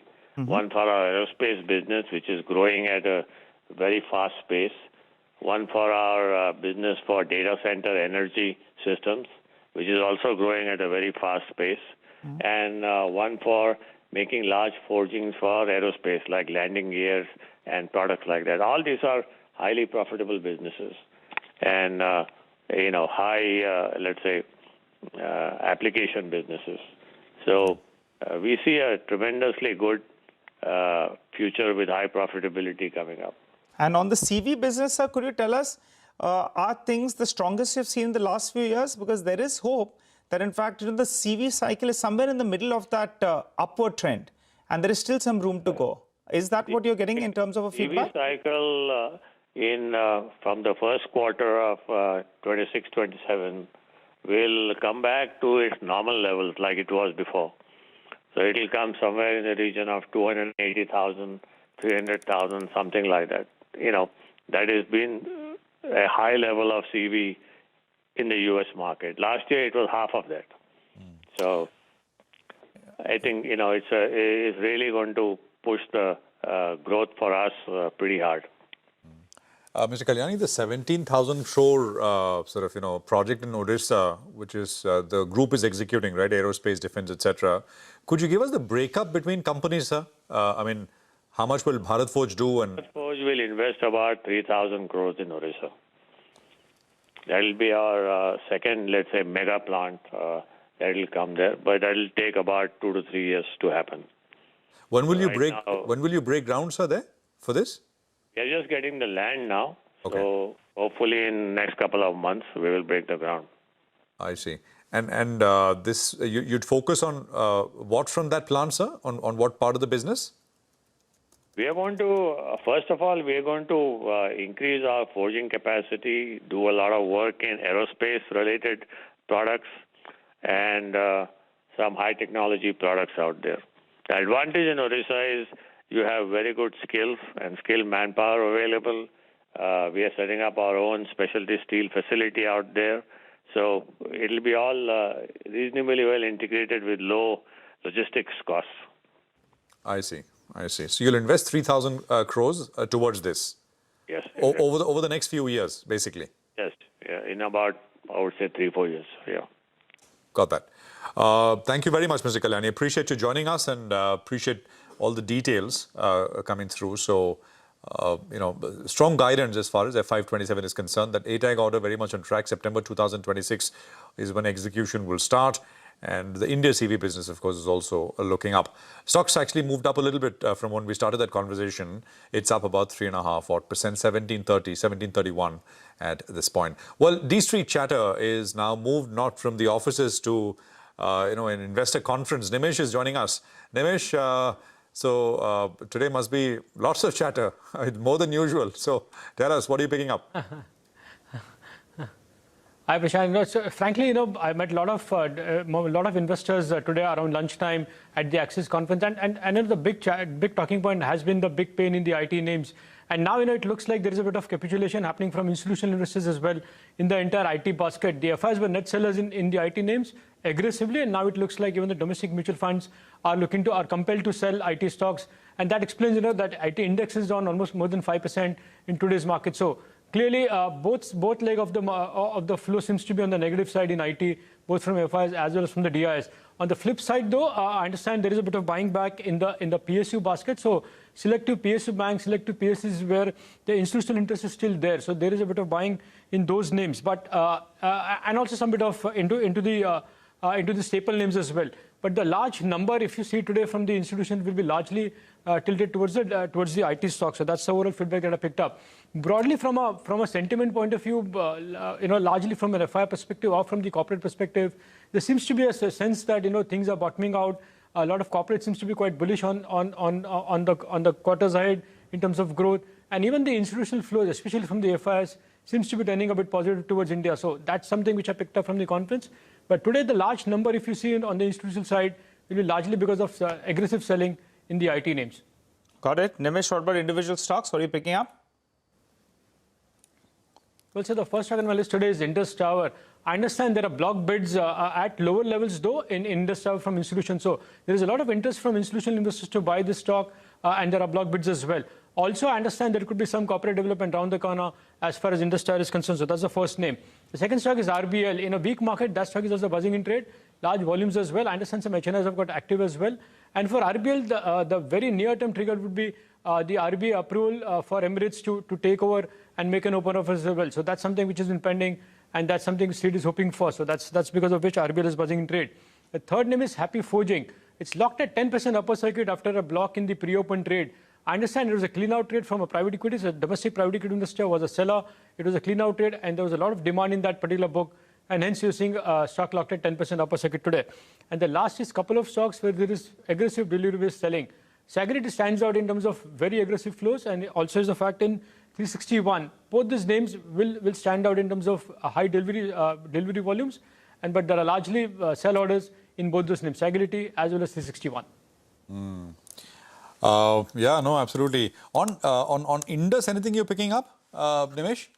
Any stocks up about? So Prashant, well, a couple of things. As I said, there is a lot of institutional interest now in Indus Tower at these levels. Two, if you look at the stock price or the technical levels, I think it's broken out from a decadal point of view. I think 465 was a decadal breakout on the stock, and hence you're seeing a bit of excitement from that perspective as well.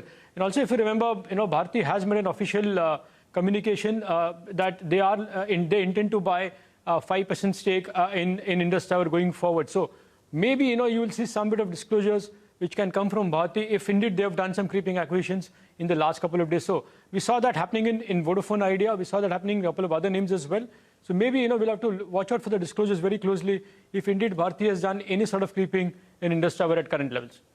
Okay, should be part of disclosures as it when it comes, but we'll keep an eye. Yeah, institutional investors have been very active, but promoter perhaps also wanting to creep up. 5%, of course, is the annual limit. Thank you very much, Nimish, for that. So that is the chatter from the Axis conference at this point. 140 lower on the Nifty, which means actually we've recovered a little bit from the lows, about 30-40 points or so. Time for a quick commercial break, but before we do that, the numbers are out, and it is, of course, final India Watch Budget 2026, as always with CNBC TV 18. CNBC TV 18's dominance continues as it knocked out the competition on perhaps what many would say is the most important day of the year. That is the day of the budget. CNBC TV 18 is the clear number one with a viewership of 83.5%. During the finance minister's budget speech, your channel was miles ahead of competition and was the most watched English business news channel throughout the budget week, with a whopping 85.3% viewership. And of course, I mean, we'd like to thank you, that is the viewer, for your consistent patronage, trust, and continued support.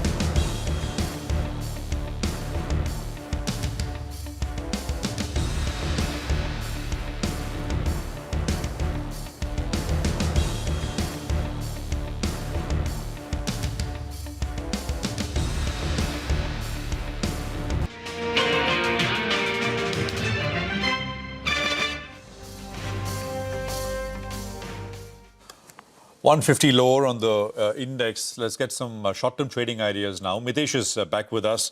Mitesh, what are you seeing on the screen, and any trades?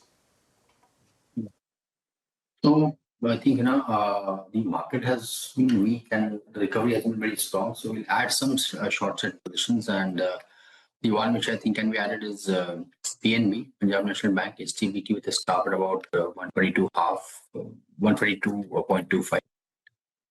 Look for a target of roughly around 118, 117.5. And on the other side, on the buying side, will be Power Grid, BTST, with a stop at about 291 for targets of around 299. Okay, all right, got that. By the way, just keep an eye on Bajaj Finance. The stock is up close to 3%. There's multiple large trades that have taken place. I'm not sure whether or not we get a disclosure today, but in the last 10 minutes, I'm observing the counter. There are multiple large trades actually that have taken place on that particular counter. And that's one stock that's holding one end up. And you also have the Nifty Bank that was down 120 points just around 15 minutes or so ago. That's moved into the green as well. Sudeep Bandyopadhyay joins us on the show. Hi, Sudeep. Good afternoon. Good to see you in Bajaj Finance, since that's the stock in focus, moving with good momentum and on large volumes. Any view on this one? We've been liking Bajaj Finance always. I mean, the only challenge was the valuation. Well, I think valuation continues to remain a bit rich. So that's the reason why probably we have not been openly recommending buy at current levels. We prefer the PSU banking space at this stage in the entire BFSI pack. The first preference will definitely be the PSU banks. If somebody has to pick up NBFCs in the BFSI space, we will probably still recommend the gold loan companies, particularly Manappuram, considering the valuation comfort vis-a-vis Muthoot at this stage. Amongst the NBFCs, Bajaj Finance definitely features amongst the top buys even now at current level from a long-term investor's point of view.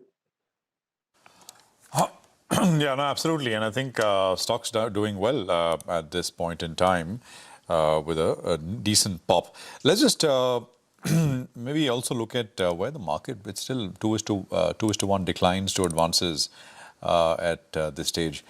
The big pain point which we started the show with, of course, is the IT services sell-off, Sudeep, which continues. And it's not as if the selling started last Wednesday, if you remember.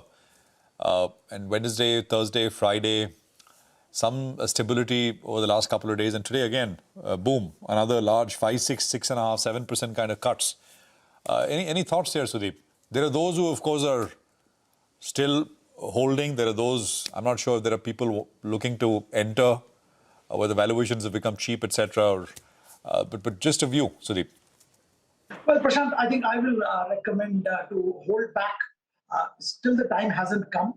Valuation has come down, but the challenge is real. I think AI is, we have seen just the beginning of the AI-led disruption. There is a lot more to come. I'm not saying Indian large IT companies, whether it's a TCS, Infosys, Wipro, HCLTech, and some of the other ones, they will definitely survive. They have to evolve. They have to very, very quickly pivot and strategize how to kind of survive, flourish, and progress in this new environment. And I'm sure all of them are doing it. Some of it is also visible. But as things stand today, they will have a challenge in terms of top line, in terms of bottom line, and in terms of margin with the AI-led disruption. The momentum of AI-led disruption is going to intensify only in the near future. Under the circumstances, it's better to wait and watch from the sidelines. There is no need to rush to buy any of these stocks. There will be better times to buy these stocks. We don't need to write off these companies. They are good companies, strong management, dividend pay. Sometimes they do come with buybacks, which rewards the shareholders. So let's wait and watch. Appropriate time, we can enter, not now. Sudeep, stay with us. We're going to take a quick commercial break here. And I think markets are hearing you loud and clear. Just sort of one way and just lack of any appetite, even at lower levels. We take a break. We are back on the other side. More coming up, I think, last 9 minutes to market close.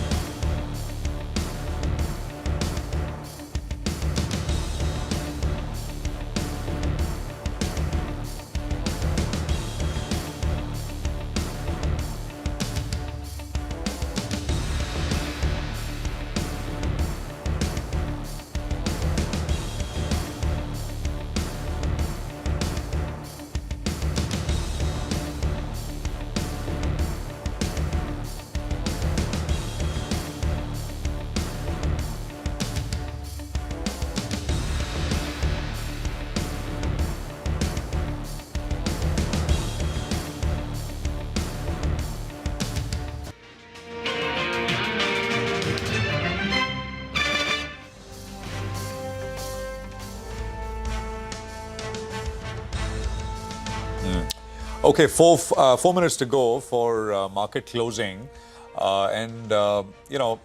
Things are, of course, I mean, some of the winners are there at the bottom of the screen. Naturally, we're talking about Bajaj Finance, and I think Sudeep was talking about his views on it. So the numbers came out some time back, and I think the conference call happened as well. But I think some investors are highlighting some data out of the conference call with regards to AI and how Bajaj Finance is using AI. So I thought, might as well put a small bit of that conference call detail. This is basically from the con call, and this is Rajiv Jain, CEO of Bajaj Finance, on the con call in terms of the impact on AI. I'm just going to sort of read this out. Mr. Jain says that AI listened to 2 crore calls, converted voice to text, and gave us data. Text to data conversion happened for 5.2 lakh customers. As a result, we generated 1 lakh new offers for which we did not have information earlier. This capability, and this is important, right? Startling. He says this capability was not there in Q1 or Q2. It just got deployed. So he's basically saying this is now. This has been happening just for the last 1-2 months. He went on to say we'll be able to listen to 100 million calls next year. Loan disbursements through AI-powered call centers stood at about 1,600 crores. That's 10% of the 16,545 crores of disbursals in the October to December period. And he says data from those calls led to another 325 crores of volumes. So this is just our first attempt. Over the next 6 months, Mr. Jain goes on to add, Bajaj Finance plans to invest heavily in its agents. The company expects to have more than 800 autonomous agents across sales, operations, HR, IT, risk, and DMS in the next financial year, that is FY27. We're talking about negatives of AI with software, but we've got financial companies, lenders using AI to reach more customers, lend more, and of course, use it for risk measurement, etc. as well. Sudeep, I know you gave your view, but it's not about Bajaj Finance, right? And others have made this point. Who's going to use AI in a large scale? People with a lot of data. And who's got data has got financial institutions, right? Banks and NBFCs, etc. Any thoughts? Absolutely correct, Prashant. I think the real beneficiaries will be the guys who deal with a lot of data. So the legal firms, the financial services businesses, particularly the lending organizations, wealth management firms, broking houses, I think asset management companies, I think there's a fabulous opportunity going forward. And the cost of this opportunity will be significantly lower compared to if you had deployed human resources, trained them, and tried to do the same thing at such a scale. So yes, it's a fantastic opportunity for many of these businesses which deploy and use data. Got it. All right, Sudeep, always a pleasure talking to you. Thanks a lot for joining in and giving us your take on a whole host of stocks. Well, time to wind down the markets then. We go with a cut of around 150 points. We're not used to saying that for the last few trading sessions at least, but tech was the index. That's the one that got knocked. And if you look at the top losers on the Nifty itself, they came in from the tech space. Tech Mahindra, Infosys, TCS, HCLTech, Wipro, top 5 losers from the tech space. Add to the list Mahindra & Mahindra, which has been an outperformer, but that came in for profit taking. HUL's numbers, the volumes look better actually than estimate, but otherwise the street is not too impressed with that one. So the stock goes on with a cut of close to around 2%. Bajaj Finance seems to be keeping up with the AI theme, and the stock has seen a bit of a correction from the top. Today it's a top gainer. Couple of large trades as well at around 3 p.m. I'm not sure whether or not there'll be a report. And financial institutions on the whole and banks did pretty well.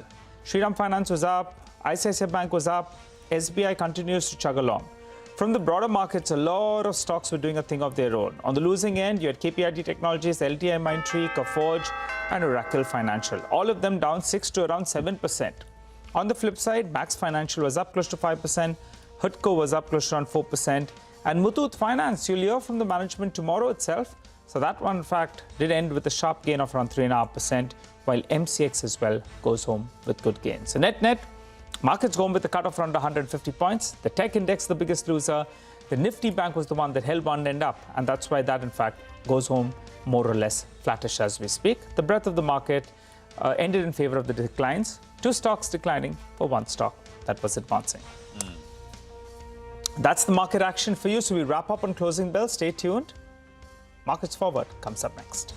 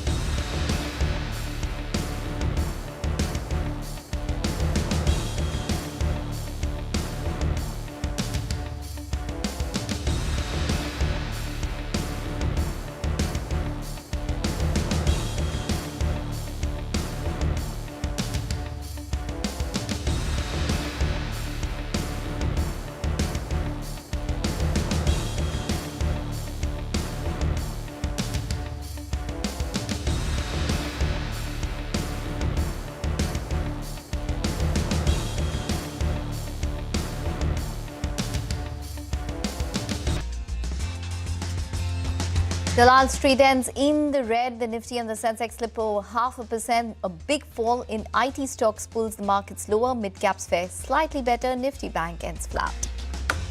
IT stocks witness a meltdown amid global tech sell-off and fears over AI disruption. Nifty IT index plunges 5%. TCS and Wipro hit 52-week lows, but industry plays down AI fears and calls the reaction overblown. HUL falls 2% after it came out with an in-line set in the third quarter, but volumes beat street estimates. Meanwhile, Lenskart rallies after a stellar Q3, reports a sharp movement in profitability as operating leverage kicks in. Sales also see strong growth in India and overseas.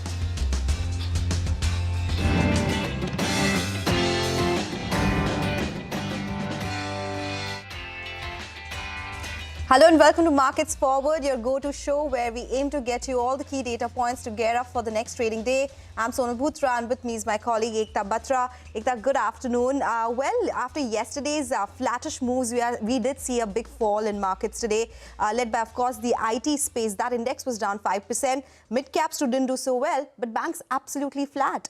Well, yes, it was definitely a down day for the markets today. The Nifty just about tried to fight to hold on to that 25,800 mark in today's trading session. But we did have the Nifty IT index, which was one of the key reasons to blame for that. So ending at around 5.5% cut in terms of the Nifty IT index. What stood out was the resilience definitely for the financial space. So we had the Bank Nifty, which ended absolutely flat as compared to the Nifty, which was down 0.5%, and the mid-cap index, which was down around 0.5% as well.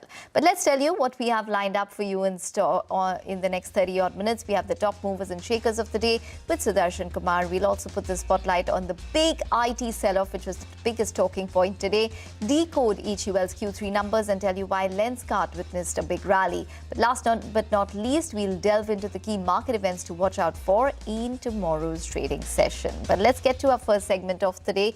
This evening, we have Sudarshan joining in from the wall to tell us about all of the big stocks in focus today. Sudarshan, over to you. One sector that has dragged the market most is the IT, and that's because the AI-related concerns are back in the limelight. You can talk about all the top Nifty gainers, TCS, Wipro, Tech Mahindra, HCLTech, Infosys. All these stocks have seen a sharp fall down somewhere in the range of 5 to 6%. And at the end, Nifty IT has erased market cap of more than rupees 1.5 lakh crore today. And that index also has closed with a cut of more than 5%. What has supported the market was the financial pack. Bajaj Finance, Shriram Finance, ICICI Bank and SBI continues to see an up move. And today all these stocks you can see somewhere up in the range of 1 to 3%. And Shriram Finance has been moving higher continuously, even same with SBI and Bajaj Finance. Some of the stocks have reacted to earnings. On top of the list is Max Finance. It was a beat in Q3 after there was a positive commentary in the con call, and that's the reason there was a sharp move in the stock, closed with a gain of 5%. Lenskart, it was an all-round beat in Q3. That's the reason sharp up move, 14% higher. Bharat Forge earnings were steady, but what led the stock to move higher was the commentary that company has given that worst is behind, and they are expecting more than 25% growth in FY27. That's the reason the stock was 3% higher. Also, Lincoln Pharma has provided with a very good set of earnings for Q3 FY26, and that stock also closed higher. And lastly, some of the stocks have reacted to the commentary coming in from Trade Minister Piyush Goyal. He has said that the benefits that Bangladesh will receive from the trade deal with US, same benefits will come to India also. And because of that, Apex Frozen, Avanti Feeds, Gokaldas Exports has seen a sharp up move from day's low and closed with a gain of Avanti Feeds up 20%, Apex Frozen 19%, and Gokaldas 2 has moved 4% higher. Okay, interesting names there. Thank you so much for joining us with all those details, Sudarshan. To the big sector of the day, Indian IT stocks feel the heat due to a sell-off in global tech stocks and AI disruption fears. The index tanked 5% with heavyweights like Infosys and TCS seeing a 5% fall. Reema Tendulkar is here with all the details. Reema, what's hurting these IT stocks? Well, the pain in the tech sector that you're seeing today is not an India story. It's a global problem. The Nifty IT index is down 10% year-to-date. Heavyweights like TCS, Wipro have hit fresh 52-week lows. And now a company like TCS is down more than 10% in the last 5 years, negative 5-year returns. Global software names have cracked very sharply. You're seeing steep cuts of about 30% across some of these enterprise tech names like ServiceNow, Salesforce. Now, the Indian IT sector and the technology majors have disrupted many cycles before, whether it's Y2K to cloud. But the question this time is that whether what we're seeing in AI, and more importantly, the pace of innovation, represents just another transition, or is it a fundamentally different risk, a structural headwind? Let's get the experts in. Now, Citi says this AI shift has unique challenges, and they give you 3 reasons for that. Unlike the cloud cycle, where the Indian IT sector was the challenger, gaining share, this time it's entering in as the incumbent. The sector has doubled in size since the last major tech shift, making it more exposed to disruption rather than being the disruptor. 2, the AI's impact is far more pervasive this time. When cloud took place, it primarily reshaped infrastructure where data was being saved. But generative AI is touching coding, consulting, workflows, decision-making, and even labor pools. And finally, Citi makes the argument that the new AI revenue pools coming in from AI are still very small, still exploratory, so not enough to offset the pressure seen on legacy services. But unlike in the case of cloud, when new work came in, they were large deals. But brokerage views are still a divided house. Now, HSBC offers a counterpart. They think that LLM-driven products will not materially displace SaaS, pointing out that there are virtually no documented instances of a Fortune 500 company replacing a core SAP or a CRM platform with a standalone AI model. 2, they're saying that, there are decades of business contextual knowledge embedded in these platforms like SAP and Salesforce, and that remains a strong moat. So it's not that easy to simply replace it. What HSBC says for the Indian IT services company, the major problem is the sharp increase that we're seeing in coding productivity. Now, as of now, according to the industry estimates, productivity gains are about 8 to 10%. But the recent launch of Claude Opus 4.6 is estimated to add another 500 basis points of improvement in productivity. Now, this incremental productivity or efficiency could increase the revenue deflation, pricing pressure. But HSBC still believes the impact is not going to be very materially significant at this stage. To sum it up, HSBC says that we acknowledge this time the risks are more credible than the past cycles, but they still expect a low teens return from IT in 2026. So what is your view? Is AI an existential threat to IT services, or simply the next evolution that reshapes growth rather than ending it? Okay, all right, Rima, thanks very much for that. So as of now, however, the IT stocks are completely spooked. However, industry has played down these fears. Both M&M and LTI Mindtree say that the current market reaction is overblown. Listen in. So this is, first, it's way overblown. And the death of the pyramid has been forecast multiple times over the last 30 years at every inflection point where technologies come in, starting from Y2K. And then call centers, and then we had blockchain coming in. There are various different technologies that have come in that have disrupted this industry. And the industry always has evolved. Because if you look at what it is today versus even 5 years ago or 10 years ago, it's a very different industry. AI brings up a number of opportunities. And even over the last few years, companies have stopped talking as much about help us with productivity and lower costs, and are talking more about help us win in the marketplace. And that creates a completely different set of opportunities. So how we go to market is very different. The AI disruption also has been known for the last couple of years. The risks are overblown or exaggerated, right? Is there an impact of AI on certain tasks and certain services that we have today? Yes, it has, right? But at the same breath, are there greater opportunities on how we can use AI technologies, tools, and platforms and the models, to create new offerings, new capabilities, and new services to address our client needs? The answer is big yes. And at every technology change, we have gone through some structural alignment, as an industry and as a company. So this is no different. Yes, the only difference in this case is the innovation is happening within the short cycle. Than what we were used to 5 years or 10 years back. Okay, all right. That's the opinions coming in from IT companies. To take this discussion forward, we are now joined by Sudeep Bandopadhyay from IndiTrade Capital Limited and Richard Jain from Motilal Oswal Financial Services. Gentlemen, good afternoon. Thank you so much for joining in. Well, before talking the fundamentals, Rujit, I wanted to understand from you on the Nifty IT index. It's 20% off from its 52-week level highs, and a lot of these stocks are at 52-week lows as well. Do you think these are important support levels, or we could see further downside? I think the initial support was already broken on 3rd of Feb when we witnessed that huge gap down opening. The Nifty IT index breached its 200 DMA after a long consolidation phase, and post then what we are witnessing right now since last couple of sessions is just a follow-up move which we generally see in a downtrend. Now, not only on the daily charts, but also the 200 weekly EMA has been breached this week. So definitely these are not good signs for the medium term as well. So I think in the coming days, we are likely to witness a continuation of the down move, and probably the previous swing lows, which were around 32,000, could be there on the Nifty IT index. So better not to do any kind of bottom fishing here. And as we say, in technical parlance, that not to catch a falling knife. So it is just like a falling knife, which one should avoid any kind of bottom fishing here. Okay, all right. Well, Sudeep, what is your view in terms of a couple of these IT stocks? Would you now be a buyer at these levels? No, definitely not. I think you just mentioned there's no point trying to catch a falling knife, whether it's technical or fundamental, no point catching.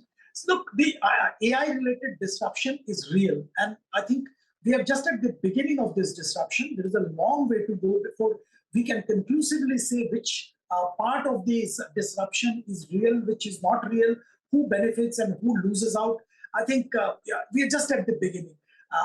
But the reality is our IT companies, particularly the large ones, will definitely have pressure on revenue, margins, and profit. Under the circumstances, I think the valuations will be under pressure. There is absolutely no point trying to buy these stocks now. Let's wait and watch. They are good companies. I'm sure they will navigate this challenge effectively. They will evolve and they will figure out ways of handling it. But it will take time, and I think we should wait and watch instead of just rushing into it at this stage. Take that point, Sudeep. Thank you for your thoughts on that. Let's go to the next big sector. HUL fell 2% after it came out with an inline set of numbers in third quarter. But volumes beat estimates. Mangalam Malu is here with the details. Mangalam, take us through the earnings fine print.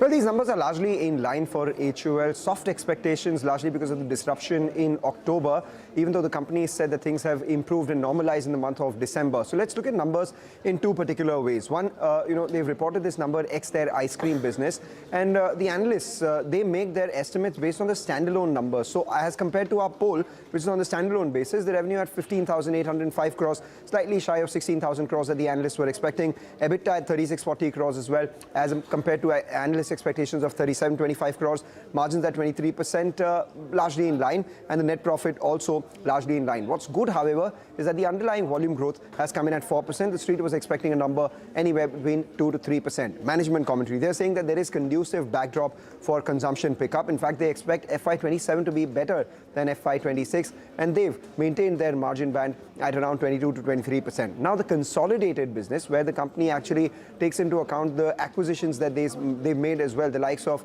Oziva, etc., and also that of Minimalist, the reported revenue growth has been 5.7%. Here, the reported EBITDA growth has been nearly 3%. The net profit has been impacted by exceptionals. Remember, this time around there was an exceptional loss of 576 crores.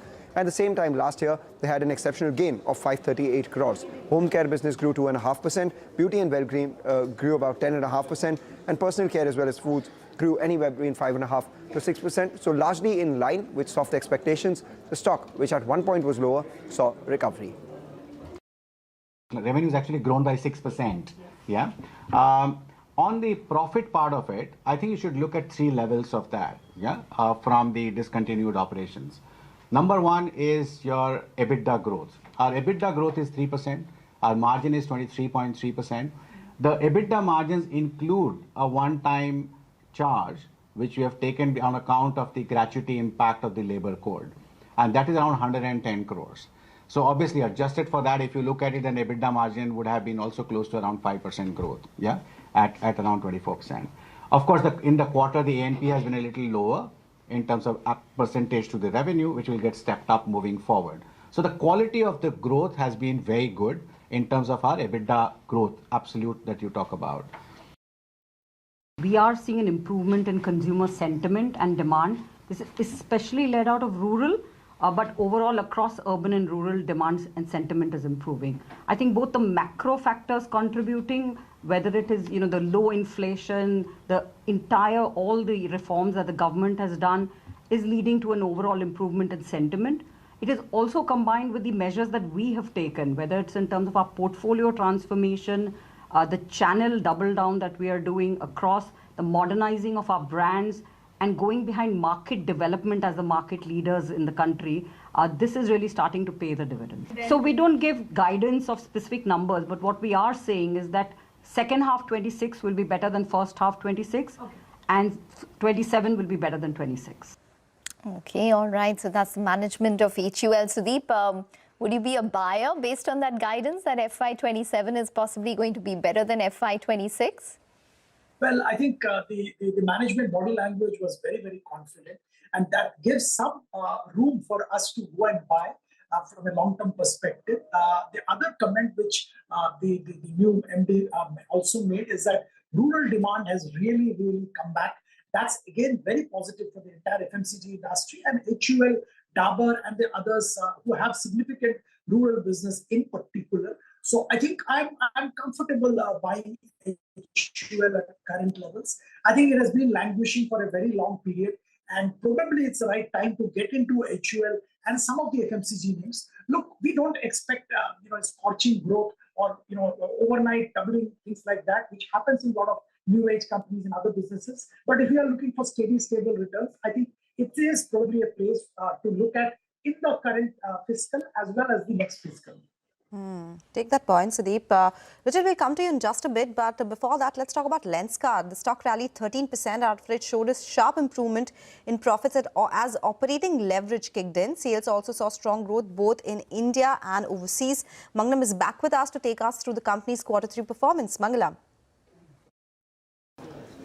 Well, Lenskart was a solid set. The operating leverage, the benefits of that are beginning to play out right now. Year on year, the company reported a revenue growth of 38%, and the EBITDA actually expanded by over 100%, 118%. In fact, margins came in from 12.5% all the way up to 20%, and that reflected in a net profit of around 130 crores. There was growth on both domestic as well as the international business front, and in domestic in particular, there was over 35% same PIN code growth, which told you that the total addressable market was expanding. And add to that, the company saw 30% volume growth, and 7% of the growth was led by premiumization because average sales price increased without the company taking some price hikes. So all these factors led to brokerages upping their estimates. Jefferies, in fact, has upped their EBITDA estimates by about 6 to 9% and upped their target price on the stock as well. The stock did well today. Okay, all right, Mangalam, thanks very much for that. So that's on Lenskart. Ruchit, any view on this entire set of stocks, the newer listings? I know not much data technically, but in any case, what would your view be? So I think yes, one good thing is that the volumes have started picking up in some of these names, especially Lenskart. What we witnessed today post that gap up opening, also good volumes were there. So although I don't have much data to analyze, but if the price increase is supported by good volumes, that then clearly indicates a buying interest, and that's what we have seen in Lenskart after this consolidation post listing. So I think as far as the stock trades above that 460, 470 mark, which is the short term support, the overall momentum could continue to stay on the positive side. All right, Sudeep, quick word on this. I think I do like Lenskart, not from a buying point of view, but the way they're building the business. I think the international expansion has been very, very timely. They talk about tech business and things like that. I don't give them a tech valuation. I don't want to give them. They command a valuation P multiple of close to 180 at this stage, which is absolutely unrealistic. So I don't recommend a buy, but it's worth the space to watch. And international expansion should do them very good going forward. I think the entire numbers business depends on how quickly they can expand and how continuously they can expand. Because if the growth numbers starts faltering, then the valuation multiple will crash. So you have to be very careful if you're an investor in Lenskart and keep watching the space and their growth numbers very, very carefully. Okay, all right, Sudeep as well as Ruchit, thanks very much for joining in and taking us through all of those views this afternoon. We're going to take a short break, but we'll get you all of the top corporate voices along with the key market events to watch out for on the other side. Stay tuned.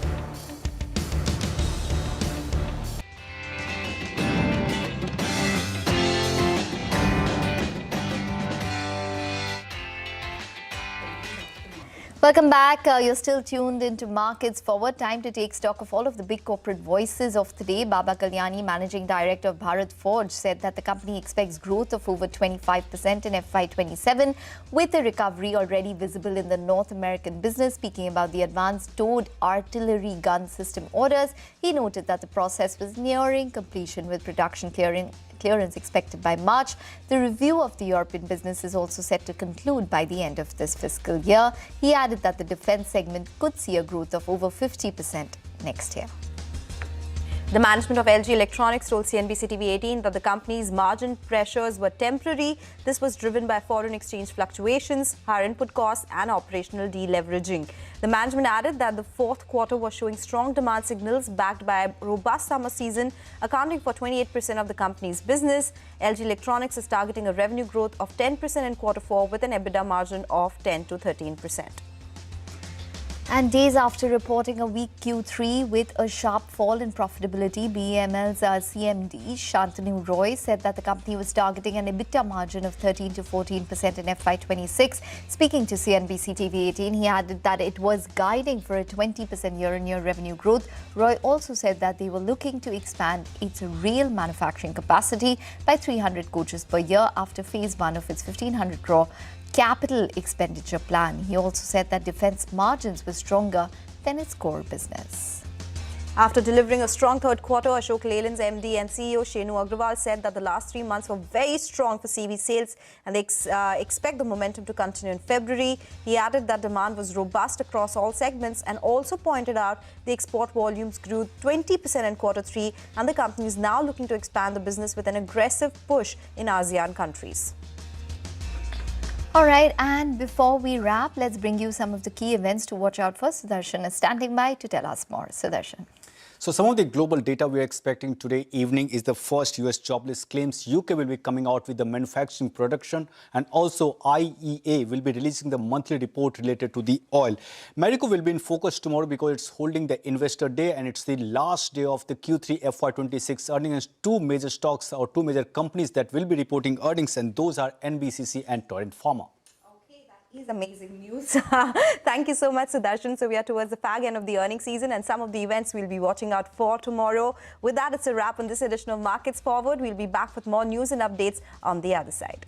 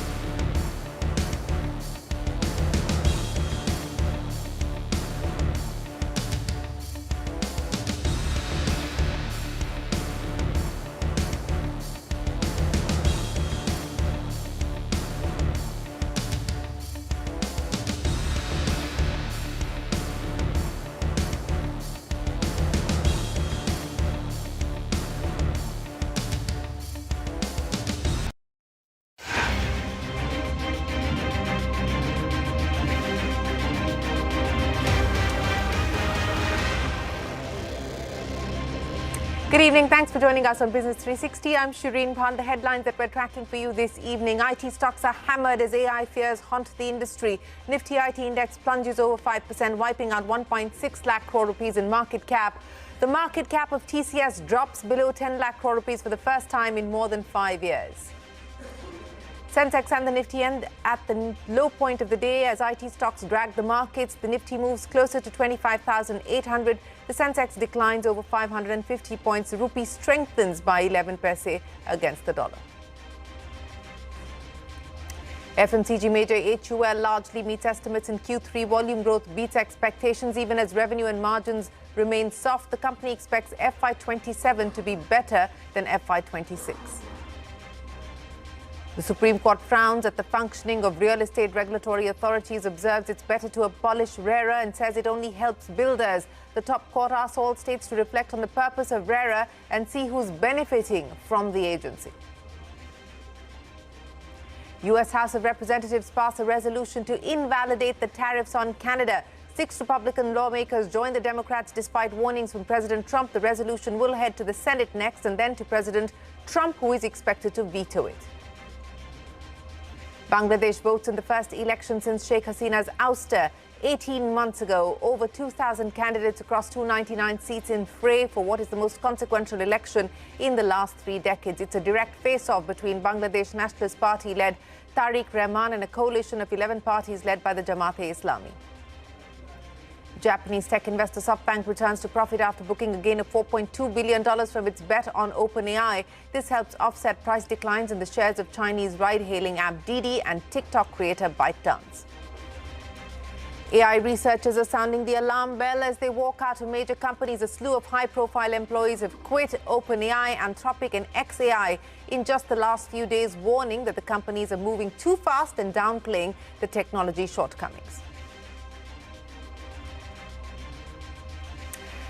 Well, let's go to the big macro story breaking on our screens. Inflation in January coming in at 2.75%. This is the new consumer price index series with FY24 as the base year. Latha joins us now to take us through what is now the new series for inflation. Latha. Well, the inflation number quite clearly is much higher than what it would have been if we had used the old series. Our own poll threw up a number of 2.3. But at the moment, I'm not yet able to find out if what the inflation would have looked like if we had used the old series. We've got a whole mountain of data coming in, a lot of pages. I think the base is given, yes. If we had used the old one, I think the CPI index would have been 2.03. No, we still don't have it. It's the December number that we have. We do not have the January number in the old series yet. As soon as I get that, I'll apprise you. But in the new series, it's come at 2.75. My poll had thrown up 2.89. But that was not a very good, very clean number because people were guessing what the weights might be. The big surprise is food inflation. Food inflation, according to the new index and the old index, was expected to be minus 0.1 or thereabouts, 0.08. But this one has come at positive 2.13, which is a bit of a surprise. And the chances are that there is a very big weightage given to fruit in the current food basket. The weightings within the food basket has changed, although food itself has shrunk by about 9 percentage points. It used to represent 46% of the basket. Now it represents about 37% of the basket, so of the entire consumption of a household. So the weight has fallen, but within food, the weight of fruit may have risen, is the guess. And that's why you have a higher food inflation reading. Actually, we have to go through other details. I think even coconut is another factor that could have pushed up the prices. We have to wait and see how things will pan out. We have to do a more detailed study because food CPI has fallen month on month significantly. But we have to see what the changes are year on year. That's the news, really, 2.75. So we must expect that going forward as well, we are going to get slightly higher readings of the inflation number in the new series because food, which is very cheap nowadays, has a lower weightage. We must be prepared for slightly higher readings than what we were prepared for when Reserve Bank was making forecasts with the old series. I'll stop at that and then go pour through the details and come back with more. I'll let you pour through the details, Lata, but very quickly, and this is coming in from our colleague Sapna, so let me just get you to comment on that. National level division-wise inflation rate, food and beverages at 2.11, pan, tobacco, intoxicants at 2.86, clothing and footwear 2.98, housing, water, electricity, gas and other fuels 1.53, furnishings, household equipment 1.45, health 2.19, transport 0.09, information and communication 0.16, education 3.95, restaurant and accommodation 2.87, and personal care, social protection and miscellaneous, that is 19.02, Lata. I think that would include gold, and that may be the reason why it's high. The numbers, that breakup comes in every CPI number. And therefore, we have the combined inflation rise, exactly the numbers you said, and I guess we will be flashing it even as I speak. It is just that one number could have included, gold and silver, and that's why that's showing a high reading. We have to come in, I have to get back to the composition and get back to you as to what are the major changes that the new weights represent. But basically, even at 2.75, it's not a very high inflation. It's just, at the lower end of the 4 percentage point range given to the MPC. Yeah. The MPC has to keep it between 2 and 6. That is 4% plus or minus 2%. And at 2.75, it's not alarming at all, even if the inflation numbers were to rise above 3 in the months to come. All right, Lata, we'll let you pour over the fine print, and we will, of course, have our experts joining us here to make sense of the fresh start that we've seen as far as inflation prints are concerned with the new series kicking in today. But let's talk about the other big story. Fears of AI disruption continue to haunt software and IT companies in India and around the world. Now, last week, AI firm Anthropic released a new plugin which is capable of automating several tasks, causing jitters among investors. The Nifty IT index declined over 5% today, with market cap worth 1.6 lakh crore rupees being wiped out. All the major IT stocks declining in trade today. Infosys down 6%, TCS down 5.5%, Wipro down almost 5%. The market cap of TCS is now down below the 10 lakh crore rupee mark. That's for the first time in 5 years. Rima standing by now with more on the decline and panic that we're seeing in IT stocks and the commentary that's coming in from brokerages. This is a global phenomena, Rima. Globally, you take a look at Salesforce, Accenture, all the stocks getting hammered. And back home here in India, IT stocks being battered too. What is the view on the street? Well, the pain in the tech sector that you're seeing today is not an India story. It's a global problem. The Nifty IT index is down 10% year to date. Heavyweights like TCS, Wipro have hit fresh 52-week lows.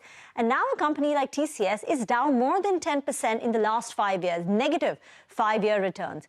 Global software names have cracked very sharply. You're seeing steep cuts of about 30% across some of these enterprise tech names like ServiceNow, Salesforce.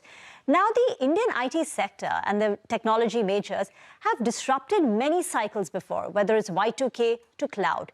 But the question this time is that whether what we're seeing in AI, and more importantly, the pace of innovation, represents just another transition, or is it a fundamentally different risk, a structural headwind?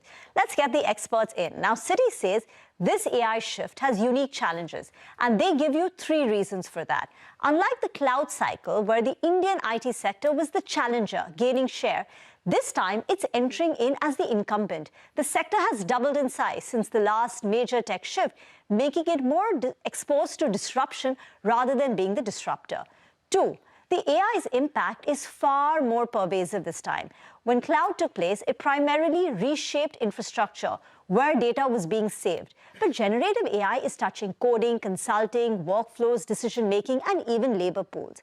And finally, Citi makes the argument that the new AI revenue pools coming in from AI are still very small, still exploratory, so not enough to offset the pressure seen on legacy services.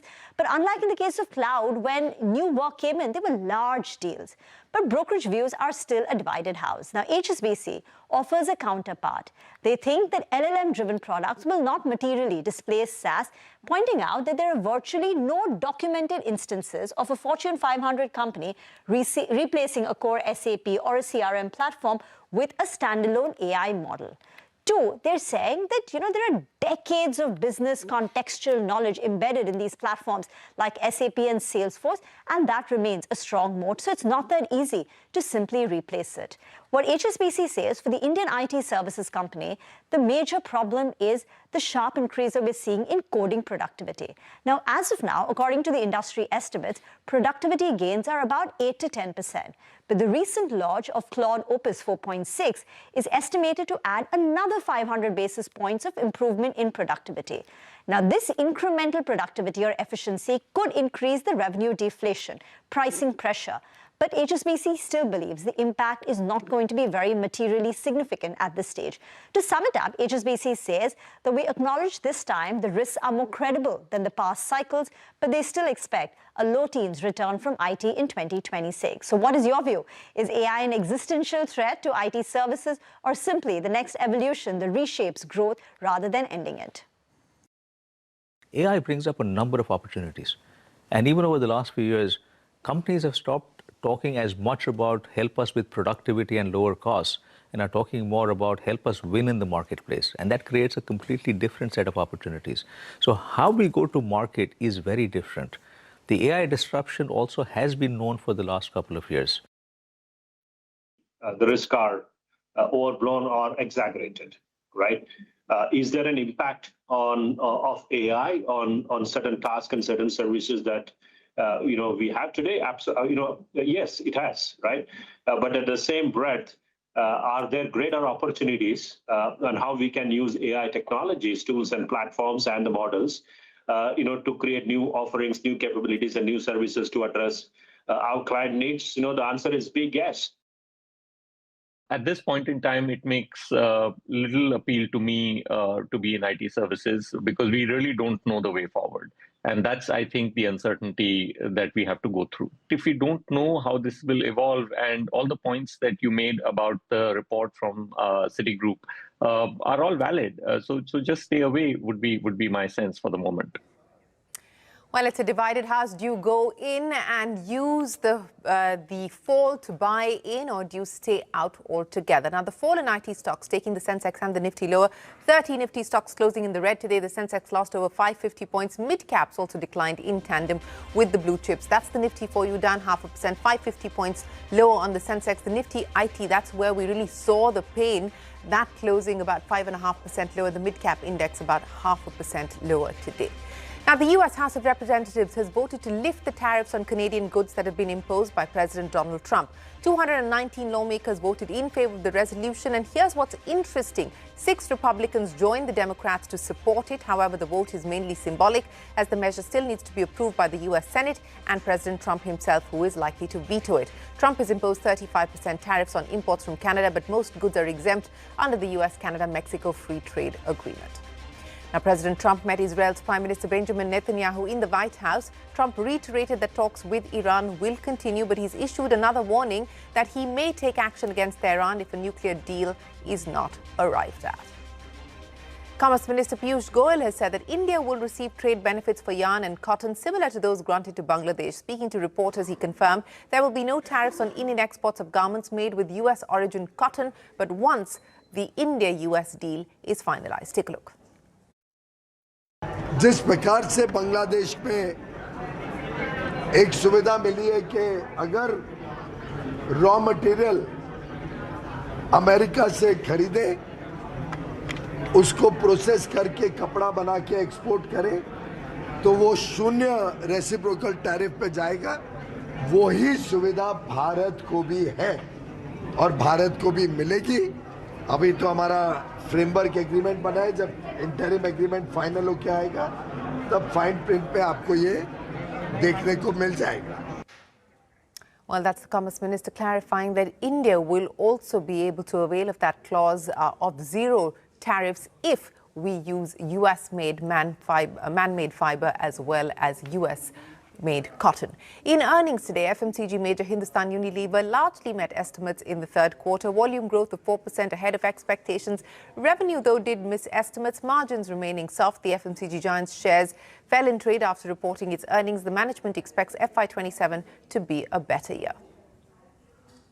We are seeing an improvement in consumer sentiment and demand. This is especially led out of rural, but overall across urban and rural demands and sentiment is improving. We don't give guidance of specific numbers, but what we are saying is that second half 26 will be better than first half 26, and 27 will be better than 26. Well, that's HUL's Priya Nair. And more earnings. Shares of eyewear company Lenskart rose nearly 8% in trade after reporting very strong earnings in Q3. Net profit climbed over 28%. Revenue and EBITDA also witnessed double-digit growth on a sequential basis. Margins expanded by 30 basis points. So good quarter there for Lenskart. Now, the Supreme Court has come down hard on the real estate regulatory authority functioning across states. The top court has observed that the entities must be abolished in their current form. Ashmit joins us now with more. Ashmit, take us through why the Apex Court has observed that RERA should be abolished. Well, the Supreme Court is specifically the bench headed by the Chief Justice of India expressing his unhappiness with the conduct of RERA across various states. Bear in mind that while this observation was made today in context of a particular matter regarding the Himachal Pradesh RERA looking to shift their office, the CJI-led bench of the Apex Court has been hearing matters involving real estate companies across states, including matters like the Amrapali matter stretching across the state of UP as well. And here, previously as well, we've seen the CJI expressing grave reservations on the way RERA has been conducting itself. As a part of today's observations, the Chief Justice of India made known his displeasure when he said that as far as the conduct of RERA is concerned, it should be abolished altogether, that there needs to be a rethink specifically by states to look at as to who RERA is benefiting. In fact, at one point, the CJI also mentioned that from the conduct of RERA, it appears to be helping only real estate developers who have slid into default and not really helping anyone else, not really helping the home buyers, that there is a need for a rethink at a policy level. At the state level as well, there needs to be a rethink in terms of why RERA was introduced in the first place, because it's not really discharging the function of guarding the interests of home buyers. So clearly, strong reservations being expressed by the Chief Justice of India. And again, coming not just in context of any one particular state, but broadly across the whole host of real estate matters that he has been hearing, that the Supreme Court has been hearing, stretching across multiple states. All right, Ashmit, many thanks for joining us. Up next, AI researchers are sounding the alarm bell as they walk out of major companies. That story and more when we return.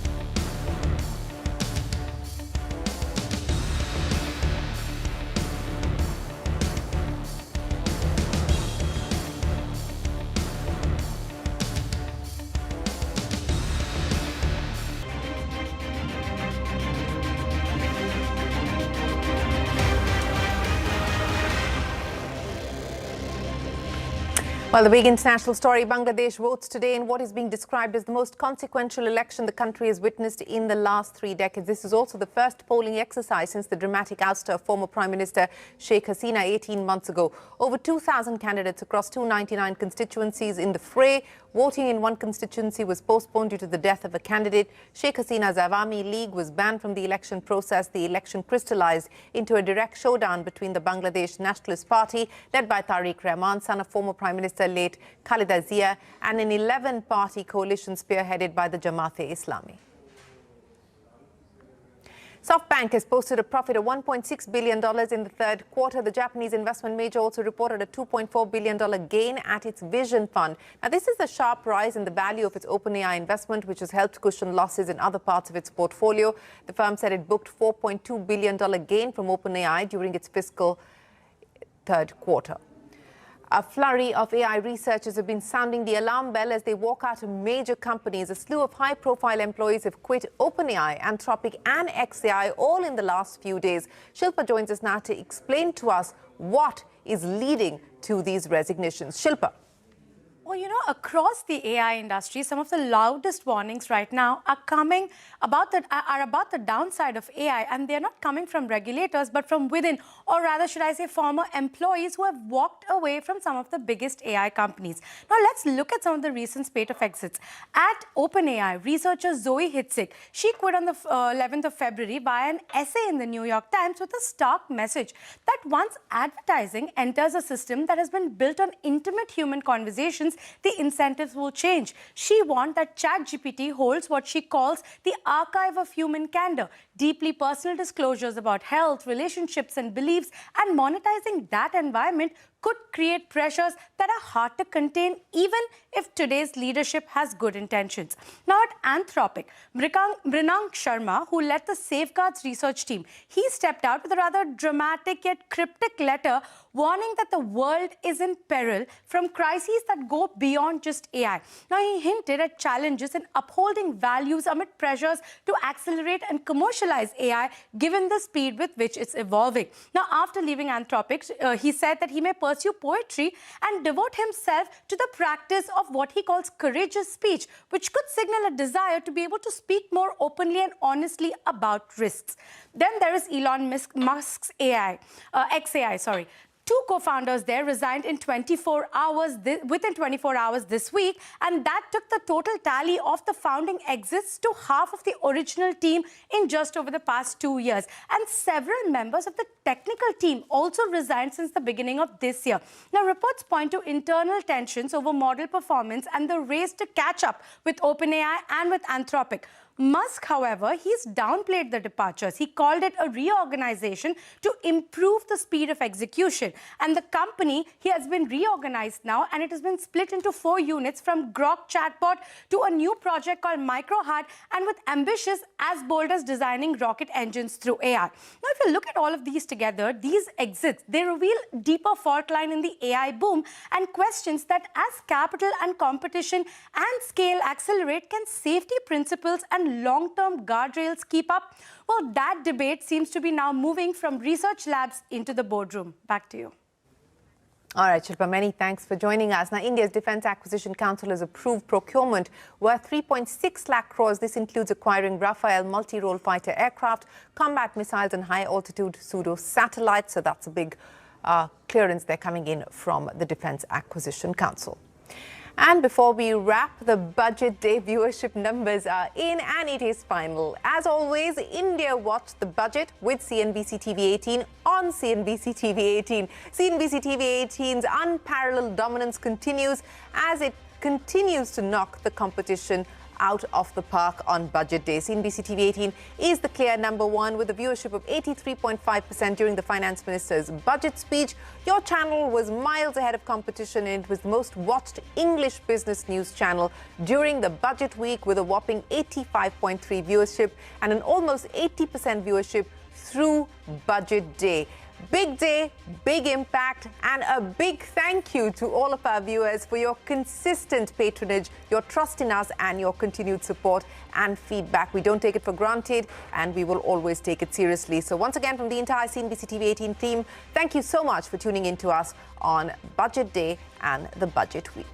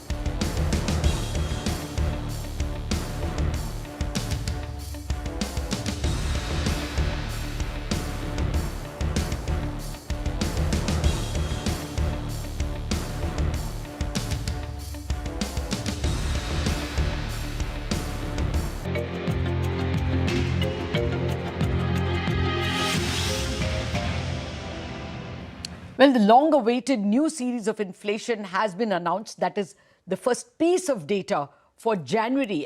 Inflation for January has been announced, and the CPI has inched up by 2.75%.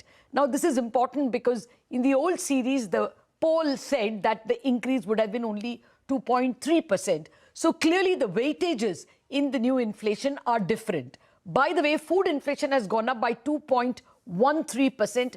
Our poll said that in the old series, it would have gone down by 0.08%. So instead of going down, it's gone up, and that's significant because the kind of products and the weightage given to each product is different in the new series. As well, one item called personal effects or personal, services, etc., has gone up by 19%. Now, that includes an item perhaps which reflects silver and gold jewelry, which have gone up a goodish bit in the last 1 year. And therefore, there is a huge jump year on year in personal effects. Let me get preliminary comments from our economist guests, and then we will cut into the MOSPI press conference where more explanations are forthcoming. I'm being joined by Sakshi Gupta, the senior economist at HDFC Bank, Garima Kapoor, chief economist, Elara Capital, and Sameer Narang, chief of economics research at ICICI Bank. Gentlemen and Sameer, thank you very much for your time. Very quick replies from you all, and we will cut to the press conference. Sakshi, is this coming as a surprise? What are the key takeaways from what you have read? Right, Lata. So not a very, very big surprise from estimates that we had. So at least it's not a shockingly high number or a shockingly low number. I think that, two things that you also spoke about. One, I think the food inflation number is definitely much higher than what we were anticipating. So perhaps some of the categories on the protein side, like milk, etc., which have a higher weight in the new series, we'll have to see whether there is an upside pressure there, which is pulling up this, YOY number on food. For gold, in fact, personal care and effect, you mentioned that inflation is showing in personal care and effects is 19%, but it's much lower than what the earlier series was showing us.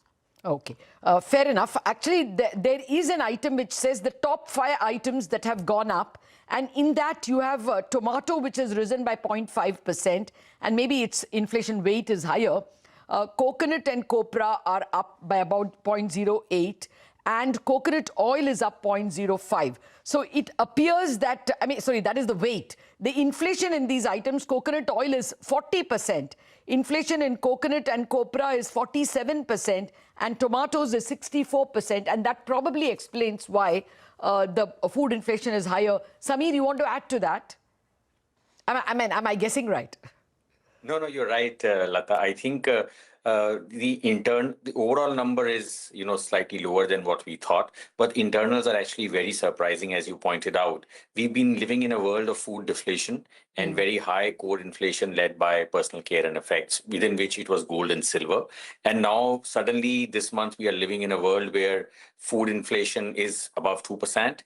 And core is actually far lower than it was running earlier. And if you exclude the silver jewelry and gold jewelry, as you pointed out, that number has not changed much from the earlier trajectory.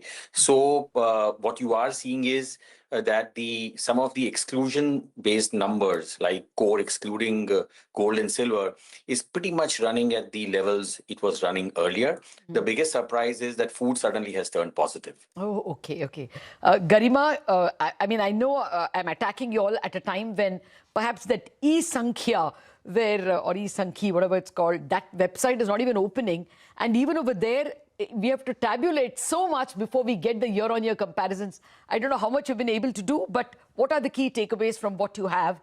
Are we likely to get higher inflation readings in the months to come than we were prepared for? We were prepared for something sub 4. Clearly, the expectation was that food will continue to surprise on the downside. While my number was positive at 0.09 on Y&Y basis in the old series, 2.11 is a clear surprise. We'll have to look at internals to understand what categories are driving this. But what is important is the implication of this number. Because going forward, we are anticipating a normalization of food prices. So what this would mean is that if the current construction of the index, along with the new weights, are driving your numbers significantly higher compared to your own index, That means we should be prepared for much higher food readings, which would then have a repercussions on the headline number as well.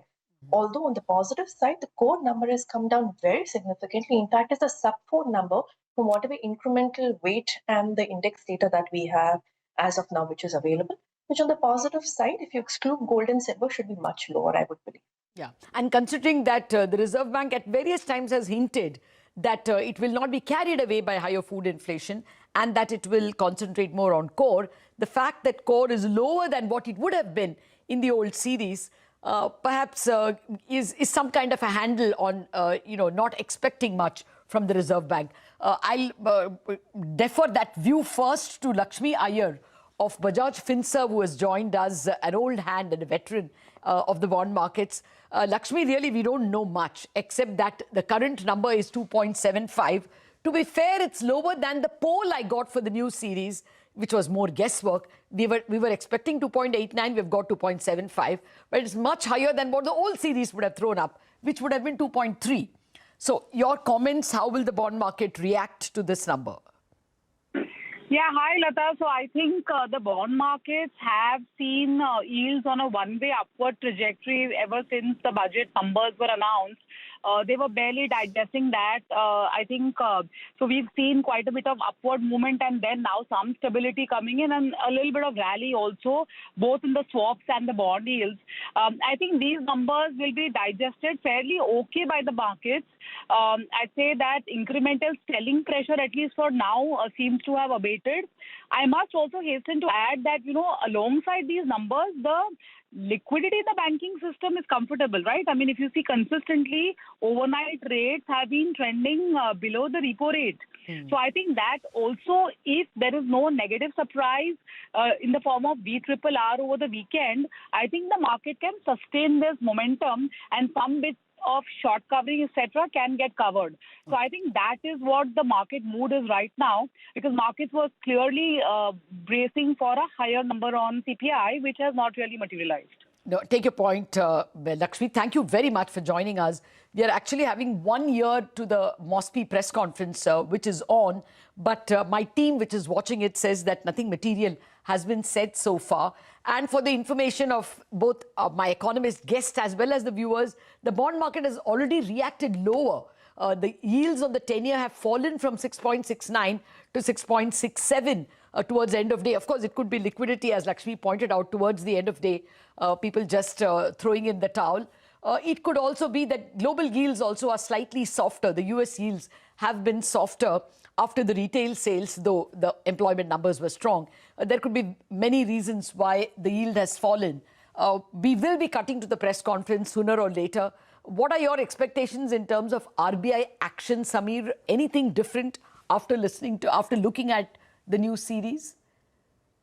I think, Lata, core number is, unlikely to go up as we were thinking earlier, because in the earlier series, in particular, housing had a very large weight for government housing or employer-provided accommodation, which has moved to market-based rents, and still we are seeing very similar numbers over there. Even for personal services, where we thought that numbers can go up, it seems that pretty much similar as we were looking at the earlier series. So this does give a downward bias to core inflation because of the reconstruction of the series.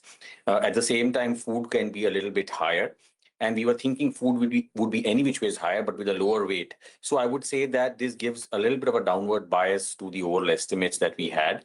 From an RBI's perspective, I think it's more about liquidity as of now rather than thinking about anything on the policy rate front, because of the fact that wholesale deposit rates and in general interest rates have been, witnessing an upward bias. So most of it is, going to be on transmission as of now rather than thinking about any policy action. Okay. So basically, you're not expecting any policy action right now? No, not as of now. We have to look at the GDP numbers as well, Lata. That is on the end of Feb, right? Of course, of course. At the moment, the guess on the GDP is that the deflator has been so low. We have had negative inflation numbers, and therefore, one expects that... is there a guess for the GDP number, Samir? Well, we are looking at from the old series, that number should be in addition excess of 7.5%, but based on the new series should be around 7% because HFIs have been very good.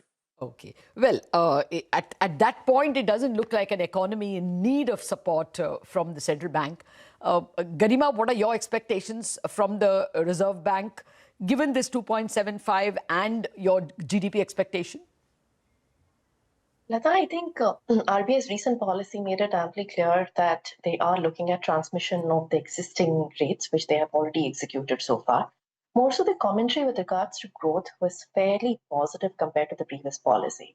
Also on the horizon, we should remember we have had India-US FTA, which is going to remove or overhang growth, which was significantly prevalent for the last 2 quarters, which was one concern that going forward, they would see significantly weaker numbers, especially on the export front. Net-net, given the fact that you are entering into a zone where the high-frequency indicators probably look still durable, the growth looks fairly strong given the on-ground data. And because RBI has so far indicated that going forward, remember the number for FY27 is as low as 6.6%, which is due for revision. So I do believe that the chance for RBI to now undertake any policy action is very, very limited. Okay, so that's the unanimous voice we are getting. Sakshi, any further observations from the data? I know you all have not had much time. As well, what are you expecting in terms of Reserve Bank action with respect to your growth and your inflation forecasts? Right, Lata. I think in terms of RBI, I agree with the other panelists. We are not expecting the RBI to move on rates. I think focus remains on liquidity. However, I do want to make a finer point here in terms of this new series. While this data does seem to suggest that the number is not extremely high and it's not a negative shock, I think especially on the core inflation front, Sameer mentioned housing inflation, which is broadly similar to the numbers we earlier had. However, one should not assume that this does not mean that core inflation will not play an important role going forward. So if in fact you do see greater pass through on the core inflation side, right, from producers because commodity prices are going up, etc., those aspects will mean that there is greater weightage of some of these risks on the inflation headline inflation number over the coming months. So I would still argue that going into FY27, even with this new series, both on food and core, the risks are clearly on the upside. The risks to inflation are on the upside, you're saying? Yes. Okay, so you're saying that an RBI action in terms of a hike should not be ruled out?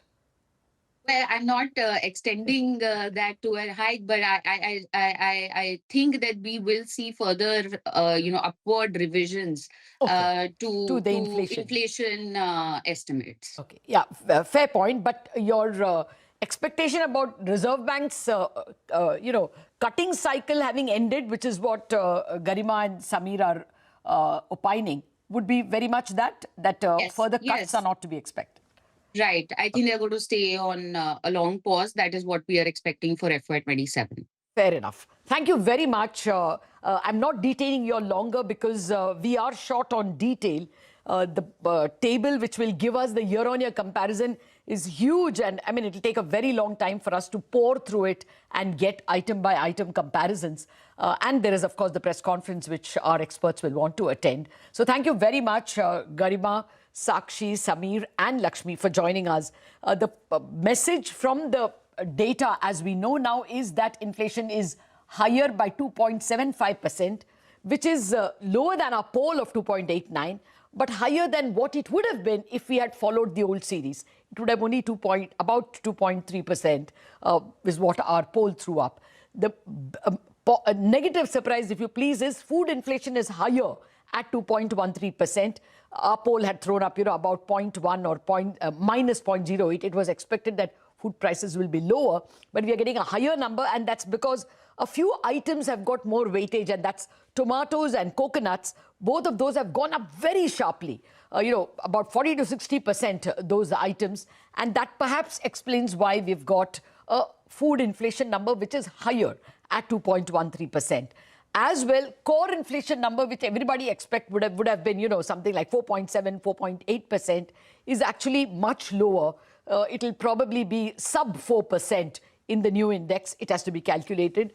And that's the index the Reserve Bank follows very closely. So if that is going to be sedate or, modest according to the new inflation index, chances of a Reserve Bank move to cut or hike rates is not very much. It's likely that the Reserve Bank will stay pat. At least that's what the economist opinion is. At the moment, we are short on details. We will get more as the days go by and as we pour through the year-on-year comparisons data that the MOSPI will release to us. That's it on the special edition of Indianomics. Thanks so much for watching. We'll come back with more news and updates.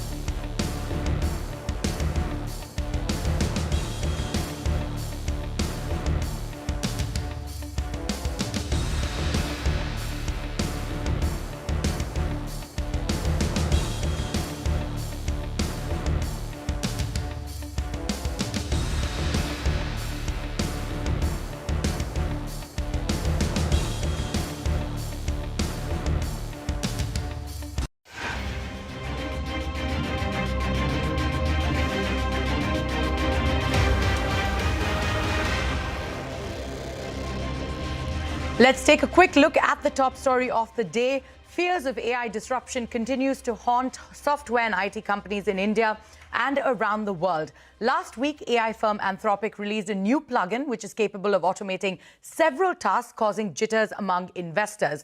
The Nifty IT index declined over 5% today, with market capitalization worth over 1.6 lakh crore rupees getting wiped out.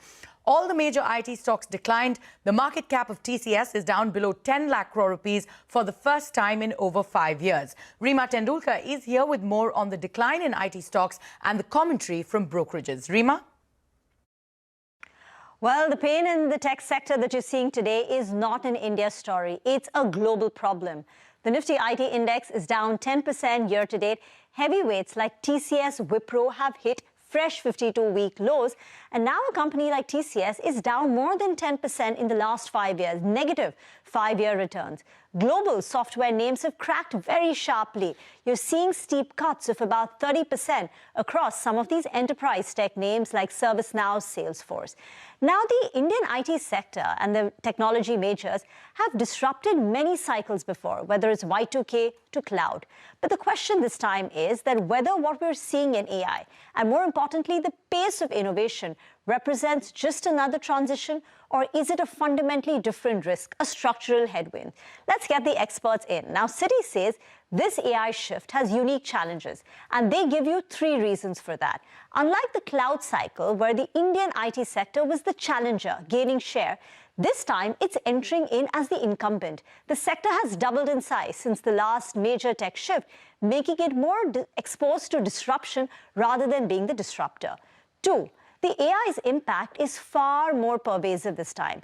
When cloud took place, it primarily reshaped infrastructure where data was being saved. But generative AI is touching coding, consulting, workflows, decision-making, and even labor pools. And finally, Citi makes the argument that the new AI revenue pools coming in from AI are still very small, still exploratory, so not enough to offset the pressure seen on legacy services. But unlike in the case of cloud, when new work came in, they were large deals. But brokerage views are still a divided house. Now, HSBC offers a counterpart.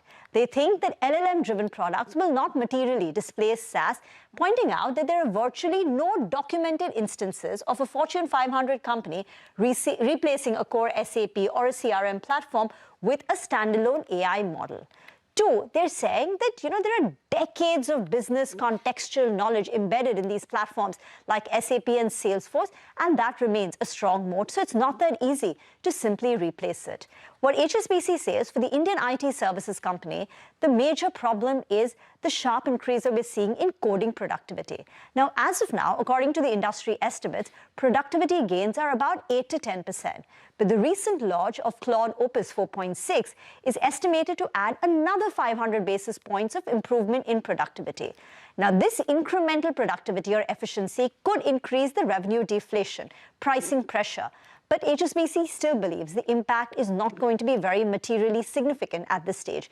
To sum it up, HSBC says that we acknowledge this time the risks are more credible than the past cycles, but they still expect a low teens return from IT in 2026. So what is your view? Is AI an existential threat to IT services, or simply the next evolution that reshapes growth rather than ending it? AI brings up a number of opportunities. And even over the last few years, companies have stopped talking as much about help us with productivity and lower costs, and are talking more about help us win in the marketplace. And that creates a completely different set of opportunities. So how we go to market is very different. The AI disruption also has been known for the last couple of years. The risks are overblown or exaggerated, right? Is there an impact of AI on certain tasks and certain services that we have today? Yes, it has, right? But at the same breath, are there greater opportunities on how we can use AI technologies, tools, and platforms and the models, to create new offerings, new capabilities, and new services to address our client needs? The answer is big yes. At this point in time, it makes little appeal to me to be in IT services, because we really don't know the way forward. And that's, I think, the uncertainty that we have to go through. If we don't know how this will evolve, and all the points that you made about the report from Citigroup are all valid. So just stay away would be my sense for the moment. And with that, it is a wrap on the special show. Many thanks for watching.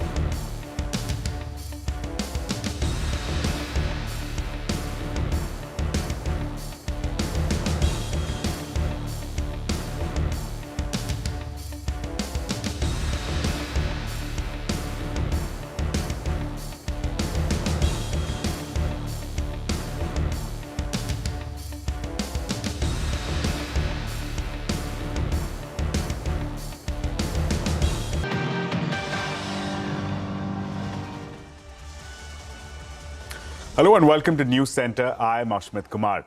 Now, Indian IT companies remain under pressure amidst persistent fears of an existential threat to IT services industry due to AI-led disruption. The recent trigger for the IT stocks was the launch of Anthropic's cloud co-work agentic plugins.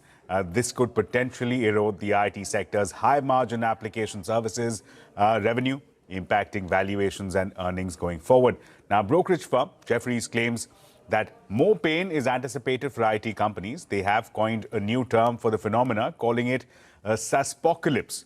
Jefferies also feels that Anthropic and Palantir's latest claims are likely to impact IT firms, since application services account for nearly 40 to 70% of their revenues. Meanwhile, Motilal Oswal expects AI-led disruption to eliminate close to 10% of the industry's revenues. However, Citi is less skeptic. They feel that while AI's impact is more pervasive, their revenue streams are still at an exploratory stage. HSBC adds that this time, the risks for legacy tech companies may be more credible than it has been in the past, in the previous tech cycles. Mahindra Group's Anish Shah believes that AI fear is completely overblown, while LTI Mindtree's Venu Lambu calls them exaggerated, adding that innovation is happening in shorter cycles, unlike in the past. It's way overblown. And the death of the pyramid has been forecast multiple times over the last 30 years at every inflection point where technologies come in, starting from Y2K, and then call centers, and then we had blockchain coming in. There are various different technologies that have come in that have disrupted this industry. And the industry always has evolved.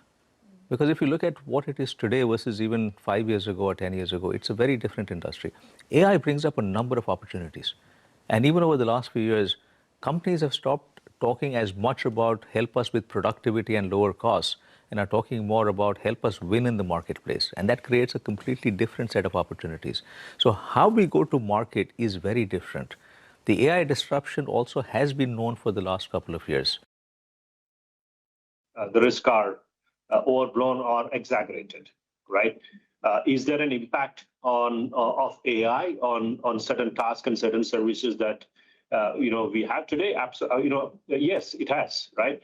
But at the same breath, are there greater opportunities on how we can use AI technologies, tools, and platforms and the models, to create new offerings, new capabilities, and new services to address our client needs? The answer is big yes.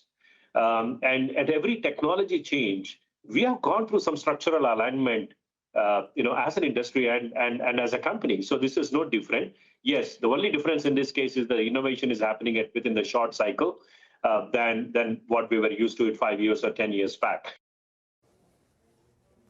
Well, to understand the impact of AI disruption, we're speaking with Mr. R. Chandrasekhar, former president of NASSCOM. He also served as India's Telecom and IT Secretary. Also with us, Mr. Mohandas Pai, chairman of RN Capital and former CFO and board member at Infosys, also with us.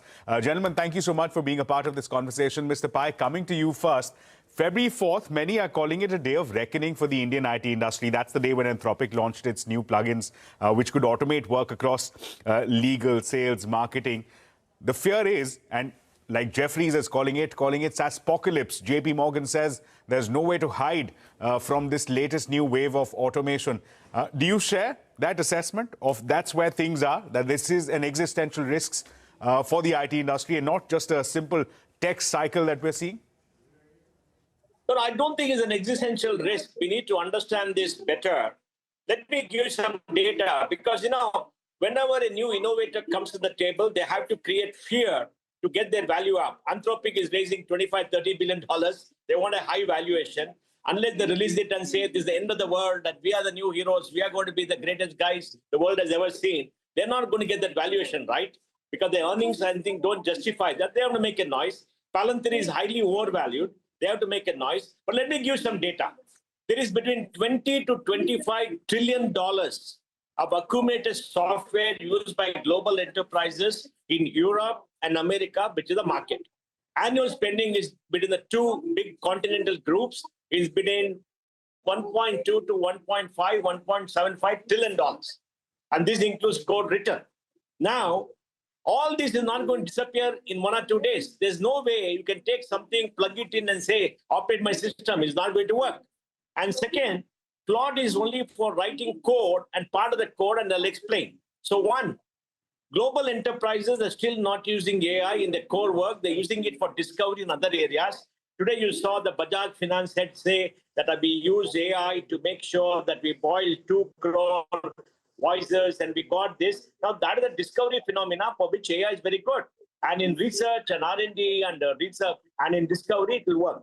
Now, global enterprises have not started using AI. They're tentative. They have to use AI in improve their productivity. To do that, who is going to help them? Who is going to help them is IT service companies. With IT service companies which have to help global enterprises use AI in their operation to become more productive and do things better. They're the only ones on the planet who can help them. All companies cannot do that. And I think it's important to understand that. Right. Bajaj Finance also said that AI does not work with legacy code. It works with new code. So let me give you a summary. There is a lot of work that has to be done, which can be done only by service companies to help global enterprise use AI. That will continue. When you write new code, there'll be a productivity between 15 to 30% in the next 1 year, 1.5 years using Claude. Already 8 to 10%, 15% productivity has already been given to clients, is already in operation. And in the next 1 or 2 years, it will work. But the application area, which is now, which can be used, which can use Claude and other tools, are maybe 25-30% of the entire work. The balance work is something else. So my view is all IT service companies are using tools like Claude and everything else. They're going to have improvement. They will release capital. The big question is, when capital is released, will the global enterprises use it to rejuvenate the technology or put it to the bottom line? My view is they're going to use it to rejuvenate technology and create more work with the same money so that they become more competitive. because the threat to everybody is new enterprises coming using the latest technology to work. So I think these companies are on top of it, and we will see things happening. They're the ones who are going to help global enterprises use AI, and these fears are totally overblown. But there is a disruption. We are going to see big changes in productivity, and these service companies are on top of it because they're speaking to clients every day. They know what is happening. They're working with the clients. Right, Mr. Pai. So clearly, Mr. Pai's assessment is that fears are overblown and that IT companies are nowhere near losing their relevance. Let me put that across to Mr. Chandrasekhar. Mr. Chandrasekhar, thank you for joining us. Again, the same question to you. The question that many are asking after February 4th, after Anthropic's plugins, is that, look, if there is a US enterprise that can automate, let's say, the work of legal review or legal vetting using Cloud Cowork or OpenAI Codex, the question being asked is, why would you need a 50-member team sitting out of Bengaluru? Yeah, well, I think the question to be asked is whether there was something so dramatic which happened on February 4th that it has changed the whole world upside down and the whole IT industry upside down. And I agree with what Mr. Mohandas Pai said, that, the IT industry has also seen many kind of changes and fairly major changes, whether you start with the Y2K or you start with, things like GitHub, which most of the developers were using. And now today with AI, AI again has been in use for quite some time. So it's not as if AI has suddenly, was born on the 4th of February for as far as the IT developers were concerned. So the question is, every time there is a major development or even a significant development, this tech hype, the media hype, the market hype, all of these, try to really blow it to a tremendous size. And I think Mr. Pai has also brought out why that is done or what is the motivation in doing that. So really, the question is, in the midst of all these different kinds of hype, can we step back and take a more calibrated and balanced view? Because these tools, these agentic AI, these AI-powered platforms are not something new. They've been there for quite a while. So now the thing is that, am I trying to say that it won't have a significant impact? No.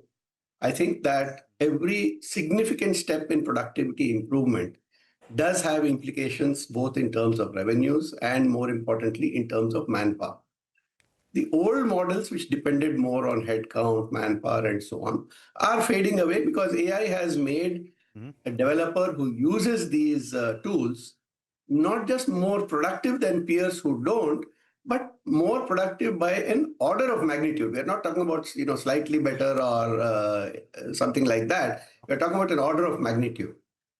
So it's clear that the kind of employment intensity that the IT industry has and had is going to reduce significantly. The kind of quality and capability intensity is going to rise. However, the bigger question is what is the kind of impact it's going to have on revenues? And there, I think for all the reasons which Mr. Mohandas Pai mentioned, that is not going to be so significant. It's going to continue to grow because it's not as if the availability of these AI tools means that the client companies whom the IT services companies were serving, that the client companies will now say, oh my God, now I can use AI all by myself and I don't need these pesky chaps in the middle. I'll do it all by myself. That's far from the case, Though they need help. And in fact, in one way, this fear that is being built up actually helps because the client companies now feel, without AI, I may not be competitive in my field, whatever that field may be, whether it's manufacturing, whether it is healthcare, whether it is anything else. So the desire and the pressure to adopt AI-capable methods and processes and systems has also risen tremendously. And that in turn leads to further dependence, especially on established partners who have helped them on the technology journey. So in that sense, I think it also leads to more opportunities, but new kinds of opportunities. The question is how well positioned an individual company is to exploit those opportunities. Differentiation, in my opinion, will increase amongst companies in terms of how well they anticipate newer opportunities. Yeah. So if anything, there are newer opportunities, Mr. Chandrasekhar, that's what you're telling us. But since we're laboring on this point, Mr. Pai, let me come to you. The two legs that the IT industry, the model, the business model that it rests on is, number one, large teams, number two, billable hours. Do you see that getting impacted, and that in a way perhaps impacting revenue going forward? Billable hours, that will, or is expected to, at least some analysts say, expected to take a toll? Look, let me say this first of all. You know, fixed price contracts which are not based on billable hours and which are output based, about 45-50% of revenues for most IT service companies, right? There could be a productivity increase there where can they do things faster. Now, billable hours are there when there is greater uncertainty. For most of it, where there's uncertainty, where people feel that we are not sure how much time it will take, we have to control, etc. Yes, we can do things faster, and I think there will be that. But also remember, there's a huge backlog of work for large enterprises. For example, a major bank that I know has 12 to 14 different databases. They don't have one single database. And how can you run AI when you don't have one single database? They spend $15-17 billion on technology services and technology every year. You think they're going to disappear just like that? I think it's a far-fetched thing. Yes, there will be improvement. There will be productivity. There will be a lot more work that will come. And India is ideally placed because no other country globally has the capacity in project management or the kind of skilled people or the ability to handle this at scale in a short period of time. Will project stream shrink? Yes, but there'll be many more projects because you can finish projects earlier, do things better. Much of the unnecessary work or hopeless work they're doing, much of the time they spend about 8 hours, 8.5 hours a day, that will all come down. They'll be more productive. So I think it's a good development that is happening. Like when the SaaS companies came into play, remember, all the SaaS companies says, hey, we're going to destroy application development. Everything is gone. We're the great kids on the block, right? So there are waves. But we have to understand this AI is a big disruption. It's very true. AI is going to reduce the effort that goes into work. That is true. AI is going to make people more productive.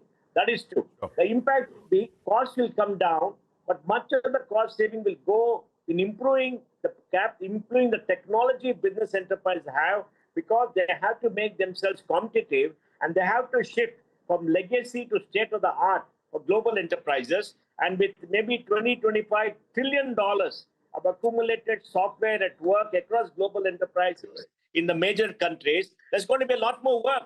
And none of these global enterprises have the skill in-house today to make the transition and to change. Please understand that. Where is the skill? Where is the ability to use all this? I mean, in-house, they cannot say, hey, Claude, come do this work. It's not going to work. Claude will write some code.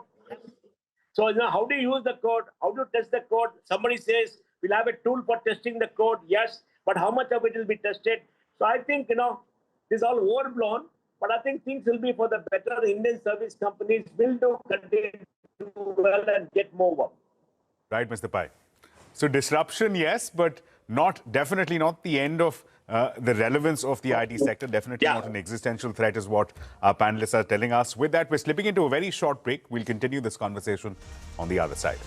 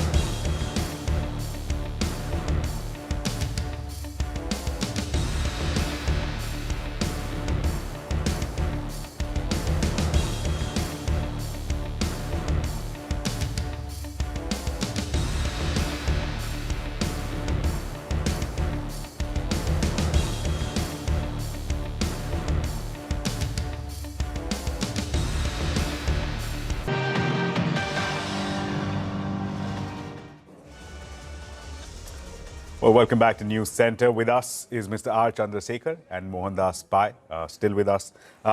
One thing that there was a consensus on before we went into the break is that there will be large-scale disruption. Mr. Chandrasekhar, let me come to you. What does that disruption translate into when we talk of large-scale hiring? These are some of the very biggest employers that we have in the country. What does this mean going forward? Today, I need a team of 500. Tomorrow, maybe just 50 people flanked by AI agents. Is that the future? That the bottom of the pyramid gets replaced with AI agents? I think it would be a mistake to just regard it in terms of the kind of numbers that you are projecting. It's true that the work of 50 people may be done by 5 people or 10 people going forward. But I think what will happen is that the end user companies, the client companies, would actually want to do more with the same kind of budget. Are they in a position to use AI on their own without any support? Answer is no. Have they dramatically reduced their IT budget? Answer is no. But then, therefore, what is happening? What is happening is that the ambition of what I will do with this kind of tech budget is growing because they know that the people who are helping them are going to be using technology. That is one aspect. The second thing is that I think we should also consider the human element. We are somewhere looking at this in purely technology and cost and employment numbers. But the human element is also an important factor. If you look at the client companies, they have their own set of fears. When we bring in AI, the fear of losing control, the fear of reliability, is it reliable or not? The fear that if I get onto a complete AI platform, will the value of my business actually be put at the risk or get controlled by external entities or a technology entity? And also the very human tendency to resist change. And lastly, in the client companies also, there's a huge fear regarding the employment implications. So there are all sorts of reasons, a lot of human factors, why the adoption is going to be a little slower than people think. I have noticed in what I see that we live in a kind of two-speed world. The technology firms believe or tend to propagate the view that technology has been produced today, it's put on the market, and the whole world has changed tomorrow morning. But the human nature is not proceeding at supersonic speed. It is still proceeding on a bicycle for all the reasons that I was mentioning. So I think there is because both of these have to work together to bring about the kind of transformations that are required or aimed for. So actually, the change will happen more slowly. The change will need more people. And one more trend I want to point out in this context, although it may be slightly extraneous to the discussion, which is that a lot of companies, I'm talking about the client companies, are preferring to set up GCCs.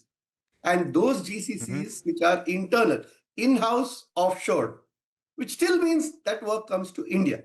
And a lot of the GCCs also work with Indian companies.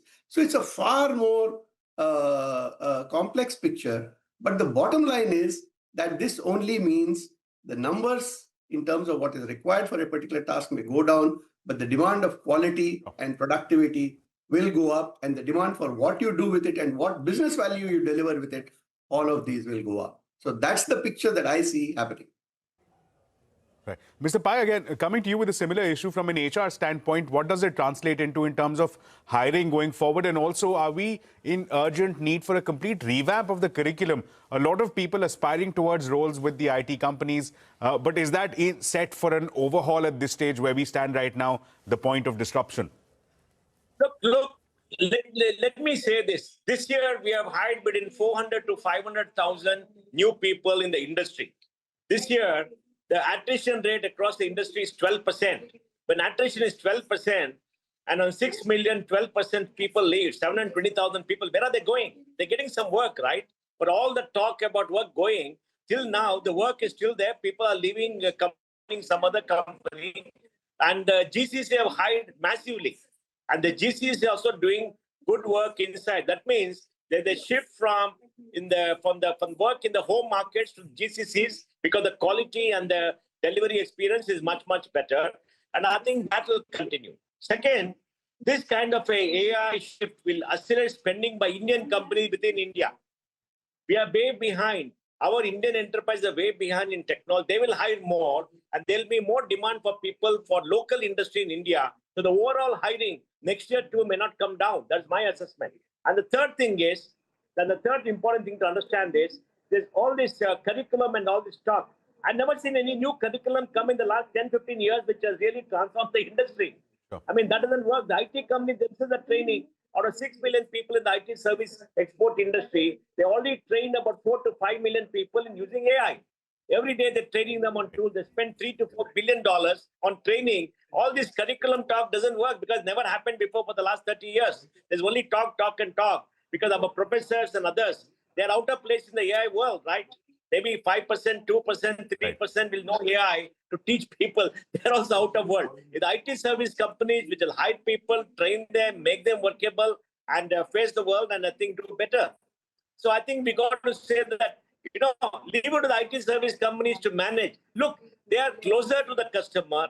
They know what is happening. The customers are facing the world. They are helping them, not these analysts, not these journalists, not some silly investors in Bombay who try to short stocks and make money and create fear. I've seen some of these silly fellows make some stupid comments. Oh, tomorrow it will disappear, it will go on, it is fine.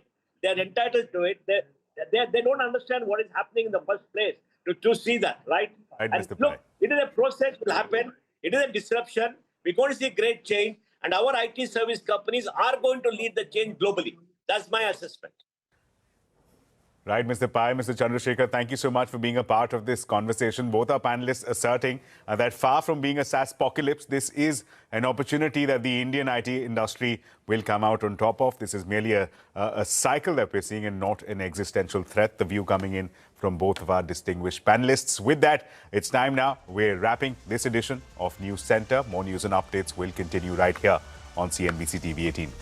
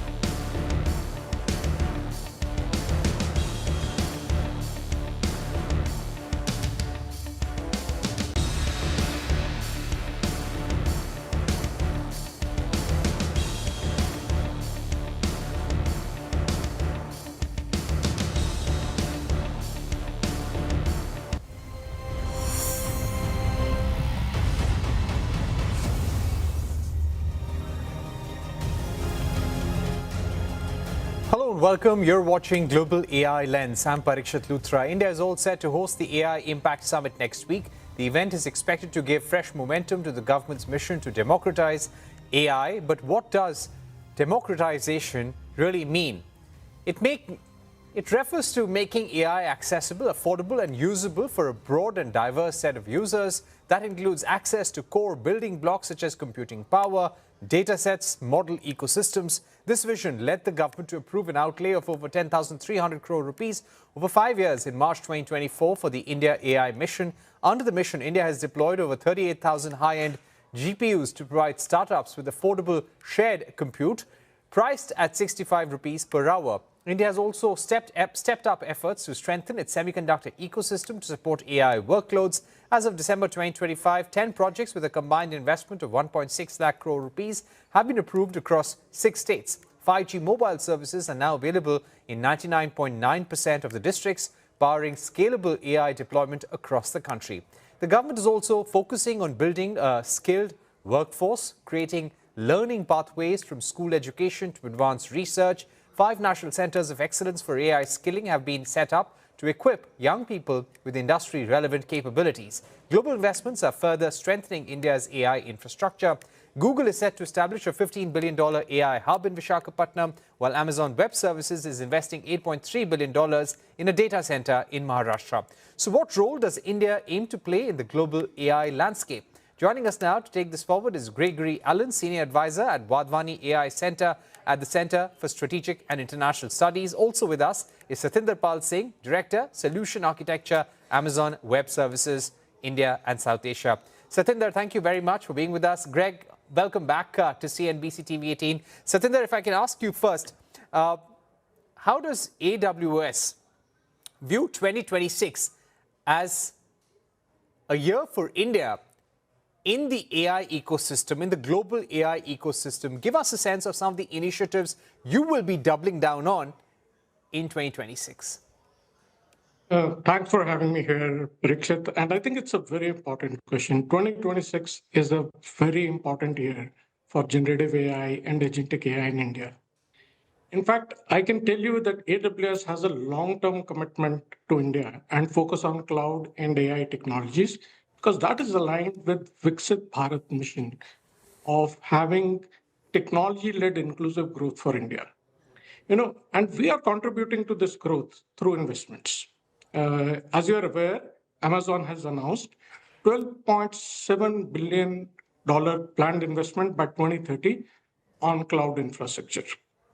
And I think that is foundation to Viksit Bharat growth. And as you would notice, even for budget 2026 is very positive. We are grateful to the government of India. It has clearly recognized that cloud and data centers are core infrastructure for Viksit Bharat. All right, that's an important point to start on. Let me get in Gregory Allen at this point. Greg, when we speak about democratizing AI solutions for everyone, making sure they bridge inequalities, they reduce poverty, and they ensure empowerment of women all across the board, how do you think all of this can be achieved? And what should be the pillars of such an exercise? Well, I think the leading AI companies around the world, AWS included, see India as a critical market, both on the consumer side of AI and on the developer side of AI. And with India's goal of democratizing AI, they're really talking about expanding the availability and usefulness of AI. This is, after all, going to be called the India AI Impact Summit. So what are we seeing right now? Well, India is already the second largest market for most of the leading AI model providers in terms of weekly average users.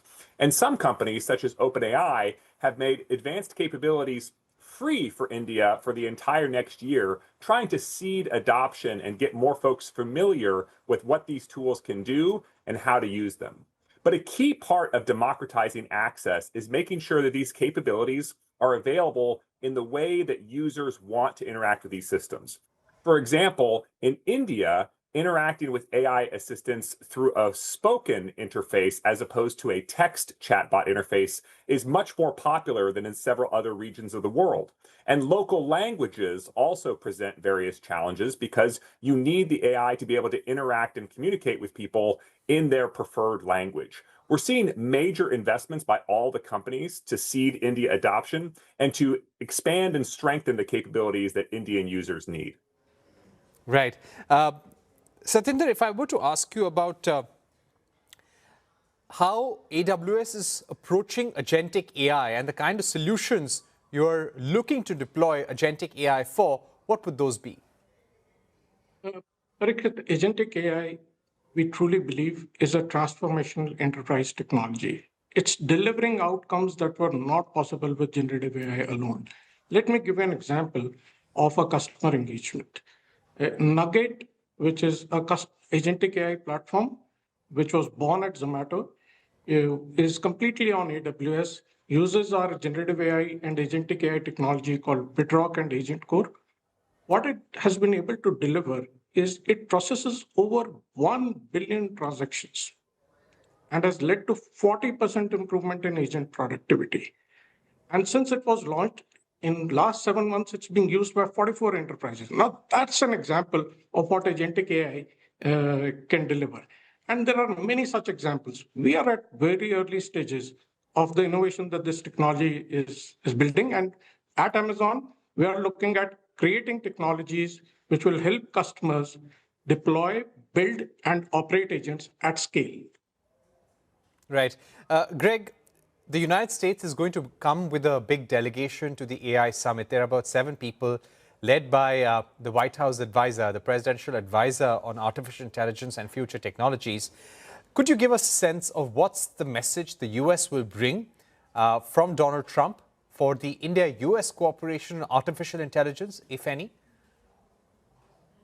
So the United States delegation, led by White House Office of Science and Technology Policy Director Michael Kratsios, is coming to India with a message on AI that I think is about promoting the use of American technology and the partnerships that represents. To give you just one example of how these things can be mutually beneficial, many major companies such as Amazon, such as Google, such as Microsoft have all announced investments in AI infrastructure in India of more than $10 billion.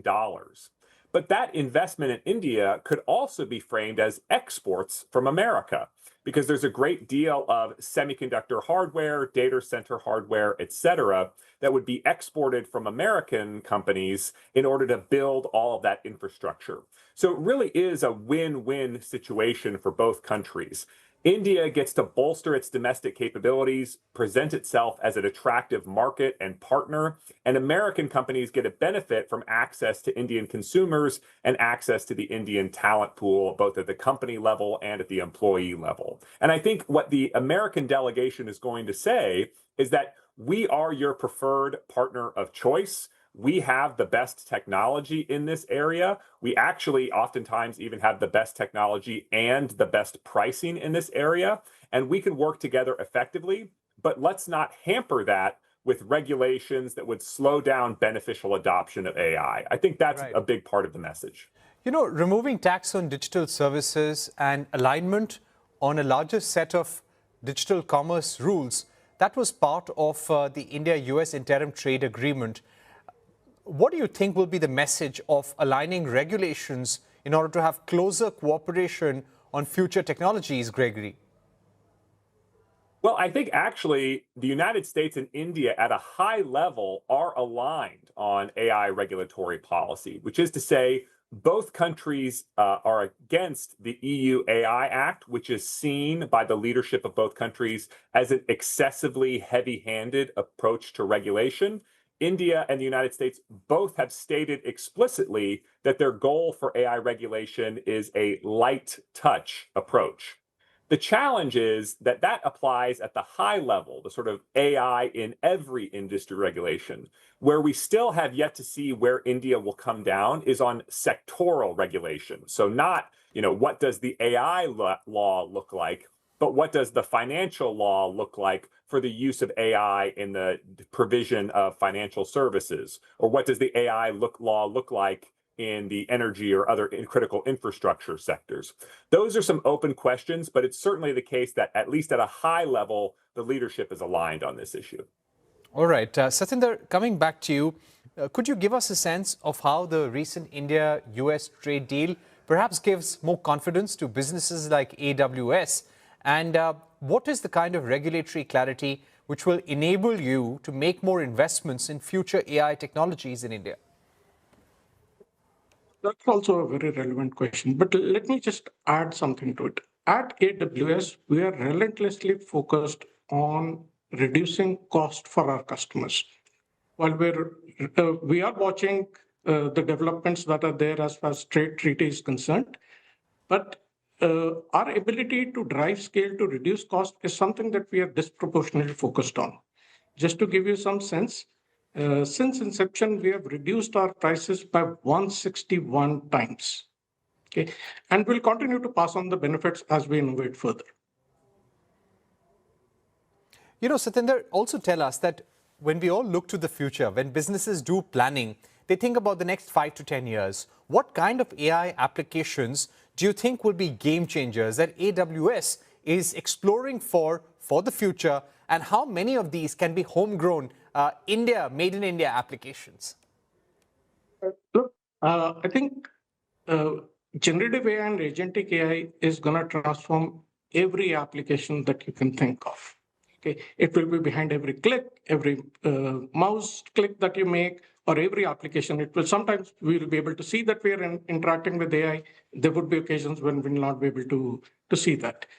And I think in terms of what we are doing, we are providing choice to our customers. The first and foremost is, as you rightly pointed out, there are different models, and we truly believe that we need to provide choice of models so that customers can use the right tool for right job. There will not be a single company or a single model that will be able to serve all the diverse needs. That's one. The second one is, as enterprise application proliferates, the need for having security, privacy, and guardrails around AI is becoming like table stake. And that requires an approach that incorporates this capability from grounds up rather than a bolt-on approach. And with Bedrock, what we are doing is we are providing choice of model to customers, and we are continuously expanding on that choice while providing capabilities like security, privacy, as well as effective guardrails so that they can run their generative AI applications at scale. Right. Greg, coming back to you, what do you think is the global conversation on AI right now, especially the conversation in the United States? What would you want to hear? What do you think delegates from the United States, when they arrive at the India AI Impact Summit, you included, what is the kind of messaging, what is the kind of conversation you would like to be a part of? Well, I think there's a number of things. One is on what kinds of international cooperation are still possible in AI. I think some earlier visions of a large global or at least multilateral vision for AI regulation were excessively optimistic. And there's really no diplomatic pathway for that kind of alignment, certainly not in the near term. But there is opportunities for new degrees of cooperation. And you mentioned earlier the US-India trade agreement, which was previously a blocker on other categories of diplomatic initiatives in the US-India relationship. Now that we've reached agreement there, a lot of other stuff can move forward.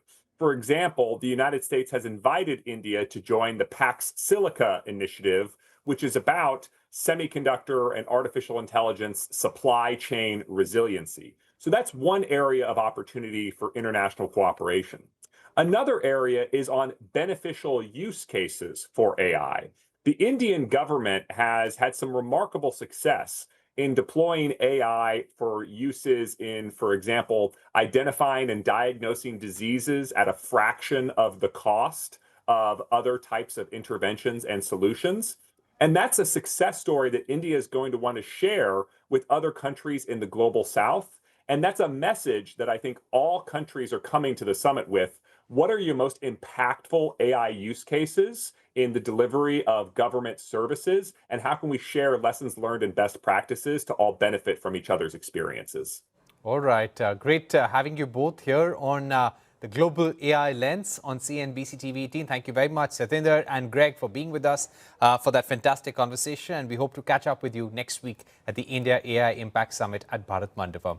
It's time for a quick break here on CNBC TV 18, but don't go anywhere. We will be joined by Yotta Data Services MD and CEO on India's push for AI data centers. Stay tuned.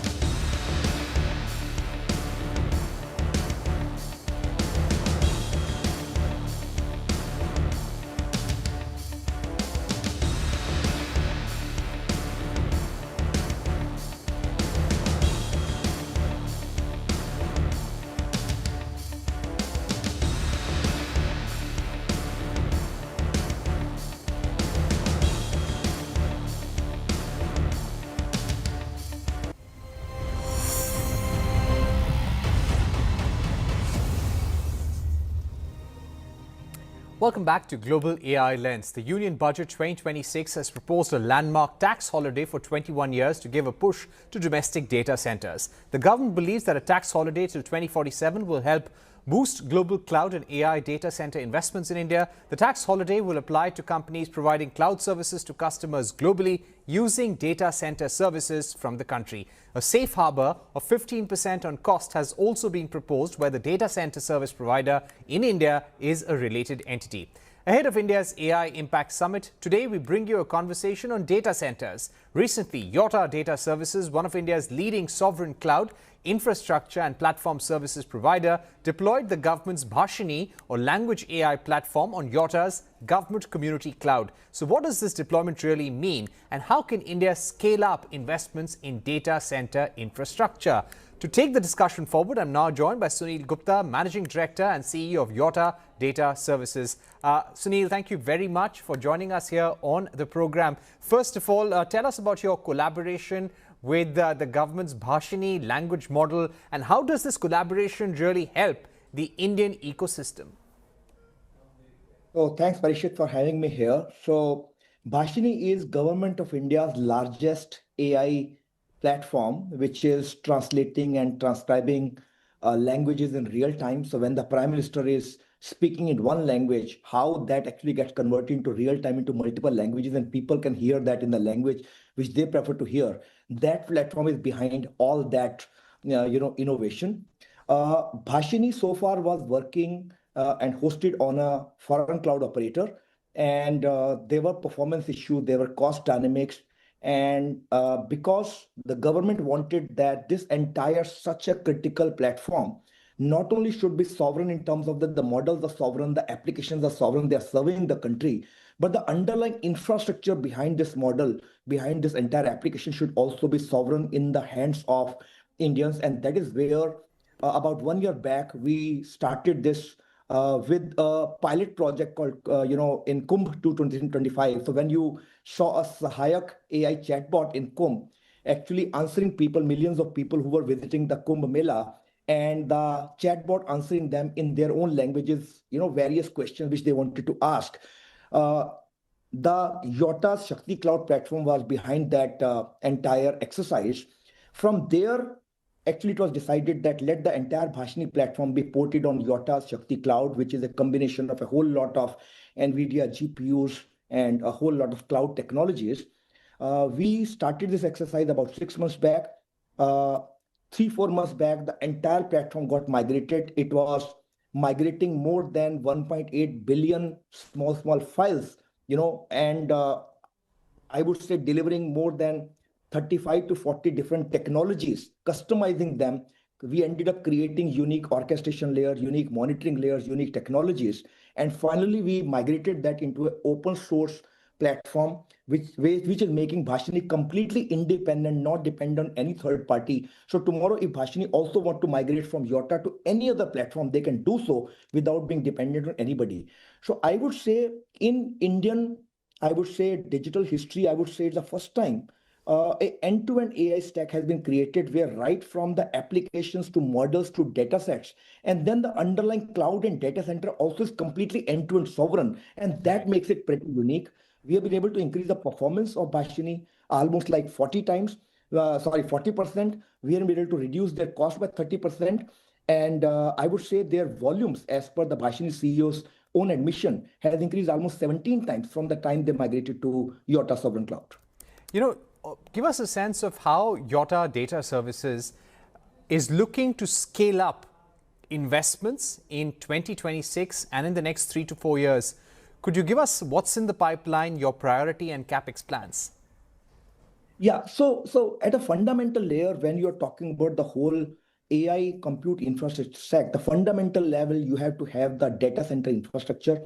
So Yotta is running a 2 gigawatt data center campus full with power substations, lots of fiber coming into the buildings. So if tomorrow, let's say India starts building a whole lot of AI sovereign models, and tomorrow when those models gets into the actual use cases, which India will start adopting, UPI was just one use case adopted on a population scale. Now imagine something like UPI get adopted on multiple streams of our, where people can benefit, be it in agriculture, be it in healthcare, be it in education, be it in finance, banking, climate. So much of use cases of AI can be implemented. And when they get implemented at population scale, you will require literally millions of GPUs at that time.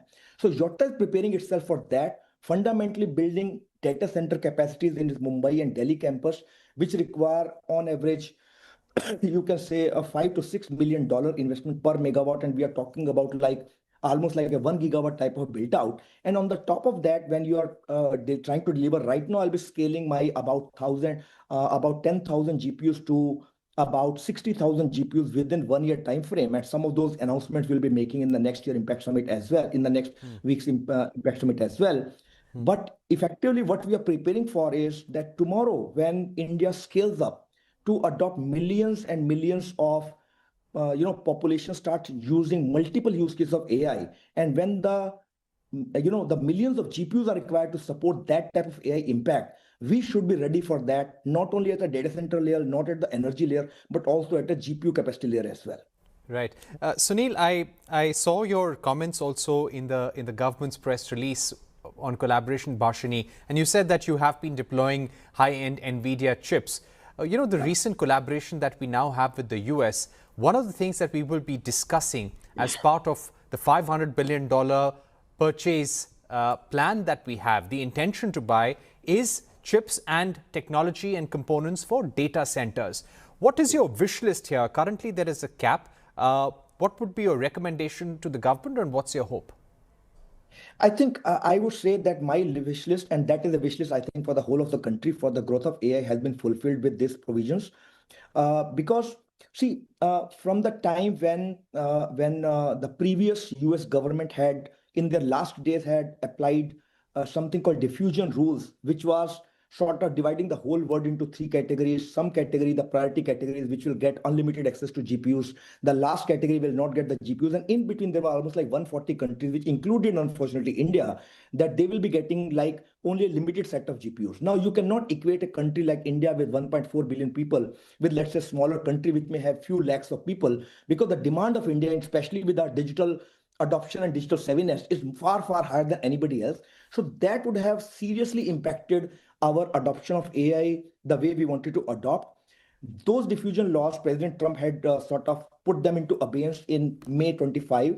And now a very clear cut with these, this Indo-US trade agreement, which is about to be signed, with this clarity that $500 billion worth of import will be done. And majority of that, which I think Minister of Commerce Piyush Goyal also confirmed, that a major part of that import actually will be towards data center and chips, which means there will be a complete limitless flows on all the data center component, which obviously majorly include GPUs, but also other type of servers, other type of security devices, network devices, the underlying devices like UPSs, chillers, everything which goes into the whole ecosystem. So I would say this is the best news I could have received, because this is something which will help India to scale up its whole AI infrastructure, and then obviously the whole of AI adoption in general.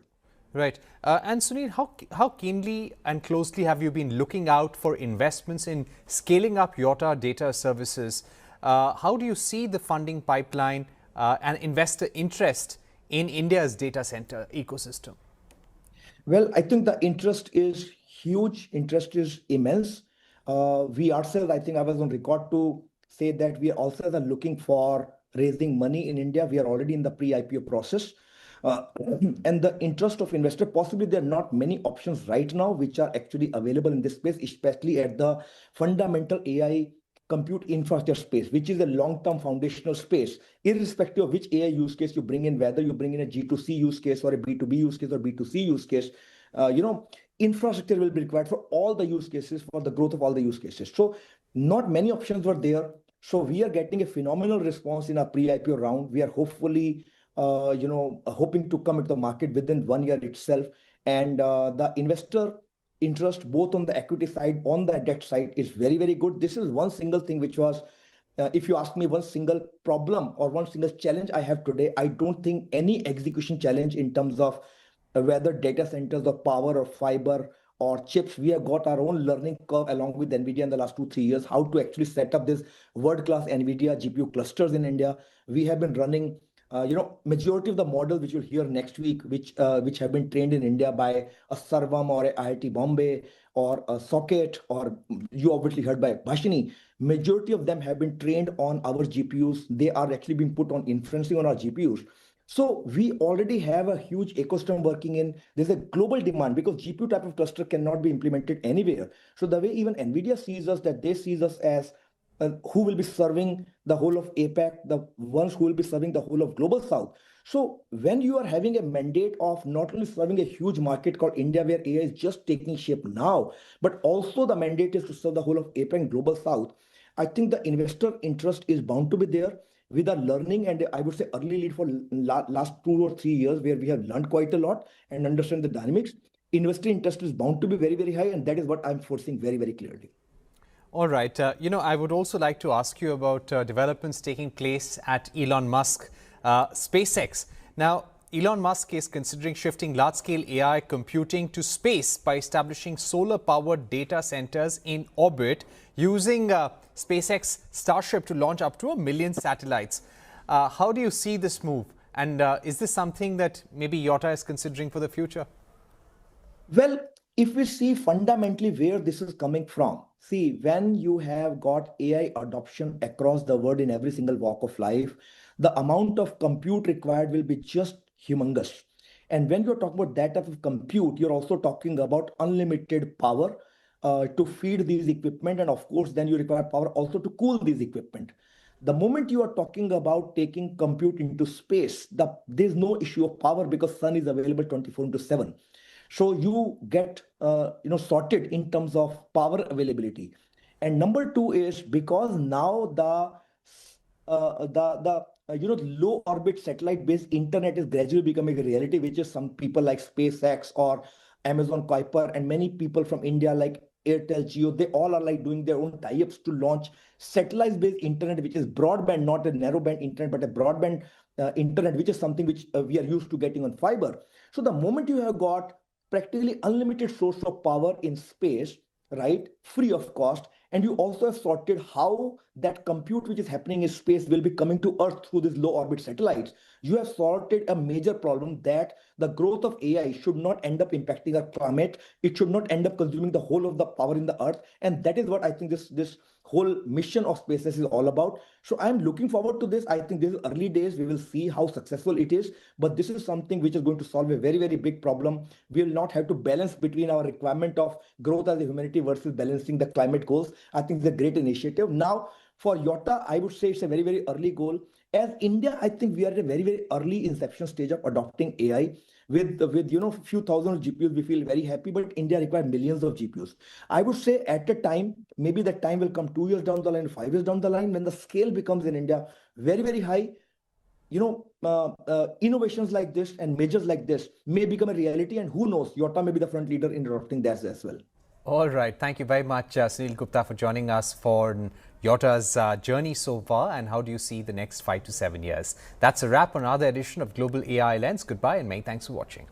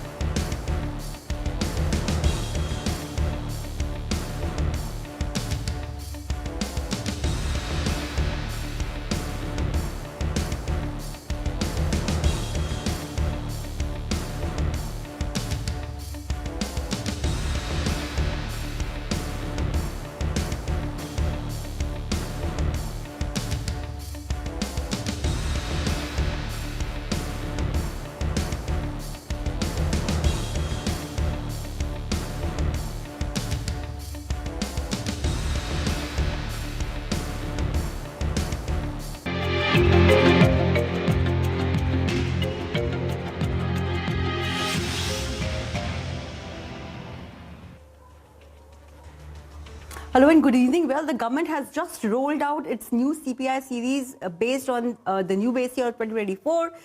The Jan number has come in at 2.75. Well, a lot is being said about it, and to explain all those quote-unquote granular details, we are joined by the MOSFI Secretary, Mr. Saurabh Garg. Sir, thank you so much for giving time to CNBC TV 18. Always a pleasure. Thank you. Thank you. Sir, we last spoke on the base year revisions in September 2025. It's been a long road. So I'll start off first with this number of 2.75. A lot of people are saying that it's a standalone number one. So you will explain that to us. And why no back series as of now for, longer or larger comparisons? Sure.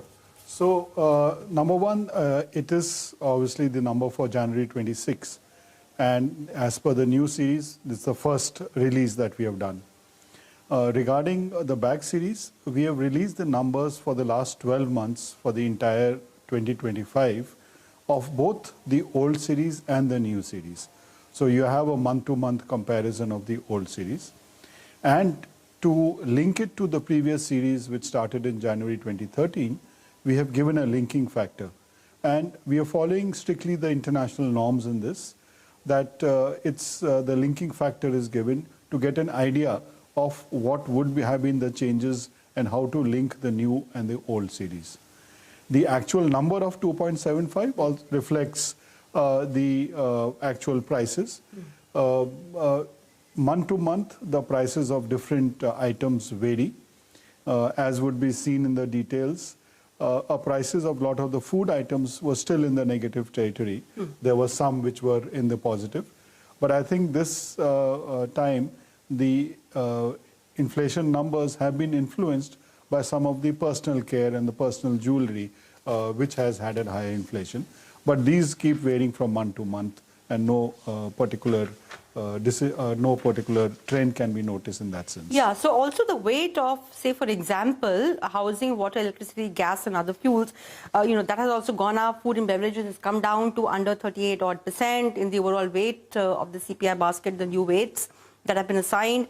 And also somewhere I saw that the inflation rate for personal items is actually as high as 19%, if I'm not mistaken.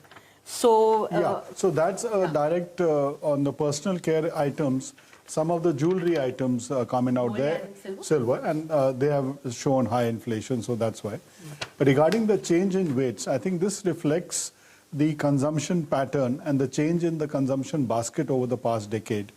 We did a detailed consumer expenditure survey in 22-23 and 23-24, and in both those surveys, it was seen that the proportion of funds spent by a household on food items has considerably reduced. And that is what gets reflected in the CPI basket. There are some increase in services which are also getting reflected. And I think you must also notice that in the new series, now we give the divisions in 12 divisions.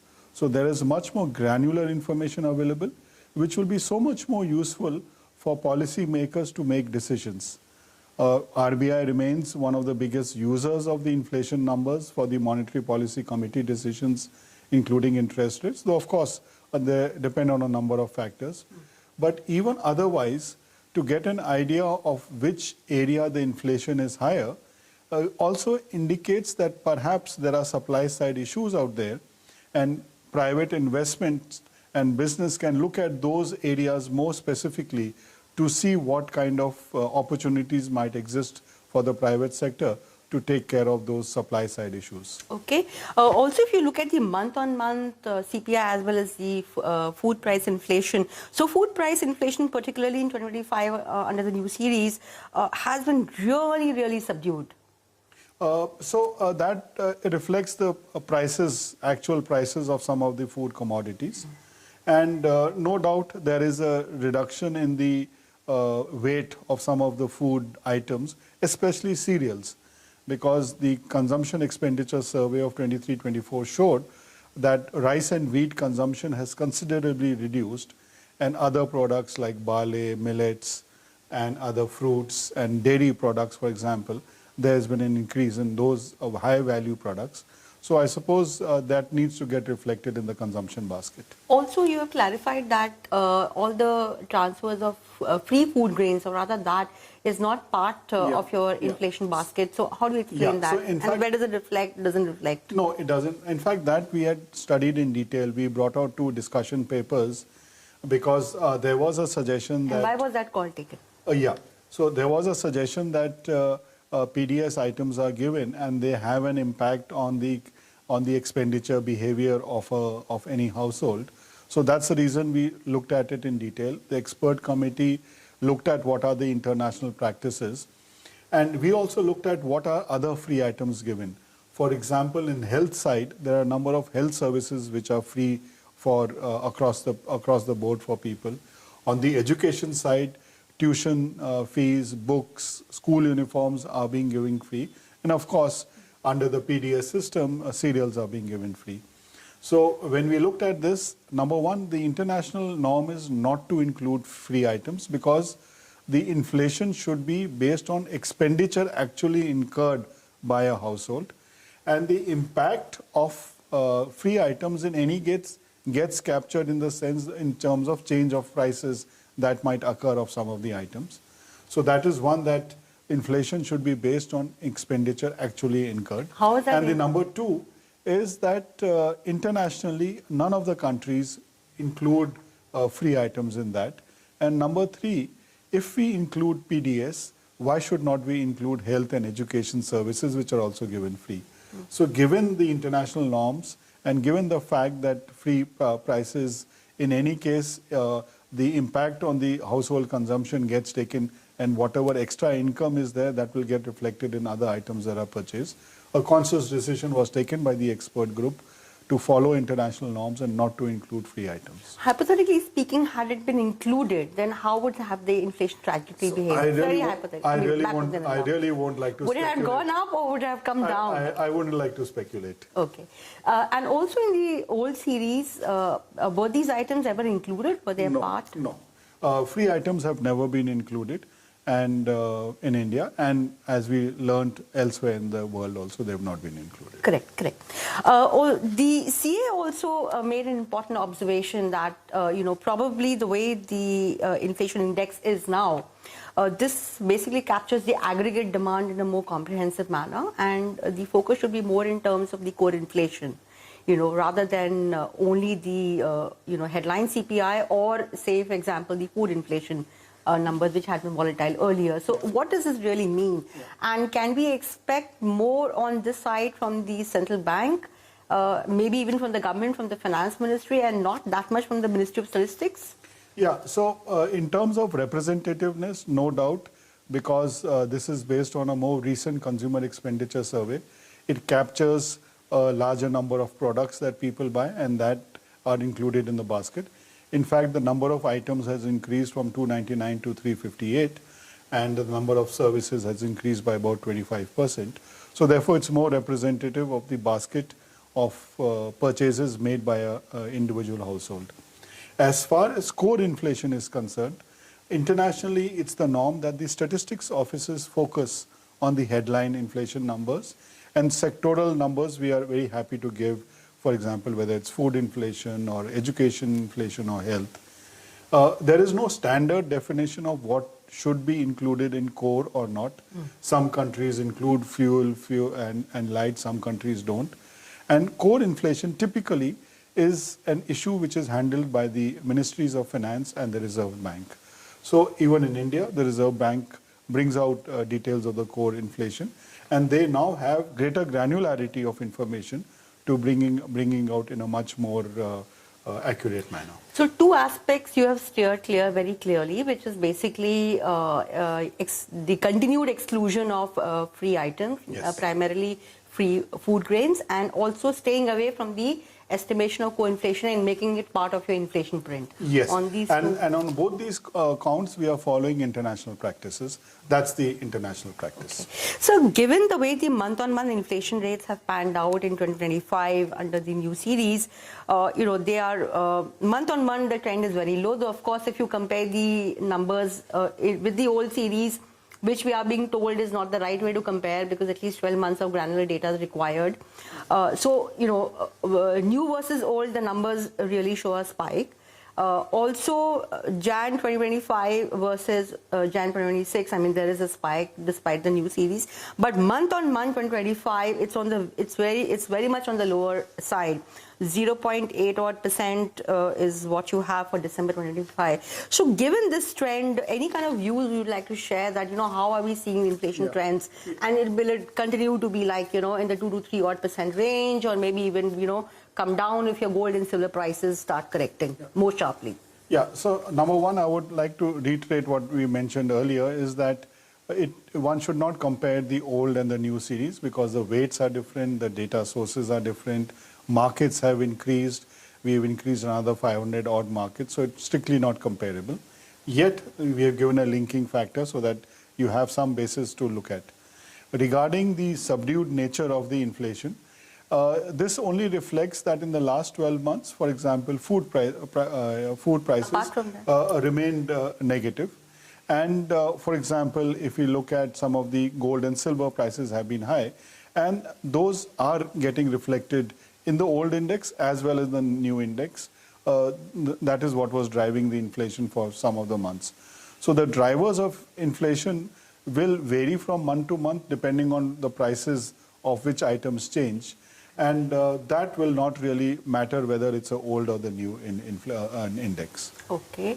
So, but yeah, broadly, very much within the RBI band. And I think that's what they're also saying for H1 26. I think around 3.9 to 4% odd is what their forecast is. Yes, but we are agnostic with the numbers. Yes. You also mentioned that 27, 28, probably the next household consumption expenditure survey results will be out. Could you tell us something about that? What's ongoing right now? Yeah, so the international practice is to look at rebasing every 5 years. And that's what we also aim to do and will keep in view. Keeping that in view, since the last expenditure survey happened in 23-24, the next expenditure survey has been scheduled for 27-28 as of now. So we hope to be able to stick to that around 5 years kind of a timetable in future too. So 2026, so next base year revision, at least for CPI, when can we expect that? I mean, given that 27-28, you will do the survey. And it will take a year, maybe somewhere around 2030, 31, maybe somewhere around that. Okay, because people are also interpreting this as, maybe in 3 years that would be possible. Definitely. It doesn't make sense also to make, the entire process takes more than 2 years. The kind of work that goes in, the number of times the expert committee has had discussions, the number of stakeholder consultations that we have had, the number of international agencies that we've had consultations and discussions, and the consumption patterns don't change so frequently. So it doesn't make sense to do it every 3 years. 5 years odd is the norm, and I think we'll stick to that. Right, sir. Thank you, Mr. Saurabar. Thank you so much for giving time to CNBC TV 18. Always a pleasure. Thank you. Back to you for more news and updates.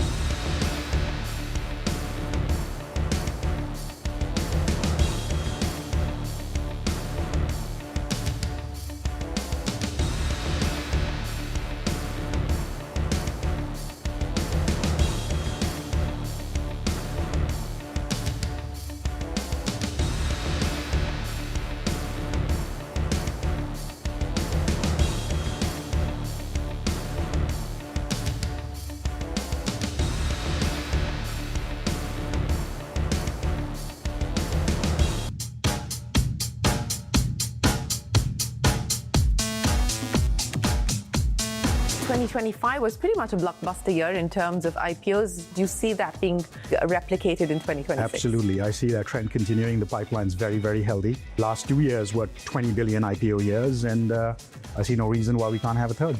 AI is now being treated as almost a national resource, a natural resource. Yeah. Every large nation is going to want to control this resource. Not all countries will have the capability to do it, just like not every country has a space station.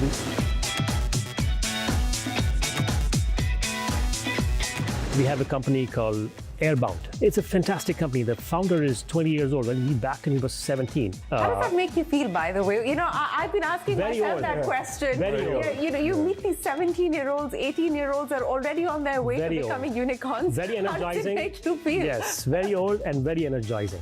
But I also feel like, oh my God, what the hell was I doing when I was 17? A bet that surprised you and one that you believe will surprise the market. See, as an investor, I'll never say I was surprised because I'll say, I always knew.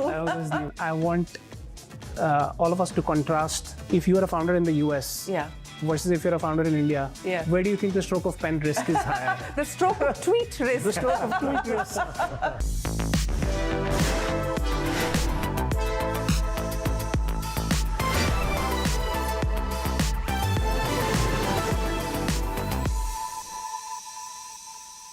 2025 marked a reset for venture capital. After 2 years of caution, global investors returned, but this time with sharper filters, tighter valuations, and a renewed focus on fundamentals.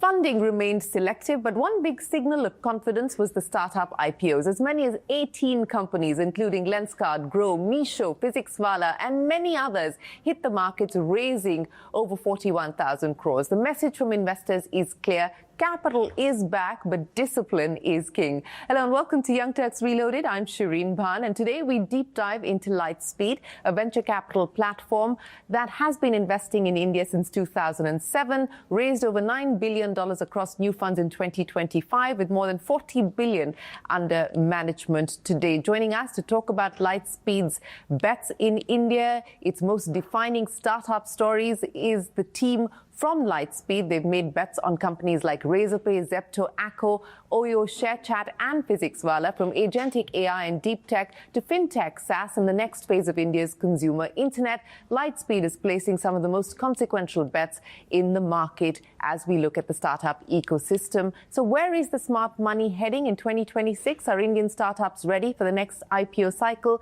And how big will AI, deep tech, and India's consumer boom really get? To decode all of that, we're joined by the Lightspeed India and Southeast Asia strategy team, Anuj Bhargav, MD at Lightspeed. Also with us, Rahul Taneja, partner at Lightspeed, and Hemant Mohapatra, partner at Lightspeed. Gentlemen, welcome to CNBC TV 18. You're here in the newsroom, and this is your first newsroom experience, I understand. Great energy here in the newsroom, for sure. Well, it's much quieter than it usually is. But Happy New Year to you folks. Anuj, let me start by talking to you. You know, let's rewind to 2025. I just read out a whole host of companies. Many of those are your portfolio companies. They IPO'd in 2025, and that really perhaps was the watershed trend through 2025, companies hitting the IPO market. What else would you put down as the sort of highlights of the year gone by? First of all, Shireen, thank you for having us here, and Happy New Year again. But you're absolutely right. I think 2025 was a fantastic year for Indian capital markets. To give you some headline stats, I think we saw 20 billion of IPO capital raises, which was a slight increase over 2024.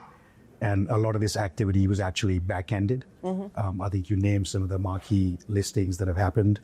And, you know, we expect that trend to continue into 2026. The momentum remains very strong.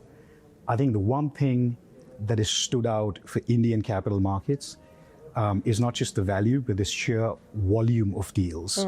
So last year, there were over 100 main board IPOs, which is more than any market globally. So you see the capital raising is actually very well spread across companies of various stages, sizes, and sectors. Why do you think that's the case? What has changed? Why have we had 100 main board IPOs suddenly out of India when there was a lack of conviction on whether Indian startup companies would in fact make it to the IPO market? What has changed? The reasons are first principles and fundamental based. India remains a structurally high growth market. The quality of innovation in India is world class. And there is a significant amount of domestic capital that is now available for new age companies, backing the right founders, the right stories.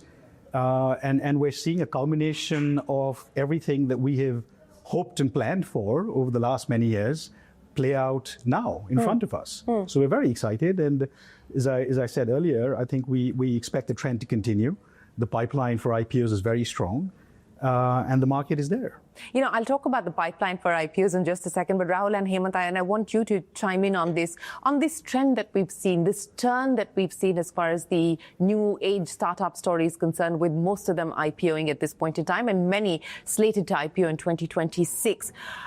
You know, how much does this have to do with the fact that there was some risk aversion in the private market and perhaps founders had no other avenue, no other option but to tap into public markets? And the other big signal that we saw coming through from the IPO market was that majority or a large significant chunk was actually the OFS, where you were seeing investors taking cash out on account of exits, promoters pretty much doing the same. Companies did raise to fund growth, but a majority was actually giving a cash out to investors as well as the promoters. I want the three of you to talk to me about both these, and Anuj, I'll start with you.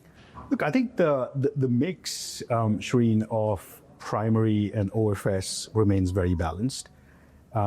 You know, in the many names you mentioned, I think a large chunk of the capital raise was actually primary capital. Perhaps in the first wave of IPOs that we saw in 2021, you would have seen more of an OFS component. But I think that's remained fairly balanced now. Look, in addition to the OFS, there's been a large chunk of public blocks as well as private secondaries. And we're seeing an increasing trend of M&A transactions as well. So, to your point earlier, IPOs remain a very viable source of liquidity for early stage investors like us. But there's several avenues, both before and after IPO, to generate liquidity as well. So I think, to your point, OFS and primary is a lot more balanced in the current wave of IPOs than it was in 2021. In 2021. Hemant? It's just the outcome of a maturing cycle in India. When I came to India in 2018 from the US, it felt like we were still mid-cycle of the first set of internet companies that were maturing. Now what we see, and Anuj sits more on the exit side of the house and we sit more on the entry side of the house, we see far more mature, methodical and ambitious founders coming in the door. We see businesses that were beginning 10 years ago now maturing in economics. We see private markets maturing more and having more sophisticated point of views on where the outcomes could land in 10 years from now. And the public markets are also matured. They are much more sophisticated about where to put their capital in.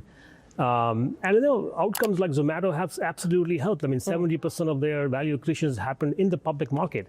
I mean, it's very hard to sort of... And in the last few years. In the last few years. So, I mean, whenever a new cycle begins, an extra zero gets added to the outcome sizes, right? So we are entering a new cycle now. So I expect this trend to continue more. And I hope that the maturity just continues to sort of grow from here. But that's what we see a lot more happening now than we were seeing 5 years back. Rahul? Look, founders and investors have wanted to do IPOs for the longest time. It's not a new thing. And I think one of our earliest exits was IEX, which went to an IPO halfway through last decade. It's a very viable source of exit. But I think one of the things that was missing was maturity from the public market investors on how to grok companies which will still continue to invest in growth and therefore will not look like high profitability for a while. Zomato was a big step in that direction, and then there have been many, many others.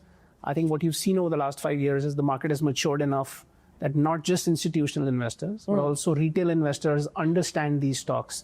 In fact, they encounter them in their daily lives, so they understand the importance of these companies.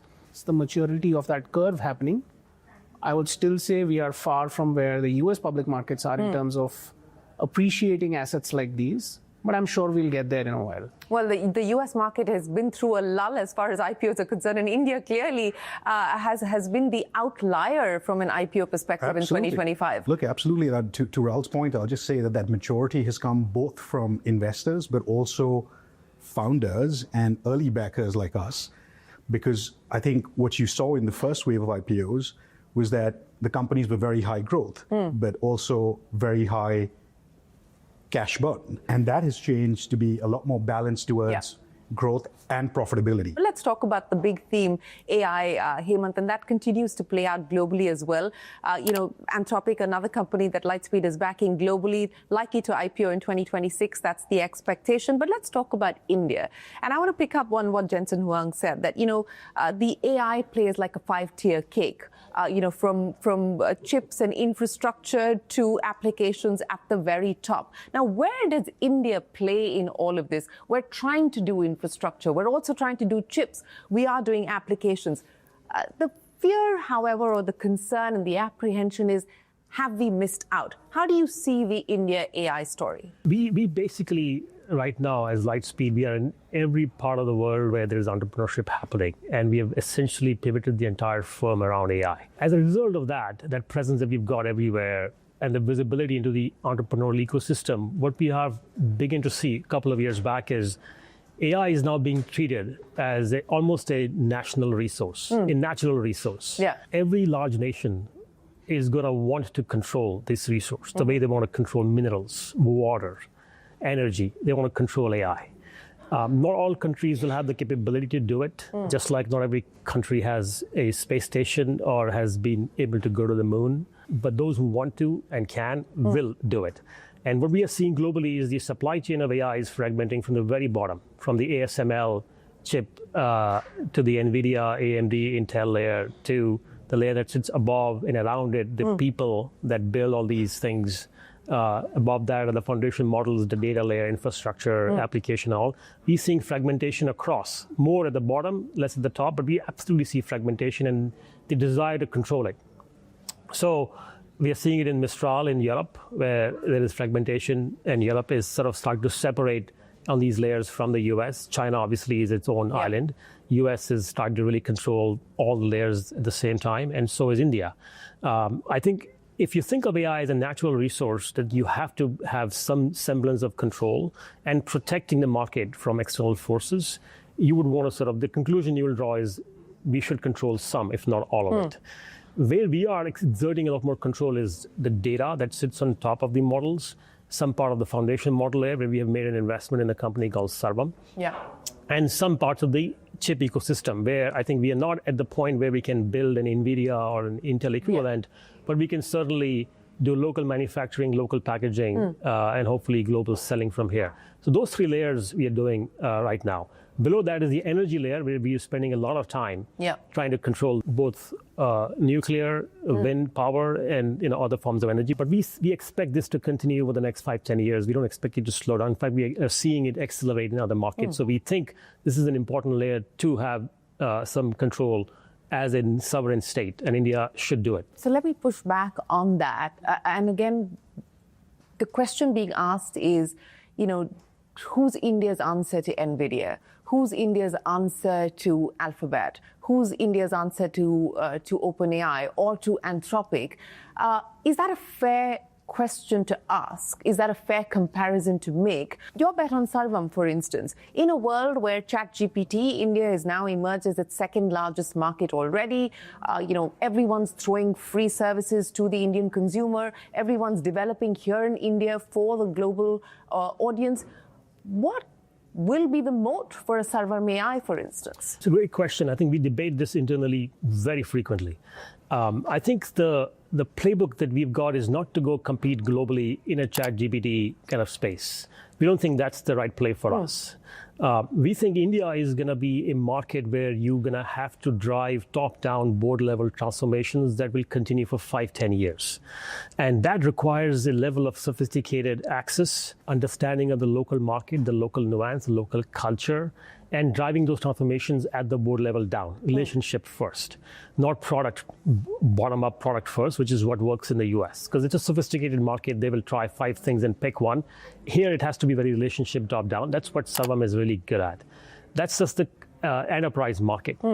On the government side, I was at least surprised and shocked to know at one point that one of the mid-sized government agency spends $400 million on software, just software, right? And that's gonna get transformed to AI. These are large value pools that nobody is addressing. I mean, we don't think that the Indian government, if they want to use AI, they're going to use a Chinese open source DeepSeek-like model. We don't think they're going to use an OpenAI private proprietary model from the US. I don't think they can even use a open source model from India. They have to use a model. A model is just part of it. They have to use a company that can take the model, build solutions on top of it, drive all the way down to the infrastructure layer, build data centers for them, run data centers for them, bundle everything together from a solutions point of view, and drive change and own the change. And we'll get paid for that. That's what I think the Sarvam model is, both on the gov and the enterprise side. Is Sarvam ready for that? We'll have to be. There's no choice. If we don't do it, nobody's doing it. Nobody can do it.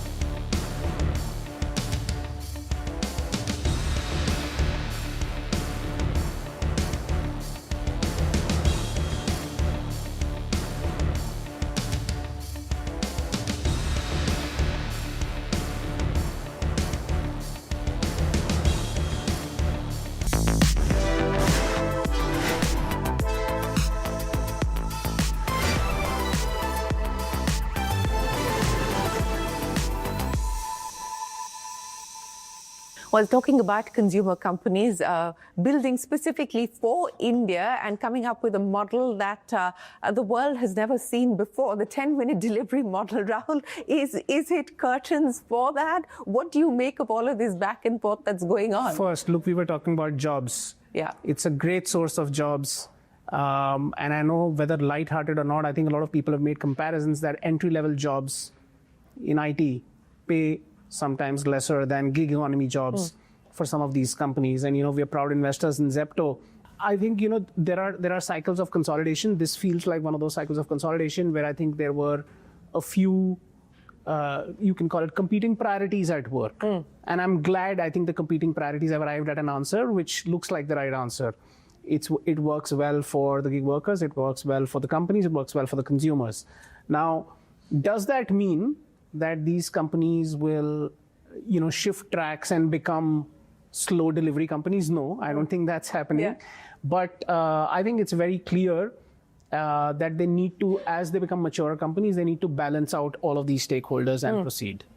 But effectively, does the business model change? Because A, there is no government mandate. B, there is no government order saying that 10-minute delivery has to end. So does the business model change? Because all that they're saying effectively, and which is also nudging them, is to say, don't promise deliveries in 10 minutes. Yeah, I agree. I think at its core, the business model remains the same. At its core, there is no change. In fact, this is a business model which has not worked anywhere else in the world except in India, maybe Turkey with Getter. It's interesting that we have latched onto a model which has legs, which we believe will carry on for the next decade, right? Now, the interesting thing to do is now, how do you build on that? They move from grocery to now adding electronics, apparel, multiple categories. How do you solve for those problems? How do you solve them in more cities? I think that's going to be the next phase of evolution. At the core, yeah, I think the model will remain the same. But the larger issue, and I want to get the three of you to address that, is the stroke of pen risk much more real today? And how are you viewing that as investors? I mean, we've seen it play out in gaming in 2025. We've also kind of seen it play out now as far as quick commerce is concerned to some extent. We've seen it play out previously on the crypto side. How are investors viewing the stroke of pen risk today? As I said, I think it's a sign of an evolving and maturing ecosystem. I think that it's good to have the regulatory and governmental oversight. I think good companies always adapt to regulations. I feel that India has got the right level of involved institutions and regulators. And ultimately, as a result of that, the companies and the consumers are better for it. As the company get larger, they will have a larger target on their back. That's true for this market as much as it's true for every other market that exists. We cannot avoid that. We are in the business of finding the best entrepreneur, and we believe the best entrepreneur have to mature along the company to understand future risks and prepare the company for it. The best founders that we see, what do? They, for example, in crypto or in fintech or in deep tech, they build a body of work to prove that the value they provide to the customer is very, very high. They build a advisory body that can predict risk and try to control it the best they can. They represent the company's interest in the right kind of forums. I mean, this is, again, a sign of a founder maturing.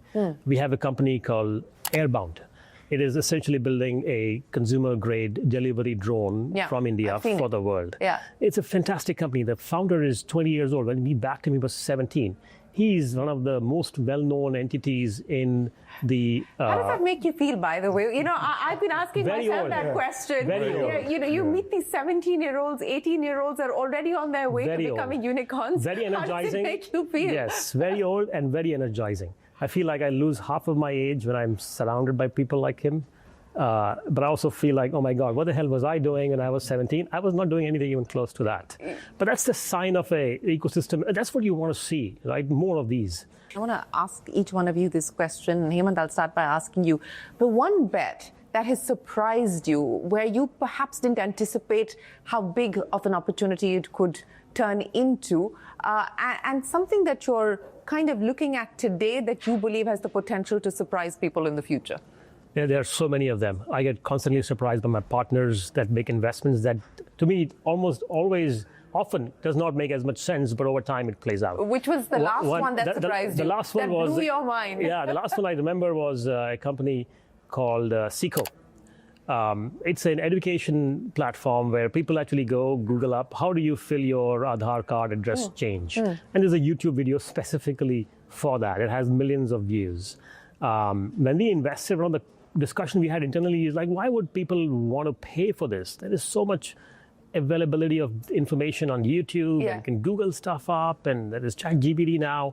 But I'm actually quite shocked. They've run up to, more than $100 million run rate in the last 1.5 years of us investing in it. They've raised a Series A, Series B in a quick succession. It just tells you that the depth of the market is just so deep. And if you really provide consumer delight, people are willing to pay for it. And one of the big questions I had was India's ARPU is low and people don't want to pay for stuff that is available for free because they can spend time to get the free stuff instead of spending money to get the paid stuff. But that's shifting. The question that I asked Hemant, a bet that surprised you and one that you believe will surprise the market. I think, and Hemant Rao talked about the early stage bets. I think the one name that sort of continues to amaze me, and I touched on it earlier, is Pocket FM. I don't know how well you know the company. I know the company well, in its simplest form, it's Netflix on audio. It's a new entertainment category that started in India 4 years ago, at 2 million run rate. We're now talking 350 million, and a bulk of it coming from the US. It continues to amaze me how we can innovate like that. It's almost an AI native company now. And I've seen it. How many languages are they doing today now? I think it's multiple languages in India. They're adding in Europe, Latin America, and it's more than just long form audio. There's other products, and and I've actually seen it in the last sort of 4 years while I've been at Lightspeed, a company with 2 million going to sort of 350, continues to accelerate, continues to dominate. A great example of India for the world. And I'm really excited. So which is the one that you believe has the potential to surprise us? I think we've talked about the early names, right? Like everything being built by a 17-year-old or a 20-year-old. I think Airbound is exceptional. The founder is exceptional. The reception that he's received in the US, which is not easy because, there you're competing with the best talent globally, has been fantastic. The payloads that he's talking about and what it does to unit economics, I mean, in terms of freight charges, etc., if it plays out, it's going to be interesting to watch. Your surprise and what is likely to surprise? See, as an investor, I'll never say I was surprised because I'll say, I always knew. But jokes aside, no, I think CICO is remarkable. At the investment committee discussion, when the firm came in for the first investment, I think many of us were like, how will this work? Will this work? And I think it's positively surprised us. Yeah, I mean, I think a couple of things have really worked. They've solved the price point really well. And I think they're creating content that's useful for a consumer. And then I think in a similar way, one that I'm really excited about is we've got a very young company doing almost daily savings called Bachat. It's like a micro savings platform where you could do like a SIP of 100 rupees every day, almost. Actually, it goes down to 50 rupees a day. And you just see the adoption. They've grown maybe 4 times in the last 6 months. It's almost like the market was waiting for something like this. So I'm very excited about something like that as well. Again, focused on the mass, focused on financialization of savings. Lots of good themes baked in. Lightspeed's been investing in India since 2007. Anuj, I'm going to start by asking you, what do you believe will drive India, your investments in India, and the India growth story 2026 and beyond? The investments will be driven by themes that I think are not just unique to India, but where India can be competitive globally. I'd say our investments in AI, to the extent we see the opportunity here, and manufacturing would be, at the forefront of the thinking that we've got, for India. And look, the growth is, as I said, driven both by fundamentals as well as, nuances that exist in India, which is the availability of domestic capital. And, we're very excited to invest behind that. 2025 was pretty much a blockbuster year in terms of IPOs. Do you see that being replicated in 2026? Absolutely. I see that trend continuing. The pipeline's very, very healthy. We have very good visibility for the first sort of half of this year. As I said, last 2 years were 20 billion IPO years, and I see no reason why we can't have a third. A third $20 billion IPO year. Rahul, the consensus call on India? There is no option. India is the only way, and I think we are very strong believers. And I think, like within India, I think where we will invest, the biggest driver of growth for India is the consumption pool. And that is one thing that is not going to change. What will change is how you deal with it. Some of it will be consumer AI. Some of it will be a new retail platform. Some of it will be a new financialization platform. All of these things will subsume, but I think if you look at our GDP, the biggest growth comes from our consumption spend increasing. And as more people enter the workforce, they will spend more. So we've got to figure out, how to lean in on that trend. Well, gentlemen, it's been fun chatting with you. Thanks very much for stopping by and joining us here in our newsroom. And thanks very much for taking us through what the outlook is for 2026 and the bets that you intend to make. And we look forward to speaking with you through the course of the year. With that, it is time for us to wrap up this edition of Young Turks Reloaded. As always, send us your feedback. We always like to hear from you. We'll see you again next week. Till then, from the entire team, goodbye and many thanks for watching.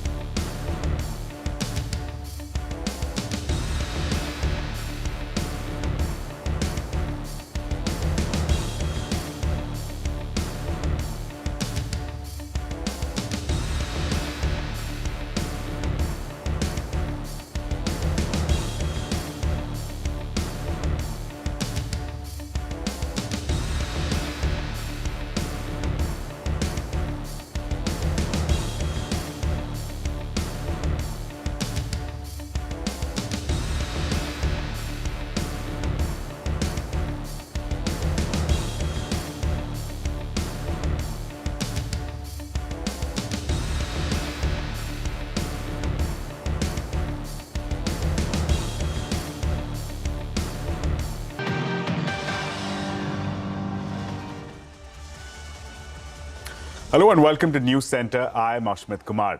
Now, Indian IT companies remain under pressure amidst persistent fears of an existential threat to IT services industry due to AI-led disruption. The recent trigger for the IT stocks was the launch of Anthropic's cloud co-work agentic plugins. This could potentially erode the IT sector's high-margin application services revenue, impacting valuations and earnings going forward.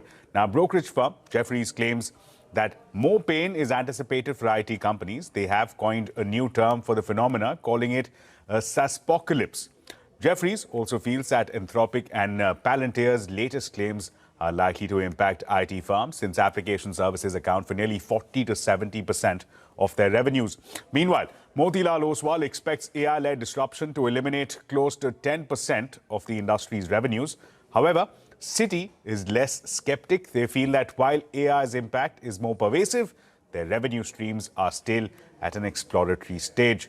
HSBC adds that this time, the risks for legacy tech companies may be more credible than it has been in the past, in the previous tech cycles. Mahindra Group's Anish Shah believes that AI fear is completely overblown, while LTI Mindtree's Venu Lambu calls them exaggerated, adding that innovation is happening in shorter cycles, unlike in the past. It's way overblown. And the death of the pyramid has been forecast multiple times over the last 30 years at every inflection point where technologies come in, starting from Y2K, and then call centers, and then we had blockchain coming in. There are various different technologies that have come in that have disrupted this industry. And the industry always has evolved. Because if you look at what it is today versus even 5 years ago or 10 years ago, it's a very different industry. AI brings up a number of opportunities. And even over the last few years, companies have stopped talking as much about help us with productivity and lower costs, and are talking more about help us win in the marketplace. And that creates a completely different set of opportunities. So how we go to market is very different. The AI disruption also has been known for the last couple of years. The risks are overblown or exaggerated, right? Is there an impact of AI on certain tasks and certain services that we have today? Yes, it has, right? But at the same breath, are there greater opportunities on how we can use AI technologies, tools, and platforms and the models, to create new offerings, new capabilities, and new services to address our client needs? The answer is big yes. And at every technology change, we have gone through some structural alignment, as an industry and as a company. So this is no different. Yes, the only difference in this case is the innovation is happening within the short cycle than what we were used to 5 years or 10 years back. Well, to understand the impact of AI disruption, we're speaking with Mr. R. Chandrasekhar, former president of NASSCOM. He also served as India's Telecom and IT Secretary. Also with us, Mr. Mohandas Pai, chairman of RN Capital and former CFO and board member at Infosys, also with us. Gentlemen, thank you so much for being a part of this conversation. Mr. Pai, coming to you first.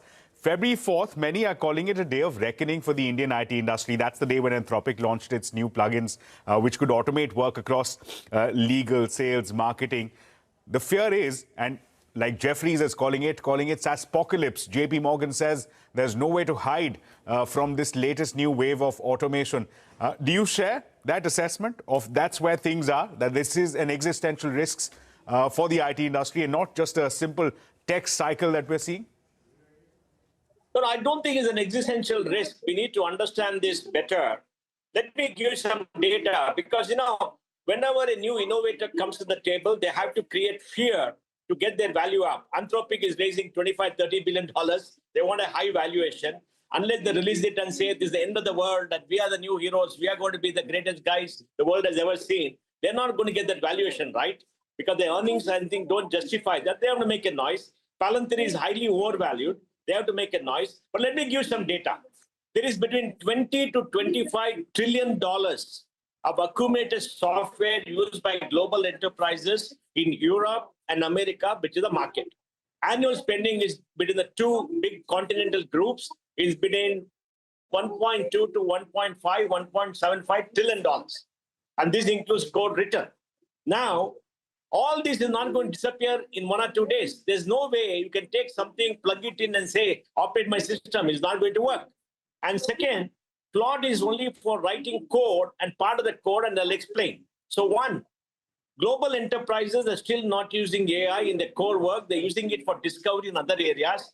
Today you saw the Bajaj Finance head say that we use AI to make sure that we boil 2 crore voices and we got this. Now that is a discovery phenomena for which AI is very good. And in research and R&D and research and in discovery, it will work. Now, global enterprises have not started using AI. They're tentative. They have to use AI in improve their productivity. To do that, who is going to help them? Who is going to help them? Is IT service companies. With IT service companies which have to help global enterprises use AI in their operation to become more productive and do things better. They're the only ones on the planet who can help them. All companies cannot do that. And I think it's important to understand that. Right. Bajaj Finance also said that AI does not work with legacy code. It works with new code. So let me give you a summary. There is a lot of work that has to be done, which can be done only by service companies to help global enterprise use AI. That will continue. When you write new code, there will be a productivity between 15 to 30% in the next 1 year, 1.5 years using Claude. Already 8 to 10%, 15% productivity has already been given to clients, is already in operation. And in the next 1 or 2 years, it will work. But the application area, which is now, which can be used, which can use Claude and other tools, are maybe 25, 30% of the entire work. The balance work is something else. So my view is all IT service companies are using tools like Claude and everything else. They're going to have improvement. They will release capital. The big question is, when capital is released, will the global enterprises use it to rejuvenate the technology or put it to the bottom line? My view is they're going to use it to rejuvenate technology and create more work with the same money so that they become more competitive, because the threat to everybody is new enterprises coming using the latest technology to work. So I think these companies are on top of it, and we will see things happening. They're the ones who are going to help global enterprises use AI, and these fears are totally overblown, but there is a disruption. We are going to see big changes in productivity, and these service companies are on top of it because they're speaking to clients every day. They know what is happening. They're working with the clients. Right, Mr. Pai. So clearly, Mr. Pai's assessment is that fears are overblown and that IT companies are nowhere near losing their relevance. Let me put that across to Mr. Chandrasekhar. Mr. Chandrasekhar, thank you for joining us. Again, the same question to you. The question that many are asking after February 4th, after Anthropic's plugins, is that, look, if there is a US enterprise that can automate, let's say, the work of legal review or legal vetting using Cloud Cowork or OpenAI Codex, the question being asked is, why would you need a 50-member team sitting out of Bengaluru? Yeah, well, I think the question to be asked is whether there was something so dramatic which happened on February 4th that it has changed the whole world upside down and the whole IT industry upside down. And I agree with what Mr. Mohandas Pai said, that, the IT industry has also seen many kind of changes and fairly major changes, whether you start with the Y2K or you start with, things like GitHub, which most of the developers were using. And now today with AI, AI again has been in use for quite some time. So it's not as if AI has suddenly, was born on the 4th of February as far as the IT developers were concerned. So the question is, every time there is a major development or even a significant development, this tech hype, the media hype, the market hype, all of these, try to really blow it to a tremendous size. And I think Mr. Pai has also brought out why that is done or what is the motivation in doing that. So really, the question is, in the midst of all these different kinds of hype, can we step back and take a more calibrated and balanced view? Because these tools, these agentic AI, these AI-powered platforms are not something new. They've been there for quite a while. So now the thing is that, am I trying to say that it won't have a significant impact? No. I think that every significant step in productivity improvement does have implications both in terms of revenues and, more importantly, in terms of manpower. The old models, which depended more on headcount, manpower, and so on, are fading away because AI has made a developer who uses these tools, not just more productive than peers who don't, but more productive by an order of magnitude. We're not talking about slightly better or something like that. We're talking about an order of magnitude. So it's clear that the kind of employment intensity that the IT industry has and had is going to reduce significantly. The kind of quality and capability intensity is going to rise. However, the bigger question is what is the kind of impact it's going to have on revenues? And there, I think for all the reasons which Mr. Mohandas Pai mentioned, that is not going to be so significant. It's going to continue to grow because it's not as if the availability of these AI tools means that the client companies whom the IT services companies were serving, that the client companies will now say, oh my God, now I can use AI all by myself and I don't need these pesky chaps in the middle. I'll do it all by myself. That's far from the case, Though they need help. And in fact, in one way, this fear that is being built up actually helps because the client companies now feel without AI, I may not be competitive in my field, whatever that field may be, whether it's manufacturing, whether it is healthcare, whether it is anything else.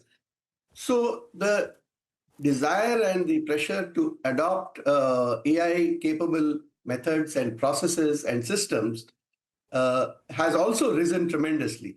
And that in turn leads to further dependence, especially on established partners who have helped them on the technology journey.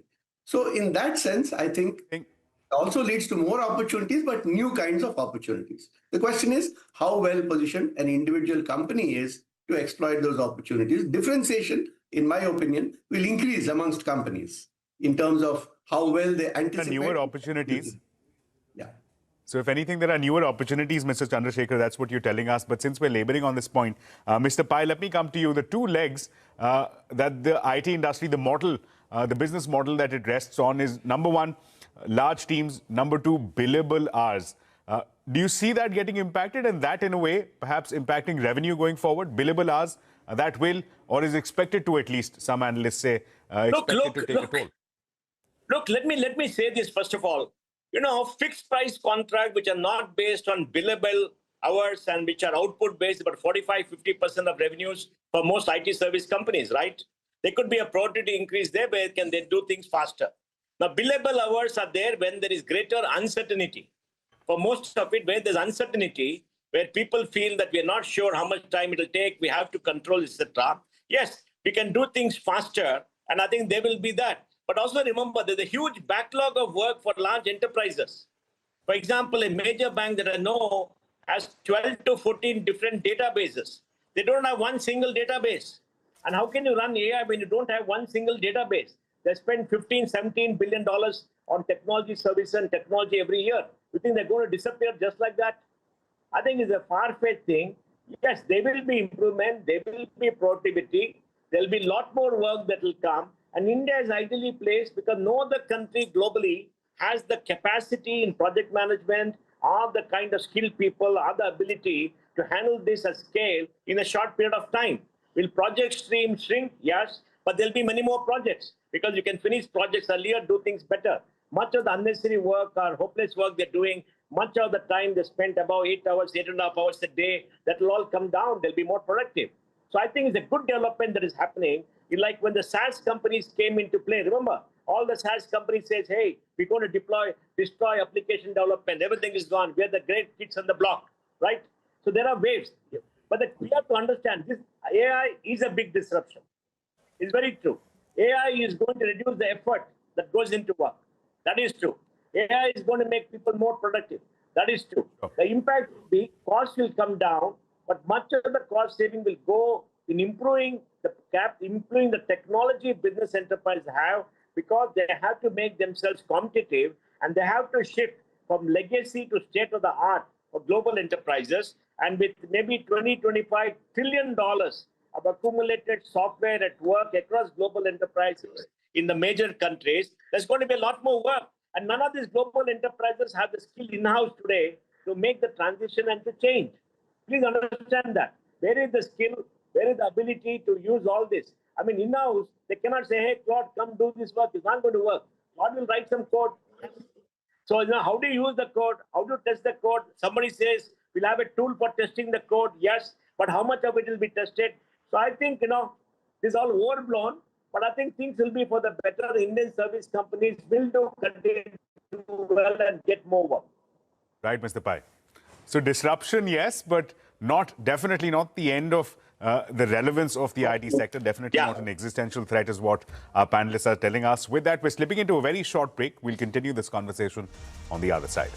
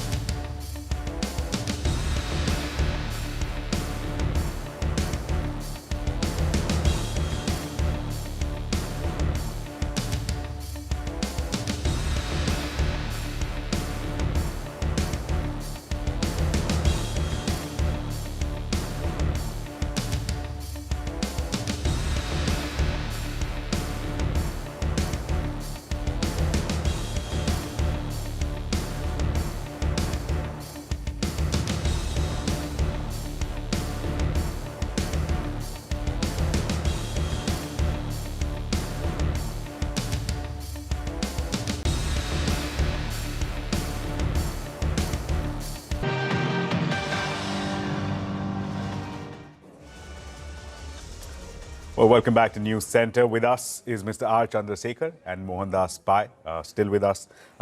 One thing that there was a consensus on before we went into the break is that there will be large-scale disruption. Mr. Chandrasekhar, let me come to you. What does that disruption translate into when we talk of large-scale hiring? These are some of the very biggest employers that we have in the country. What does this mean going forward? Today, I need a team of 500. Tomorrow, maybe just 50 people flanked by AI agents. Is that the future? That the bottom of the pyramid gets replaced with AI agents? I think it would be a mistake to just regard it in terms of the kind of numbers that you are projecting. It's true that the work of 50 people may be done by 5 people or 10 people going forward. But I think what will happen is that the end user companies, the client companies, would actually want to do more with the same kind of budget. Are they in a position to use AI on their own without any support? Answer is no. Have they dramatically reduced their IT budget? Answer is no. But then, therefore, what is happening? What is happening is that the ambition of what I will do with this kind of tech budget is growing because they know that the people who are helping them are going to be using technology. That is one aspect. The second thing is that I think we should also consider the human element. We are somewhere looking at this in purely technology and cost and employment numbers. But the human element is also an important factor. If you look at the client companies, they have their own set of fears, when we bring in AI, the fear of losing control, the fear of reliability, is it reliable or not? The fear that if I get onto a complete AI platform, will the value of my business actually be put at the risk or get controlled by external entities or a technology entity? And also the very human tendency to resist change. And lastly, in the client companies also, there's a huge fear regarding the employment implications. So there are all sorts of reasons, a lot of human factors, why the adoption is going to be a little slower than people think. I have noticed in what I see that we live in a kind of two-speed world. The technology firms believe or tend to propagate the view that technology has been produced today, it's put on the market, and the whole world has changed tomorrow morning.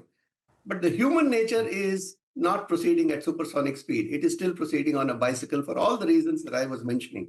So I think there is because both of these have to work together to bring about the kind of transformations that are required or aimed for. So actually, the change will happen more slowly. The change will need more people. And one more trend I want to point out in this context, although it may be slightly extraneous to the discussion, which is that a lot of companies, I'm talking about the client companies, are preferring to set up GCCs. And those GCCs, which are internal, in-house, offshore, which still means that work comes to India. And a lot of the GCCs also work with Indian companies.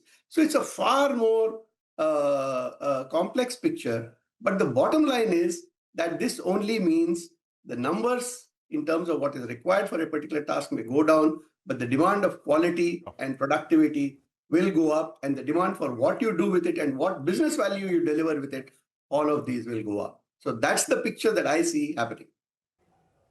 Right. Mr. Pai, again, coming to you with a similar issue from an HR standpoint, what does it translate into in terms of hiring going forward? And also, are we in urgent need for a complete revamp of the curriculum? A lot of people aspiring towards roles with the IT companies, but is that set for an overhaul at this stage where we stand right now, the point of disruption?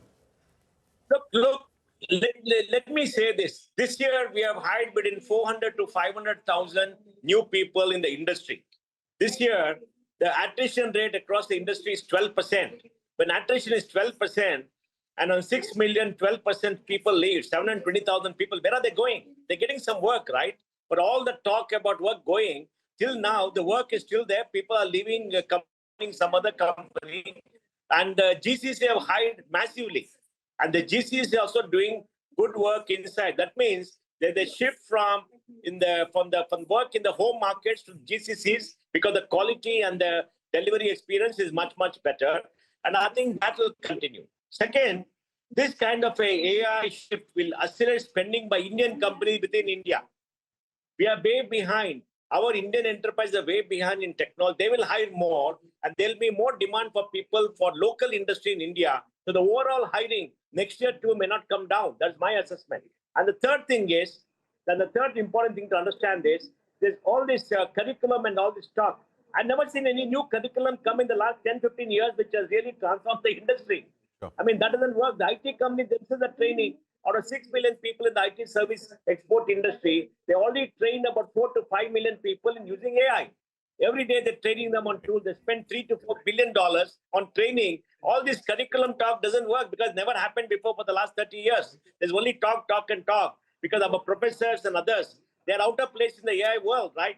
maybe 5%, 2%, 3% will know AI to teach people. They're also out of work. The IT service companies which will hire people, train them, make them workable, and face the world, and I think do better. So I think we got to say that, leave it to the IT service companies to manage. Look, they are closer to the customer.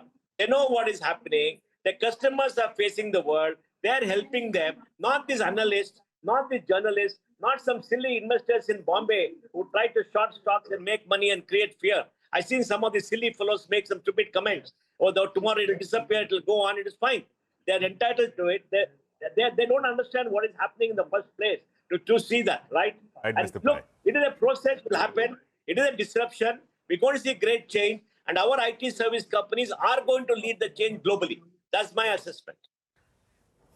Right, Mr. Pai, Mr. Chandrasekhar, thank you so much for being a part of this conversation. Both our panelists asserting that far from being a SaaS-pocalypse, this is an opportunity that the Indian IT industry will come out on top of. This is merely a cycle that we're seeing and not an existential threat. The view coming in from both of our distinguished panelists. With that, it's time now. We're wrapping this edition of News Center. More news and updates will continue right here on CNBC TV 18.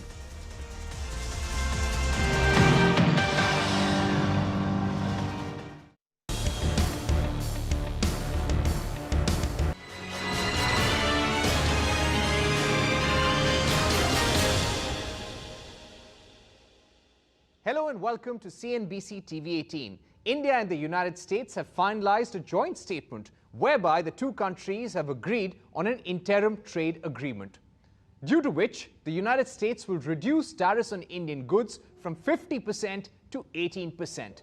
To decode the fine print of this trade deal, we're joined by Commerce and Industries Minister Piyush Goyal. Minister Goyal, thank you very much for being with us. Thank you. So the joint statement is done. I think investors, exporters would now want to know, when does the 18% tariff rate become effective? Since we had the weekend, Saturday, Sunday, after the joint statement was issued, I would suspect any day during this week, the executive order to reduce tariffs to 18% should be coming out. Right. So does this mean that with that executive order, the rate would immediately come down to 18% in the Federal Reserve? Would it require a signing? It would require a signing by the Honorable President of the United States of America. But now, having entered into the framework agreement and all terms being finalized, I see no difficulty in that. Right. So are you also expecting a visit from the United States to somehow jointly announce this deal, or are you going to US? We will have our teams now put the entire documentation in legal format so that we can sign the interim trade agreement or the first tranche of the bilateral trade agreement, for which I have invited the USTR, the United States Trade Representative, my good friend, Ambassador Jamieson Greer, to visit India. He has indicated that he would accept the invitation, and maybe mid-March sometimes he would be visiting India. All right. So for exporters, for Indian exporters, that would be the date possibly when the new tariffs would become effective. No, the 18% would become effective immediately. There are other areas of concessions, some areas where we've got a zero reciprocal tariff. Those will become effective after the execution of the interim agreement. Right. Now, over the last 1 year, there was uncertainty about the trade deal, and that was impacting investor sentiment towards India. The stock market sentiment also was impacted to some extent. What would be your expectation now? Well, Indian economy powers on. It is the fastest growing large economy. Companies are reporting huge demand. January performance numbers should come out quite well in terms of the volumes. Recently, I was told steel mills are working at full capacity. I was told auto stocks are all sold out. There's no inventory at the dealers' end. Cement stocks were down to just about under a week or a few days. I mean, the indications which I have received from the market sources or public from industry, which clearly reflects that there's a good amount of enthusiasm in the marketplace. The execution and finalization of the EU trade deal coupled with the US trade deal coming in quick succession of each other, I'm sure will give a big fillip to the India growth story. All right. Now, as far as the concessional rate of 18% is concerned, what would be the volume of the goods? If we ask you to quantify that, what volume of Indian exports going to the US will be now subject to a lower 18% tariff? First of all, there are many goods which will get zero duty tariff. Some are already going at zero duty, some more will come at zero duty. In the aggregate, my sense is about half the exports will become zero duty, zero reciprocal duty in terms of tariffs. On the other half, almost 10 or 15% would probably be sectoral tariffs, which for steel, aluminium, and products and derivatives of that, in some cases could be as high as 50%. But then they'll have to look at how much is the steel or aluminium content, and accordingly it will be a calibrated or a calculated import duty as a Section 232 tariff, not as a reciprocal tariff. Everything else will be at 18%. Right. How do India's labor-intensive exports benefit from that? Because majority of them will now be tariffed at a rate of 18%. Well, they will benefit hugely. And it's not that majority of them will be 18%. Many of them will even be lesser. I see a great fillip in the textile industry. I can clearly see before my eyes the auto component or machinery parts industry, the engineering goods, the leather, footwear and sports or sportswear, sports goods, toys, furniture, handicrafts, handlooms, a number of products which directly relate to MSMEs or labor-intensive industries stand to gain from this agreement immediately. We will also see our farmers and our fishermen get increased potential of exports. We are a substantial exporter of farm products and fish to many parts of the world, including the US, aggregating nearly $55 billion. That's about 5 lakh crores. My sense is that number can easily double, particularly as we do more value addition in the years to come, to probably $100 billion. Right. Now, there were almost $34 to $40 billion worth of exports to US, which were already exempted from tariffs, including pharmaceuticals and mobile phones for that matter. How many additional items will now face zero tariffs in the US, and could you list out some of them? In terms of reciprocal tariff? Yes, we will have many more products enjoying the fruits of 0% reciprocal tariff, both in the agri and the industrial sector. On the agri front, all our spices, tea and coffee and their extracts, copra, that's coconut or coconut oil, vegetable wax, nuts like areca nuts, Brazil nuts, cashew nuts, chestnuts, so fruits and vegetables like avocados, bananas, guavas, mangoes, kiwis, papaya, pineapple, shiitake mushroom.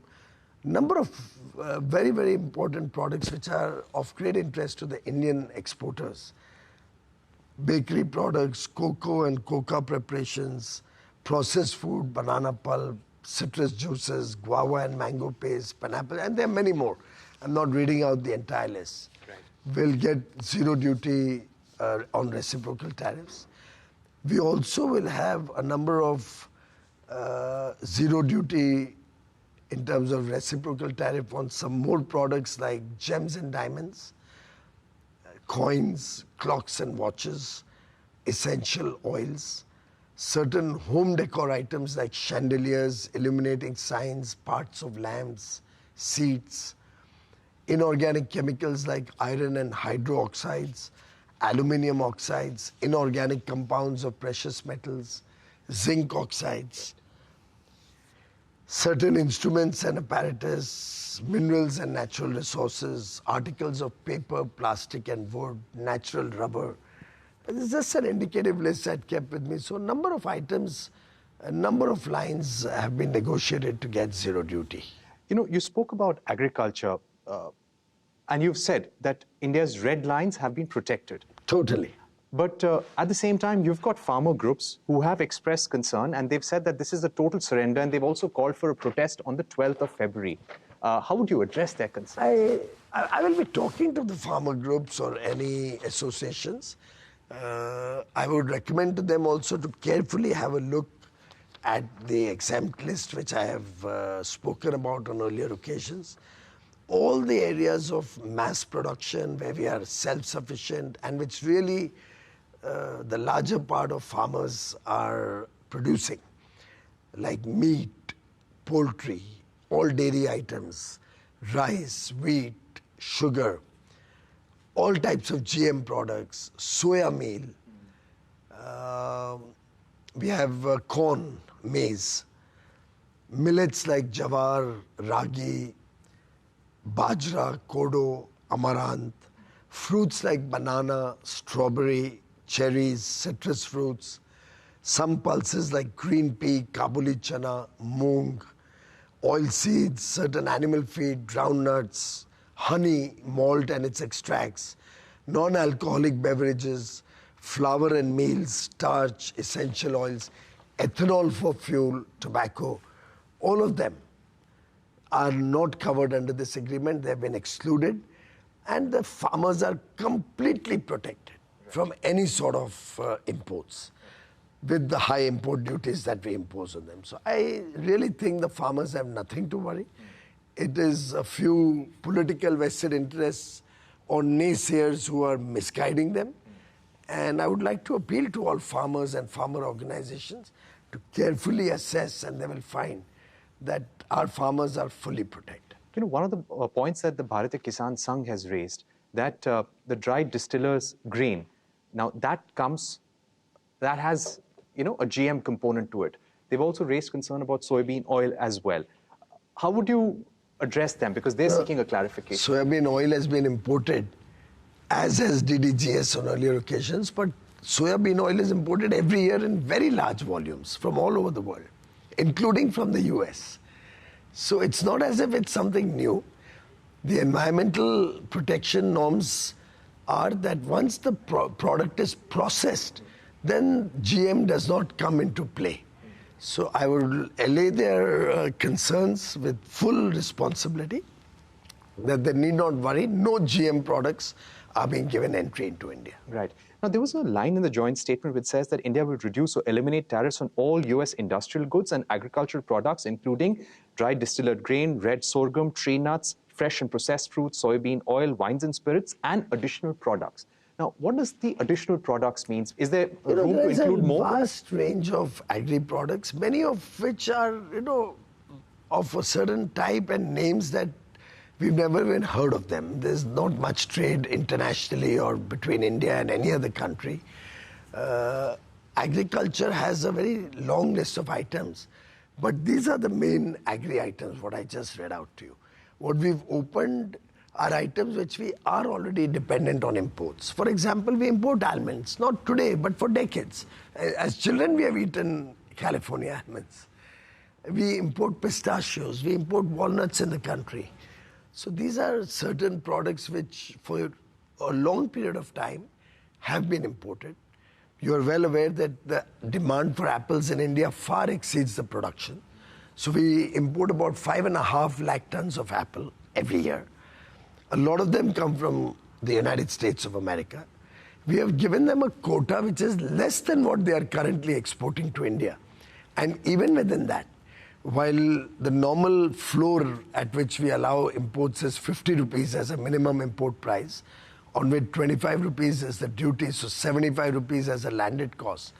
With the US, the apples being of a certain higher quality, a minimum import price of 80 rupees has been kept with a 20 rupees duty. So the floor actually is 33% more than the normal apple, which is a huge protection for Indian farmers. So I would think that we have not left any cause of concern and ensured that farmers in India are fully protected. Right. Speaking about the executive order, which was issued almost simultaneously by the White House along with a joint statement, it said that India has committed to stop directly or indirectly importing Russian oil and will purchase products from the United States. Could you give us a sense of what's the understanding? Because our Russian oil purchases have been coming down. This is a subject that doesn't get included in the trade deal, nor do I handle it. I think it would best be answered by the Foreign Office, who have already made certain clarifications in this regard. Right. I'll just persist for one more moment because the executive order also speaks about monitoring mechanisms, and it makes the elimination of the 25% ad valorem duty contingent on stopping purchase of Russian oil. So how are we going to handle this? Because the US will be monitoring whether we are buying directly or indirectly. I think this is best answered by the Foreign Office because I wouldn't know exactly what they mean by this comment and whether any discussions have been held. All right. Just to speak to you about the Section 232 tariffs. Are we going to be working on trying to get concessions from the US on those areas which are under Section 232 as well? This is the first tranche of a potential bilateral trade agreement. And we will continue to work with the US to see areas of mutual benefit which can be considered in the final bilateral trade agreement. And we will certainly be taking up Section 232 tariffs in the course of those discussions. The $500 billion worth of imports that we have said that we intend to buy over the next 5 years, how will that work, Minister Goyal? Is this an intention? Is it going to be the best endeavor to do so, or is it binding? Well, very clearly, we intend to expand and grow the economy very rapidly. We are the fastest growing large economy. And the goods where the US can be a preferred supplier include things like GPUs and data center equipment, ICT equipment, technology products, which we need in big measure in India. Particularly, you saw the AI mission is taking wings. You saw the data center announcements in the budget. And the import of these products is almost growing at double digits, 15, 20%. Energy requirements, LNG, LPG, crude